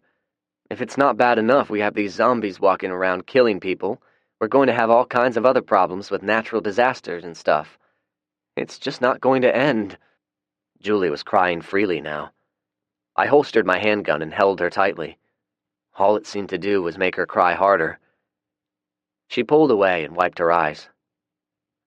"I'm sorry, Zach. It's just my time of the month. My hormones are going crazy." Ah, yes, it explained everything. At least she wasn't pregnant. I held her close and kissed her. "Do you know how much I love you?"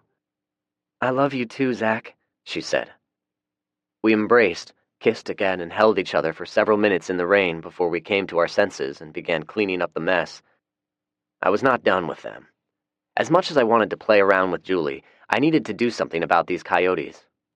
With no chickens left, they would start killing the cows. The next morning, just before dawn, I took the remains of the chickens and put them out in the middle of the field. Julie and I had set up sniping positions. Then we waited. We armed ourselves with our AR-15s. If they came in a pack, they'd scatter after the first shot, but they would be in the open for several seconds before they could run far enough to be out of range. Julie was going to open fire as soon as I shot. Hopefully we'd kill all of them. Sniper work requires patience. Julie and I sat motionless in the rain for at least 3 hours before they came back. But first, the buzzards came. I was worried they'd eat all of the remains, but we were lucky for a change. There were 3 of them. They started working their way toward the chicken coop, and then they caught the scent of the dead chickens, which I must admit I added some fresh cow fat to for effect. They were wary, like all coyotes are. They looked around and sniffed the air. Then they trotted over to the remains and gnashed at the buzzards. There was one of them distinctly larger than the rest. I was sure he was the alpha male and lined my sights up on him. He moved around quite a bit until he decided it was safe enough to approach the bait. I fired. He died. The other 2 took off at a run. Julie fired and one of them yelped. He was wounded and limping. I took aim and fired. Julie fired almost simultaneously. Coyote number 2 was down. Coyote number 3 escaped. 2 out of 3, not bad. The buzzards had perched in some trees and waited patiently. If they could shoot a rifle, they would be excellent snipers. "We're not going to eat them, are we?" Julie had joined me as I walked toward the dead coyotes. "Oh no, we're not desperate for food, at least, not yet. I once read somewhere if you hung a coyote's carcass from a tree, it'll scare away any other coyotes from the area. Well, I'm afraid it'd also attract zombies, so we'll burn them instead." We carried them to the sinkhole. I watched the carcasses burn and felt reasonably certain our coyote problem was taken care of, at least for now. Now, we need to find some more chickens to raise.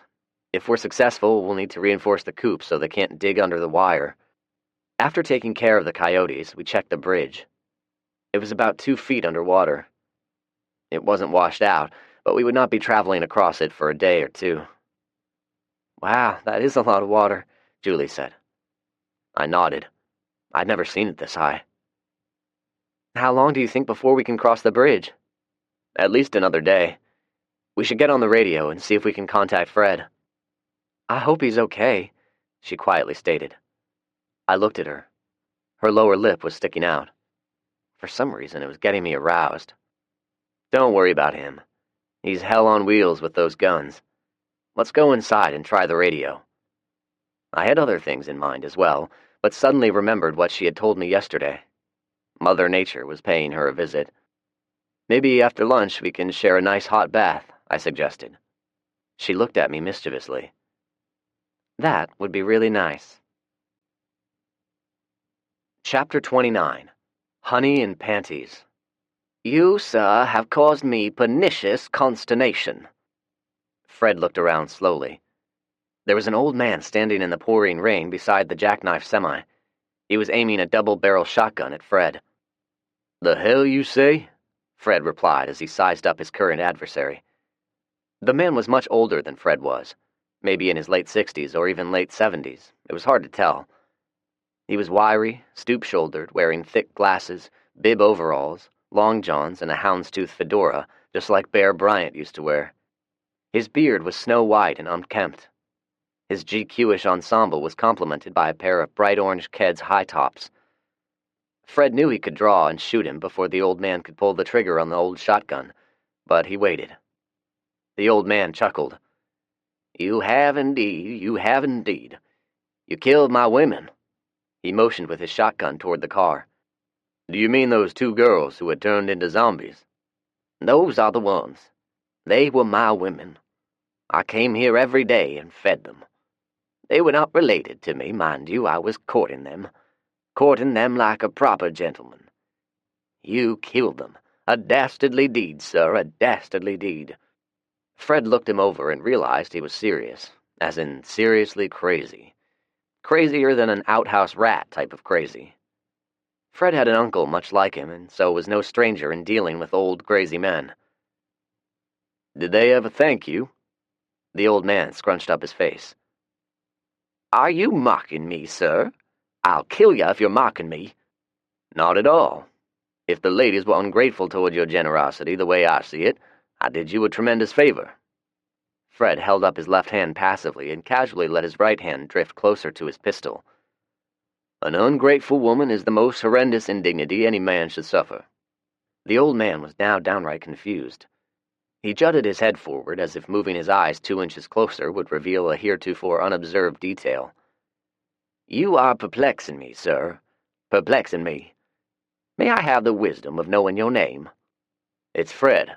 Fred McCoy. I live just a short stretch from here." Fred's concern was increasing. This old man was very odd, perhaps even insane, but he decided to play along. "May I too have the wisdom of knowing your name?" The old man suddenly lowered the shotgun and walked toward Fred with an outstretched hand. "The name is Bernie Best. Everyone calls me Bernie the Beekeeper. I'm an apiarist. Do you know what that is?" Fred's stare was nondescript. "Would it have something to do with beekeeping?" Bernie cackled. "You are of deep conjugation, sir, deep conjugation. I can see now that you are worthy of continued life." "Does this mean that you're not going to shoot me?" Fred asked wryly. Bernie shook his head vigorously, so hard that his glasses were tossed askew. He carefully readjusted them and focused on Fred. "You want some honey? I got some good honey, the best in the world." Before Fred could answer, Bernie fast-stepped back to the front of the truck and disappeared for a moment. Fred held his hand at the ready, just above his pistol. Bernie reappeared and walked back toward Fred. He moved quickly for an old man. He was carrying an old canvas knapsack and retrieved a mason jar from it. "This is superior clover honey, Fred McCoy. Very healthy. If you digest a couple of tablespoons a day, you will never suffer hemorrhoids, dropsy, or constipation." He tapped his chest vigorously.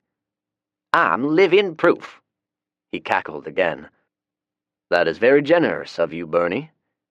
Fred reached for the jar of honey. Bernie jerked back. "Sir, you have not opened the vestibule of barter." Fred looked at him. Now he was thoroughly confused. Bernie helped him out. "A trade, sir. We must trade. A trade is the epitome of good business." Fred stood there and stared at crazy Bernie. He was very tempted to get in his truck and leave him, but in the back of his mind, he kept hearing what Zach had talked about. We needed to meet other survivors and connect with them, he'd say. Besides, the honey did look delicious. Fred cleared his throat. "Please accept my apologies for the oversight. As you pointed out, an open vestibule is the proper course of action, and I have been remiss. Bernie, I must confess I've not come prepared for barter. I don't have much." Fred stopped when Bernie suddenly turned and walked stoop-shouldered over to Fred's truck. Bernie pointed into the bed of the truck. "You, sir, are not beguiling me. No, sir, not at all. You have items of barter here before my very eyes." Fred walked over somewhat tentatively. He looked in the bed of his truck at what Bernie was pointing at. "You want those girls' suitcases?" Bernie looked at his keds and responded abashedly. "You are wise and sagacious, Fred McCoy. I am being overly greedy. Avarice, a sin that will surely kill if one is not duly chaste." Bernie removed his hat and appeared to say a silent prayer. He put his hat back onto his head before continuing. "If I may inspect the inventory of said suitcases, perhaps we can come to an equitable agreement." Fred grunted, reached over and opened one of the suitcases. Bernie fumbled around with the contents and made various oohs and ahs. He came up with a pair of women's underwear. Fred had not noticed until Bernie held up the panties, but at least one of those girls was a large woman, at least a size 14. Bernie held up the panties in front of him and suddenly began sniffing the crotch. There was a look of pure bliss on his face. "Bernie, if that pair of, scented panties is not worth a jar of honey, I am at a loss as to what would be." Bernie readily nodded. "Divine words, Fred McCoy, divine words. I agree to your terms. A jar of honey for a delicious scent of heaven." In another life, Fred would have emitted a rip-roaring laugh. On this occasion, he stared at Bernie without emotion. "Bernie, let's sweeten the pot." Fred hoped Bernie missed the pun. "How about all of the panties in both suitcases for your knapsack of honey?" he said as he eyed Bernie. "I just bet there are more undergarments hiding in there for your olfactory pleasure." Bernie gasped and looked at Fred in wonder. Once he had gathered his senses, he stepped toward Fred. "A commitment of this magnitude should be consummated in a formal handshake, Fred McCoy. A formal handshake." Chapter 30. Setting Traps. "So you're saying he's loco?" I asked. "Oh yeah, but the honey is good." Fred had regaled us with the story of his encounter of Bernie the beekeeper over breakfast. "Amazingly, he's connected with other people in the area and trades his honey for food and other things." "Like women's soiled panties," Julie chimed in. We all laughed. Well, Fred smiled. Barely. "You know, my mother-in-law worked with a young nurse. Pretty thing. She had a website where she would advertise used panties for sale. She had pictures of her wearing them, and the customer would choose which pair to buy. Apparently, she made a lot of money doing it." Julie chimed in. "Bernie was probably her best customer." I laughed some more. She was full of herself this morning. "Even so, we can benefit from his beekeeping skills. An apiary in the fields will be very good for the crops." I looked at them mischievously. "The art of beekeeping goes back to ancient Egypt. There are hieroglyphs depicting bees and beekeepers dating back to 2400 BC. The main center of beekeeping was in southern Egypt. Many of their methods are still in use." Julie cut me off with a punch in the arm. Fred continued as if he did not notice. "I agree, but I'd worry about him coming into contact with Julie." "I agree as well. We'll make sure he's not alone with her," I said. "Hey, I can take care of myself." "Of course you can, but you'd shoot him if he tried anything. I'd rather you didn't." Julie frowned, but reluctantly agreed. After breakfast, Fred and I went out on the farm where we believed the coyotes were living and set traps. It was agreed the coyote problem needed to be eliminated as quickly as possible. Bernie swears he knows a man who'll take any coyote pelts we have. He knows of another man who was an auto mechanic. He's set up in a Goodyear tire shop on Nolensville Pike. They all have a bartering system going. I chuckled as I helped Fred place some raw meat on the trip lever and set the trap. Isn't it ironic that a crazy old man has managed to establish a trade network? I talked endlessly about doing something like that and never even got off to a good start. It just goes to show you. Fred looked at me. Well, it's obvious. You can attract more flies with honey.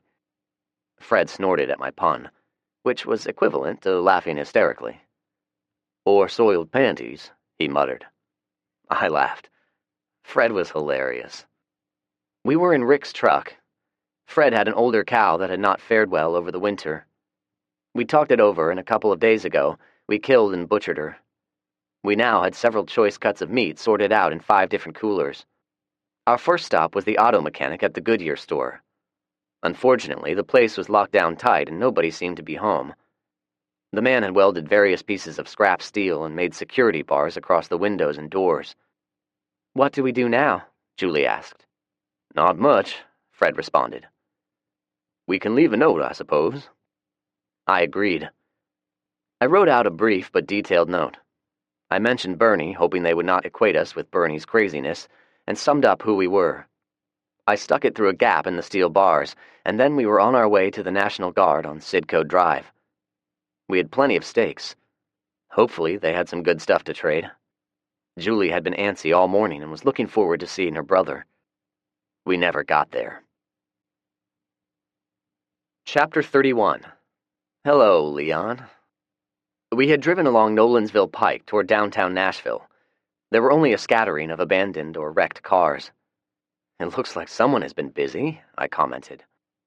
Julie was looking out and pointed. Yeah, look at the street. There are drag marks in the asphalt. Someone moved a car out of the way. I pointed out the open gas cap. It appeared someone had also been siphoning gas. As we approached the Thompson Lane intersection, we saw more evidence of activity. They had the intersection completely blocked with wrecked automobiles. It was not a small intersection. Each roadway was 5 lanes wide. The wrecked and abandoned autos had been pushed together, and some were even stacked on top of each other. The result was a complete roadblock, with the exception of one narrow opening just wide enough for a vehicle to drive through. We stopped about 200 yards away. Fred retrieved the binoculars and scanned it out. I believe I see the corporal we met a few weeks ago and a few of his fellow soldiers. Well, that's who we came to see. May as well drive up and say hello. I don't like it, Fred opined. Me either, Julie said. Something's fishy. It looks like a trap. Okay, I agree. You two get out of the truck and find cover. I'll drive on up and check it out. I'll have the walkie handy, but don't forget the hand signals. If anything goes wrong, bug out to the Goodyear store. I'll make it back there eventually. They started to get out. Fred, he glanced back. Just in case, better take the bug-out bag, I suggested. He nodded in agreement. After waiting a minute, I drove up to the roadblock. I heard Fred on the radio as I approached. They've been watching with binoculars. They most likely know we've gotten out of the truck. 2 of them have taken up flanking positions. I acknowledged with a click. Corporal Hart was standing there in front of the roadblock when I drove up. He was holding an M4 assault rifle casually. So were the other men. I counted 3, including Hart. Dawson and True were not among them. The count did not include the 2 Fred warned me about, so there were 5 we knew about, and now 2 of them were unaccounted for. Well, hello, Leon. How are you? I asked. He smiled without warmth. Why, it is none other than Zach. He looked at his friends. Man, it is our lucky day. They laughed, and I don't think it was a friendly laugh. How have you been, Zach? Where are Julie and the old man? I motioned behind me. I also gave a hand signal. As Julie said, something was fishy. They jumped out of the truck back there somewhere. Now, why did they do something like that? That's downright unfriendly. I feigned indifference.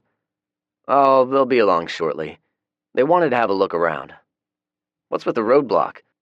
We have roadblocks strategically placed at intersections surrounding Houston Barracks. I nodded. That's smart thinking. I've got the feeling you're the brains behind it. You got that right, little buddy. We're taking over this place, doing it the right way this time. Say, buddy, did you bring any steaks with you? I nodded. I did. You got a grill out here? You guys can cook some up for dinner. That sounds wonderful, buddy. How many did you bring? I chuckled. Well, it depends on what you have to trade for, I replied. A moment of anger flashed across his face. Then it was gone, and he chuckled half-heartedly. I casually scratched my head and gave another hand signal. Relax, buddy. I'll give you guys a few just for having to man this roadblock. Is the lieutenant back at headquarters? I'd like to talk to him. This time his smile was genuine. I knew this because he was showing all of his yellow teeth. Ain't got no lieutenant anymore, buddy. I'm in charge now. There was something wrong here, and I'm not referring to Leon's teeth or his butchering of the English language. Oh? What happened to him? I asked. Let's just say he expired of lead poisoning, he responded. This got a laugh from one of the other soldiers. Ah, well, some people are prone to that, I suppose. I was treading on thin ice. It was a good bet Leon was deciding on whether or not to shoot me. I gave a casual shrug. Oh well, shit happens, I guess. Let me get those steaks for you guys, and then you can tell me all about it. Why, sure, buddy, and while you're at it, why don't you get on your little radio there and invite Julie to come on down and join us? He leered when he said it. Yeah, right. Okay, sure, buddy. I retrieved my walkie-talkie from my tactical vest. Hello, Julie? Go ahead, she replied after a moment's hesitation. Why don't you come on down and join me with Corporal Horde and his pals? You're going to be surprised. He's in charge now. There was a long moment of silence before Julie responded. That's wonderful. I knew he'd get promoted. Tell him we're doing a little scavenging and then we'll be right there. Oh, hey, tell him to get my mother and brother. We found some good stuff. We'll have a surprise for everyone. The word surprise was our code word for danger. Julie acknowledged what I was telling her when she used the word as well. They both had rifles.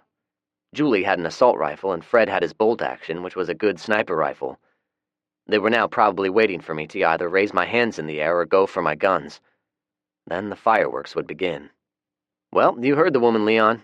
She wants to see her mom and little brother. Do you think you could get on your little radio and call for them? He did not like it when I used the same condescending verbiage. His smile left his face. I kept my smile and turned to walk toward my truck. He followed me.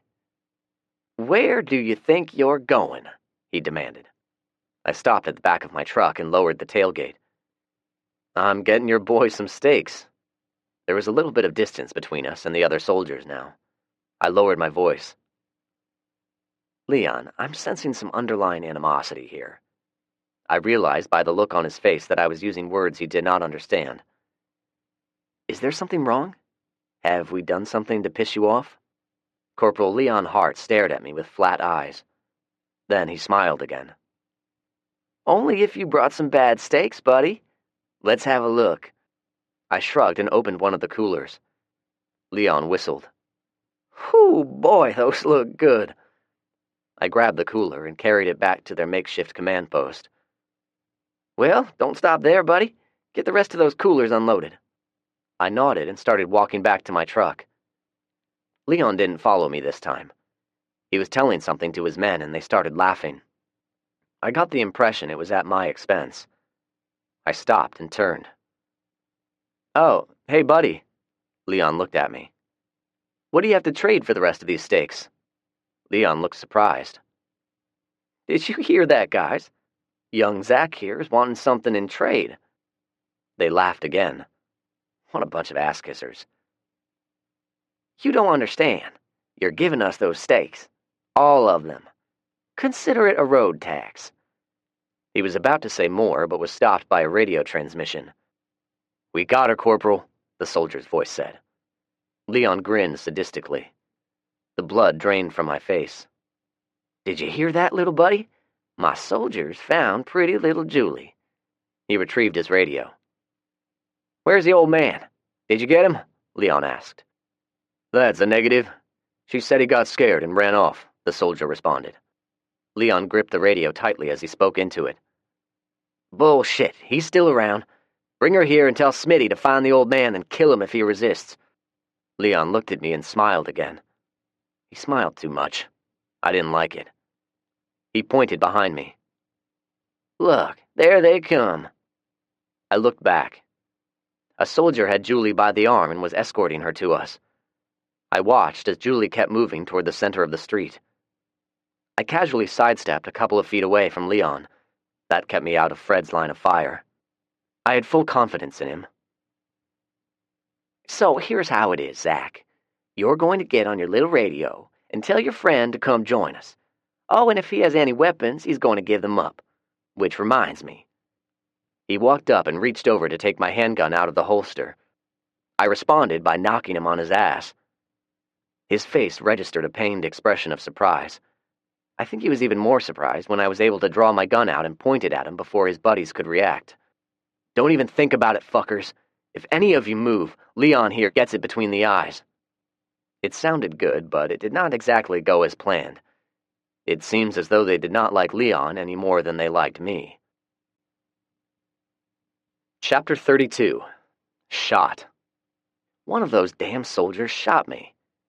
He was not in the least bit swayed by the fact that I was aiming a weapon at his fellow soldier.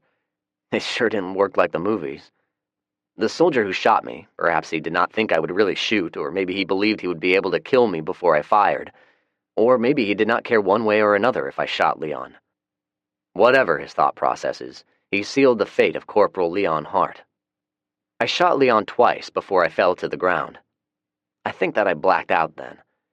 Maybe just a few seconds, maybe a minute, I was not sure. My next conscious thought was of a close-up of asphalt and hearing the sound of frantic screaming along with multiple gunshots. I can't say how, but I intuitively knew that they were no longer shooting at me. I could hardly see, and my head was pounding. In addition, there was something warm running down my face. I reached up and tried to wipe my eyes. My hand came away warm and sticky. It definitely was not a good sign. I felt around. When it felt like I was digging a red-hot iron rod into the side of my head, I realized that I found the gunshot wound. So, I've been shot in the head. No wonder I hurt so badly. I forced myself to think. I had no idea why I was not dead. Maybe I was, or maybe I was in the process of dying. I would have to figure it out later. I looked around and tried to determine what the hell all the shooting was about. The problem? Anything beyond a few feet was nothing more than a fuzzy blur. The only thing I could readily make out was Rick's big red truck. It was right in front of me, I think. Slowly, painfully, I worked myself onto all fours. It seemed to take forever. I reached out and made contact. A little voice told me it was the front bumper. The gunshots continued at an intense fury, along with a lot of panicked yelling, but I did not feel anything hitting me. Maybe I was bulletproof. No matter, my inner voice was telling me to get the hell out of there. I worked my way down the side of the truck. Somehow, I got the door open, crawled inside, and shut the door behind me. I searched with my hands until I found something made of cloth. I grabbed it and gingerly held it to my head. The gunshots were growing fainter. At some point, everything went black. "I'm going to find a way to get up on the roof," Fred whispered. He set the bug-out bag on the ground. "You stay here and keep watch, baby girl. I'll cover Zach." Julie nodded and watched as Fred disappeared behind a building. She was crouched down beside a car and watched with a small pair of binoculars. She could see Zach and Corporal Hart. Although she could not hear what was being said, the hand signal for caution was very clear. After a minute, she watched as Zach retrieved his radio and was startled when she heard Zach's voice. "Oh shit," she thought. "I've got the volume up way too high." She fumbled with the volume knob and turned it down as she listened to Zach. "Hello, Julie? Why don't you come on down and join me with Corporal Hart and his soldiers? You're going to be surprised he's in charge now." Surprise? Surprise meant danger. She took a deep breath. "Don't panic," she thought. She pushed the talk button and responded good-naturedly, repeating the code word to indicate she understood. She was anxious now. Julie stood and turned to go find Fred. Instead, she was stunned to see a soldier standing behind her. He had his assault rifle pointed at her and an unfriendly smirk on his face. Fred listened in silence to the radio conversation. He heard Zach use the code word. It was his idea. Fred realized that he probably never would have thought of setting up code words and hand signals. He was sitting in the middle of the roof and had started to sight in on the corporal when he heard the second radio conversation. He froze in position, silently cussing at himself. He should have anticipated something like this, he thought. So, they had Julie. Fred figured one of them was going to keep guard on Julie and the other soldier was going to keep hunting for him. Fred left his rifle lying on the roof. He was going to come back for it, but he had some close-up work to do first. He quietly worked his way to the back of the building, crouched down and waited. He knew the other soldier was looking for him. He only hoped he could dispatch him quickly. His fatherly instincts were causing him to worry about Julie. In spite of the chill in the air, he was breaking out in a sweat. He did not have to wait long. The soldier led with the barrel of his rifle as he made his way around the back corner of the business. Fred saw it poke around the corner first, a rookie mistake. He readied his pistol. He was just about to shoot when he heard gunshots. They were coming from the direction of the roadblock. The soldier took off at a dead run back toward the roadblock. Fred ran over to the rifle and used the scope to get a look. The first thing that he saw was Zach lying on the ground. Make that Zach and the corporal. Julie apparently saw it too. She had wrenched herself free from her captor and was running toward Zach. The soldier was running after her. Dang it all. He took aim and fired. Fred shot him between the ears. He was dead before he hit the ground. The other soldier stopped as he heard the gunshot. He spotted Fred on the roof and began wildly firing. Fred had no choice but to take cover. He cursed at himself. The gunfire ceased momentarily. Fred took a quick peek and spotted the soldier. Actually, he only saw one boot. It was sticking out in front of the tire of a car he had taken cover behind. Fred aimed the rifle and waited. The soldier got a fresh magazine inserted and then stuck his head over the hood of the car. He was just about to shoot at Fred, but Fred was a touch quicker. The bullet struck the soldier between the eyes. The two threats had been efficiently and quickly eliminated. He stood and shouted at Julie. She had run approximately 50 yards, but stopped when she heard Fred. "Grab the rifle. I'll cover," he yelled. Julie ran back to the first dead soldier and retrieved the M4 from his death grip. She was just about to start back toward Zach when there was an intense fusillade of gunfire. She instinctively hit the ground. Fred quickly brought the scope up and looked at the roadblock. He saw that the soldiers were yelling and firing, but not at them. They were shooting at somebody, or something, on the other side of the roadblock. Julie could barely feel her legs. She was scared. The soldier, one she had never seen before, leered at her unabashedly. He was unshaven and did not look like he had bathed in a while. Another one appeared on the other side of the car. She did not recognize this one either. He was not much cleaner than his friend was. "Drop the gun, bitch, now!" he yelled. She reluctantly obeyed and her AR-15 clattered onto the sidewalk. He used a walkie-talkie to inform Corporal Hart that Julie was now their prisoner. He was leering at her the whole time. He had not shaved in several days. He probably thought it made him look ruggedly handsome. Julie could see blackheads on his face so large they looked like freckles. Where the hell was Fred? "Where's the old man we seen you with?" The leering soldier must have been reading her mind.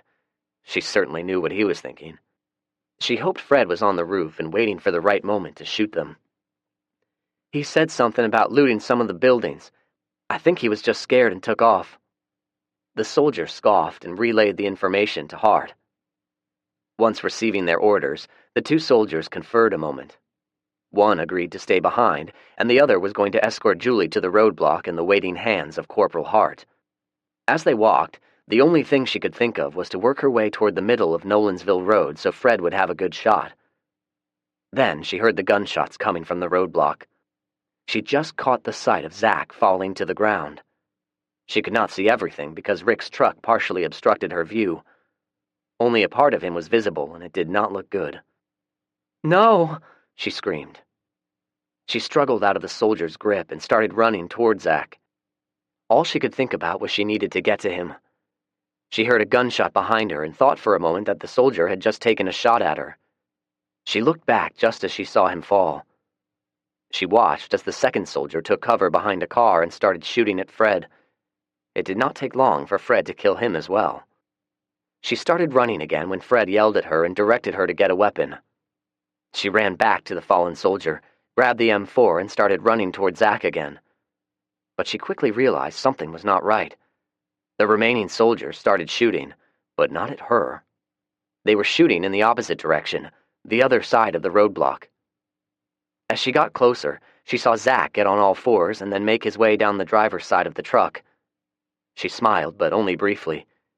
His face was covered with blood. Then she heard the other two soldiers scream as they were being attacked by zombies. No matter how much they fired, it was not enough.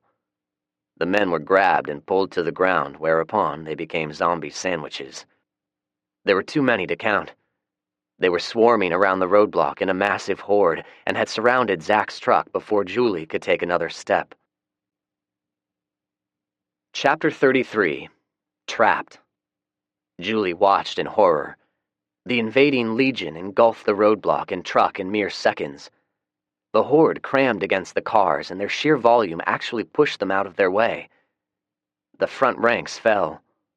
Zombies began stacking up, which allowed the rear ranks to walk over them and continue their relentless juggernaut. She began shooting then. There were multiple targets, and in her panic, she forgot rule number 1.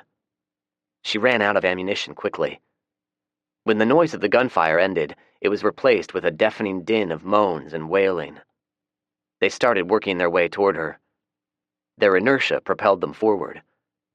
Julie tried desperately to espy Zach, but she saw only zombies. There were so many now she could barely see the truck. Several of them jumped on Leon's now lifeless body, and several more spotted Julie. She knew she had no choice but to turn around and seek safety. She saw Fred waving frantically, and then he started shooting as well. Fred saw the zombies closing in on Julie.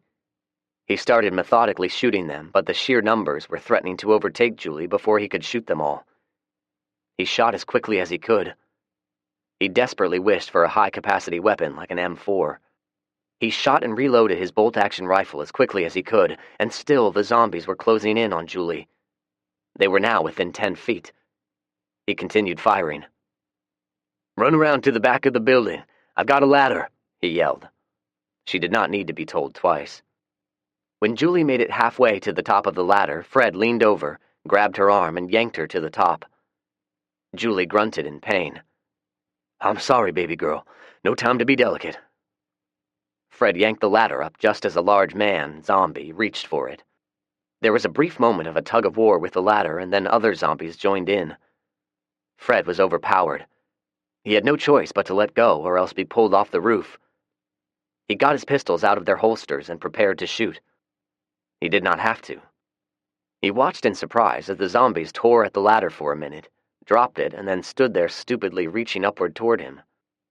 Julie tentatively walked over and looked down. She was breathing heavily from both running and the adrenaline pumping through her veins. "Why aren't they trying to use the ladder?" she asked.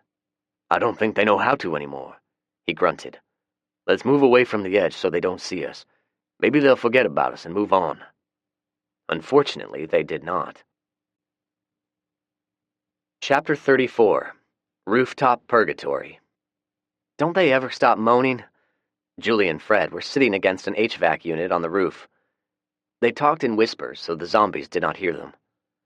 They were still hoping the zombies would wander off. Some did. Quite a few did not. They continued to either aimlessly wander in circle or stand in one spot awaiting some unknown stimuli. "It doesn't seem so. I don't think they sleep either." Fred looked at his watch. They'd been trapped on the roof for 12 hours now, and their bug-out bag was still sitting on the sidewalk where he had left it. He silently cursed himself for his faux pas. "You feel up to telling me about Zach now? I'm afraid I had my hands full and didn't get a good look at what happened." Fred had asked Julie about Zach earlier, but she just could not talk about it then. She felt the tears and quickly wiped them away. "One of the soldiers shot him." "Was it Corporal Hart? I'm gonna kill—" Julie interrupted him. "No, it was one of the soldiers standing on top of the cars.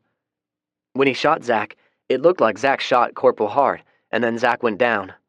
It seemed like the zombies showed up immediately after. The soldiers started shooting at them, but there were way too many." Julie shuddered at the thought. If Hart was still alive, the zombies got him too. She took a slow, deep breath. "Fred, I saw Zach get up and make it back to the truck. I think he got in." She could see Fred nod his head in the dark. "Do you think he's still alive, Fred? Please tell me what you think." Fred was quiet for several long seconds before he answered. "Baby girl, it's hard to say. It depends on what kind of wound he has." "His face was covered in blood. That's all I saw, his face covered in blood." An involuntary sob escaped before she could stifle it. "And if he is in good enough shape to administer first aid to himself," Fred continued. "He's smart enough to know he has to get the bleeding stopped, and don't forget there is food and water in the truck. So he may be okay for now." Fred sighed. "We're not so lucky." He felt her shudder again and put his arms around her. "We can't last up here for very long without water. We can go several days without eating, but we need water. 3 days, we can't go longer than 3 days without liquid." Fred silently cursed himself for getting all of them in this predicament. "So what are we going to do?" Julie asked. "Eventually we're going to have to jump off this roof and make a run for it," he said. Julie gasped. "We've got no choice. If we stay on this roof, we'll get weaker and weaker." Fred thought about the bug-out bag Zach had carefully packed with, among other things, food and water. It was currently lying on the sidewalk, unmolested by the zombies walking around it. "We'll either die of thirst or we'll be too weak to make a run for it." He gave her a squeeze around the shoulder. "We can try to wait them out for a little while longer, see if they move on, but eventually we're going to have to make a break for it." Julie stifled a sob. "We're stuck on this damn roof, and Zach is all alone, and we can't help him." She started crying freely now. "I'm sorry, Fred. I always get overly emotional when it's that time of the month." Fred grunted. "I know, TMI, I'm sorry," she lamented. "What does TMI mean?" Fred asked. "Too much information," Julie said. It was getting colder. "You're an old soul, Fred, but I like you. In the short time I've known you, you've been more of a father to me than my real father ever was. My mother and father had a strange relationship, and he wasn't around much. Don, my mother's boyfriend, he was actually a nice guy, but it wasn't the same." Fred squeezed her shoulder. "I'm glad you think so, because I have a bit of an idea. It might give us a chance to make a run for it, but it's going to be a little bit embarrassing for you." He began telling her what he had in mind. Chapter 35. Escape. I had no sense of time. My first thought upon waking was that my head hurt like hell. I was seeing double of everything, and my mouth was as dry as an old woman's cooter. Now, understand, I did not just wake up immediately. It was a long, drawn-out process. I think I dreamed or hallucinated. I'm not real sure. Then my eyes sensed some type of brightness. It was daylight, I guessed. The bright sunlight was a subtle clue. Apparently, it was some sort of primordial cue for my brain to give a command to my bladder, which led to the next conscious thought I had, which was, I was pissing myself. Very embarrassing, even though I was alone. Anyway, it was quite a while, I think, before my brain rebooted itself and I became aware of what had happened to me. Without thinking of the consequences, I reached up and touched my head. Oh, yeah, I was rewarded with a stab of pain. Better idea, use the rearview mirror. I could see how bad it was without touching it. Good idea, Zach.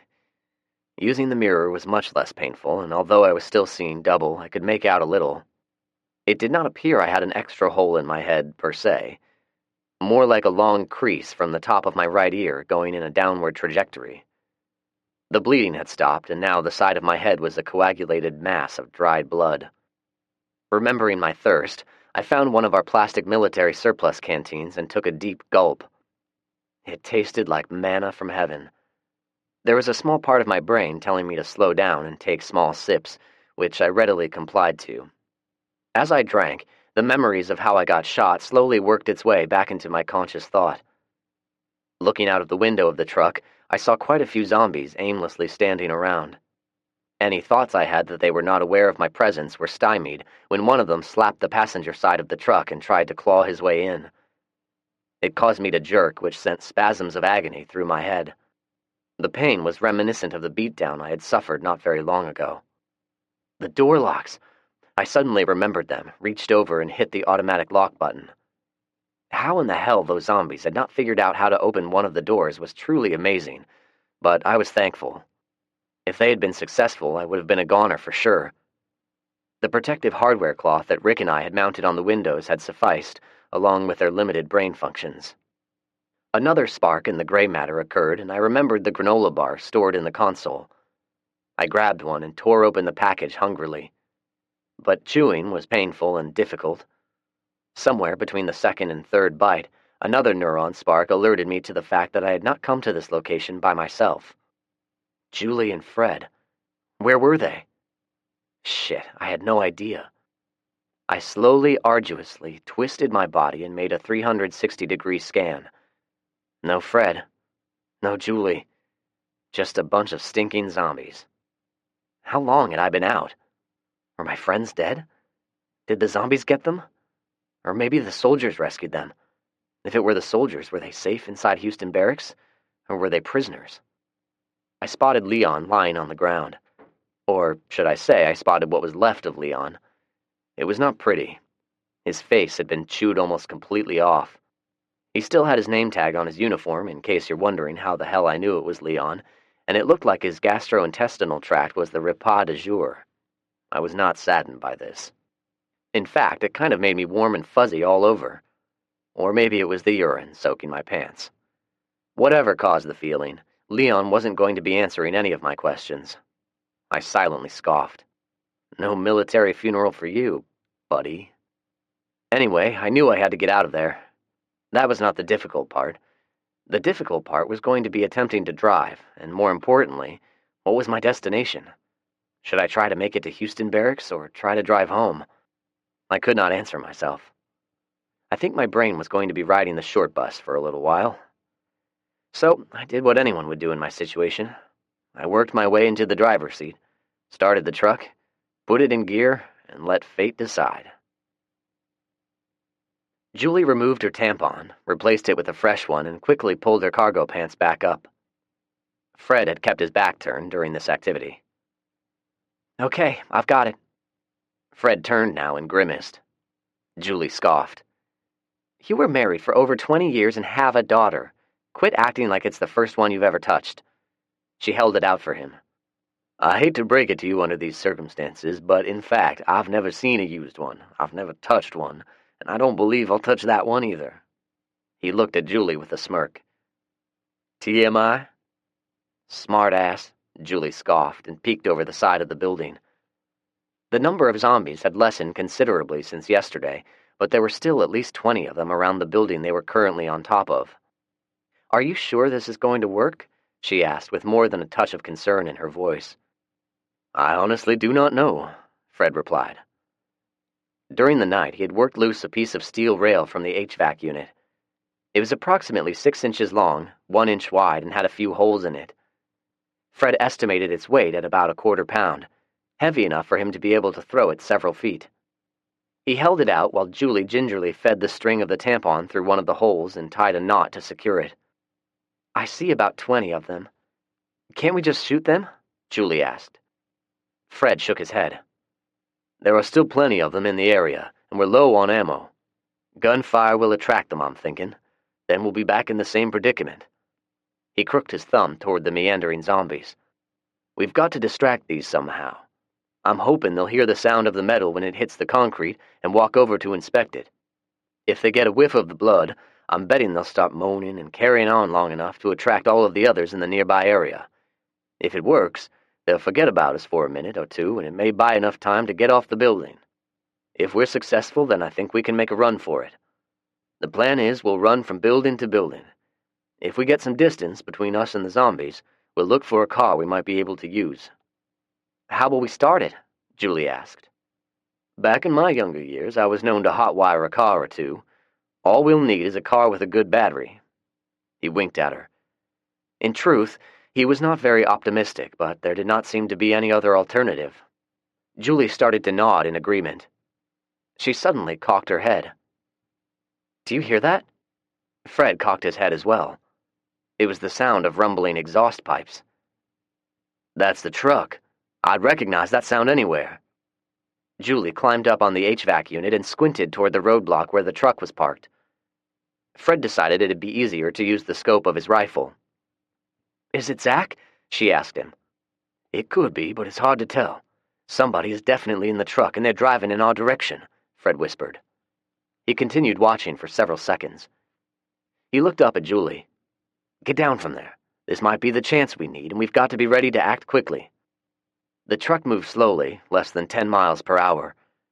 When it was within 50 yards, Fred tossed the piece of steel with its bloody attachment over the back of the building.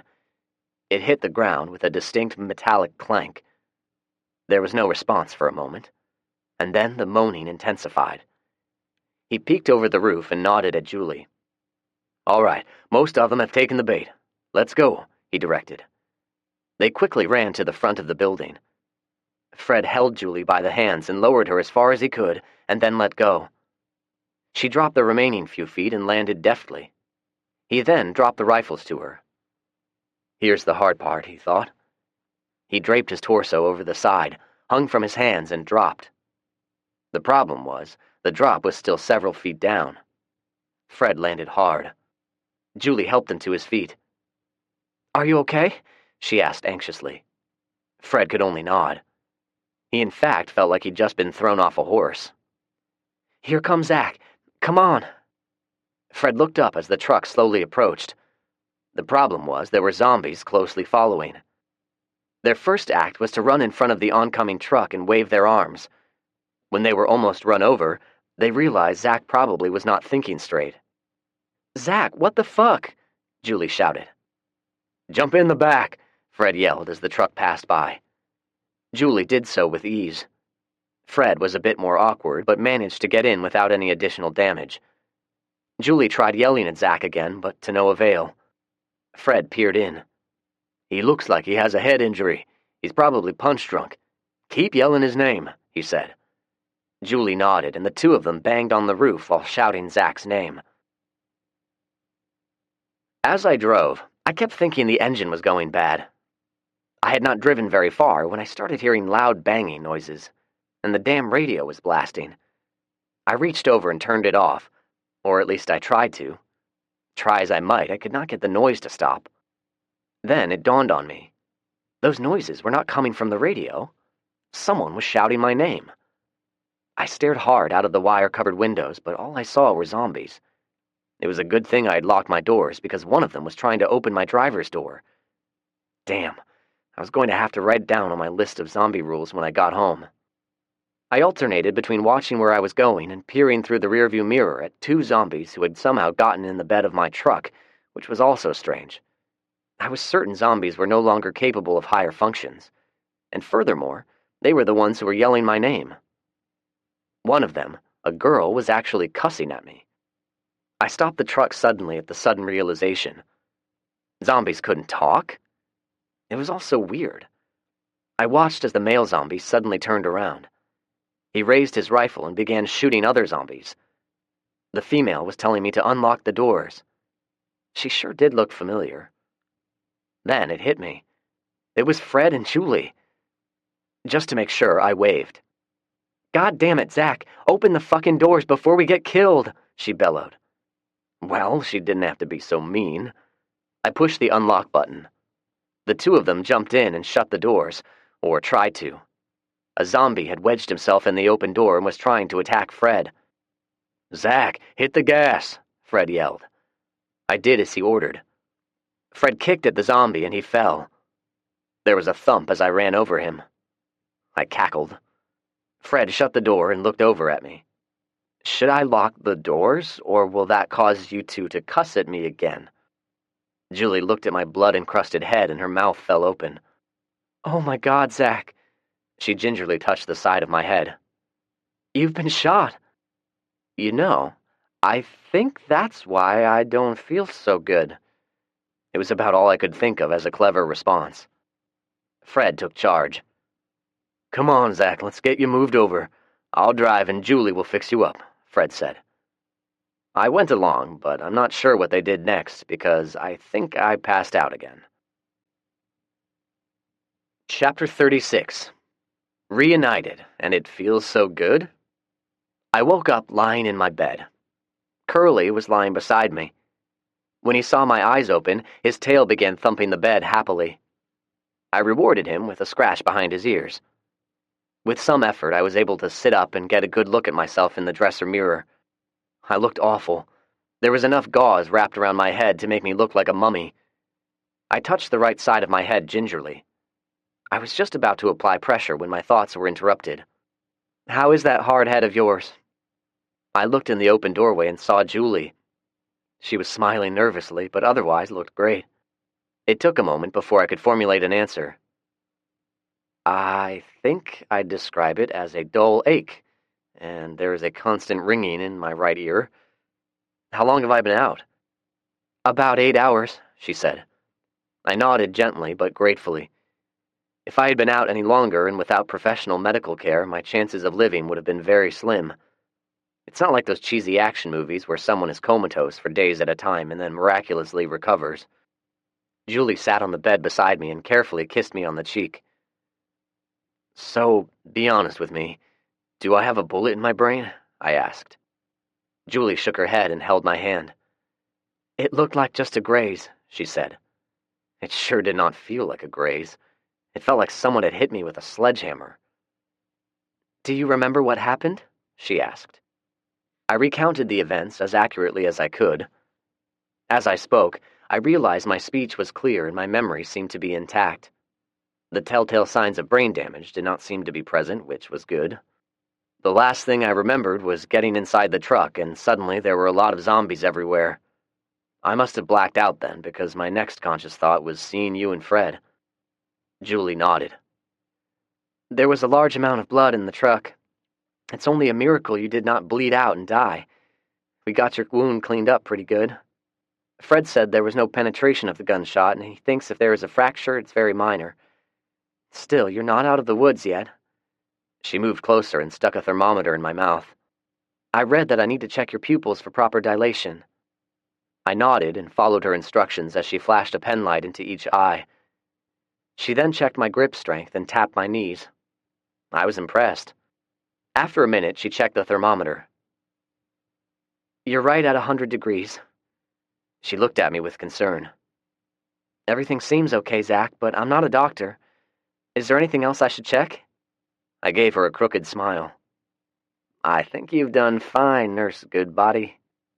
She looked like she was about to give a sassy retort, stopped and smiled patiently at me.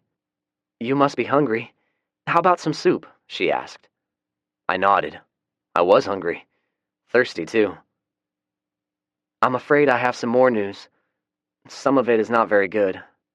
My bladder was begging in protest, but I held off for a minute. I had to hear what was wrong. What is it? Is Fred all right? She squeezed my hand. I think she was telling me to shut up and let her talk. Fred is fine. After we got you fixed up, he went around taking care of the chores. That included checking the traps. I realized Mo and Larry were missing and had a sinking feeling. We got one coyote, and Larry got caught in another one. Fred had to put him down. We don't know where Mo is. She finished with a sad smile at Curly. Curly must have sensed what we were talking about. He let out a small whimper and nudged his head under my hand. There's more. When we were driving home, we encountered somebody. Who? I asked. I did not have to wait long for an answer. Macy heard her cue and appeared in the doorway. Hello, Zach, she said quietly. I eyed her warily as Julie filled me in. It was obvious that she had not had it easy. She was practically emaciated, but freshly bathed. Her blonde hair was a darker shade now, but was still pretty, especially with it glistening in the light. She was wearing a plain t-shirt. Her pregnancy bulge was more pronounced than the last time I saw her. She was walking along the road, toting an oversized suitcase. Julie leaned closer. Zach, we couldn't just leave her. There were zombies everywhere. I looked at Macy and cocked an eyebrow. Well, one thing is for sure. We now have extra dog food on hand, so she'll have plenty to eat. Zach? Julie was aghast. There were many emotions swirling in my head, but aghast was not one of them. I pushed the covers aside, ignoring the fact that I was naked. Standing was not as hard as I thought it would be, but it still intensified the headache. The two women watched me with their mouths open as I walked somewhat stiffly to the bathroom. Julie attempted to follow me and knocked on the door as soon as I shut it. May I have some privacy, please? I asked plaintively. Are you okay? She asked. I stifled a smart-assed retort. I'm fine. I'll be out shortly. I guess she understood. After emptying my bladder, which seemed to take an hour, I decided on a bath. There was some hot water left, so I filled the tub with roughly 2 inches of water and enjoyed a nice, lukewarm bath while I tried to calm down and clear my thoughts. So, Macy was here now. I had occasionally, well, more like often, wondered if I would ever see her again. I tried to think it all out, but my head was just not cooperating. I knew I could not and would not order her to leave.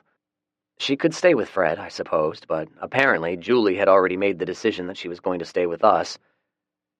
When I realized I was doing nothing but confusing myself trying to think it all through, I got out of the bath. I managed to brush my teeth and get some fresh clothes on without too much discomfort. As long as I went slowly, my head did not throb very much. I watched myself in the mirror as I stuck my tongue out and moved it from side to side and then up and down. My analysis was that my tongue was in working order, which was somewhat of an indicator I had not suffered any kind of stroke or seizure after being shot. The headache may be an indicator otherwise, but I was optimistic. I wolfed down several ibuprofen tablets before joining everyone in the kitchen. The dinner table conversation was quiet, maybe even a bit tense. Fred broke the silence by recapping me on the events that transpired when I got shot. He pointed at Julie with his spoon. 2 of those soldiers caught Julie. I was on the roof about the time you got shot. Then the zombies came a-calling. He filled me in on what they did next. Everyone chuckled when he stammered through the tampon idea. Anyway, he said in an effort to stop talking about girl stuff, we spotted you and got back into the safety of the truck. Zombies were everywhere, Zach. Did you get a good count? I asked. How about their level of decomposition? Fred shook his head as he finished up his soup. There were at least 1,000 of them, maybe more. He waved with the spoon. I know you're going to ask me a dozen questions about them. Let's see if I can answer. They moaned a lot. It seemed like if one moaned, it would cause all of them to moan. They were loud, so at least if there was a big pack of them wandering around, we should be able to hear them coming well in advance. And the smell. They smell really bad. He set his spoon down and drummed the tabletop with his fingers. I was unable to get a good visual examination of them, but I'd say most, if not all of them, were in an advanced state of decomposition. I didn't see anyone that looked fresh. Did you, Julie? Julie shook her head. All I know is they stank, and all of the moaning was very irritating. Fred nodded. 1,000 rotting zombies definitely emit a foul odor. If we're downwind of them, we'll know. Fred snapped his fingers. Oh, here's something rather interesting. They couldn't figure out how to use the ladder to get to us, but at least some of them still had enough of their brain working to realize we were on that roof, even though they had not actually seen us in several hours. The trick with the tampon confirms they're attracted to sound and smell. Fred was silent for a moment while I jotted down everything on my notepad. He ate his soup and watched until I got caught up before continuing. It appeared as though they didn't merely crawl over the roadblock. The sheer inertia of all of them pushing each other forward propelled them over and through it. He frowned a little. So I think a big question has to be, what made 1,000 zombies decide to leave the downtown Nashville area and walk en masse down 4th Avenue? They continued down 4th across the railroad tracks, which is where 4th changes into Nolensville Pike, past the old fairgrounds, across I-440 and on down Nolensville to the roadblock. I've no idea what caused it, but they came out in droves. He continued, frowning. You know, we're making a rather asinine assumption here. We're thinking all of them came down Nolansville Pike. It's entirely conceivable a couple of thousand went east, a couple of thousand went west, and a couple of thousand took a detour onto I-440. Hell, for all we know, there are hundreds of thousands of them. We just came into contact with one group. I nodded and tried not to grimace. Did they follow us in the truck? Fred nodded. They attempted to. While Julie was tending to you, I was trying to make a zigzag route back here. I went down Haywood Lane real slow so they would follow us, and then sped off through back roads until we lost sight of them. Fred drummed his fingers on the table. I almost forgot something important. When we got out of sight of them, I doubled back and went to Southern Hills Hospital. It was just as you had predicted. The hospital was full of zombies and rotting corpses. There was smoke coming from part of the building. It may be burned out. It's a shame. There has to be some good medical equipment in there. I nodded thoughtfully. It made sense. Where do people go when they get sick? The hospital, of course. Rick and I had figured all hospitals would be danger zones, at least until all of the zombies died off. So we decided to get back to the house as quickly as possible. We got just over the county line when we spotted Macy. She was by herself. Now, I know you two have shall we say, a storied history, but we couldn't leave her. He left the rest unsaid and took his dishes over to the sink. I started getting sleepy, but forced myself to concentrate. Okay, Macy, your turn. Where had you been, and where were you going? She looked directly at me. After Jason cooked up his plan, I waited until they left, packed up what I could, and snuck out. Why? I asked. The question seemed to have caused some emotional pain. She wiped away some tears with a trembling hand. I did not care. I wanted answers. I stared pointedly at her. He was not the person I fell in love with. He had changed, or maybe it took the end of the world to occur before I saw his true character. Believe me, it wasn't an easy decision. I was scared to death. I was scared of the zombies, and scared what would happen if any of them caught me. But I had to leave. How did you get away? I asked. I had previously found a car in the neighborhood with the key still in it, so when I heard them hatching their plan, I made up my mind. I continued with the questioning. Where did you go? Why did you not go back to your parents' house? She shook her head. They were both dead. She looked at everyone and then down at the table. I guess I should explain. I came home from school one day and they were in the house. It looked like they had attacked each other. There was blood everywhere. I ran outside and called 911, but nobody ever answered. I called Jason. He came over and picked me up. We stayed in his house with Darius and Trina. We met up with Tay a couple of days later. Chad spotted us a couple of weeks ago and invited us to live with him.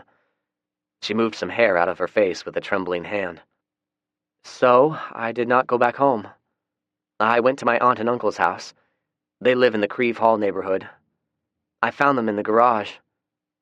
They had shut the garage door and started their car. I guess they decided it wasn't worth living anymore. I didn't have the strength to drag them out, so I left them there and spent the night in the house. I couldn't stay. It smelled too bad in there. I left the next morning. I drove around to the houses of various friends, but they were either gone or dead. Then the car ran out of gas. I didn't know what to do. I slept in it for a few nights and then started walking. I was hoping to make it here without getting killed by anybody. I didn't know about Julie or Fred. I was hoping you and Rick would forgive me and take me in. She took a big gulp of water before continuing. Julie told me what happened with Jason, Darius, and Tay. All I can say is that I'm so very sorry. Jason should have listened to you. I should have listened to you. She took a deep breath. I'm sorry for everything, Zach. Julie piped in. Have you seen any other live people recently? She nodded. After I left my aunt and uncle's house, I saw a group in a couple of cars and a school bus, but I was too afraid to approach them. They all had guns and looked pretty rough. There were a couple of women with them, and they looked pretty rough as well, so I hid from them. She sucked on her lower lip. The mannerism reminded me of Julie. I'm pretty sure I saw a plane not too long ago, but everyone else said I was just imagining and made fun of me. I suppressed a contemptuous snort and pretended to take notes for a few minutes while I thought of something to say. Finally, I looked over at Julie and Fred. You two already know about our ugly breakup.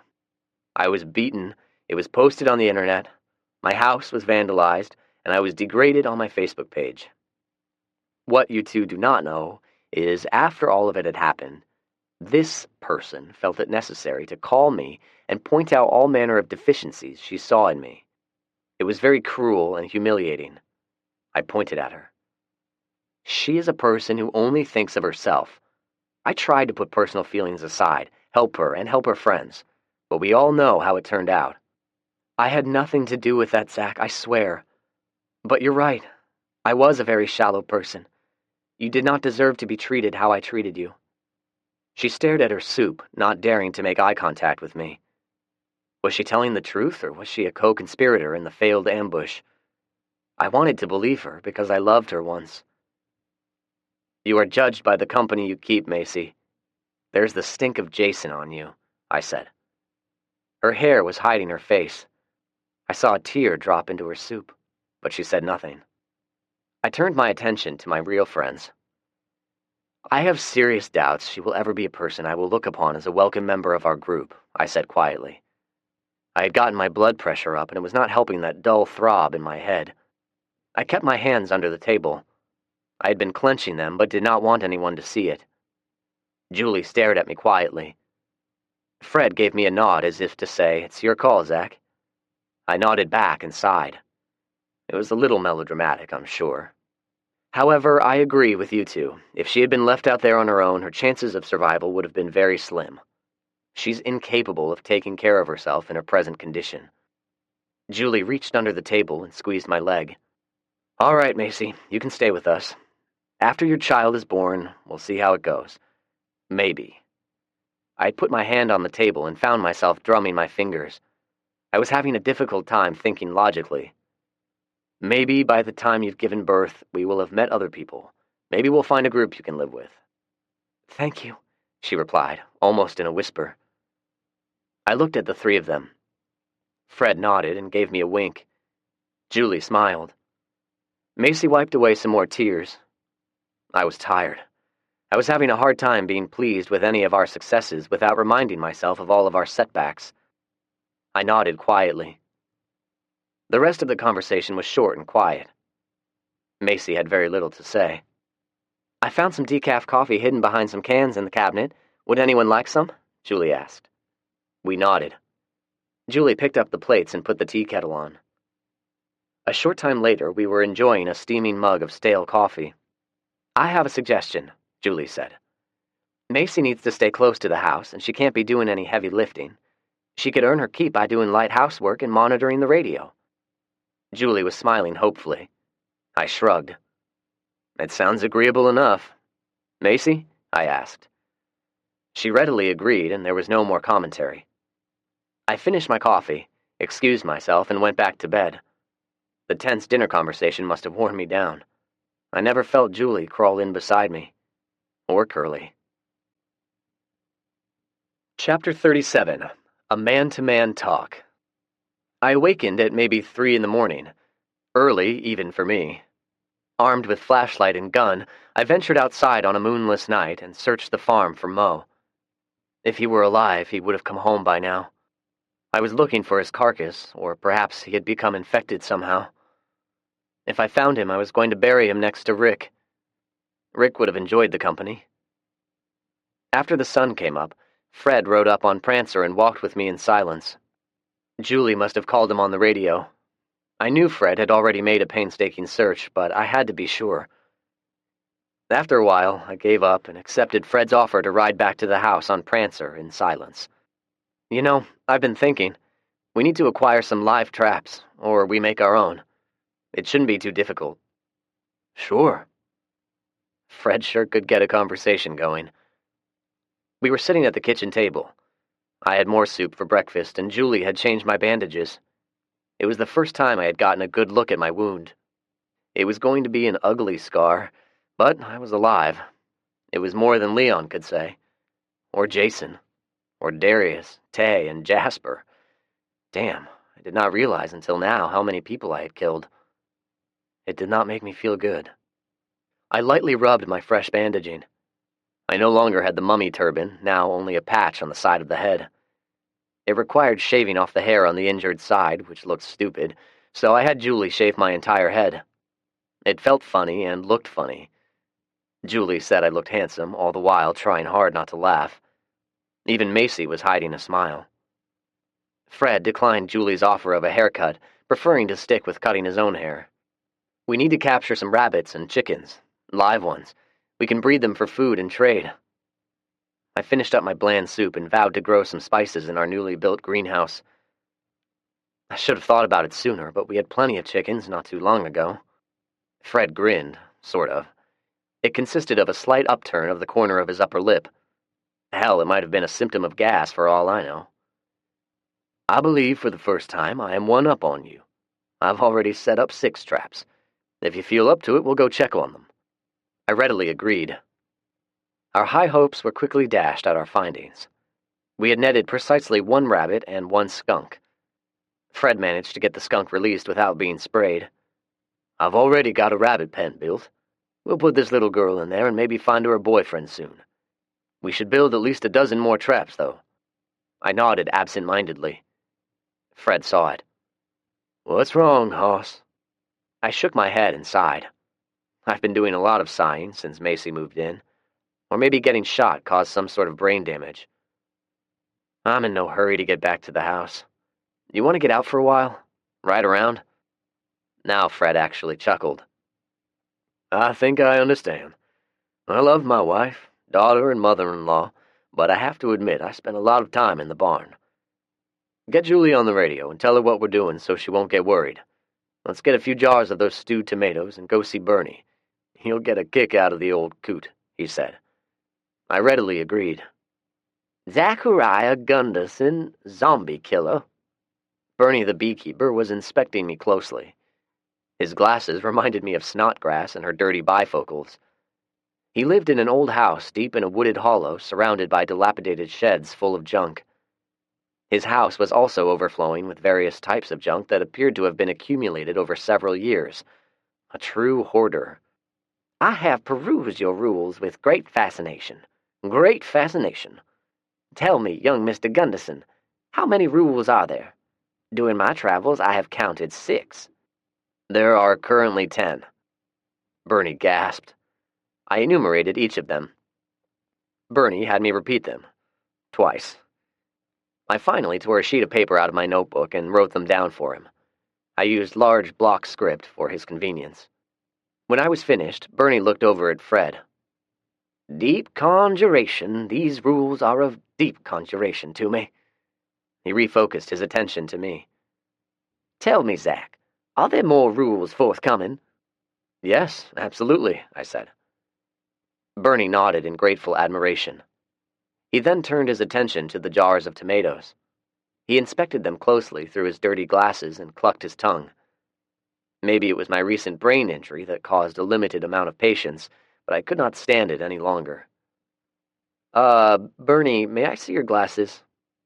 He looked at me questioningly, but acquiesced. I used some water out of my canteen and spent a good 2 minutes rubbing the grime off with the tail of my shirt. Bernie watched in silence and carefully put them back on as if I might have applied poison to them. Then he gave me a big smile with his bright white dentures. Why, Mr. Gunderson, you have helped me significantly already. I had no idea that my specs were so dirty. I shrugged. Some things you get used to and not even realize it. Deep words, sir. Deep words, Bernie replied with seriousness. Fred was behind Bernie and was giving me a half-cocked grin. Bernie, I was wondering. Bernie looked up at me expectantly. His now clean glasses magnified his eyes, making him look like an old version of Felix. We have started sowing crops, corn and wheat mostly, and we have some spices and such planted in our greenhouses. Fred and I were wondering, what would your thoughts be about putting some beehives in our fields? Bernie clapped with glee. An excellent idea, gentlemen. Excellent idea. Bees are magical, you know. They'll pollinate your crops and make them grow splendidly." He clapped again and smiled with his bright white dentures. "Of course," Fred added. "The vestibule of trade will be wide open for this endeavor. Wide open." I looked at Fred. He kind of shrugged, which I interpreted as meaning he would fill me in later. Our conversation was interrupted by a Hummer coming up Bernie's gravel drive. I instinctively reached for my Glock, but Bernie put his hand on my shoulder. "No need for that, Mr. Gunderson. Those are friends." We were soon introduced to Howard Allen, his wife, LaShonda, and their 2 preteen kids. We made a round of shaking hands. "I'm a mechanic. Any work you men need on your vehicles, just come on down to the old Goodyear store on Nolensville Pike. If it has an engine, I can fix it." His wife added an amen for emphasis. He looked over our truck. "That's some pretty fancy window dressing you have there. How effective is it?" "It's great for keeping zombies out, but you have to unscrew the framework to clean the windows. When I have the chance, I've thought about modifying it with removable mounts or maybe hinges. It's on the list of things to do." He nodded his head in understanding.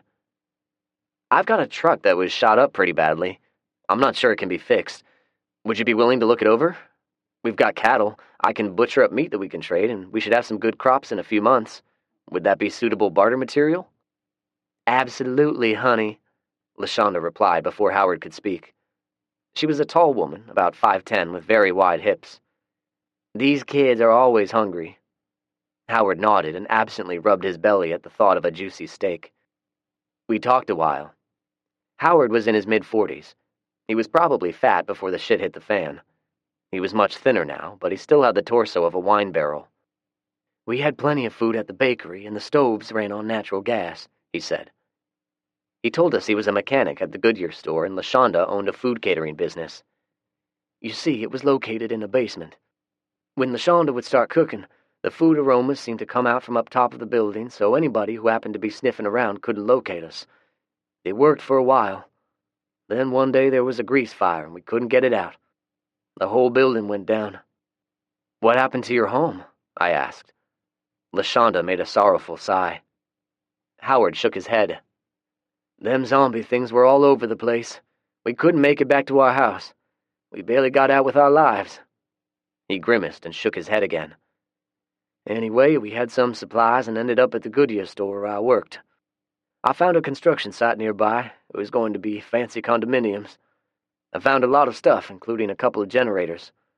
We've remodeled the store into a home. I also found a whole bunch of rebar. I'm a pretty good welder, so I fortified the whole place with the stuff. Now we scavenge for food and make do. By the way, I can rig you up a frame on the front of your truck that'll push them zombies out of the way. Kind of like a cattle catcher on old trains," he said. He was quiet for a minute and looked at his wife. She nodded. They'd been together long enough to know what the other one was thinking. "Let me ask you 3 a question. Have any of you seen any other African Americans? You know, black folks? We've not seen any. We were wondering if there were any left alive, or if the disease targeted minorities. You see, we're worried about exposing our kids to anyone if they're more susceptible to being infected," LaShonda added. I cleared my throat. "We have. We met some soldiers with the National Guard unit, and then there were some others I came into contact with.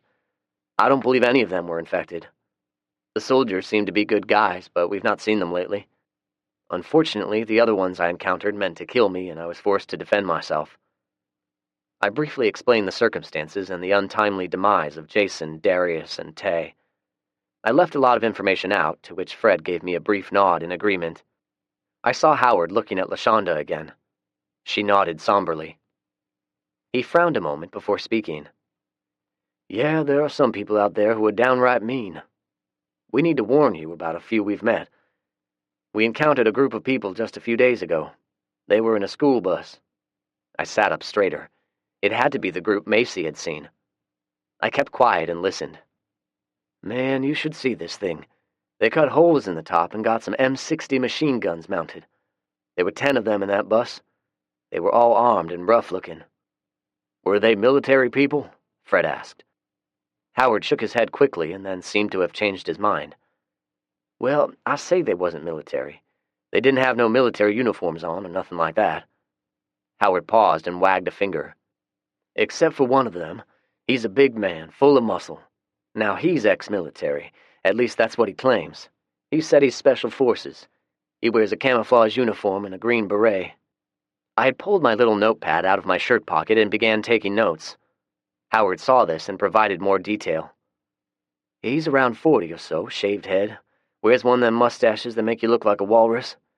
He's got lots of tattoos and a big, thick neck. Hell, he's all muscle. Looks like one of them pro wrestlers. You'll know exactly who he is if you ever run into him. I looked at Fred. He actually frowned. I knew what he was thinking. These people sounded like bad news. How did you guys meet them? I asked. Howard began wringing his hands. One day, not too long ago, I was fighting with a rototiller trying to get a garden plot tilled up. I must not have been paying attention. Before I knew it, I was surrounded by a couple of those rough-looking men with guns pointed at me, and they weren't there to help me plant my garden, no sir. They took me to the captain, that's what they called him. He was standing outside his bus looking at a flat tire and slapping the tar out of a teenage boy who had run over a pothole or something. So they walked me up to him and tell him where they found me. He gave me a look like he was looking at a pile of garbage and said, "You're the first nigger I've seen in quite a while." Well, I was mad, but I held it in. I knew I was on thin ice. He grimaced at the memory. I tell you, I've been scared a time or two in my life, and this was surely one of them. Bernie had fixed a pot of tea and came in with several cups of various shapes and sizes. We each gratefully accepted a cup, but quite frankly, I was wary of drinking it. Howard nodded in thanks and took several small sips before continuing. But he let me live, and you guys want to know why.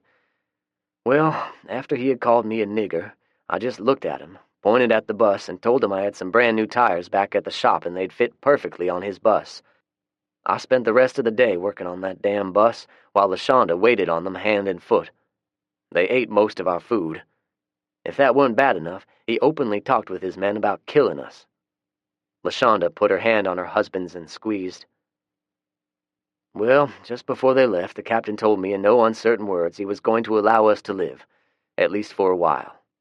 And then he told me, no, that's not right, he ordered me to report to him if I ever met any other people. He also said we were not to tell anyone about his group. Trembling hands spilled some of his tea. He's an evil man, LaShonda added before testing Bernie's tea. She decided that she liked it and took a few more sips. Fred and I glanced at each other in silent agreement and took a drink. It was amazingly good and obviously had some honey added to it. I looked up at Bernie and he was beaming with satisfaction. LaShonda continued. If it wasn't for Mr. Bernie here, we would be starving. He came along and fixed us up. She laughed suddenly. You should have seen him the first time we laid eyes on him. He was riding along on his bicycle without a care in the world, and he had one of them wooden beehive boxes strapped on the back. She laughed again. Well, I tell you, them bees were all circling around him, and he didn't seem to mind a bit. There must have been 100 of them. LaShonda laughed at the memory. Bernie cackled. Bees are my friends. They'd never hurt me. We all chuckled. LaShonda continued. He spotted us at the Goodyear store, hungry and looking all pitiful. He stopped and brought us some honey. That was about 2 weeks ago, I believe. He's been helping us ever since. We're very indebted to him. Fred spoke up. Bernie is indeed a very interesting man. I believe I can speak for both Zach and myself. We'd like to be included in this group. We'd like to help as well. Everyone readily nodded in agreement. We made arrangements to deliver the damaged truck and plenty of steaks to the Allen family the next day. On our drive back, we reconnoitered some of the countryside in the southeast portion of Williamson County near the Rutherford County line. The area was mostly suburban neighborhoods. Everything appeared abandoned. We saw a lot of decaying corpses and maybe a dozen zombies aimlessly roaming. I shot one, but even with earplugs, my head started throbbing. Fred cleared his throat. If we do any scavenging, we may have to shoot a few, so maybe we better hold off on that for now. I had to agree. Instead, I made notes as Fred drove through the neighborhoods. I saw an old pole barn with faded white paint and pointed it out. It might have something inside. Fred grunted and stopped the truck. We cleared the barn quickly and found a 500-gallon tanker, although it was empty. After we got it hitched up, I leaned against the truck and looked around. "How's the head?" he asked. I shrugged noncommittally. I had a headache, but on a scale of 1 to 10, it was only about a 5. "Is something else on your mind, Zach?" I shrugged wearily. "It's a lot of things, Fred. I seem to keep screwing up, and just the other day I almost got myself killed. I mean, look how arrogant I was, thinking that I could just charm the pants off anyone." I glanced over at him. "We were extremely lucky. You know that, right?" Fred nodded. "What else?" I frowned. "Then there's Macy. The mere sight of her pisses me off now. I mean, I was so damned whipped on the girl, and she caused me so much pain." I sighed and tried massaging my neck muscles. "And seeing her pregnant, I mean, I'm not jealous that she's pregnant by another man. I would have been at one time, but Julie is the only person I think of in that way now. When I see her and her tummy bulge, all I can think of is that I want to have kids with Julie. I remember you telling me about your wife and how she had complications in her pregnancy. But back then, there were hospitals filled with doctors and nurses. We don't have that luxury anymore. It'd kill me if Julie got pregnant and then something happened to her or the baby." I started to sigh again, but held it, lest Fred decided I had contracted some kind of sighing disorder. "Fred, I feel like I'm not very competent at the survival stuff. It's only a matter of time before I screw up and get someone I care about killed." Fred continued driving. I continued scouting. "You know," I continued, "Leon almost had me, but he's nothing compared to this captain dude. I've got a bad feeling about him. It never seems to end." Fred was silent for at least 5 minutes. I had decided he was going to offer no commentary and was about to suggest we head home when he cleared his throat. "We're going to make mistakes, Zach. You're not the only one who screwed up. I was supposed to have your back, and look what happened. I wasn't on the ball. Those 2 soldiers were able to sneak up on us and capture Julie. You're right, we were lucky, but in the words of the infamous Gunnery Sergeant Highway, we adapted, we improvised, and we overcame. Hopefully we won't make any more mistakes, but it could happen." Fred continued. "Don't think that a day doesn't go by when I second-guess and blame myself for the death of my wife and her mother. You, though, you are selling yourself short. You have done some remarkable stuff and have made a nice home for Julie and yourself." He cleared his throat. "And, of course, Macy." He continued quickly before I could respond. "You defended your home from enemies who had you outnumbered, yet you prevailed.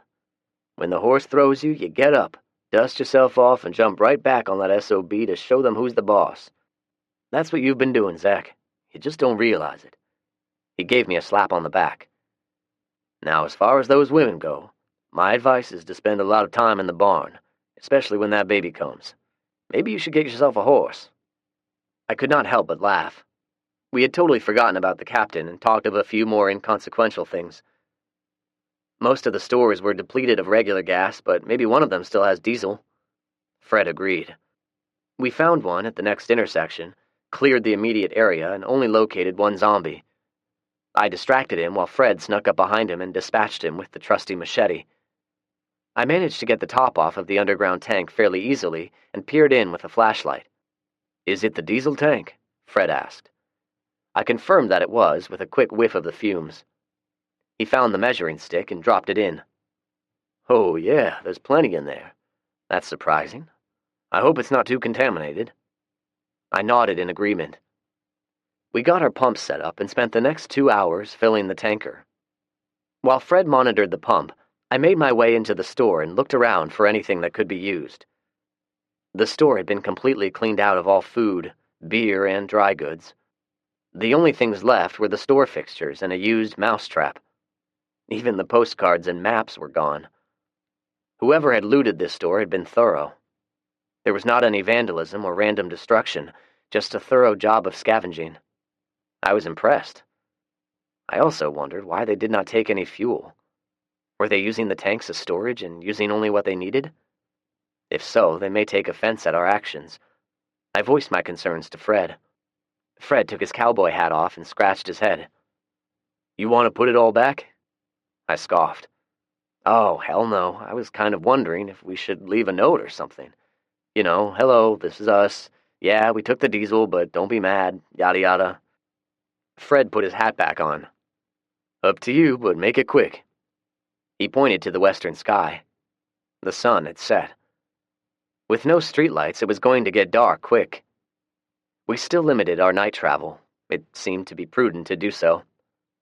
I realized there was no time for any note, or for that matter, no time to paint the rules. I opted instead to spray paint CB Channel 19 on the side of the wall. Fred drove while I took in the scenery.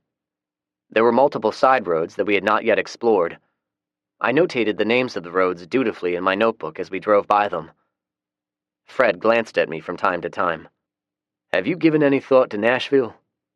I looked at him questioningly. Scavenging missions. There are numerous businesses and residences. Plenty of potential. On the river not far from the Titan Stadium is a large fuel reservoir. Those huge holding tanks you never think of until you see them on the news when they've caught fire and exploded? There's a site right on Main Street.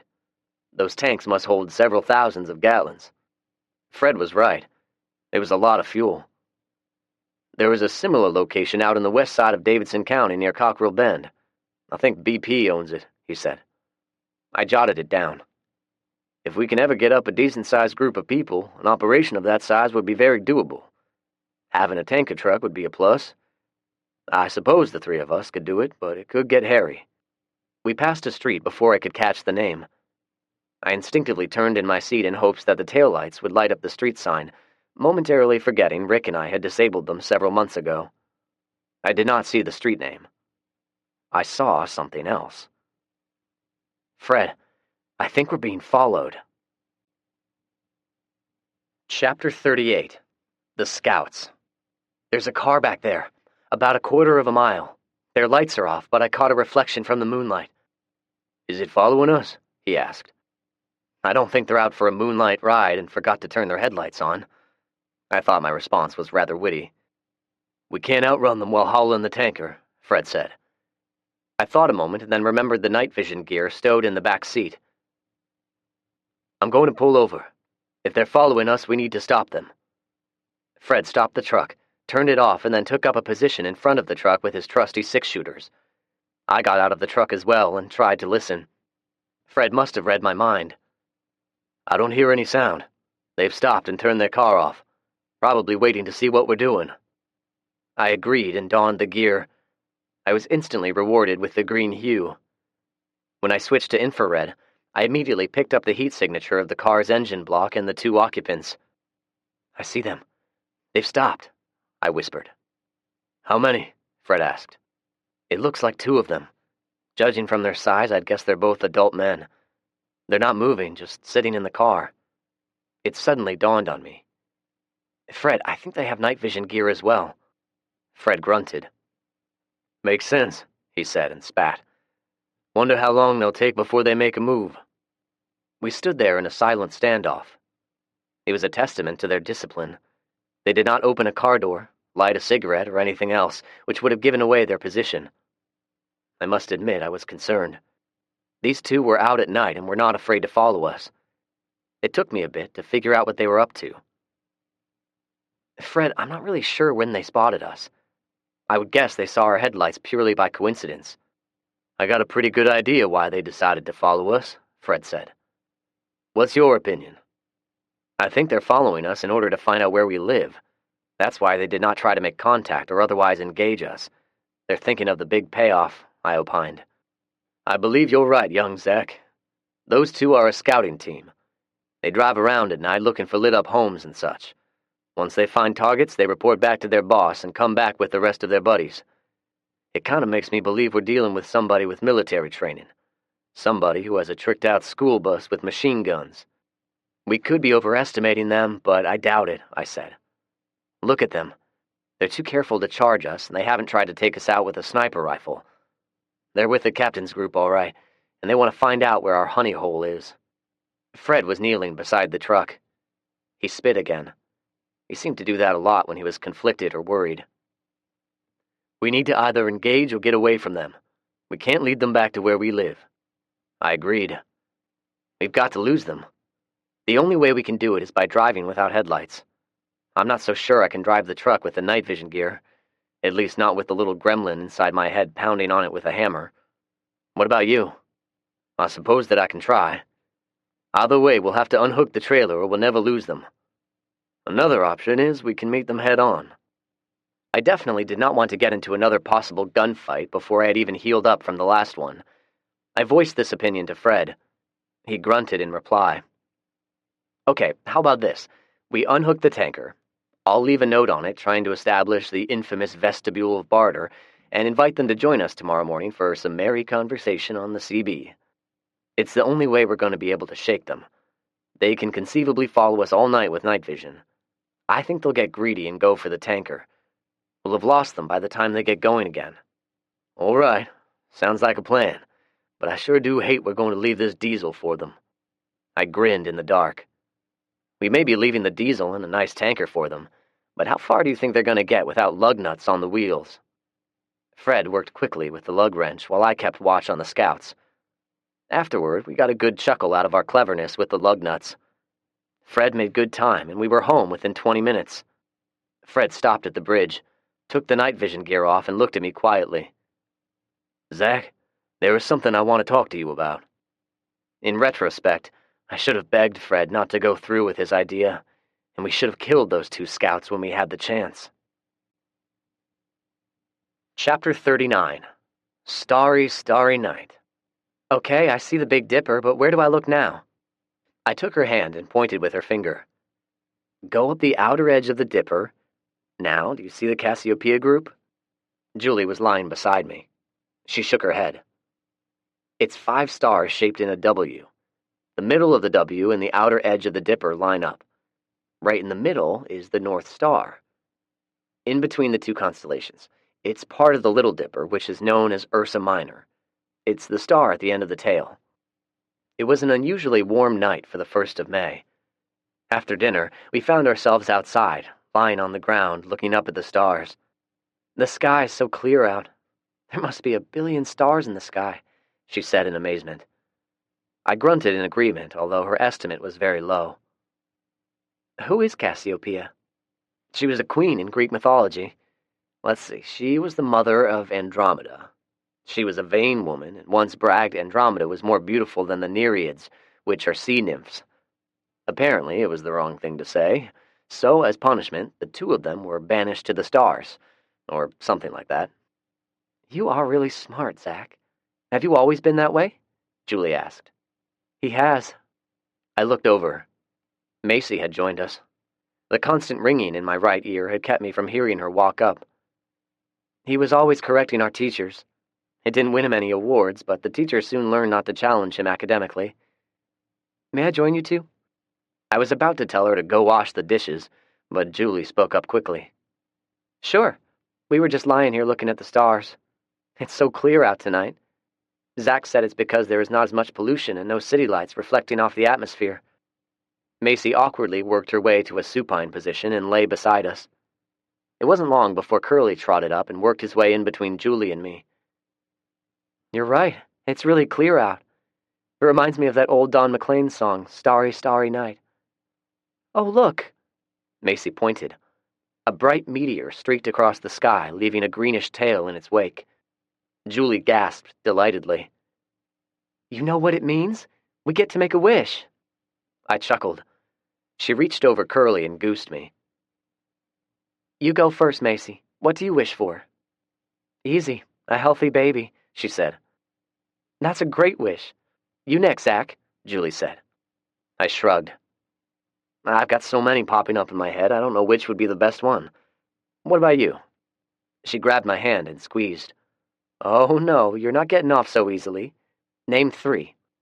I chuckled. Okay, let's see. A good crop, the death of all zombies, and a live rock concert. I got a small laugh out of both of them. I want us all to be a happy family. I want my little brother, and I want to give you a son, Julie said. The last one shocked me. I looked over at her. Macy and I have been reading up on childbirth. Fred found some of his mother-in-law's nursing books. She had rolled over on her side to look at me. Now she rolled back and looked at the night sky. "It'll work, Zach. Just you wait and see." I smiled in the dark. It was a beautiful night. I did not have the heart to tell them Fred was leaving. Chapter 40. Back to the Present.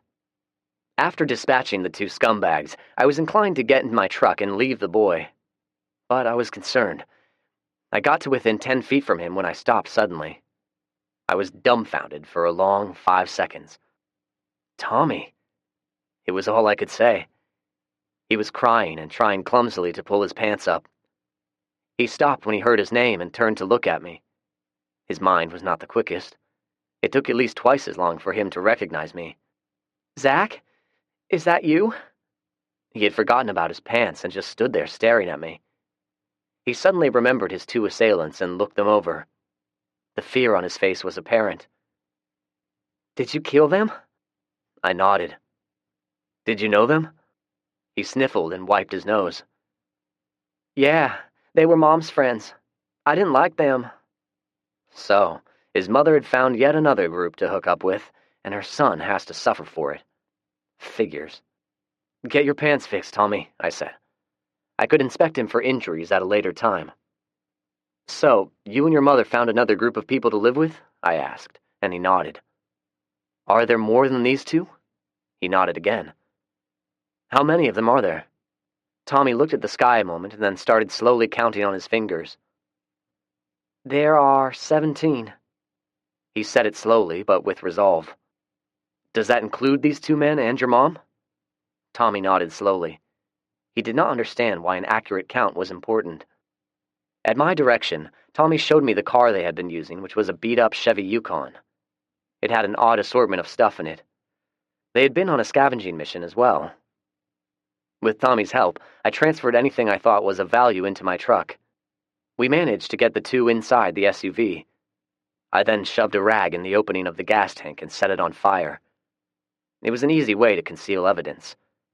Their friends would find them eventually and maybe even figure out what happened, but no reason to make it easy for them. "Zach?" Tommy asked. We had been silently watching the SUV burn. I looked at him. "Can I come live with you? I don't like those people. They're mean to me and make fun of me." I patted him on the shoulder. I had a flashback of Felix always patting me on the shoulder. "Sure, buddy." I looked somberly at him. So much had happened since I last saw him. Good, bad, and downright ugly. I had a lot of questions about this new group and questions about what his evil mother had been up to, but first, we needed to get out of there. The gunshots and the fire would no doubt bring unwanted attention. We got in my truck and headed out. This concludes Zombie Rules by David Accord.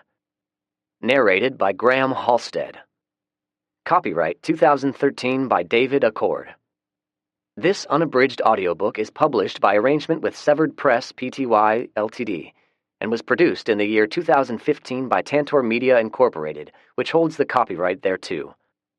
Please visit tantor.com for more information on our growing library of unabridged audiobooks and to take advantage of special offers, or call toll-free 877-7-TANTOR to request a catalog. Tantor Audio presents Z14 by David Accord. Narrated by Graham Halstead. Prologue. There was a sprinkle of snow dusting the roads as we turned east onto Old Hickory Boulevard from Nolensville Pike. There were 8 of us in 3 different vehicles. Julie sat in the passenger seat. "Is it going to snow all day, do you think?" she asked. "I hope so. It'll make it a whole lot easier for us," I replied. We knew they were coming. One member of our group, a former corporal in the United States Army, had stumbled upon a large mass of them slowly moving down Bell Road at the Interstate 24 overpass. He had hurried home and told us about it, estimating there were over 1,000 of them. They had probably made it to the Blue Hole Road intersection by now. They were too close to our homes for comfort. It was unacceptable. We decided something had to be done. So we took a page from Sun Tzu. We were going to take the battle to them. Their strategy was ingeniously simple. Keep walking until you happened upon a food source and attack it. They had a herd mentality and they followed the path of least resistance. Zombie rules 9 and 10 respectively, in case you'd not been keeping up, which made it fairly easy for us, in a manner of speaking. We drove east on Bell Road until we spotted them. I stopped my truck in the middle of the road, opened my door, and took up a shooting position. The others parked and followed my lead. "All right, here they come," I said, pointing out the obvious. "Keep your rate of fire calm and controlled, and remember, we only have 4,000 rounds of ammo. When they get too close, we'll pull back a quarter of a mile and do it again." I heard a few grunts of acknowledgement as I pulled the charging handle on my AR-15. Chapter 1. The Captain. Fuel was essential. We hadn't yet acquired the ability to survive without it, and we needed it. And more importantly, we needed a way to transport it. Hence, the need for us to reclaim the 500-gallon fuel tanker we recently had to abandon. It wasn't a big tanker hauled by a semi. This type was small enough to be hooked up behind a pickup truck. It was perfect for us, and I assumed the captain thought the same. It was a muggy August morning by the time we got going. I sat in the back seat of the dually truck and looked at my two friends. Fred, the taciturn gunslinger, and Howard, a jovial father of two sons, were riding up front. Both of them were old enough to be my father, but I considered them close friends anyway. Fred took a surreptitious route back to where we had abandoned it the night before. Our plan was to park a safe distance away, sneak up to a suitable spot, and recon the site before any of us went in. We spotted a burned-out house on a side street approximately 300 yards away from our destination. "Looks like a good place," Fred said, and parked our zombie-proof truck behind the house. It seemed abandoned, and we assumed as much. I mean, why in the world would zombies be hanging out in a burned-out house? Alas, you know what they say about people who assume. "Look out, Howard!" I shouted as he stepped out of the truck. 4 of them, 2 adults and 2 kids, emerged from the charred remains and set upon him at once. Howard began running backwards while attempting to bring his rifle to bear. He ended up falling on his ass. The kids were going to reach him first. Howard froze in fear. Fred calmly stepped out of the truck, drew one of his pistols with lightning speed, and fired 4 times. The result was 4 zombies with an extra hole in their respective heads. Howard collected himself, stood shakily, and walked back to us. "Holy shit, Fred, you sure can shoot," Howard exclaimed as he caught his breath. I nodded in agreement. Fred was hell on wheels with his 6-shooters. I walked over and looked over the zombies. Even though they were horribly decomposed, the kids looked a lot like the adults. I pointed this out. "They look like a family," I said. "I think these 2 are the parents to these kids. They've stuck together all these months, and they were staying inside this house," I frowned. "Why in the hell were they hanging around inside this burned-out house?" "What do you mean, Zach?" Howard asked. "They've got to go somewhere, don't they?" "It seems odd, Howard. Look at them. Their clothing is not burned or charred, so they went inside the house after it had burned. It seems weird to me. I wonder if they lived here at one time. If they did, it means they remembered it somehow." Howard scratched the small amount of hair remaining on his head. "I think I see what you mean." He stared at the dead zombies for a minute, trying to figure it out in his mind. "How in the hell did they remember this was their house, and why have they stuck together? Yeah, you're right, Zach. It's weird, and it's totally over my head." I laughed. Fred, as usual, had no commentary on our observations. I guess he had other things on his mind at present. We cleared the house for good measure and then made our way through an overgrown field. "What do you think, Fred?" I asked. Fred pulled up the mosquito netting from around his face. The 2 girls, Julie and Macy, had taken boonie hats and sewn mosquito netting around them. We all wore them now. They kept all of the flying insects, which were horrendous this summer, out of our mouths, ears, and nose. Fred stretched. "Well, Zach, we have 3 possibilities. They found some lug nuts, put the wheels back on, and took it with them. They abandoned it, or they've got an ambush set up and are waiting for us to mosey right into it." He was talking about the tanker we had abandoned the night before. It had several gallons of fuel in it, and we wanted it back. As I digested what Fred said, I resisted the urge to scratch the scar on the side of my head. It was healed now, nothing more than a linear scar above my ear, but it still itched constantly. "Let's work our way closer," I suggested. Fred and Howard nodded in agreement.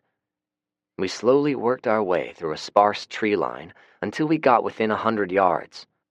As the tanker came into view, we saw a solitary man sitting beside it in a lounge chair. He appeared to be reading a book.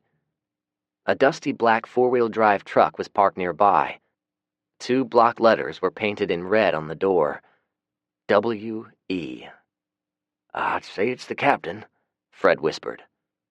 He handed the binoculars to Howard for confirmation. Howard took a short look and grunted. "Yep, that's him all right." He lowered the binoculars and looked at the two of us. "Are y'all going to kill him?" he asked. Fred shook his head. He and I had already discussed what to do if and when we encountered this man. Since Fred was leaving, we agreed it would be better if I tried to work something out with the man, even though we strongly suspected he was a nutcase. I looked at Howard. "When you first told us about him, Fred and I talked about it at great length. If we kill him, it might eliminate the possible threat, or it may instigate his group to come after us. We're thinking it may be better to form some kind of truce with him. Besides, I'd kind of like to hear what he says," I said. I pointed toward the captain. "How about I drive over there and introduce myself? Fred, you can take him out from here, I'm guessing." Fred nodded as he took the protective caps off of the lenses of his rifle scope. "Howard, is it agreeable with you?" I asked.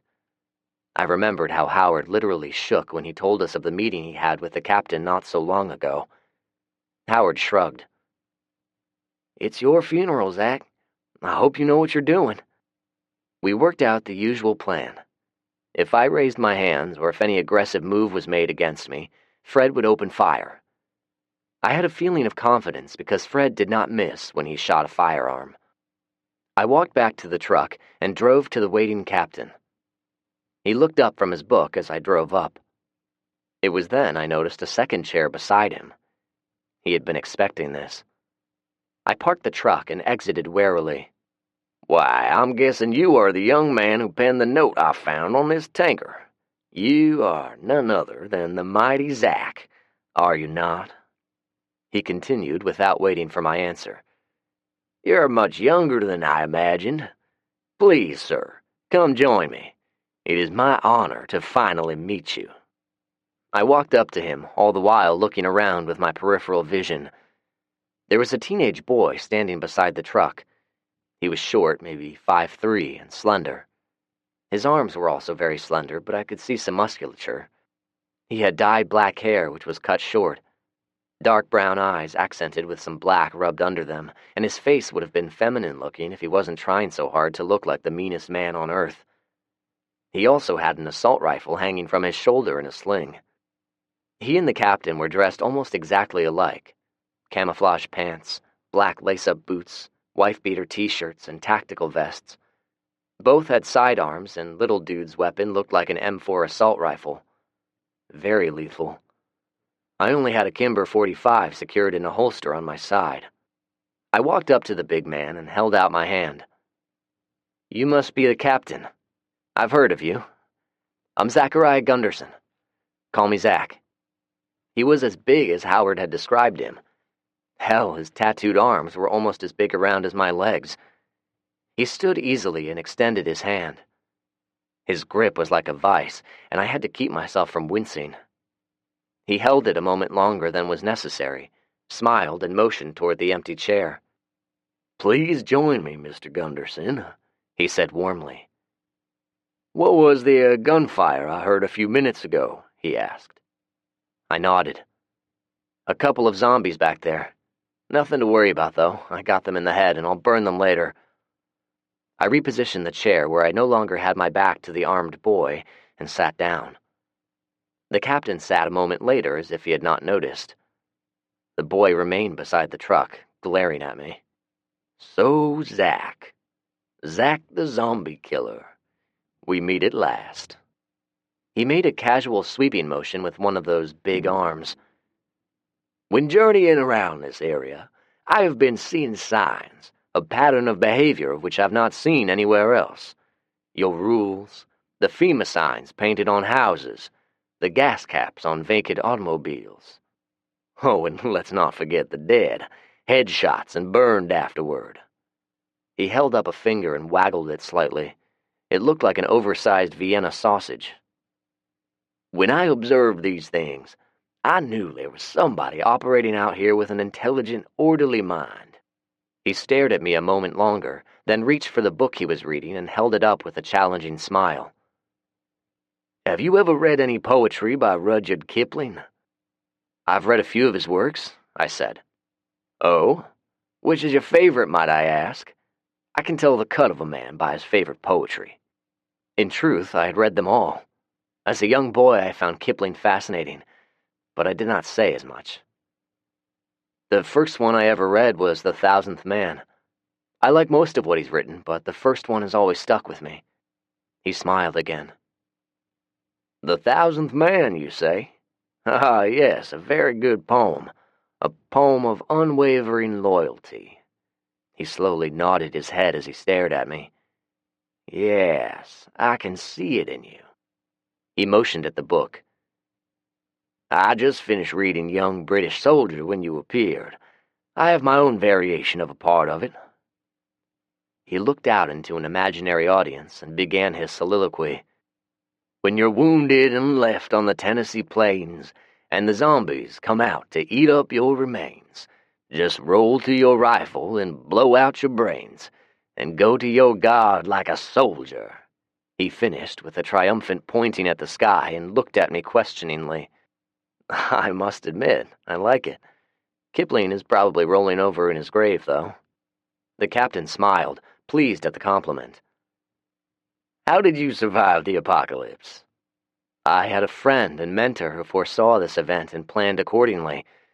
I suppose you could say he would be 1,000th man. The captain arched an eyebrow. Oh? I would like to meet a man of this caliber.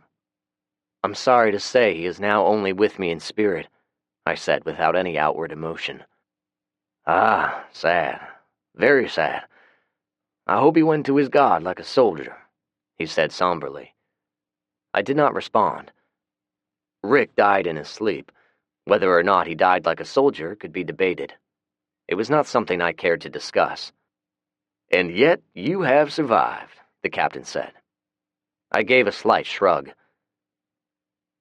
I can only guess I'm somewhat immune to the plague, as I would guess you and others are as well.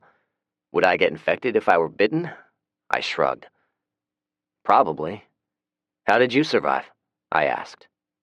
A group of us have a compound near Eagleville. When we saw the signs, we gathered together, put up barricades, and waited it out. You look like you have some Viking heritage. Gunderson. That's a Nordic surname, is it not? He asked. I nodded. My father's family is from Sweden. My mom was of British ancestry. Ah. He looked at me a moment before continuing. What is your opinion of this so-called plague? I thought it over before responding. It started with people displaying typical flu-like symptoms, fever, jaundice, and ague. A degradation of physical acuity followed, and then they would become extremely violent. The virus, along with the fever, affected the brain somehow. I'd guess the hypothalamus was greatly affected. The infected seemed to have diminished cognitive functions, but their extreme aggression and acute gross motor skills seemed to indicate a high level of adrenaline being pumped into the body. I took a breath. From the onset of the infection, the body tissue is breaking down and decomposing. It's my opinion that they will eventually die out. The captain gazed at me intently during my diatribe. Die out, you say? Interesting. He pointed at me suddenly. You should join my group, Zach. You'd fit right in. I grunted. I'm getting the impression you and your group do not welcome anyone other than Caucasians. The captain shook his head slowly. No, Zach, we don't. Now, don't get me wrong. I have no personal hatred of niggers, kikes, slopes, spics, ragheads, fags, or any other minority, but they don't belong with our group, nor do they have any place in my plans of rebuilding this world. I shook my head slowly. We're going to have to disagree then, Captain. In my world, using a disparaging term to label a group of people is just plain wrong. I pointed at his book. I believe Kipling agrees with the sentiment. The captain scoffed and waved the book around before tossing it in the weeds. Now, Zach, it is nothing but poetry after all. I would assert to you your rules are far more worthy in today's world than most poetry. He paused in reflection for a moment and looked back at the tanker. Someone had apparently tried to tow it off. All of the wheels had fallen off, and it was now sitting on the ground. I believe I have something valuable to add to your list of rules, he said. What number are you up to now? 10, I said. I had many more in my head and written in my notes, but I had not posted them as of yet. He held up a finger. A zombie rule. Zombies have no need for logistics. On the face of it, it's a very simplistic sentence, but like your rules, there is a deep meaning within. Think about it, Zach. Those things don't require food or water like regular humans. They don't need warmth on a cold night. They don't need sanitary conditions. They don't need medication or sleep. Hell, they probably don't need air to breathe. He pointed at the tanker. They most certainly don't need fuel. I looked at the tanker, wondering how I was going to get it back from him if he didn't want to give it back. It's a good rule, I said. We sat in silence for a long minute. I was wary of the captain. He was being downright cordial, but I suspected it was a facade. Plus, I was fully aware the chair he had waiting for me was strategically placed so his boy would be behind me. All I wanted at this point was to get the tanker and be gone.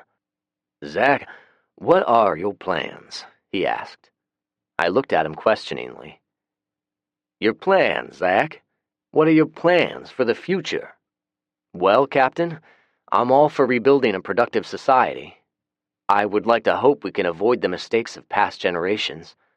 There's no need for pettiness, racial strife, or domination of one group over another. The people who have survived this apocalypse have far more important things to worry about. The captain clapped his hands once in mock glee. Spoken like a true idealist. He stood and stretched. It'll never happen, Zach. People are people, after all. They covet. They harbor grudges and ill will, sometimes for several years. Their petty egos and jealousies will never allow them to be satisfied with the social utopia you envision. I'm thinking you are an avid reader, Zach. Have you forgotten all of the history books you've read? The captain laughed without mirth. Ha ha, Mr. Gunderson. Your naivete is somewhat refreshing, but oh so misguided. I thought about what the captain was saying. I thought of Leon. I thought of Jason and his boys, men who had behaved exactly how the captain had said. They coveted what I had, and even tried to kill me for it. You have a valid argument, but I'm not looking for conquest. I only want a peaceful life. What do you think, Andy? He asked the boy. I think he's an idiot, the boy standing beside the truck opined. The captain looked at me as if I had been challenged. I shrugged my shoulders dismissively. However, there was something in the boy's voice. I looked at him and was met with a defiant glare. He gestured toward the tanker. That was very clever, Zach. We had no idea the lug nuts were missing until we tried to drive off with it. Is there any reason why I should give it back to you? The captain asked. He was smiling pleasantly, but there was a cold look in his eyes. Before I answer you, Captain, please allow me to ask a couple of questions. He waved a hand. How's your fuel supply? The captain shrugged noncommittally. It could be better. Do you have any tankers like this one? I asked. We have one. He paused a moment. We also have a storage tank back at the compound. Why do you ask? Bring that tanker to me, and I'll get it filled up with gasoline. The captain's eyes now peaked with curiosity. "Did you hear him, Andy? Zach here seems to know where a supply of fuel is." "Bullshit," Andy said. "So call my bluff then. What do you have to lose?" I challenged. The captain laughed. "Oh, I like you, Zach. I've not been amused in quite a while now. But you must tell me, where is this cache of gasoline? Do you have it at your own compound?" I shook my head. "Nope. It's in a fuel reservoir in downtown Nashville on the east bank of the river, near the old Titans football stadium, to be specific." The captain stared at me in amazement a moment, and then laughed uproariously. "Zach, it's impossible. There are thousands of zombies in the downtown area. I've seen it myself. I sent in a team a few months ago, and they were surrounded within minutes. They didn't make it, Zach. They were annihilated." I held my hands out, careful not to raise them. "I have a plan. It might even go better if you want to help out." He looked at me, unbelieving at first, and then with concern. "Do you have a cadre of soldiers, Zach?" he asked quietly. I did not answer directly. "I'm going to try it out with a small group. If everything goes according to plan, we'll gain access to the fuel. There are a lot of variables, and to be honest, it might not work, but I think we should try. I could use a few people with rifles." "What do you think, Andy?" he asked. "I think he's full of shit. He'll probably get eaten or blow himself up," Andy replied. "Did you hear that? My niece thinks you're full of shit." I glanced over at her quickly. Haha, so that explained it. He was in fact a she. I could see the feminine features now. She was very much a tomboy, but yes, definitely a she. The captain sat back down and pulled his chair closer. He leaned forward and placed his big, meaty hands on his knees. "All right, Mr. Gunderson. You've got my attention. Tell me your plan." Chapter 2. A Matter of Trust. "Don't tell me you trust him," Howard asked. We were standing around near the burned-out house. I told him about the conversation between the captain and me as Howard gathered some dead wood and debris. I shrugged. Short answer, no. Once I proposed my plan to the captain, he agreed to assist in the endeavor. He even helped me reattach the wheels to the tanker and shook my hand before driving off. I waited for 5 minutes before I drove away. Fred had been inspecting the tanker for any signs of sabotage. "I have to go along with Howard on this one, Zach. He can't be trusted." I nodded. "I agree, Fred, but in spite of the trust factor, I think we can pull it off. We're gonna need the extra firepower if we have any hope of getting into downtown Nashville. Besides, this will give us an opportunity to learn who and what we're up against." Howard chewed on his lip a moment. "You might have a point, Zach. Know your enemy. That's what one of them war generals said, right?" I smiled and nodded. "You're thinking if the racist bastard sees we're an asset, he won't try to kill us, like when I fixed his bus. Is that what you're thinking?" I nodded again.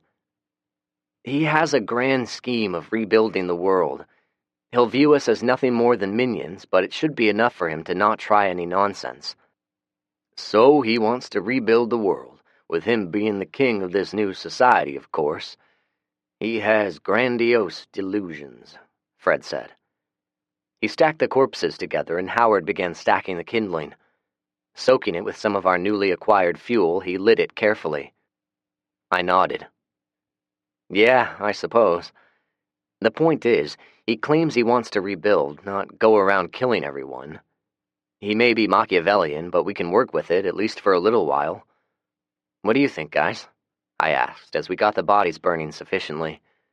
Both men thought about it as we got in the truck and started toward home. Fred pointed at the two of us as he drove. "You two decide, and I'll help out however I can. I'm leaving soon, and I don't know if I'll even make it back. So I don't believe I should have a vote on the matter." I looked at Howard, who shrugged noncommittally. "We need fuel, that's a fact." He rubbed his face. "I don't trust him. He's not right in the head, I'm thinking. But I'll go along with it if you think it'll benefit us, Zach." We ultimately agreed. We drove back to my farm with Howard chit-chatting about the weather. Fred was his usual quiet self. "It won't be long now," I finally said. Howard glanced at me. I had brought up the subject none of us wanted to discuss. "Yep," Fred responded. "I figure the day after we get the gas, I'll head out." He looked over from the driver's seat. "You two have been a tremendous help. Zach, you've thought of stuff I never would have dreamed of. Howard, you've got that truck in tip-top shape. I actually think I'm going to be able to make it thanks to you two." We were getting close to the turnoff to the driveway. He suddenly stopped the truck in the middle of the road. I thought maybe he saw some zombies or something and looked around hastily. Seeing no threat, I looked at Fred. He was staring straight ahead. "Give me a year. If I'm not back by then and you haven't heard from me, you'll know I'm dead. You'll know what to do." He was quiet then and then proceeded up the driveway without waiting for a response. I looked at him a moment and then stared out of the window. I wanted to say something, anything that sounded reassuring, but came up empty. We had planned, prepared, rehearsed, all in secrecy. Fred did not want the girls to know what he was going to do until the day he was leaving. I guess he hated long goodbyes. I watched him as he readjusted the guns on his hips. "If you're going to keep carrying your pistols, you might want to wear a set of shoulder holsters. Those holsters you're wearing now aren't meant to be worn by someone sitting in a car seat for hours at a time." Fred nodded. "I believe I have one sitting on the shelf of my closet. Good idea." I couldn't think of anything else. I stepped out and unlocked our recently installed gate. Fred drove through. We were at the house a few minutes later. Howard?" I asked as we got out of the truck. "Yeah, buddy." Howard looked at me as he stretched and wiped the sweat off of his brow. "Our garden is doing pretty good. In fact, we have some extra stuff. Now, please don't be offended, but we grew a lot of watermelons, and I was wondering if you wanted any." Howard looked at me with a serious expression.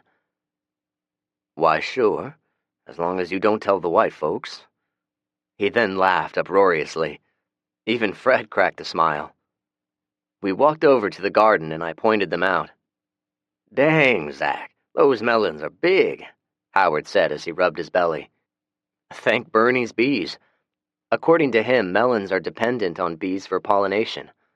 Oh, and the ample supply of cow manure is a good source of fertilizer." "Well, they sure look good. How many can I have?" he asked. I shrugged. "Help yourself. Hell, let's eat one now." We grabbed one and went to the front porch. Fred pulled out his Bowie knife and cut up a bunch of slices. We dug in, and within seconds we had juice running down our chins as we ate. The girls walked outside and gaped at us. "Look at you three slobs," Julie lamented. "I'll get some napkins." She ducked back inside the house. Fred cut Macy a slice and handed it to her as Julie came back outside with a handful of cloth napkins. "Dig in," he said. "The baby will love it." Macy smiled, sat on the steps, and took a bite. She spit out a seed a moment later. It landed at her feet. Howard got up from his chair and sat beside her. "Girl, you gots to learn how to properly spit out a watermelon seed. Watch the master." He took a bite, chewed a moment, and then spit a seed across the yard. Macy took another bite and mimicked his actions. The seed flew in an arc and landed a foot away from Howard's seed. He gave a deep belly laugh. "There you go. You're now an expert seed spitter." Macy smiled as she and Howard took turns spitting. Fred and I watched quietly while the three of them laughed in glee. "I want to spit too," Julie said laughingly. Fred already had a slice cut and handed it to her. She sat beside Macy, and the three of them took turns spitting seeds. Fred looked over at me and smiled sadly. I knew what he was thinking. He was downcast about leaving. After a few minutes of their antics, Howard stood. "I've got to be getting home, or else LaShonda will jump all in my ass. Thanks for the watermelons," Howard said. We helped carry the watermelons to his Hummer and bid our goodbyes. "I need to get home as well. "I'll see all of you tomorrow," Fred said. He started to walk toward his truck. He stopped suddenly and turned around. He walked back to the girls and took turns hugging them. He looked at Macy. "I think you're going to make a wonderful mother," he said before getting into his truck and leaving. Her cheeks turned a rosy red as she muttered thanks. The three of us ate a dinner of chicken with a mixture of canned vegetables. Our salt and pepper was running low, so we used it sparingly. "I'm trying to get my head wrapped around your plan," Julie said. Dabbing at my face with my napkin, I attempted to explain. "First, we'll recon the objective. If the plan is feasible, I'll call in fire support. That will be the captain's duty. He'll come rolling in with his bus, firing his machine guns, killing every zombie in sight. The trucks with the tankers will be following the bus. We bring them into the fuel reservoir, fill them up, and then follow the bus back to the rendezvous point," I said. "And you trust him?" Macy asked. "Up to a point," I answered. "Zach, what's stopping him from pointing those machine guns at you and taking the gas? Maybe even killing you to boot?" Julie asked. "I'm working out the details, but I think I have a way of avoiding that," I said. I finished my food and retrieved my notepad. "I'm all ears," Julie said. Macy snorted. I smiled. "It involves you and employing your sniper skills." I turned to the page where I had a hand-drawn map of the intersection of Old Hickory Boulevard and Nolansville Pike. The girls peered closer while I explained. Chapter 3. Operation Gas. The evening sky was hazy, overcast, and there were inky, ominous clouds creeping up from the south. I saw the faint glimmer of lightning and stopped the truck. I had been waiting for 3 days since the meeting with the captain for optimal weather conditions for what we were going to attempt, and I believed it was finally here. Howard Jr., or Lil H as we called him, looked at me when I stopped the truck. Seeing no zombies, we got out. We were on a bridge on Nolansville Pike. Mill Creek flowed under. I saw lightning again in the distance. "Listen, Lil H." I started counting off the seconds out loud. I got to the count of 7 before hearing the rumble of thunder. 7 seconds. The storm is about 7 miles away. We're going to wait a minute or two and then do the same thing over again. Do you know why? Lil H scrunched up his face in deep thought and then shook his head. "We're going to determine if the storm is moving toward us." Another flash of lightning illuminated the horizon. "Start counting." Lil H counted out loud as I had done. We heard the rumble of thunder when he got to 5. "It's getting closer," he said. "How do you know?" I challenged. "Because light travels faster than sound, and when the time between the lightning and thunder gets shorter, it's because it's moving closer," he said. I smiled and nodded. "All right, let's check the level of the creek." The two of us got out of the truck and walked over to the edge of the bridge. "What are you looking for?" he asked. I pointed at the water. "I'm looking at the water level of the creek," I pointed. "Do you see the marks on the bridge abutment?" "Yeah," Lil H responded. "I looked at those marks yesterday. The creek is up by about a foot, and it's going to keep rising, which is good for us." I put my hand on his shoulder and squeezed. "It's going to be raining soon. Time to put our plan into action." Lil H looked up at me and grinned. "All right." We got back into the truck and drove to the Allens' home, a former tire shop located at the intersection of Nolansville Pike and Old Hickory Boulevard.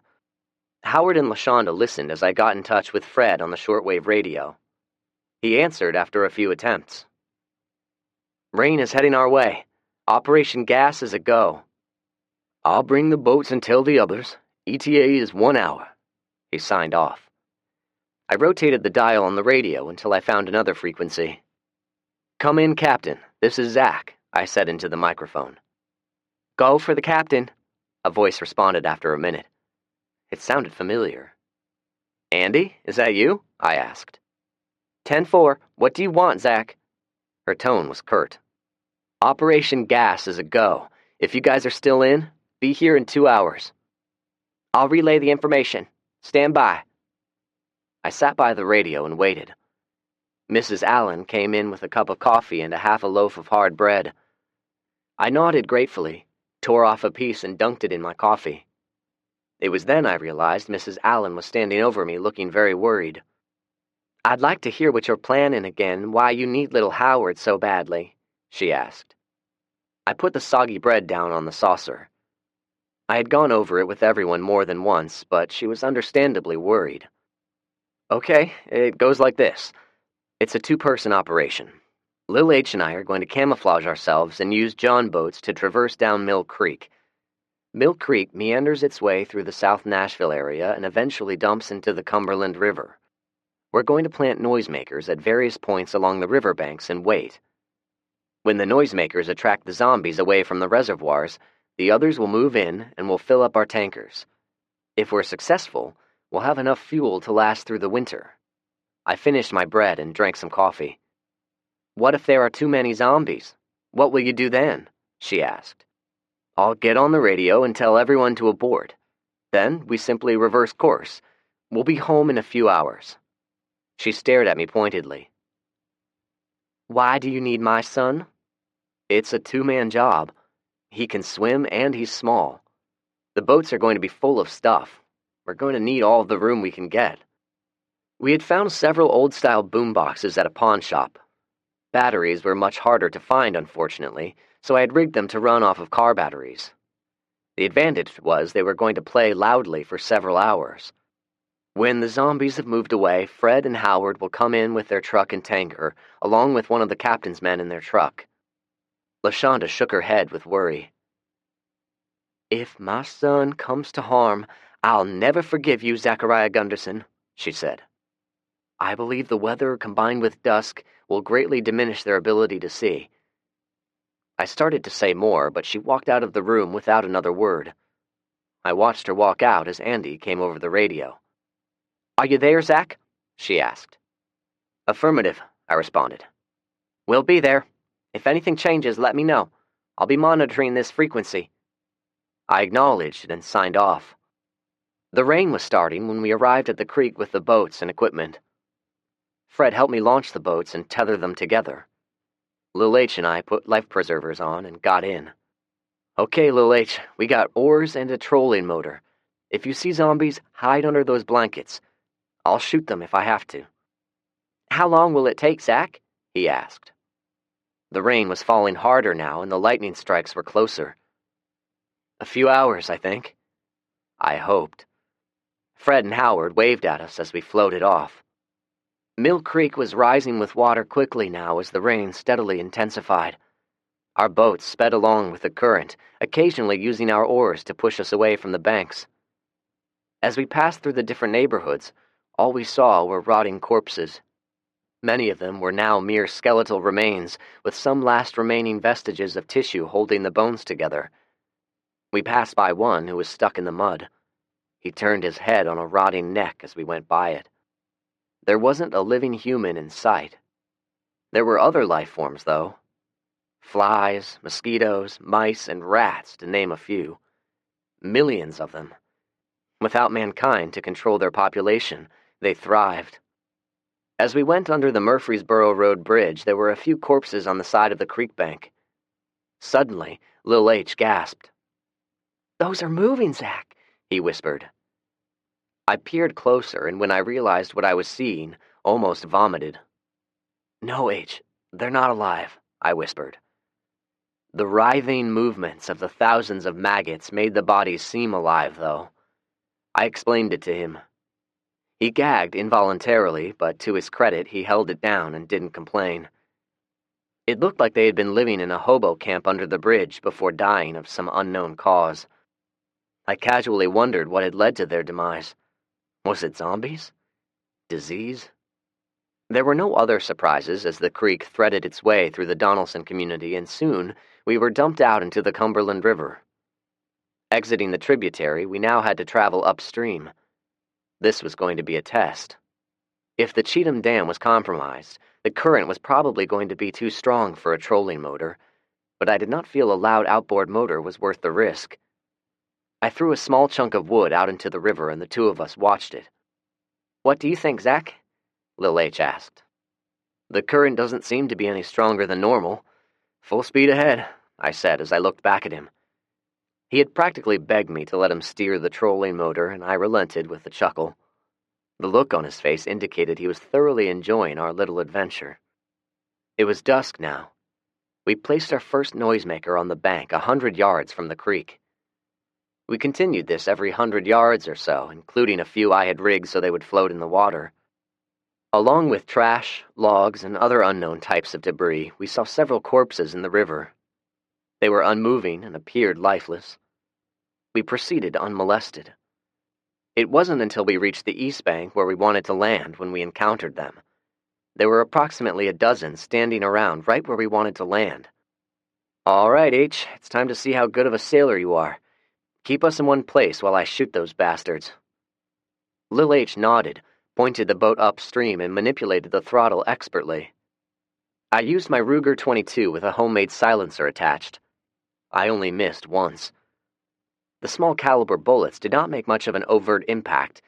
The only indicator was a small hollow hole suddenly appearing in their foreheads, and then they would slowly fall over.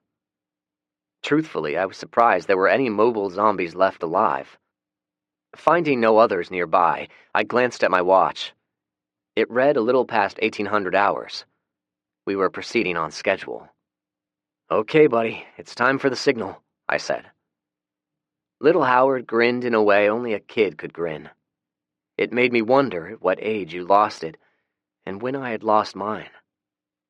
He reached down in the boat and retrieved a plastic baggie with a walkie-talkie sealed inside.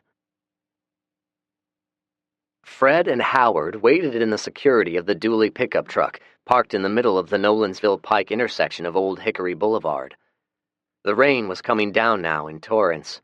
The sky was inky black and only lit up when there was a lightning strike. "So, you're really going to do it?" Howard asked. It was not the first time he had asked the question. "Yep," Fred answered, which was the same answer he gave on the 3 previous occasions he was asked. "California and back," Howard said, which was probably the 3rd or 4th time he had pointed out the obvious. "That's one hell of a trip, even when the world was normal. You say Zach has a route all planned out?" "Yep," Howard grunted. "Zach's a smart kid, isn't he?" Fred glanced over at Howard and realized he was the type who talked a lot when he was anxious. "He's smart, capable, and resourceful. Little Howard is safe with him," he said. "Yeah," Howard said quietly. "I'm just worried is all." Howard took a deep breath. "If it was one of my kids in Los Angeles, I want to go and get him, but damned if I know I'd be up to it. I'd be scared to death, Fred."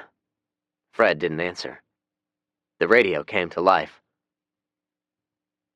"Come in, Zach." It was a distinctive voice with a southern twang. "That's the captain," Howard said. Fred picked up the microphone. "We're at the staging point. Zach hasn't signaled yet. Where are you?" "Who is this?" the captain asked in the tone of a demand. Fred looked at the microphone for a second and then looked at Howard. "This is Fred. Are you close or not?" Fred asked. There was a moment's pause. "We'll be there shortly. The rain is slowing us down." Howard chuckled.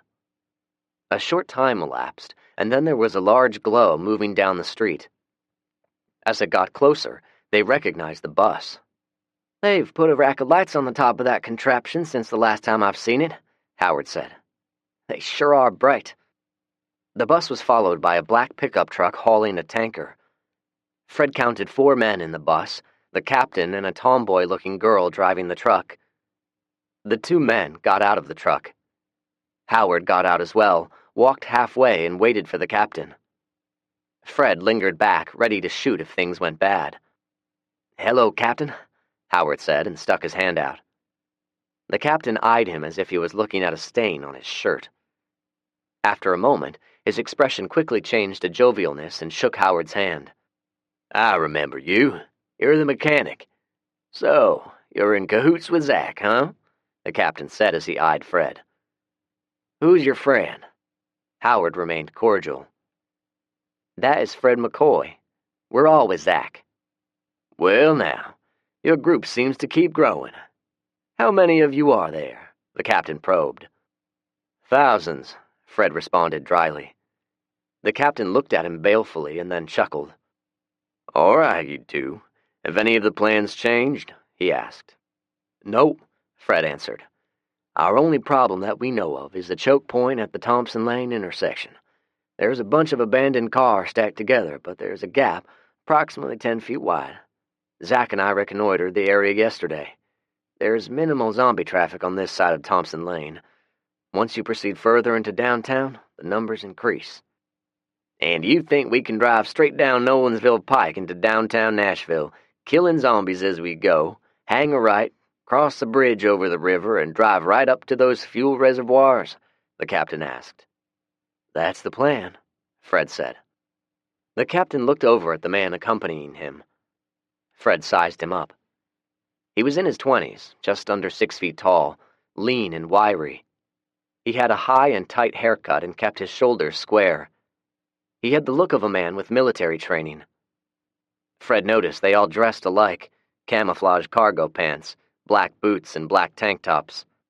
The radio crackled to life. Come in, Daddy. That's my son, Howard said. He hurried over to the truck and grabbed the microphone. What's up, little buddy? Zach and I are here. He says it's clear to come in, Lil H said excitedly. Howard chuckled. He sounds like he's having the time of his life. Okay, gentlemen, they're at the reservoir and it's clear. Are we ready to go? Most certainly, the captain said.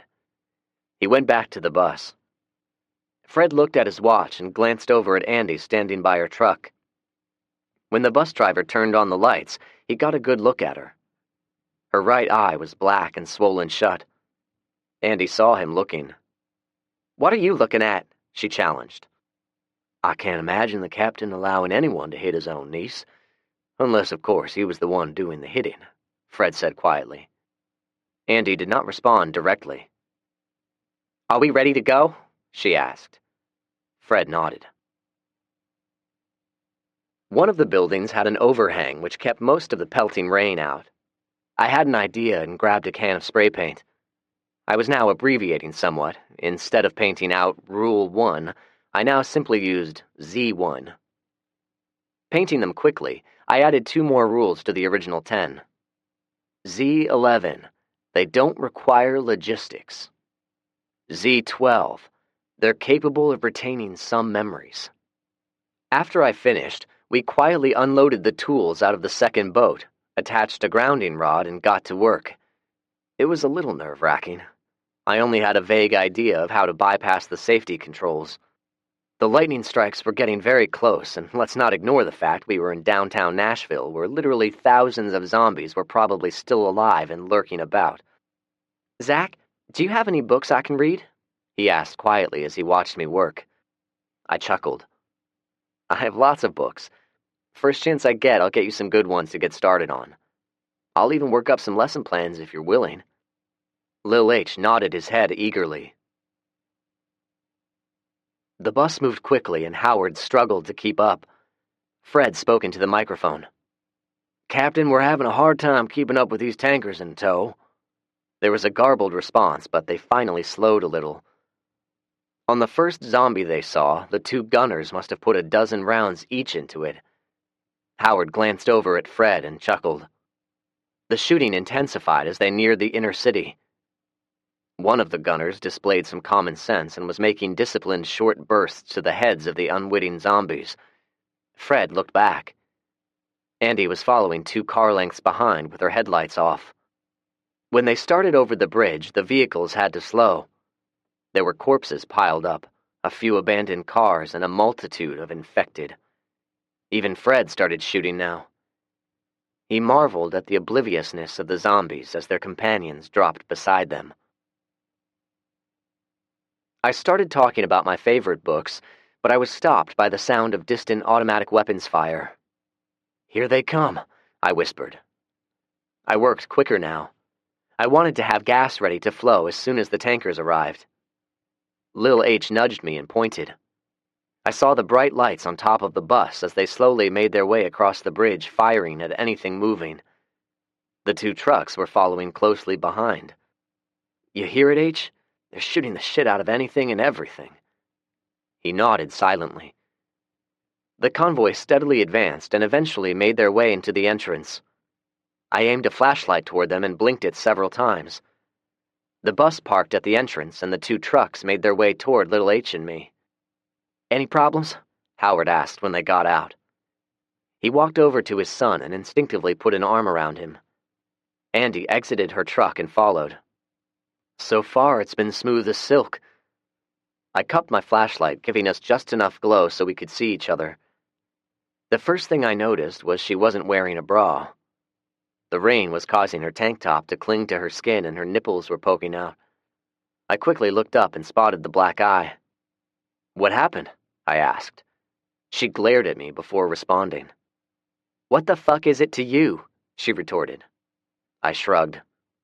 "Okay, forgive me for caring." I changed the subject. "Fred, can I get you and Lil H to stand guard?" He nodded. "Howard, drive the truck to that set of pipes down at the end, and Andy, follow Howard. Don't light any cigarettes." I was interrupted by Andy. "Let's get this over with unless you want to stand around jerking off all night," she said. Now it was my turn. Her attitude was pissing me off. "Get something straight right now. We do this my way. You do exactly what I say without your ridiculous remarks or get the fuck out of here. I'm done trying to be cordial with you. This is a dangerous operation we're about to attempt, and I'm betting you have no fucking idea what to do," I declared. She attempted to maintain her one-eyed glare, couldn't do it, and acquiesced. "Fine," she finally said. "Good." I went over my instructions again. When I was finished, Howard got to work. The loading platform of the fuel reservoir was designed to fill tanker trucks equipped with bottom-loading apparatus. Designed for safety, there were a few of the processes and safety protocols in which we were going to need to bypass. After a long 45 minutes, we managed to get fuel coming out of the pipeline and filled both tankers without blowing ourselves up. I kept eyeing my watch, but we were actually ahead of schedule. It took another hour to fill the tankers. I gave the signal and Howard shut the valve off. "All right, Zach, I think I'm going to leave everything exactly how it is so it won't take so long next time." I nodded in agreement as Andy watched quietly. I looked around and saw something I missed. "We're done here, almost." She looked at me questioningly. I retrieved the can of spray paint and added my initial at the bottom of the rules before tossing the can back into the truck. "Well, now we're finished." She smiled before she could help herself. "Are we ready to head out?" she asked. She had slung her rifle and was holding her arms around her. The rain had cooled things down somewhat of what would otherwise be a hot August night. "Yeah, we're going to load up the John boats and we'll be right behind you. I've got a windbreaker in the truck. Do you want to borrow it?" She quickly shook her head. "Okay, if you change your mind, let me know. We'll be ready in a minute." She stared at me for what seemed longer than necessary, and then jogged to her truck. "All right, Howard, let's get loaded up and get out of here." We stacked the 2 boats on top of each other in the bed of the truck and lashed them down. Then I gave a low whistle. Fred and Lil H jogged up and got in the truck with us. "Look what I found," Lil H exclaimed. He held up a black backpack. "What's in it?" I asked as Howard drove back over the bridge. We opened it up and looked inside. There was a couple of boxes of bullets, toiletries, some canned food, and a spiral notebook. I thumbed through the notebook. It appeared to be a personal journal. I put it back in the pack. I'd read it later. "How'd it go with the captain?" I asked. "A little tense, but otherwise okay," Howard said. Howard offhandedly pointed in the distance. "Lots of zombies still out there, Zach. We passed a lot of rotting corpses along the way, maybe thousands of them, but the captain and his crew still killed quite a few." I nodded. I was certain they would have all been dead by now. Fred offhandedly pointed at the bus. "He had 2 men firing those M60 machine guns. One of them had good fire discipline. He shot in tight, short bursts, definitely ex-military. The other one was reckless, probably shot 3 times the amount of ammo. I believe the captain drove. Oh, and there were a couple of them crouched down in the bus. I just happened to catch a glimpse of them, but they didn't do any shooting. Kind of odd, if you ask me. Like they didn't want us to know they were there. Are we still planning on standing them up at the rendezvous? Howard asked. Damn right, Fred responded. The man can't be trusted. I wouldn't put it past him to take our tanker at gunpoint and maybe shoot one or two of us just to show us who the boss is. Howard nodded vigorously, and I had to agree as well. I reached for the microphone. Come in, Captain, I said. Why, Zach, is that you? He responded. Yes, sir. The op was successful. Both tankers have been filled. How is it on your end? We're having a good old time here. I believe we terminated over 500 of them, he said. Roger that, sir, I said as I looked at Fred knowingly. Those boys of his must have fired over 1,000 rounds each, he said. We were hoping they would expend as much ammunition as possible. The captain's voice came over the radio again. Come in, Andy, he said. I'm here, she responded. I peered through the heavy rain and saw the outline of her truck a couple of 100 yards ahead of us. It looked like she had stopped in the middle of the street and was waiting on us to catch up. Are you good? The captain asked her. Yeah, we're more than good, she responded. I wondered if there was any code speak going on. The original plan involved meeting up with the captain back at Nolansville and Old Hickory Boulevard. The captain wanted to run a debriefing, and then we'd shake hands or something and go our separate ways. The three of us thought this might be an opportunity for the captain and his crew to take us out, or at the very least, steal our fuel. We wanted no part of it and came up with our own plan. We followed at the tail end of the caravan. When we approached the barricade at Thompson Lane, Howard stopped the truck and I quickly exited. Howard looked out through the mesh of hardware cloth covering the window. I sure hope he don't get pissed and do something to you. I don't think he will, I said. The truth was, I had no idea how he would react. Howard was worried, it was plain to see.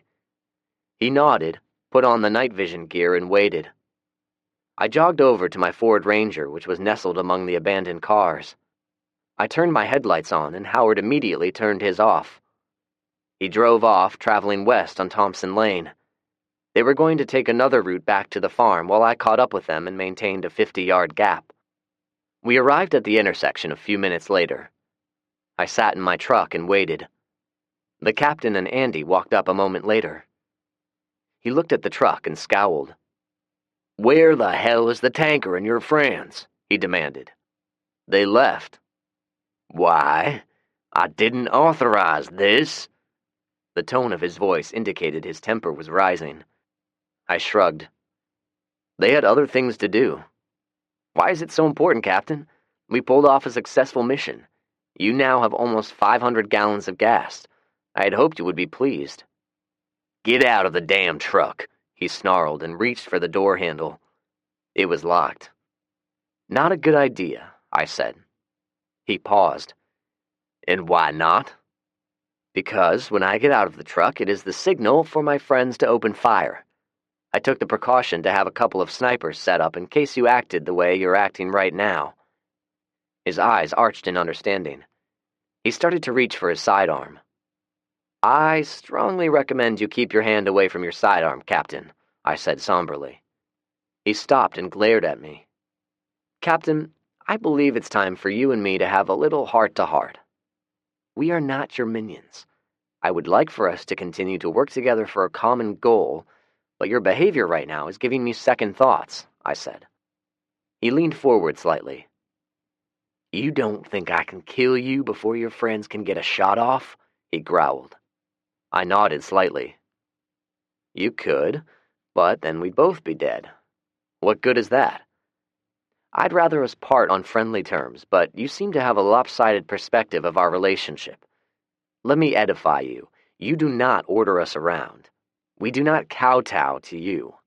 If you want 1,000th man, Captain, you must be one in return. I promised you fuel and we delivered. We don't owe you anything else. The captain glared at me a moment longer. He pointed one of his meaty fingers at me a moment and stomped off. He was met at the bus by two of his men, and it appeared they had a quiet but heated discussion. Andy lingered beside my truck. He's pissed. Boy, is he pissed, she said under her breath. Yeah, I suppose. He'll get over it. Andy stifled a chuckle. Are you and I going to be enemies now? I asked. She bit her lip as if coming to a decision. Do you know where College Grove is? She asked. Yeah, Henry Horton Highway runs right through the middle of it, right? She nodded. At the fork, where Horton Highway splits with Shelbyville Highway, there's a store. We cleared it of zombies a couple of weeks ago. It's abandoned now, and I don't think anybody goes around there. Would you meet me there in 2 days? At sunup, maybe? By yourself? I looked at her a long moment. Okay, if I can. She nodded and started to say something else. The captain yelled for her. She looked at me a moment longer and then ran back to the bus. I waited for them to drive away and then waited 10 minutes more. When I was satisfied, I flashed my headlights. Julie emerged a few seconds later with her AR-15. She ran to me and got into the truck. It looked like it was going to go bad for a minute. How'd it go? She asked. I filled her in as we drove home. Chapter 4. The Journal. This is the journal of Harold Boom Boom Walsh. I was at one time an aspiring medical student. However, due to unforeseen misfortunes, I had to drop out of college and found myself installed in the occupation of a deputy sheriff when the worldwide outbreak struck the city of Nashville in inexorable force. I watched in helplessness and fear as the inmates became infected. Oddly, 3 of us seemed to be immune. 2 of us had tower duty, locked away from the rest when they started turning on each other. Other deputies fled for their lives and abandoned us. We managed to separate ourselves from the infected and were thus safe. Safe being a subjective state of mind. In summation, Sherry, my other co-worker, and I found ourselves with over 100 infected inmates. They were confined in their cells, of course, so we were relatively safe. There were so many of the infected roaming the streets of downtown Nashville, we did not dare go outside. We tried several times, but quickly turned back lest we succumb to a most unpleasant death. We had taken inventory of the food wares and found we had enough to feed us for several months. The water was still running and we had generators, so instead of seeking escape, we elected to lock ourselves in the jail. It was safer. I have started this journal on the 2nd week of our self-imposed quarantine. The infected inmates have not eaten food nor drank any fluids during this entire time.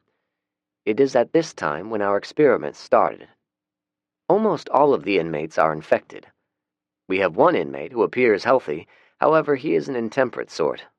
When I tried to check on him, he responded by throwing feces on me. I used a broom handle to slide his tray of food to him. He thanks me by throwing shit at me. The noises these things make, combined with the putrid odor, are enough to drive one mad. I hated it, but every time we attempted to go outside, the streets were roaming with those things. There were far too many. We were effectively trapped. Sherry and I broke open the evidence locker last night and found some marijuana. I think the weed, in combination with all of the moaning and shrieking, were the seeds for our idea. We had no idea why some people became infected and why others did not. There were many unanswered questions. Sherry thought of it first. I think there is an evil streak in her. She suggested we conduct experiments on the infected. She thought it would be amusing and a fun way to pass the time. I reluctantly agreed, but only because I thought it might help me understand this infection better. We started with sensory experiments. We would make noises at various ranges and at various distances. We would blink a flashlight on and off. We would use various things to induce motion stimuli. We tried to maintain scientific standards, but to be honest, we were lax. In summation, the infected inmates seemed to maintain most of their senses. Their sight, smell, and hearing seemed to remain intact with only a small amount of degradation. I've no idea about their sense of taste. The sensory experiments segued into other tests. We intentionally withheld food and water from them. It did not matter.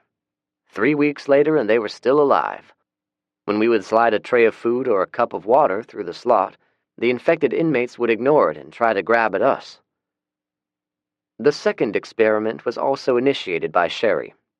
I had found the key to the armory and we had armed ourselves. Sherry had a Glock 40 caliber which she decided to experiment with. One of the infected inmates was a large, muscular gangbanger in his 20s. Sherry began the experiment by aiming her weapon through the food slot and shooting him in the shins. He seemed oblivious to the pain and had repeatedly tried to attack us by slamming against the cell door. She giggled like a schoolgirl as she worked her way up his torso. The test subject finally collapsed when Sherry shot him between the eyes. We left him lying in the cell. He didn't move for several hours. We finally got up the nerve to open the cell door and check on him. We confirmed his status. He was deceased. Our first experiment yielded the following conclusion. A headshot was the fastest method for killing one of these things. I found myself nodding and closed the notebook. I was intrigued, but I was also very tired. Julie had pulled a pillow over her head to block out the soft glow of the candle I had on the nightstand.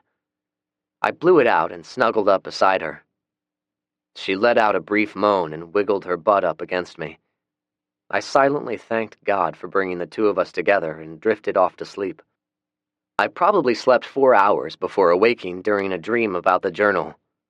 I guess my desire to read it had crept into my nocturnal rest and wouldn't go away.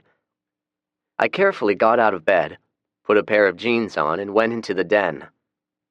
It was nearing the end of July, and it had been a hot summer. We only ran the air conditioner sparingly, so the house was warm and humid. I opened a couple of windows to let some of the cool morning air inside, lit a couple of candles, settled in Rick's old chair, and opened the journal to the page I had dog-eared last night. Our next experiment of sorts was an attempt to get two infected inmates to attack each other. Sherry and I donned riot gear, armed ourselves with taser shields, and entered a cell. Upon reflection, it was an ill-conceived idea, but an accidental experiment was performed.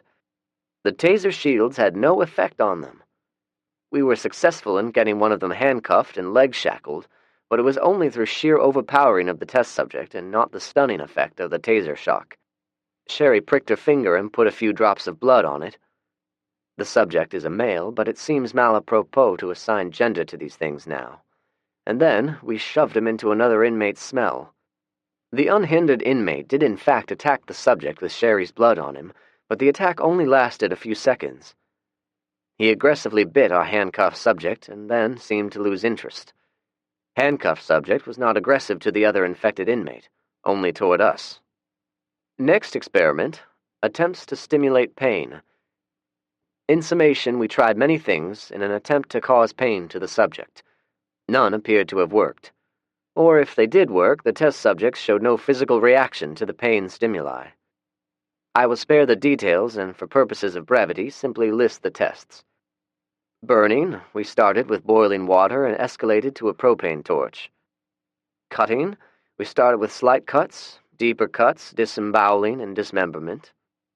Poisoning, the first phase was forcing drain cleaner down the throat of the test subject, and then we ejected the same subject in its arm. You could clearly see the caustic effects of the lye burning through the skin. No reaction to the obvious pain was noted. We attempted some other more intense pain stimuli. None of them produced a physical reaction. Hypothesis: whatever infection this is, it kills or neutralizes the section of the brain which reacts to pain. When our imagination of pain stimuli was exhausted, we moved on to other experiments. We attempted to drown a subject and locked one subject in a freezer with a supply of dry ice. Both subjects were rendered inert within comparably the same amount of time a live human would. We thought they were dead, but when they were exposed to air, they returned to consciousness within minutes. The test subject we put into the freezer was also frozen stiff. Within an hour at regular room temperature, the subject had thawed out to the point where it was at least partially ambulatory. It is at this point where we decided on another experiment. We used the frozen test subject. While it was still moving slowly, we strapped him down on a table. Once it was completely secured, we cut his skull cap off. Holy shit, I thought. Boom Boom and his sidekick Sherry were serious about their experiments. I took a break and went into the kitchen. I found a dark roast blend someone had already ground up. During one of our forays, we had happened upon a Starbucks cafe relatively untouched by looting or vandalism. We procured several bags of their products in various blends. It was a wonderful find. I had a coffee percolator rigged to a battery. I got it going, poured myself a good-sized mug, and walked back into the den. Macy had woken up. She made her way to the den and sat awkwardly on the couch. She was wearing a bathrobe, and with her large baby bulge, she was finding it difficult to keep the robe completely closed down below. I pretended not to notice. She still had lines on her face where she had been sleeping, but her hair was freshly brushed. Although her face was a bit puffier now from the weight gain, I grudgingly admitted to myself she was a very beautiful mom-to-be. "The baby has been kicking for the last couple of hours. I've given up on sleep." "What are you doing?" she asked. "Just a little reading while it's quiet." I looked down at my mug. "Here, I'll fix myself another." I handed it to her and retrieved a fresh mug. "Thank you," she said quietly when I walked back into the den. I sat back in the chair and pointedly ignored her. I had been to an autopsy once, back when I was in school. I remembered watching in fascination as the technician cut the scalp and then peeled it back over the face. She then used a small power saw to cut through the skull. I vividly recalled the distinct popping noise when the skull cap was pried off. I tried to repeat the process I had seen, although my tools were limited to a lock-blade knife and a Dremel saw. Although my technique was quite sloppy, I was successful in removing the skull cap without damaging the brain. The test subject remained alive, during this process. What we observed was startling. The brain itself was the color of obsidian, and it smelled like nothing I have ever experienced before. The spidery veins in the brain tissue were literally undulating, pulsating. I quickly backed away and put on my gas mask. Sherry laughed at me scornfully. "Zach?" I stopped reading and looked up to see Macy looking at me. She had managed to fold her legs in a ladylike fashion, which was good. The last thing I needed was Julie walking in while I was staring at my ex-girlfriend's crotch. "I know you hate me, but I wanted you to know how appreciative I am of living here with you two." She was speaking quietly. "I don't hate you," I replied in the same quiet tone. I had good reason to hate her, though, with every ounce of my being. I was hopelessly in love with her once. Not too long ago, or maybe a lifetime ago, she had dumped me. To top it off, her new boyfriend and his buddies gave me a harsh beating. My house was vandalized, my Facebook page was filled with cruel comments, and she had some critical remarks of her own to say about me. It was not a good moment in my life. Then the crazy pandemic set in. Society collapsed and our lives were turned upside down. Months later, we had a confrontation with some unpleasant individuals, and I had been shot. Fred and Julie were rushing me home when they happened upon Macy. She was alone, pregnant, and walking aimlessly down the road with nothing more than a suitcase for company. They took her in. If I had been the one driving, I doubted I would have stopped. She was still looking at me. I sighed. "You hurt me badly, but I don't hate you." She started to speak, but I held up a hand. "I believe I know what you're thinking. You're thinking we should talk this out, resolve our differences, forgive and move forward, all of that daytime television bullshit. Don't bother. I'm not interested." I started to resume my ignoring of her, but decided to say something else. "Why haven't you ever asked me how Jason died?" I asked. She looked at me stoically. "Julie told me what happened. I understand why you did it." I started to shake my head. Julie had not witnessed it. All she knew about it was what I had told her, and I had glossed over a few of the details. I opted not to go into it. Julie and you have become friends. I'm happy for that. One day, perhaps you'll catch me looking at you and I'll smile. I can't say it will ever happen, though, and I would appreciate it if you didn't try to force the issue. Macy looked at me a long moment before she spoke. "I understand, Zach." She pushed herself off of the couch and stood. "I think I'll get breakfast started." She started to say something else, decided against it, and walked into the kitchen. She returned a moment later and refilled my coffee mug. It was a nice gesture, but I needed some space, so I stepped outside. It was getting light out now. I sat in one of the rocking chairs and continued reading. We poked and prodded at various parts of the brain. We would be rewarded with the test subject displaying various muscle spasms or tics. The test subject would moan in a queer way, but never spoke or screamed. I must admit we should not have smoked any weed before conducting this particular experiment, but we did. We got a little carried away with the poking and prodding. At one point, we accidentally lacerated a section of the brain. A strange black-colored goo started oozing out. This seemed to amuse Sherry. She giggled as she made additional lacerations. The test subject died approximately 15 minutes later. I hung one of them by the neck. I left it hanging for 3 days. It would sense us when we were near, and its face would contort in primal anger. Question mark? I hung another one by his feet. Same results, although the subject's face turned a dark color as a result of the strange fluids settling. 2 days after dissecting the test subject's brain, I awakened to the sound of gunfire. Sherry had started shooting all of the infected inmates and even shot Dante, the uninfected inmate. I watched from the control room. I did not try to intervene. She had a strange look on her face, and, to be honest, I was concerned she might try to shoot me as well. When she killed the last one, she looked up at me as I watched her through the thick glass. The expression on her face was frightening. It was not the Sherry I knew. I sat in the control room the rest of the day contemplating what to do. Occasionally I looked out at Sherry. She stood in the middle of the day room, unmoving. It is dusk now. I've decided to make a run for it after sunset. Quite frankly, I'm frightened. There's something about Sherry that is not quite right. I think she may have become infected, or perhaps the strain of the situation has driven her mad. All I know is I've got to get out of this place and away from her before I'm killed or worse. I've loaded up a knapsack with as much food and water as I can, along with some ammunition for my Glock. My plan is to sneak by her, exit the jail, and take my chances on the street. My destination is my mother's house. She lives, or I should say lived. I had no delusions, I knew she was dead. In the 5 Points neighborhood. At a slow jog, I can get there in less than 30 minutes. The journal abruptly ended. I closed the spiral notebook and sat contemplating what I had read.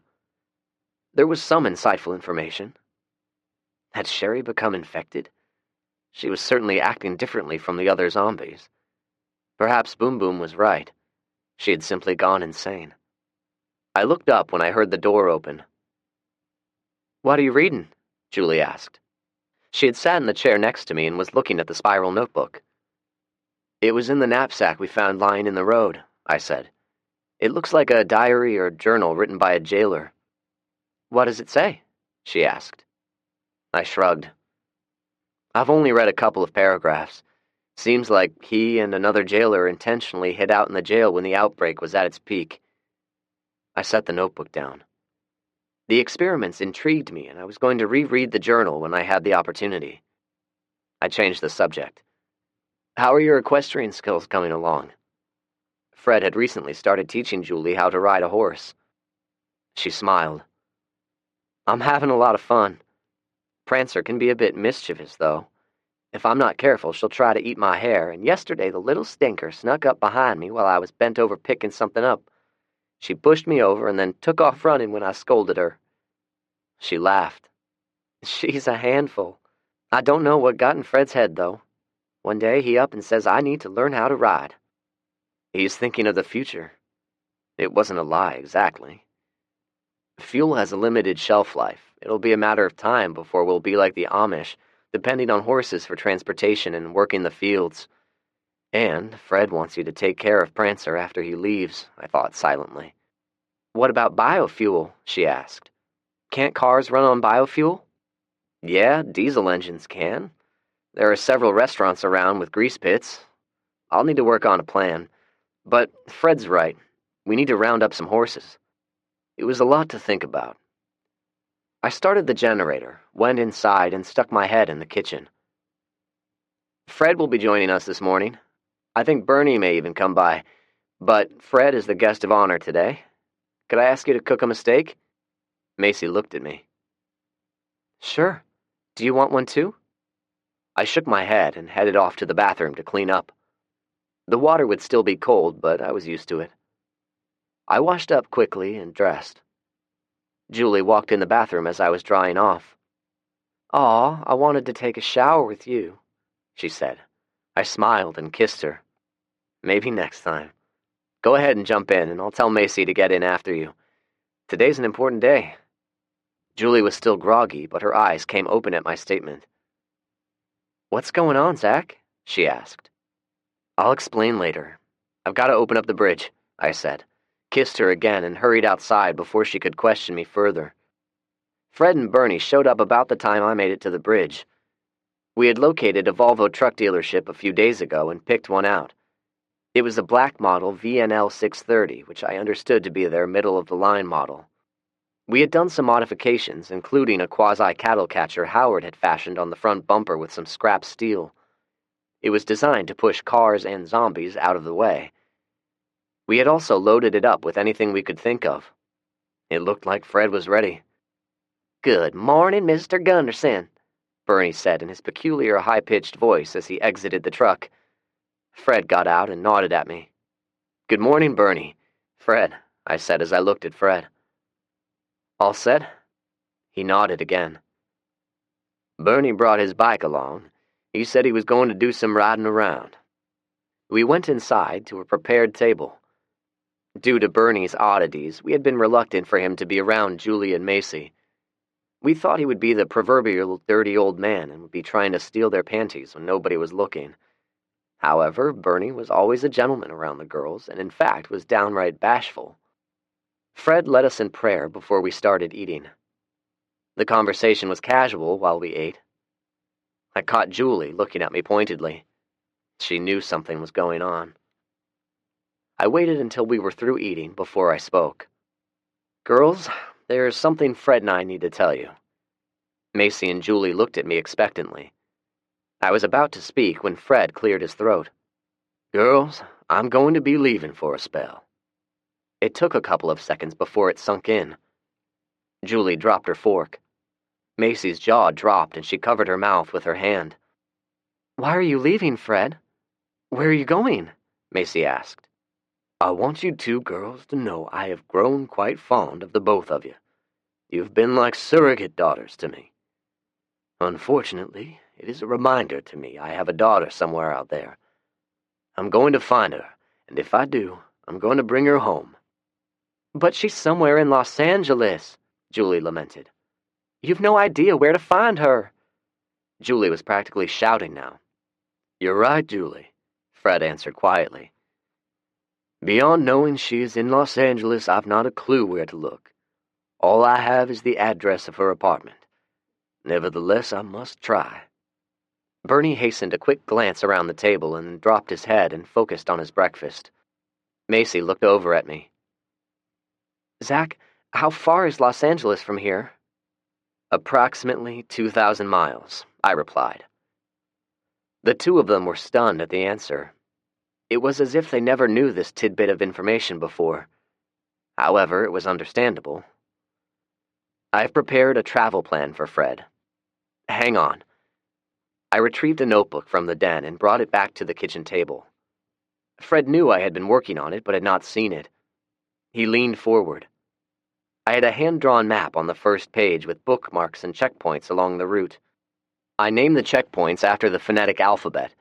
If you're able to contact us by radio, we can monitor your progress. Or lack thereof, I thought. I looked at the girls. The reason for the code is for security. We don't want someone listening in and determining where Fred is located. I gestured at the map again. This is the main route of travel. I looked over at Fred. I put an atlas in your truck and marked it with checkpoints. I expect you will encounter possible choke points along the way. The first major obstacle will possibly be the bridge over the Mississippi. It could be clogged with abandoned cars, trucks, you name it. I looked around the table. I've played around with the variables, and I believe Fred will be capable of averaging 200 miles a day.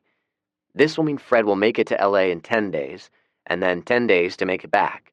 Possibly quicker because you'll now be familiar with the route and obstacles. I've given you a timeline of 30 days to search for your daughter. This is a minimum of 50 days. I've rounded it up to 60 days. I pointed toward where the semi-truck was parked outside. We've worked hard on the truck getting it prepared, I said, which was an understatement. The doors were stuffed with surplus Kevlar vests we had found at the police academy. There were dozens of them. They were old, which led us to believe they were used for training purposes. We had no idea if they were even effective anymore, but sometimes one must work with what you have. We had also salvaged some bulletproof glass from the teller's booths at a local bank. We had to jerry-rig brackets to hold them in place over the regular glass, but it would provide some amount of safety for him, although it didn't seem like it was going to be very feasible. We also created shooting ports for Fred in case he encountered hostiles. I outlined these upgrades. We also installed a ham radio so we'll be able to communicate, at least from time to time. There were bound to be dead spots. Julie was crying freely now. Suddenly, she jumped up and ran out of the room. The front door slammed a second later. I started to get up, but Fred stopped me. I met his eyes and understood. He needed to talk to her. I sat back down and watched him as he quietly walked out. Bernie cleared his throat. "Miss Julie needs to add some honey in her coffee. It'll calm her nerves." "Not now, Bernie," I said. "Just saying," he muttered under his breath. Fred found Julie sitting on top of Rick's Hill. It was an old Indian mound, but since Zach had buried Rick there, they had informally named it Rick's Hill. Fred worked his way up and sat beside Julie. "The not knowing has been eating at my soul, Julie. My only blood. The last living McCoy is out there somewhere. I can't sleep, and when I do, I have nightmares. My little girl is in danger, and I'm not there for her." Fred sighed heavily. "I'm probably already too late, but I have to try." "But we need you," Julie said weakly. Fred put his arm around her shoulders. "And I need you all. I have confidence you all will be okay. The young man you are in love with is quite capable, in case you didn't already know it. I'll only be gone a couple of months. Y'all will be fine." Julie sobbed for a couple of minutes. "I know I'm being selfish." Fred squeezed her tightly. "Will you be okay?" she finally asked. "I'll be fine, baby girl," he said. In truth, Fred was scared. Fred squeezed her again. "I need you to be strong for me." After a minute, she looked up at Fred. "Okay," she finally said. I stood in the yard and watched the two of them start walking back from Rick's Hill. I hoped he had calmed her fears.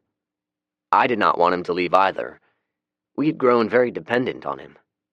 He was quiet-natured, stoic, a calming force during turbulent times. When he told me what he had in mind, I told him he was condemning himself to a certain death. He asked me what I would do if I were in his situation. I couldn't answer. Instead, I got a fresh notepad and we started planning. Now, here we were. I heard the door open. Macy and Bernie walked outside. "Is everything okay?" Macy asked. "It will be. We're going to have to adjust without him being here," I said. "Do you think he'll be able to find her?" she asked. "It seems like an impossible feat, but if anyone can do it, Fred can," I said. Bert grunted in agreement. "A most impressive man, Fred McCoy is. Most impressive," he said. He glanced at Macy and then averted his gaze. "I stored a large jug of honey in his truck. It'll help. Honey prevents dropsy, you know." Macy stifled a chuckle. I looked at her and almost smiled, but stopped myself. We waited for them as they made their way back to the front yard. Fred looked at all of us and gave a reassuring smile. "I guess it's time for me to start off on this journey," he said. Bernie grunted in agreement. Julie and Macy nodded with tears streaming down their pretty faces. I was feeling a little emotional as well. I held back the tears and shook his hand instead. Bernie did as well. Fred hugged the girls and walked over to his truck. He opened the door and looked back. "I would be most appreciative if all of you would look after Prancer. She's never been alone before, and she might get a little apprehensive." "I promise I'll take care of her," Julie responded. Fred looked at us and nodded. I thought I detected a bit of sadness in his eyes. Bernie untied his bicycle off of the back of the truck and moved out of the way. Without further ado, Fred got into his semi, started it up, and drove away. The exhaust noise of the large diesel engine concerned me. It was loud and was bound to draw unwanted attention, but there was nothing we could do about it. We all stood together, waving at Fred as he drove out of sight. The ensuing silence was heavy, awkward. I think we collectively missed Fred before he was even out of sight. "I believe I'll ride around and see a bit of the countryside on this end of the county," Bernie said quietly. "That's how I met Fred, you know. He's a fine man." He hopped on his bike and pedaled away. Chapter 5. Fred's Journey Begins. With no small amount of trepidation, Fred got into his brand new and highly modified Volvo truck, waved to his friends, and headed out. He caught one last glimpse of them in the driver's side rearview mirror before they disappeared from sight, and wondered if it would be the last time he ever saw them. Surprisingly, Fred encountered very few obstacles other than numerous potholes as he made his way to Harding Place. When he got to Bellevue, a once thriving section of West Nashville, comprising a rich mixture of commercial enterprise and residential neighborhoods, there was a substantial increase in the number of corpses. They were everywhere, hundreds of them. No, there were thousands of them. They were strewn in the roadways, in the front yards of houses, sitting immobile in abandoned cars. They were in the advanced stages of decomposition now. Even so, the stench was still nauseating. Zach would be hard-pressed to fulfill rule number 8, burn the corpses, Fred thought with a wry smile. The big tires of the Volvo squashed a rat as he continued west on Highway 70 and made his way toward the city of Dixon. It was at the intersection of Sawyer Brown Road when he spotted a group of zombies. There were approximately 20 of them standing in the road. They had massed together, as they seemed to do, and were already working their way toward him. Fred decided this would be a good test for the cattle catcher Howard had mounted on the front of the truck. He slowed to 5 miles per hour and barreled through them. It worked as intended. All of them were pushed to either side of the truck. None was caught under the tires or undercarriage. Several miles seemed to have gone by quickly. It wasn't until he got to the city of Waverly when he encountered another human. "Mr. Truck Driver, do you have your ears on?" It was a voice on the CB radio. It was a deep baritone, as if it was emanating from the diaphragm of a very large man. The strong southern twang left no doubt this man was a country boy. Fred looked at the radio in surprise for a moment and then hurriedly grabbed the microphone. "I am, and hello," Fred replied. "What's your handle?" "The name's Fred. Fred McCoy." "They call me Big Country, Mr. McCoy, and I am pleased to talk to you. But I have to ask, what are you doing in our neck of the woods?" Big Country asked. "I'm passing through, sir, on my way to find my daughter," Fred explained about his dilemma with his missing daughter and using side roads in order to avoid the massive traffic jams on the interstates. "Yes, sir, Interstate 40 is clear here and there for a few miles, and then you have major roadblocks. Mr. McCoy, would you like to park a spell and socialize with us? We don't have a lot, but we can feed you." "I'm much obliged, sir, but I believe I'll wait and catch you on the flip side." "I understand, Mr. McCoy. Have you encountered any other survivors?" "I have." Fred told Big Country about Zach. "If you're ever in the South Nashville or Franklin area, give him a shout on the CB. If he's around, he'll answer. Tell him you know me and he'll take care of you." Fred also gave him the ham radio frequency they monitored. "I appreciate that, Mr. McCoy. You're going to be good until you get to Huntington. When you get there, you're going to encounter a roadblock, You tell those fine folks you and I are friends, and you'll be just fine. Chapter 6. An Appointment with Andy. After dinner, the three of us spent the rest of the evening preparing and canning vegetables. The summer had been relatively mild with lots of rainfall. The result was a bountiful crop. "What time do you meet the dike?" Julie asked. Macy giggled. I frowned at the both of them. "Sunrise." "Are you going to take her a present?" Macy asked teasingly. Julie laughed this time. They ganged up on me frequently these days. "Yeah, go ahead and yuck it up," I said. We finished canning at around 9 and went to bed. I was snuggled up against Julie. I was comfortable, tired and about to doze off, but she decided this would be a good time to talk. She turned around and started kissing me. "Zach," she said. "Yes, sweetheart?" I mumbled. "Let's talk about Macy." I opened my eyes now and looked at her. "You want to talk about Macy right now?" I asked. "She thinks you're going to kick her out after she gives birth," she said. "Are you?" In fact, I remember suggesting it not too long ago. "Wasn't that the plan?" She started rubbing my chest. She knew how much I liked it when she did that. "She has nowhere to go," she said. I smiled in the dark. "You want her to stay here?" I phrased it as a question, but I already knew the answer. "Don't you? She's been really helpful, and I've seen how you act around her. You're nice to her. You're a little aloof toward her sometimes, but you're nice to her.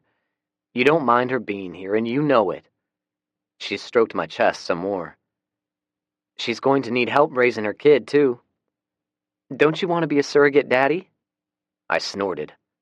"With Jason's kid? I'd rather not." Now she sat up, causing the blanket to fall, exposing her breasts. I always stared at them. They seemed to have a hypnotic spell on me. "It's not the kid's fault, Zach. Besides, what if it's your baby?" My eyes widened and my jaw probably dropped. I lost all interest in her breasts, which I thought would never happen. Julie put her hands on my shoulders. "Do the math, Zach. You two hooked up in late November, right? Perhaps about 9 months ago?" I was shocked to the point where my brain was going into vapor lock. I had to count on my fingers and then counted twice more. "What does Macy say? Does she know?" "She doesn't know, and she's scared to death of how you may react," Julie said. Julie lay back beside me and put her head on my shoulder, which caused her breasts to be pressed up against me. Okay, I liked her breasts against me even better than my chest being rubbed. "Do you want her to stay?" I asked. I felt her head nod. "Okay." Julie sat up again. "You mean it?" I nodded again. Julie responded with another kiss. "You won't regret it, Zach. Fate has thrown all of us together, you know? We're a family now." She snuggled closer now, kissed me harder, and put a leg over my waist. As tired as I was, I could not resist her wiles. When I finally did go to sleep, I was out like a light. College Grove was a sleepy little community in between Eagleville and Nolansville. It grew up in a fork in the road and eventually became the intersection of two state highways. I sat in the parking lot of the old country store watching the sun come up. There were approximately a dozen corpses on both sides of the road. I drove close to a few of them and saw distinctive bullet holes in the head. None of them had been burned, though. The putrid stench had all but abated.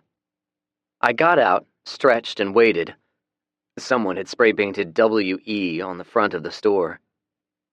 I peeked inside, and as expected, the store had been completely looted. Andy drove up as I poured a cup of steaming coffee out of my thermos. She parked a few feet away, looked around everywhere, and then stared at me. She was driving a Jeep Wrangler with a few modifications. There was a rack of large lights mounted on top, a winch mounted on the front, and everything had been spray-painted flat black. There were the same letters stenciled on the doors. I saw a couple of radio antennas as well. I waved. She got out and tentatively walked toward me.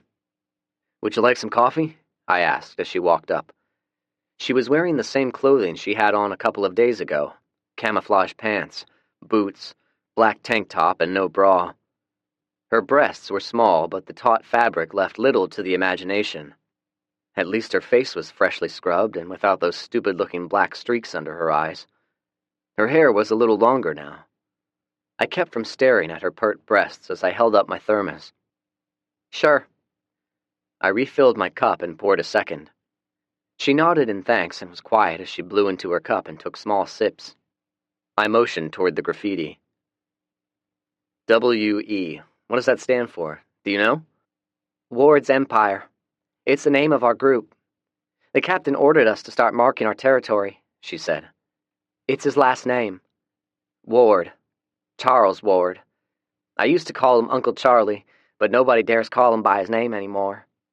I grunted. Any opinion I had of them claiming territory I kept to myself. I changed the subject and pointed toward the back of my truck. "We got lucky with our gardens this summer.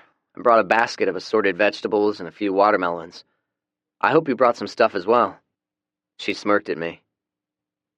"Yeah, I figured you'd want something in trade. I brought some reloading equipment and some weed. Do you get high?" I shook my head. "I don't get high, but I can always use reloading equipment. Fred believes marijuana would possibly be a good trading commodity.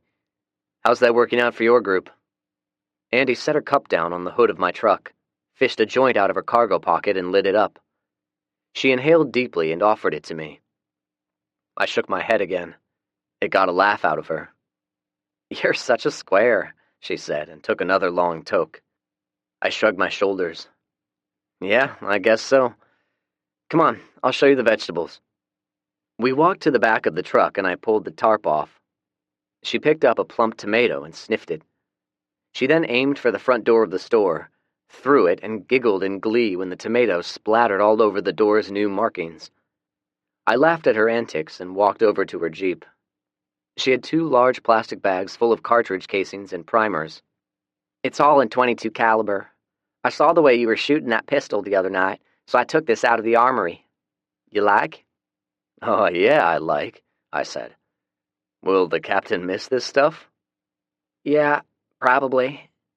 She inhaled and held it in as long as she could before exhaling. "Wait, does he not know you're here meeting with me?" I asked. She shook her head. "It'll be our little secret." She grinned and took another toke before continuing. "We've not traded with anyone. When we've encountered survivors, they're scared shitless of us. They give us what we want or they run and hide.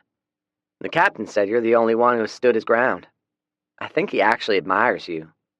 She smoked some more and smirked. "He was pissed the other night when you guys didn't meet up with him. He thought it was disrespectful." "Was he going to rip us off?" I asked. Andy shrugged and chuckled. "Probably."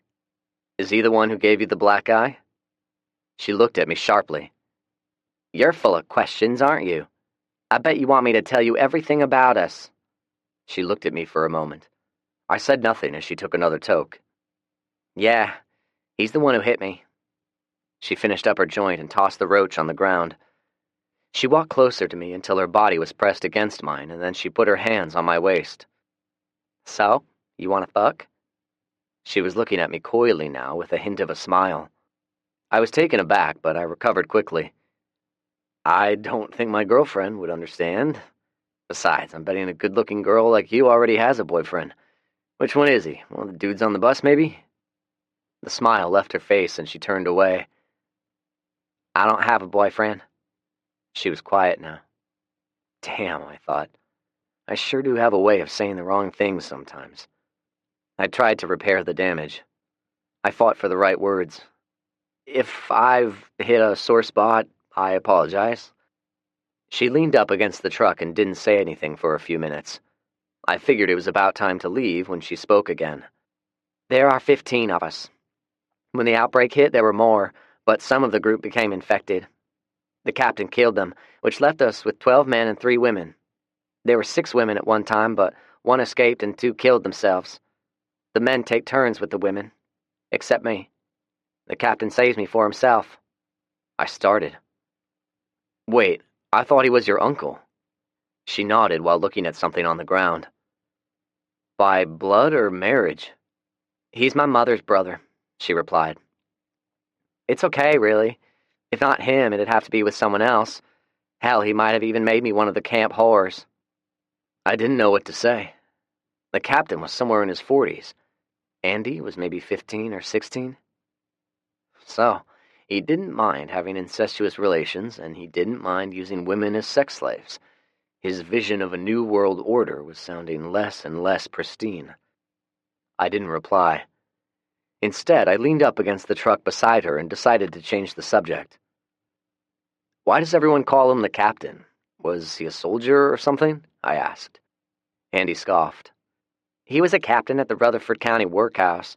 He's never been a soldier. There's one dude in our group who was a Marine. Andy saw me frowning and laughed. Don't underestimate the captain, though. He's ruthless. Oh, I've no doubt. I gestured with a hand. Why'd he hit you? Andy fished another joint out of her cargo pocket. Because that's what he does, she said as she lit it. She took a couple of puffs and then inhaled before continuing. Maybe I looked at him wrong. I've stopped asking. Sometimes asking will get you another backhand or worse. I could see her eyes watering up. She turned away and dabbed at them quickly. I was going to ask her more, like if she thought her uncle was a nut job, but I held off. After all, she may still believe in him and was merely being a rebellious teenager when she wanted to meet with me. After a moment, she seemed to have regained her composure. So, tell me about your group. Are you the leader? She asked. We're a very small group, and we have no hierarchy of leadership. We work together in order to survive, and we have no interest in conquest. I motioned toward the back of my truck. We're attempting to set up trade networks with the survivors. Which reminds me, you said you guys have encountered other people. Can you tell me about them? She shrugged as she smoked her joint. Yeah, we've only seen a few people. You, the black family at the tire shop. There's a man with a couple of kids living in a house on Rocky Fork Road. He said his wife is dead, but the captain thinks she was hid out somewhere. We've been through some businesses in Eagleville. When we've gone back, it's obvious someone else has been there, but we don't know who. They've been doing a pretty good job of hiding from us. George, he's one of the Marines, is going to set up a patrol to catch them. What then? I asked. Andy shrugged her shoulders. I imagine the captain will make them an offer to either join us or pay taxes. If they refuse... She shrugged her shoulders again and then looked at me. They've been trying to find out where you live, too. I nodded in understanding. Fred and I had already figured as much. We talked some more about inconsequential issues, mostly about where we went to school and if we had any friends in common. We didn't. Andy noticed me looking at my watch. Do you have a date waiting? She asked. I looked up. What? Oh, no, I just have a lot of work to do back at the farm. Andy looked at me. I couldn't read her face. Can we meet again in a few days? She asked. Sure. How about a week from today? If either of us can't make it, we can call on the radio. She shook her head now.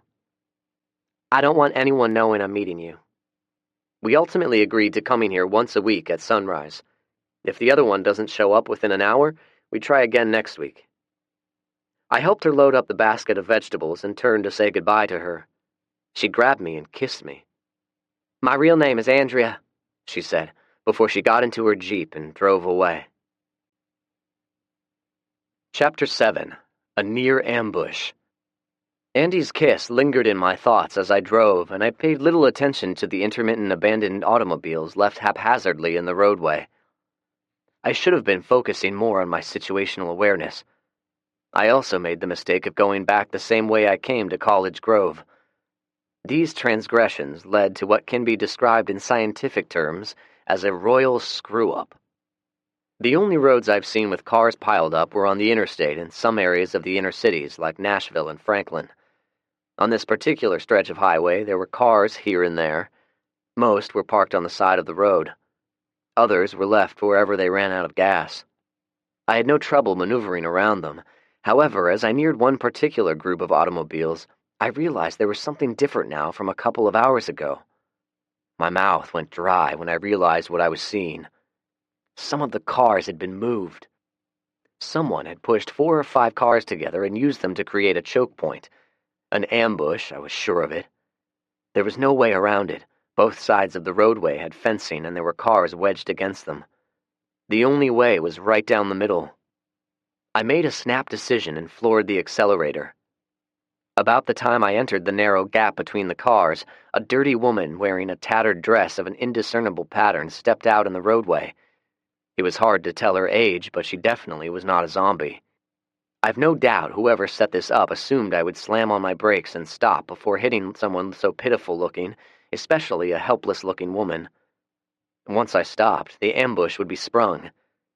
The only problem was I remembered at least 2 movies with this exact same scene. I never let off of the gas. Her facial expressions told the story. First, a tale of downtrodden woe designed to induce pity. It quickly changed to realization and then terror as I bore down on her. She was catapulted up in the air and knocked forward approximately 20 feet before landing on the asphalt. I ran over her body as I sped off and leaned down in my seat. A few shots rang out, and I heard a couple of distinct thuds from the impact of the bullets. Another thump and my rear window shattered. There was no doubt the woman was dead or dying. I was disgusted and angry with myself. When I was about 500 yards away, I slammed on my brakes and skidded sideways to a stop. It was time for long-range work. I grabbed my trusty Winchester and exited the truck. Macy's late boyfriend Jason had damaged the scope on it in an attempt to kill